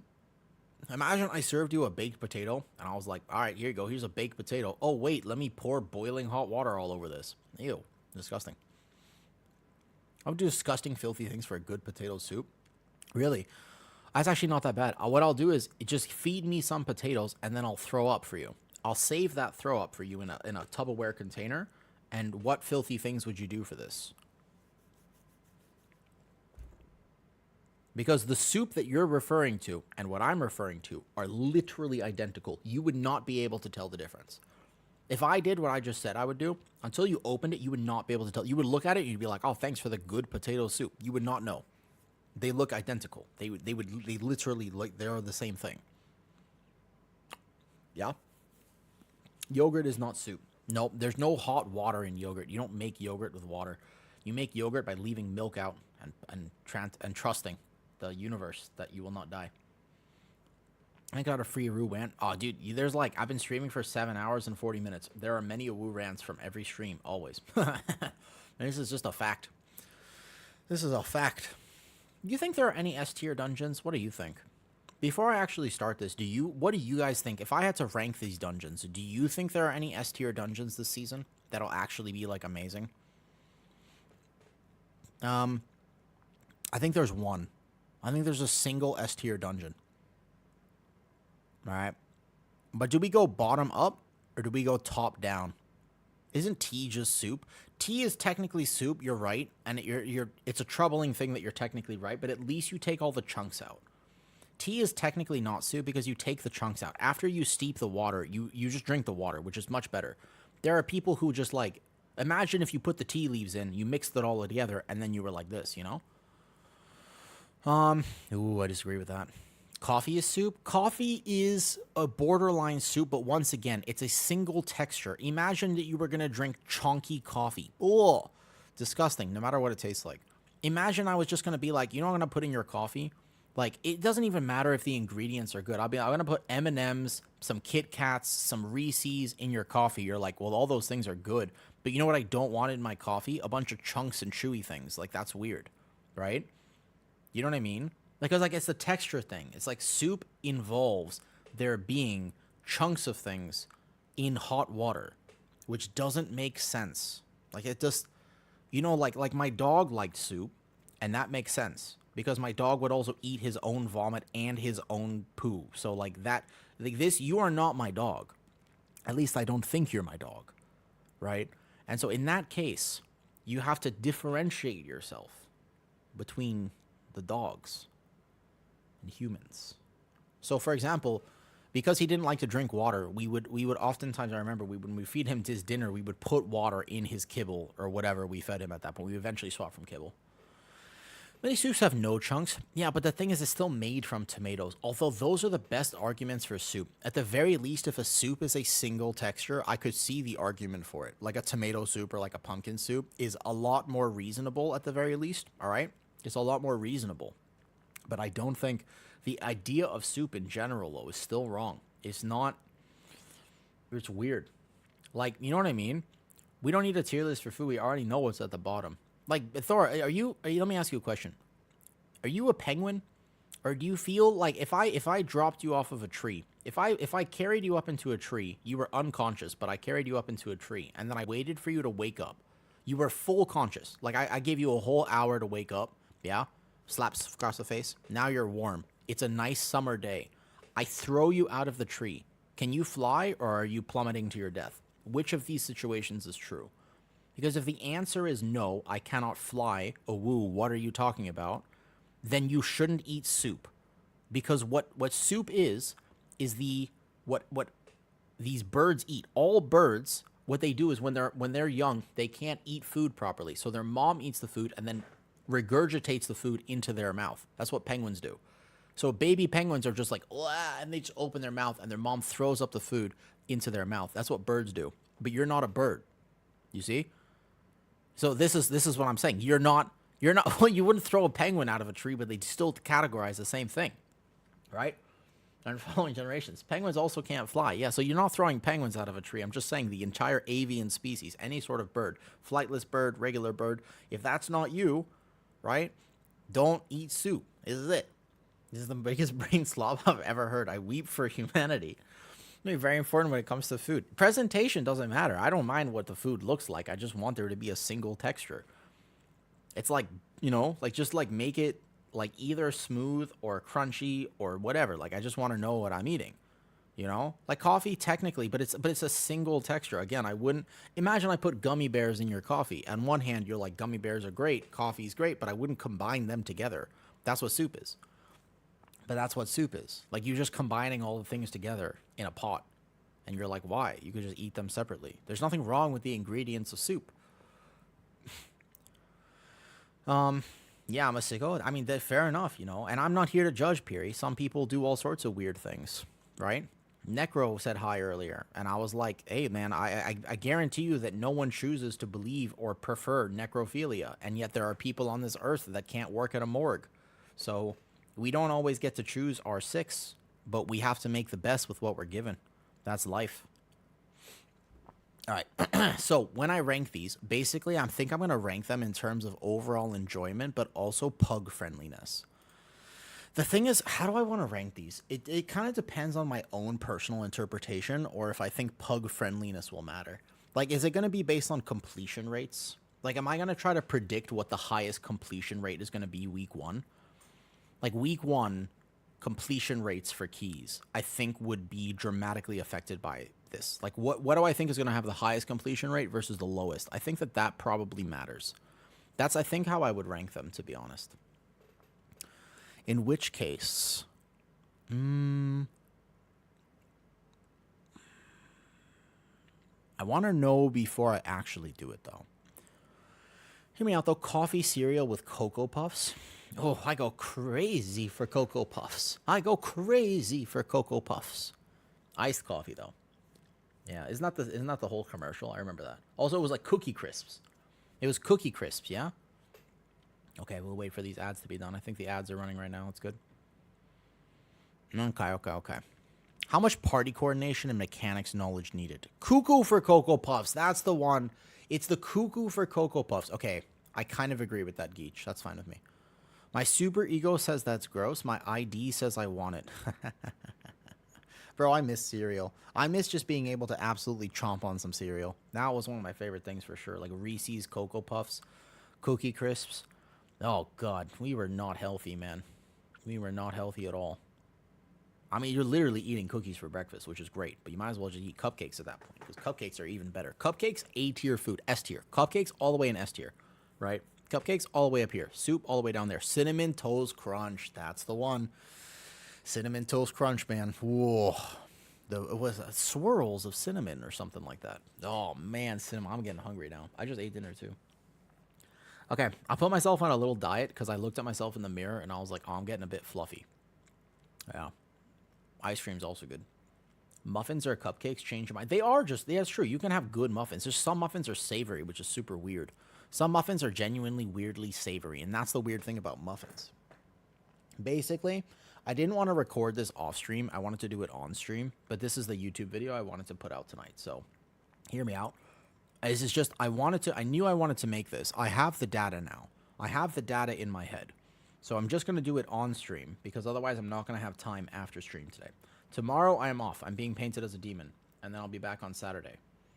Muffins are peasant versions of cupcakes. Peasant version of cupcakes. That's rough. That is rough, man. Peasant version of cupcakes. Which means, by the way, once I start this, it's all going to be one take. We have no do-overs. It's do or die. It's no, we gotta ace this. We gotta ace this first attempt at this tier list. We gotta do this right here. Okay? There we go. Cupcakes are cakes. Muffins are quick bread. Bro, hold up. Wait a second. No. I disagree. Muffins are still good, but you can have like chocolate chip muffins, blueberry muffins. Like, some muffins are really good. I remember. These days, since I can't have bread, everything feels good. You know what I mean? It's do or die, because Woo can't afford editing software. Literally, though, Rez, you are correct. Well, it's not that I can't afford it. It's I don't know how to use it. So all my videos are not edited, right? 0% of the videos are edited. That tier list was straight 2 hours, 10 minutes. It was straight. It was from one. It was not edited whatsoever. That from start to finish, that whole video, DaVinci Resolve is free. So I've heard. I just haven't used it yet. You know that tier list video I put on YouTube was straight up. It was 130 minutes from start to finish with 0 breaks. There was no editing. I didn't jump cut it whatsoever, right? I'm not sure it was straight. That's a great point, right? If I was an arrow, I would have a hard time hitting my mark 100%. It would be like, woo, like this. All right. Shall we? Shall we rank the dungeons? I'm done with dinner. And if I keep ranting, I'm bound to say something I'm not going to probably regret a little bit. Yo, okay, here we go. Ranking all season 3 dungeons. After extensive PTR testing. Okay. Oh my God. Do. I don't know why I remember that song. You remember the Kool-Aid Man? And he would just barge through walls and he would be like, oh yeah. That was a weird... We grew up in a weird generation. Actually, every generation is weird to the generations above or below it, to be honest. Okay. Okay. All right. I got my rankings. I think I have my rankings, actually. We're going to do this based off of comp restriction. We're going to do this based off of comp restriction, how much mechanics you need to know, and just how likely you are to complete. I think, honestly, just how likely you are. Okay. Are you ready, kids?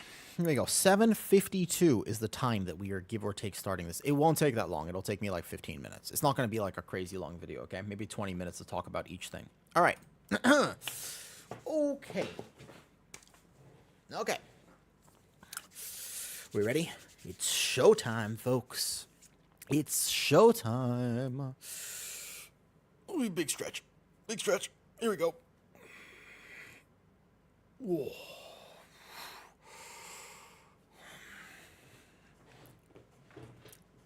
Actually, you know what? Instead of soup, I just came up with a better word for this.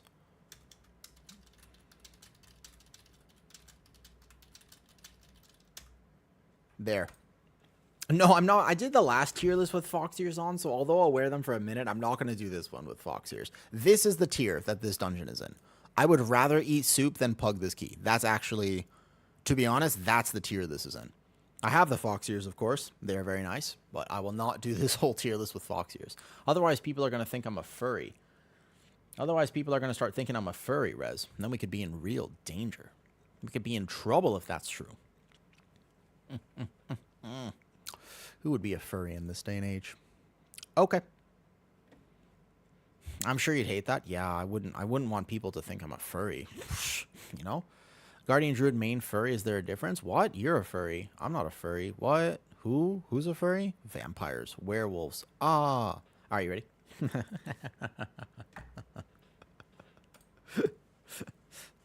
Okay, now it's not 7:02. It's actually 7:54. To put that tail in. Different website, Kyle. Different website. I think we need like maybe like a tier 3 sub. A tier 3 sub, Kyle, I'd consider it. Yeah, tier 3 sub, I'll consider it. All right. Shall we? Because I have actually been playing a lot of these, and I kind of am curious to see if people agree with me or not. All right? All right, just to clarify, because somebody asked me the other day, I logged on yesterday, and people were like, do you actually have an OnlyFans? Because I want to sub. And I was like, oh, no, I don't have an OnlyFans. And they were like, damn, I would have paid you a lot of money. And I was like, wait a second, should I make one? I was like, no, don't do that. No, I won't do that. Somebody messaged me, they're like, I would sub right now. I'm like, oh, really? Interesting. Okay. All right. No more procrastinating. We've procrastinated enough already. The main thing that we need to do is make this tier list. Okay. Shall we? Oh, yeah. Here we go. Here we go. Boom, bada bing, do do do do do do. Okay, let's go. Making sure everything's good. Wait a second. Where'd my window capture go? Oh, it's not even recording this. Hold up. Hello? Wait a second. Oh, there it is. Okay, good. Here it is. Here's the dungeon tier list. I gotta make myself slightly smaller. Or put myself over here. There you go. I'll put myself over to the right like this. Yeah? Perfect. Clear comms. Clear comms. There you go. I'm over here now. Perfect. Okay, I'm on the right side. Okay.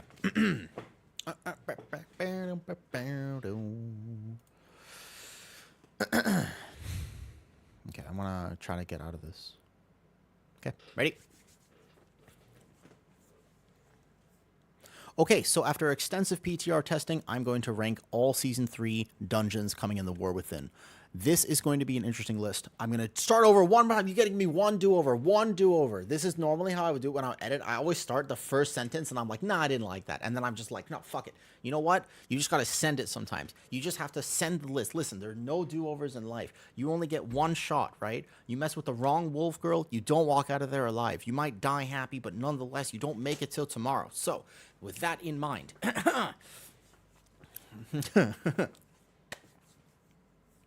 Okay, so after extensive PTR testing, we are going to rank all Season 3 The War Within dungeons. There are some that are in desperate need of tuning. I'm going to rank this based on who is more likely...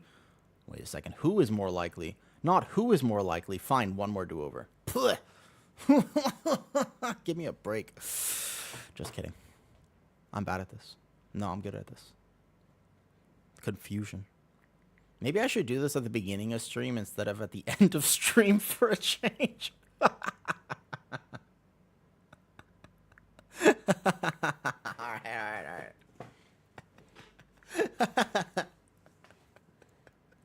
Oh, man. Okay. Okay, so after extensive PTR testing, I'm going to rank all Season 3 The War Within dungeons. I have some thoughts. Here are the ranking criteria. Number 1, are you likely to complete this week 1 with a pug? The main criteria I'm going to rank this on is going to be completion rate the very first week. You know how everybody is going to want their first plus 10? Which dungeon are you most likely to succeed at, and which dungeon is going to be the absolute hardest for you to complete that weekly 10 that you are most likely going to be trying to do? This is going to be that list.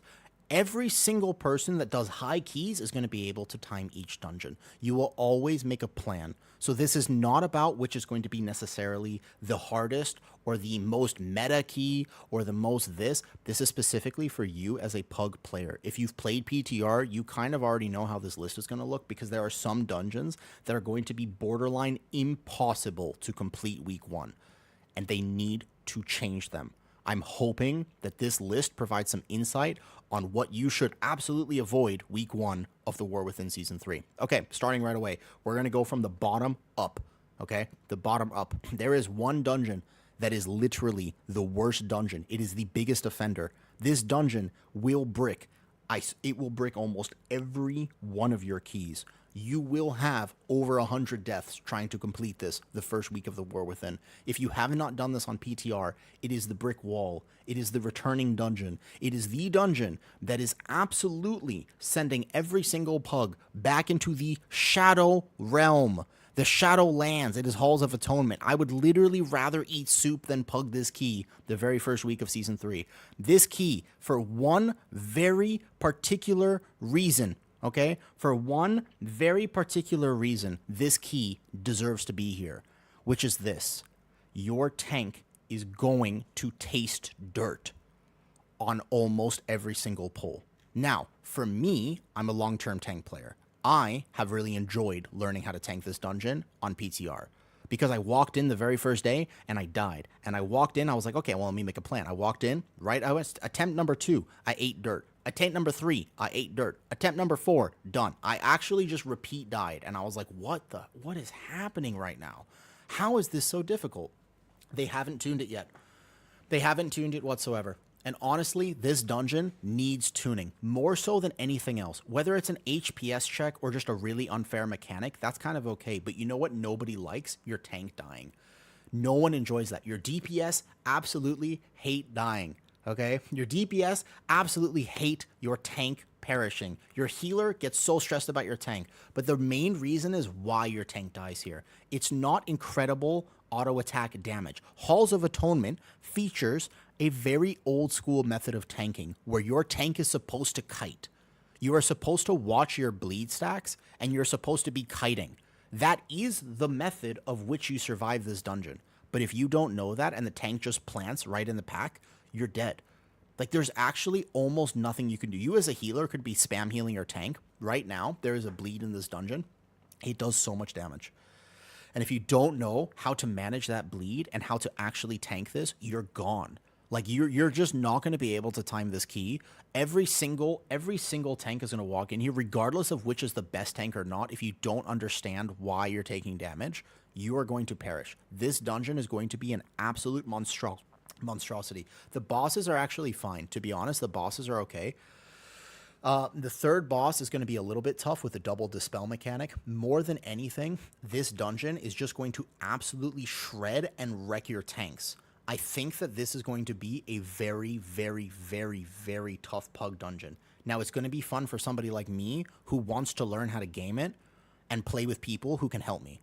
But this is all, you're making use of binding shot, you're making use of any slow you have. There are tanks that are speccing specific abilities to deal with this. There are also an unfair part of this dungeon, which is that tanks that can deal with bleeds are much better than tanks who cannot. So these are parry tanks and prop heli. Prop heli is going to be really good at this dungeon, weirdly enough, and a guardian druid is going to suffer.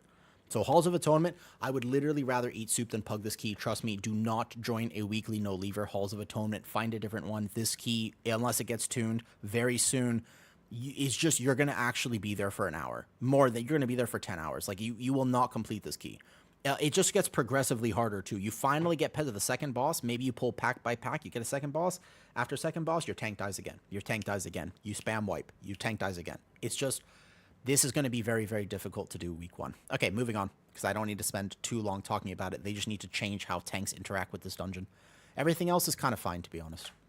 Okay, right above this, there is no dungeon as bad as this. This is literally in its own category right now. Right above this is another returning dungeon, which they made much harder. You may remember this from Season 1 of The War Within. This dungeon is Arakara, which they made significantly harder. If you manage to not fall in one of the many holes in these bridges on the way to the first pole, then you will be greeted with poisons that stack endlessly. If you do not have poison dispels, you will be in despair. It is borderline unhealable. They haven't changed that yet. They changed the first area to be significantly harder than it was, not easier.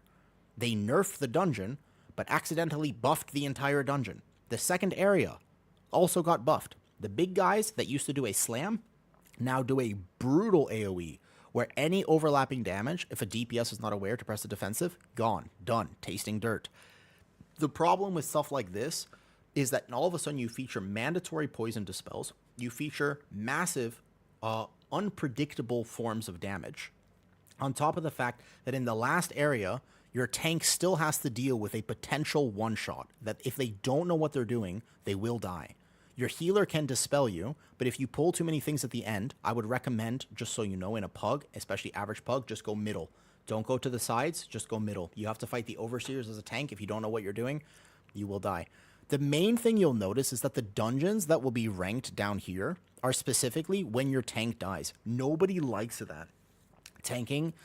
If there are just mechanics that will own pug tanks, it's the worst feeling. You could be a very good healer and just not be able to keep your tank alive. You could be a DPS player like, all right, I'm ready to blast, and then your tank goes blup, and you just go, oh man, and your tank feels bad. They don't want to tank the dungeon. Nobody wants to do the dungeon. They just need to make it so that tanks do not fall over in most dungeons, and I know you still have to tank. I get it.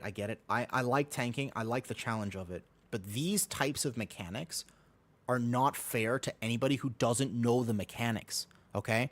They did have an ethos going into the War Within where they were going to change tank busters, and then Season 1 happened. Do you remember Season 1 of the War Within with Grim Batol and Stone Vault? How did you feel about your tanks in that dungeon? Did you like it when they walked in and just died immediately? And you just went, all right, well, I guess we can go next. Did you like that? Because I didn't like that very much. I didn't like tanking them. I didn't like healing them. I didn't like DPSing them because I was terrified the entire time that my tank was going to go splat. Honestly, this dungeon feels like that. At the end, this one is not as bad for tanks, to be honest. It's just that there's a mechanic at the end for tanks that'll be a problem. This is actually more of the fact that there's a mandatory poison dispel requirement. Anytime in a pug there's a mandatory poison dispel, you get that one boomy. You're like, well, okay, we have a druid. He can at least do one poison dispel, but he forgets that he has it, and he presses it like one time in the whole dungeon on himself when he had one stack. It's tough. I don't like mandatory dispel profiles. That being said, moving on. We have the next dungeon in what I would consider these two to be probably the hardest pug keys. I think that I think the first boss can kill you here. I think the second boss can kill you here. And I still think the last boss, although it got easier, that's the only actual nerf to this. The last boss is much easier. Still think it'll be hard to complete this in a weekly key. Okay, moving right along. Dawnbreaker actually is next. I'm torn between Dawnbreaker and B tier. This is a dungeon where people voted this back, but this is a DPS take. Honestly, this is a DPS take. The biggest thing about Dawnbreaker is that DPS liked it because it was a 3-boss dungeon. It was short, it was easy. But as a tank or a healer, this dungeon sucked. This dungeon was so bad in Season 1. No tank liked tanking this, and no healer liked healing it. The damage patterns are very specifically terrible. The second boss is an atrocity. They made the first boss harder, and it will actually kill some pugs. But the biggest thing is that, although they did nerf it, they also changed some of the abilities, and I could foresee this being a potentially tough pug key to do. Anytime that your tank is in significant mortal danger, on top of the fact that your healer has to worry about something like the second boss, can be tough. I honestly think this is still B tier. There are a lot of redeeming factors, mostly 3 bosses, pretty quick, very straightforward. But remember, we are taking this for granted because we played Season 1. I imagine if you're watching this, you played Season 1. And if you didn't, please stop by stream or something. Watch somebody do Dawnbreaker. If you don't know what to pull in this dungeon, bad idea. Because the second area after the first boss is very clear what you do, but it's a very not intuitive dungeon. The layout of this dungeon, it makes you think you go here or here or here, but there's a very specific route. They put a lot of mobs in the courtyard area. If you don't know how to do the second boss or where to position that boss, you're going to end up pulling more stuff. If you have to pull the courtyard area, they added a ritualist there, etc., etc. This dungeon also features a relatively mandatory curse dispel that is not from your healer, that is most likely from a DPS player. So all of a sudden you're required to bring a druid, a boomy, or like a druid, a shaman, or a mage or something like that. So I don't like mandatory dispel profiles. It locks the comp. It makes everybody feel bad when you have to bring a dispel and you can't take your friend who's that warlock because they do not have the ability to dispel, even though you want to play with them. So there's really, I think that curse dispels are borderline mandatory here, unless you were playing with a god tier healer. But you're probably going to want at least one curse dispel that is not from your healer. So I think this dungeon actually fine. Like I said, redeeming qualities about this is that it is pretty straightforward. Fast 3-boss dungeon. Weekly timer, pretty chill, but there is a significantly better option that we'll get to in a second. Next B tier dungeon is going to be Priory. Now, Priory is actually a very interesting open concept dungeon. There are so many ways to route Priory. There are actually many different ways to route Priory. And ultimately, there's a pug route and there's a high key route. The problems with Priory happens when that in your weekly 10 or your 12 this season or your 15, you try to do the high key route. Bad idea. Trust me, there are 2 ways to pull Priory. There's the pug route, there's the high key route. The high key route involves pulling like 3 to 5 casters in every pull because they are technically good percentage. They also kill you with any potentially miss CC. I don't know if you've pugged before, but you tend to miss CCs. I don't know if you've pugged any keys before, but no one kicks. Like, you want to limit the amounts of casters in general in any pug environment to the absolute minimum because you don't chain CC things. Like, that happens in very high keys. Doesn't happen in your average weekly vault key. So this dungeon, if you don't know how to route it, there is a very specific way to route this, which I think makes it a lot easier. They did technically nerf it. The advantage of Priory, pretty dungeon, lots of AoE, fun dungeon in general. I think this dungeon is actually pretty fun, but they made the first boss harder. They made the second boss is fine, third boss is fine. I actually think the bosses here are fine. You're not likely to wipe. If you get past the first area, you're not too likely to wipe as long as you don't overpull the next area. The biggest problem is when people pull Priory like it's a very high key when you're just playing with Steve, who got off work and just put the kids to bed. Steve doesn't want to do an advanced Priory route, okay? But Steve does not want to consider a chain CC and miss one kick and immediately die. Like, you just want to game sometimes. So Priory is a dungeon that can get you if you overpull it and you overcomplicate it. Don't overcomplicate this dungeon. The timer is actually pretty chill, and you'll be just fine. That's the biggest thing about Priory. Also, figure out the pug route. Very helpful. Okay, next dungeon, actually. We have 4 dungeons left. Streets, Gambit, Floodgate, Ecodome. Okay? Now, this is the new dungeon. We're going to go bottom up. Next dungeon on this list, I am torn between 2 options here, and I will choose Streets. Streets is a B tier dungeon. It is a high B tier dungeon like this. Streets is interesting. It technically has a lot of bosses. But the particular thing about Streets is that it is a pure knowledge check. There is no individual mechanic that hits that hard. There's no individual mob that will wipe you. There's no individual pull that's just like, this is impossible. But there's so much knowledge about this dungeon. You will have pugs on the first week, on the first boss, that don't know how the cage thing works. Dead. You will have pugs on the first week, on the second boss, the menagerie, let's say you go there, who don't know how that boss works. Dead. You will have pugs on the third boss who don't know how that mailroom boss works. Dead. You will have pugs who don't know how the fourth boss works. Dead. You don't know how bugs. Okay, finally, you get to the end. They don't know how the portals work. Dead. This dungeon borderline should be down here, to be honest. I'll put it here because technically speaking, it's not hard. Like, this is a hard dungeon. This one's not hard. It's not like there's a ton of casters. Just go left. Trust me, go left. Don't go right. After the first boss, go left in a pug. It's much easier. It's not like there's any particular thing that's that hard. It's just that there's a knowledge check. And most people going into this next season will not have done Tazavesh Streets.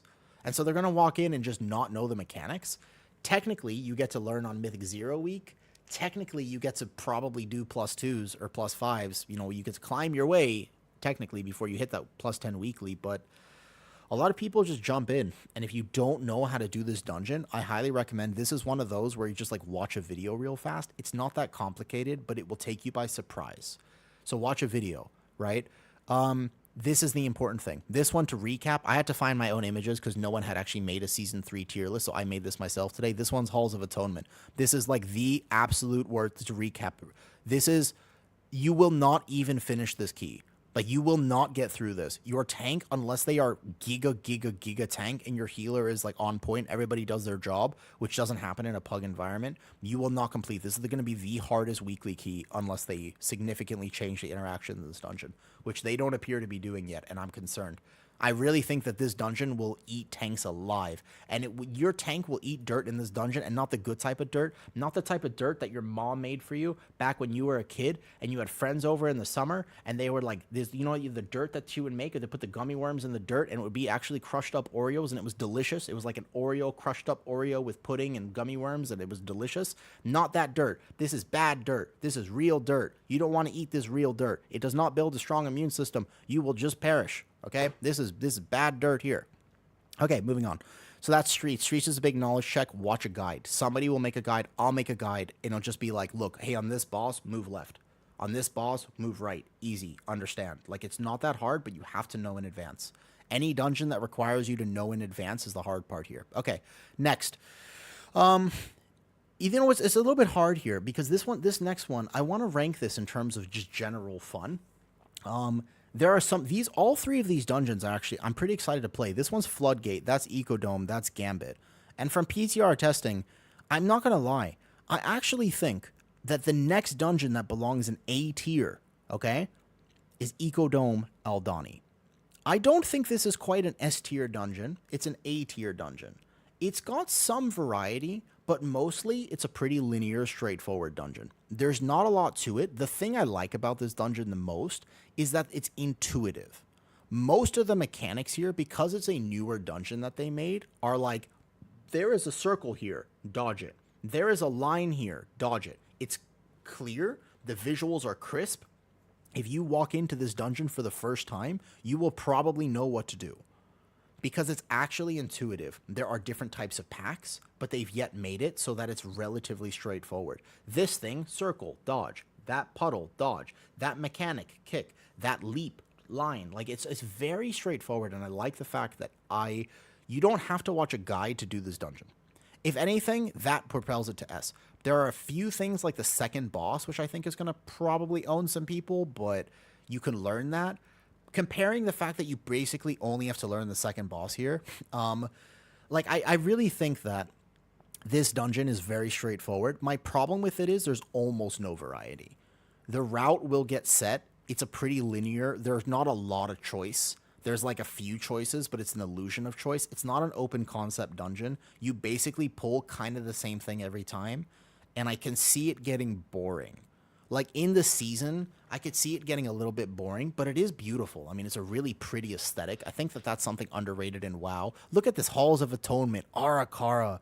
You know, like WoW is this thing where they're like, we're so serious, we're so dark and gothic. We belong in the DC universe. We belong in the we're so dark. And it's like they sometimes design things to be like very moody. I like the fact that this one's just lush, vibrant, and fun. Like, you know what I mean? This one's just solid. Like, it's just a solid dungeon, actually. All right? Now, here we go. Next dungeons. I would put this dungeon in high S tier if it wasn't for the second boss. This second boss is a monstrosity. This is Gambit. That picture right there, the picture that we have right there, this right here, that's Hooktail. That's the second boss of Gambit. This boss will eat your pugs for breakfast, lunch, and dinner. You will wipe repeatedly on the second boss. I don't know what they have to do for it. I think that they just honestly should give that boss a straight 20-30% health nerf. Like, at least have it die faster. If your tank does not know how to position perfectly, if your DPS are not stacked consistently, which never happens, and move in the right way, which doesn't happen, if people do not use their CCs effectively, which doesn't happen, if your healer doesn't understand the fact that there's a double dispel mechanic on top of intense positioning, which probably doesn't happen, you're just dying. You're just going to die. This boss will actually, it's really, really tough. High recommendation that you practice and learn a strategy for the second boss. Honestly, the first is fine. The first area is chill. Like, honestly, in a lower key, if the fish sticks go off, it's cool. It's chill. You just kill them. Like, it's fine. If as long as you don't overpull the first area, pretty much nothing happens. Like, your tank shouldn't die. There's not a ton of AoE damage. There's a few casters which do hurt, but honestly, you just kill fish sticks. They're annoying, but you can just kill them, and it's not a problem. High keys, you got to do some chain CC stuff. Low keys, just like middle keys to get your weekly vault and stuff like that. This key will be fine. First boss, very straightforward, very simple. They added a new thing to it. You don't have to have a weak aura for it anymore. You just click on the icon. Everybody kind of understands. You could walk into that boss having never done it, and you would kind of get it. Like, you would be like, okay, the boss is immune. You would take a look around. You'd be like, okay. You could put it together in your head. I appreciate that. Second boss, however, is it's gonna, I don't know how they change it, but if they just change the second boss to be a little bit easier, maybe 2 add spawn instead of 4 or something like that, this dungeon, high Giga S tier. Only positive things to say about it. Last area is fair. Don't overpull, great. High key, overpull, have coordination, great. It's okay. Every mob in here is actually fine, except for the second boss. Last boss is also okay. It's a long fight. There are some mechanics, but in general, they're all fair. They're actually fair mechanics. It's a little tough, but it's okay. Second boss does not feel fair. Second boss in a pug, you're gonna have your mage over here, your boomy over here, and nobody's gonna help you, and they're gonna die. And I don't know what they do to change this boss, but I think this needs changes, which means there is one dungeon left. I do believe that Floodgate moves to S tier. Now let me explain why. Because this season, Floodgate was not S tier for a few main reasons. It was a very hard dungeon to do in pugs. One of the reasons for that. Both of them have been removed. As you know, Bubbles is no more. And if you didn't know this, Bubbles is no more. Bubbles is... Rest in peace, Bubbles. You will actually, when you first get into this dungeon in the season, I don't want to even spoil it for you, but watch how they remove Bubbles. It's actually kind of funny, and I enjoyed it. Okay, I don't want to say I enjoyed it because that makes me sound like a bad person. Floodgate is S tier. Let me tell you why. Open concept, fun dungeon, kind of has variety. You don't have to pull the same thing, although there is a route, obviously, from last season. The main benefit of Floodgate going into this season is that Bubbles is no more, so there's no weird Shadow Meld skip nonsense that you have to worry about. The bosses are actually all relatively fair, although challenging. The second boss, if anything, is my only problem with it, which I don't know if people don't really know how the bomb mechanic works. But the actual thing about that mechanic is even if 2 bombs go off in a lower key level, you can probably save it. You just spend a healing cooldown and you might be able to save it. So it's forgiving in a way. The Big Mama is actually fair. It hurts, but it's fair. They reduce the tank buster so that relative to key level, your tank won't get one-shot as much. Great. Swamp Face, hard, but fair. Honestly fair. Does a lot of damage. Maybe they could tune down the damage a little bit, but honestly fair fight. Last boss, hard, but relatively fair again. So The only thing about the last boss is people do have to learn that mechanic. That one is not intuitive, I will say, and Swamp Face is not intuitive, but once you get it a few times, you'll kind of understand it. They're not that hard to do or understand. There's no mandatory dispel in Floodgate. There's no mandatory dispel profile. You do have options. In higher keys, you can combine a bunch of pulls. In lower keys, you can split a bunch of pulls. You can take one caster instead of 5. The only thing about a Floodgate, which I don't like, is the Seaweed pull. I think that the pull before Swamp Face is the reason that this dungeon, if they change that, absolute S tier dungeon. The pull before that just requires chain CC on Seaweeds. I think that that is unfair, and I think they should change that, or maybe change the interaction, or maybe even just take one out. I don't know what they could do, but there's going to be some interesting stuff. They changed the Blood Warper pack, so after Big Mama, you can just click on the box. There is no Blood Warper there. That guy was hard because your healer had to send cooldowns. And then you would go from that Blood Warper to the next Blood Warper pack, and you would die.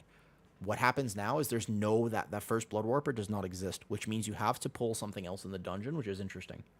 I think that it's a good change. I think the direction they've taken Floodgate in actually propels it to S tier. I do think you'll be able to complete this in a weekly key. The biggest thing about this dungeon is don't overpull. I do think you'll be able to complete this in a weekly key. The biggest thing is don't overpull. You technically won't get brick walled by bosses if you just say in your party chat on Swamp Face, if somebody really doesn't know this, then they didn't play this season. Most of people are going to understand this in Priory because we had them in this season. But just as a note, as in party chat, somebody just say walk left. Like, just tell people to go left, because some people sometimes go right still. Just tell people to walk left. I think that Swamp Face, if anything, is maybe the one downside of this, but relatively speaking, it's a fair mechanic. It's relatively straightforward. You press a defensive on the AoE, you walk left, you hit the boss. It's actually not that much to it, it just hurts. So I think that Floodgate is actually a good dungeon. I do think that success rate-wise, it will be potentially a tiny bit lower. Like, I think Ecodome will actually have the highest success rate, honestly, as people learn it. But I would say that this is just, this deserves to be here because it's fun. This dungeon doesn't feel boring. You've got big AoE, you've got some good pulls, you have different types of mobs, but not too many casters. You have some things that prevent you from doing this, but other things that are fun. Aside from the Seaweed pull, everything feels relatively fair. I like this dungeon. I think that it involves tank creativity, it involves your healer to flex, it allows your DPS to flex.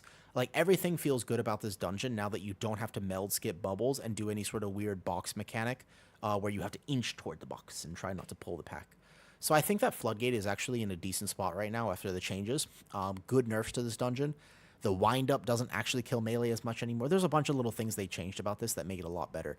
The only thing is that all three of these could be S tier. They just need to change the second boss of Gambit. Easy S tier dungeon. Everybody remembers this. Very fun. Good AoE. Good damage. Good this. Everything's fine about this dungeon except second boss. You'll trust me. You come back to this list. Start the season, come back to this list, and tell me if I'm wrong. I would love to hear your thoughts on what you think the best dungeons are, because this one, good luck. I really want to see how you feel about it. Start the season, come back and tell me what you think. That is my dungeon tier list. That is what I think after playing PTR a bunch. Mandatory dispel profile. Tank eats dirt. Not the good kind of dirt. It's rough. So anyways, those are my thoughts on the PTR dungeons. I do hope they take a look at them and tune them soon. Okay. See you next time. All right, that was my YouTube video. I'm going to clip that and send that right to YouTube. We started at 7:28. It's like a 25-minute video. Perfect. Thanks for hanging out. I couldn't respond to chat because I was locked in because I was just going to take that because I'm allergic to video editing. I don't know if you know, this is a terrible disease. It's called allergic to video editing-osis, and I'm allergic to video editing, so I can't do it, unfortunately. So I'm just going to take that whole clip and just boop, post it to YouTube. I could have come up with better icons. Can you even see which dungeon is which, to be honest? I didn't. I had to find my own icons for this. I feel like I didn't come up with the best ones. That's clearly Halls, but it's kind of hard to see, huh? It's like a little bit hard to see, I suppose. S tier is super easy, though. Came in late and asked the question. Oh, no problem, Dal. It's fine. So basically, Dal, what you were saying, though, Mr. Dalgroth 2, will there be an S tier? I think that this dungeon is genuinely S tier. I don't know if it's the most pug-friendly, but I swear this would be fine if the second boss did not exist, and this one is just a new dungeon. There are some hard things you will wipe to this, and I think that that will impact it quite a lot. But I wanted to do this live on stream because I wouldn't do it after stream. Allergic to video to editing of OSIS. That's right. That's right, Jacob. That's the one that I have, unfortunately. It's tough. It's tough. You know what I mean? I am Cookie Monster. Put cookie in me, please. Thank you. When you say mechanics, you mean everyone has to do anything or just tanks and healers? Honestly, SCP, it's a great point. Mostly tanks and healers. The thing is that it is mostly tanks and healers. Okay. So, now that we've completed that, we started at like 7:28. Or sorry, 7:58. It is, how late for me right now? It is 9 p.m. I want to go drink some milk. I believe that I am tired. I had a nice stream today. I will be back tomorrow. Discord's linked. I will put that video on YouTube if you want to hear my thoughts about it and you came in late. I want to put that on the YouTube in a second. I'll put it on there tonight. I'm tired for today. I will not be here tomorrow. I am being painted as a demon. It is very cool. I will share a photo in the Discord at some point. Who should we go raid? Who's on right now? Para's on. Ash is on. What's Ash doing? She just start stream? Yeah, it's perfect. She just started stream. All right, bet. Let's go raid Ash. Ash is on. Perfect. It's always very nice to get a raid right as you start stream. All right, I'm going to go work on this video, and we'll go say hi to Ash. Have a good night. Yo. Thank you, Britt. Raid. She likes raccoons. Miss Trashes. All right, go say hi. Tell her opossums are also cute because they are. Night. See you Saturday. Bye-bye. Mm-hmm.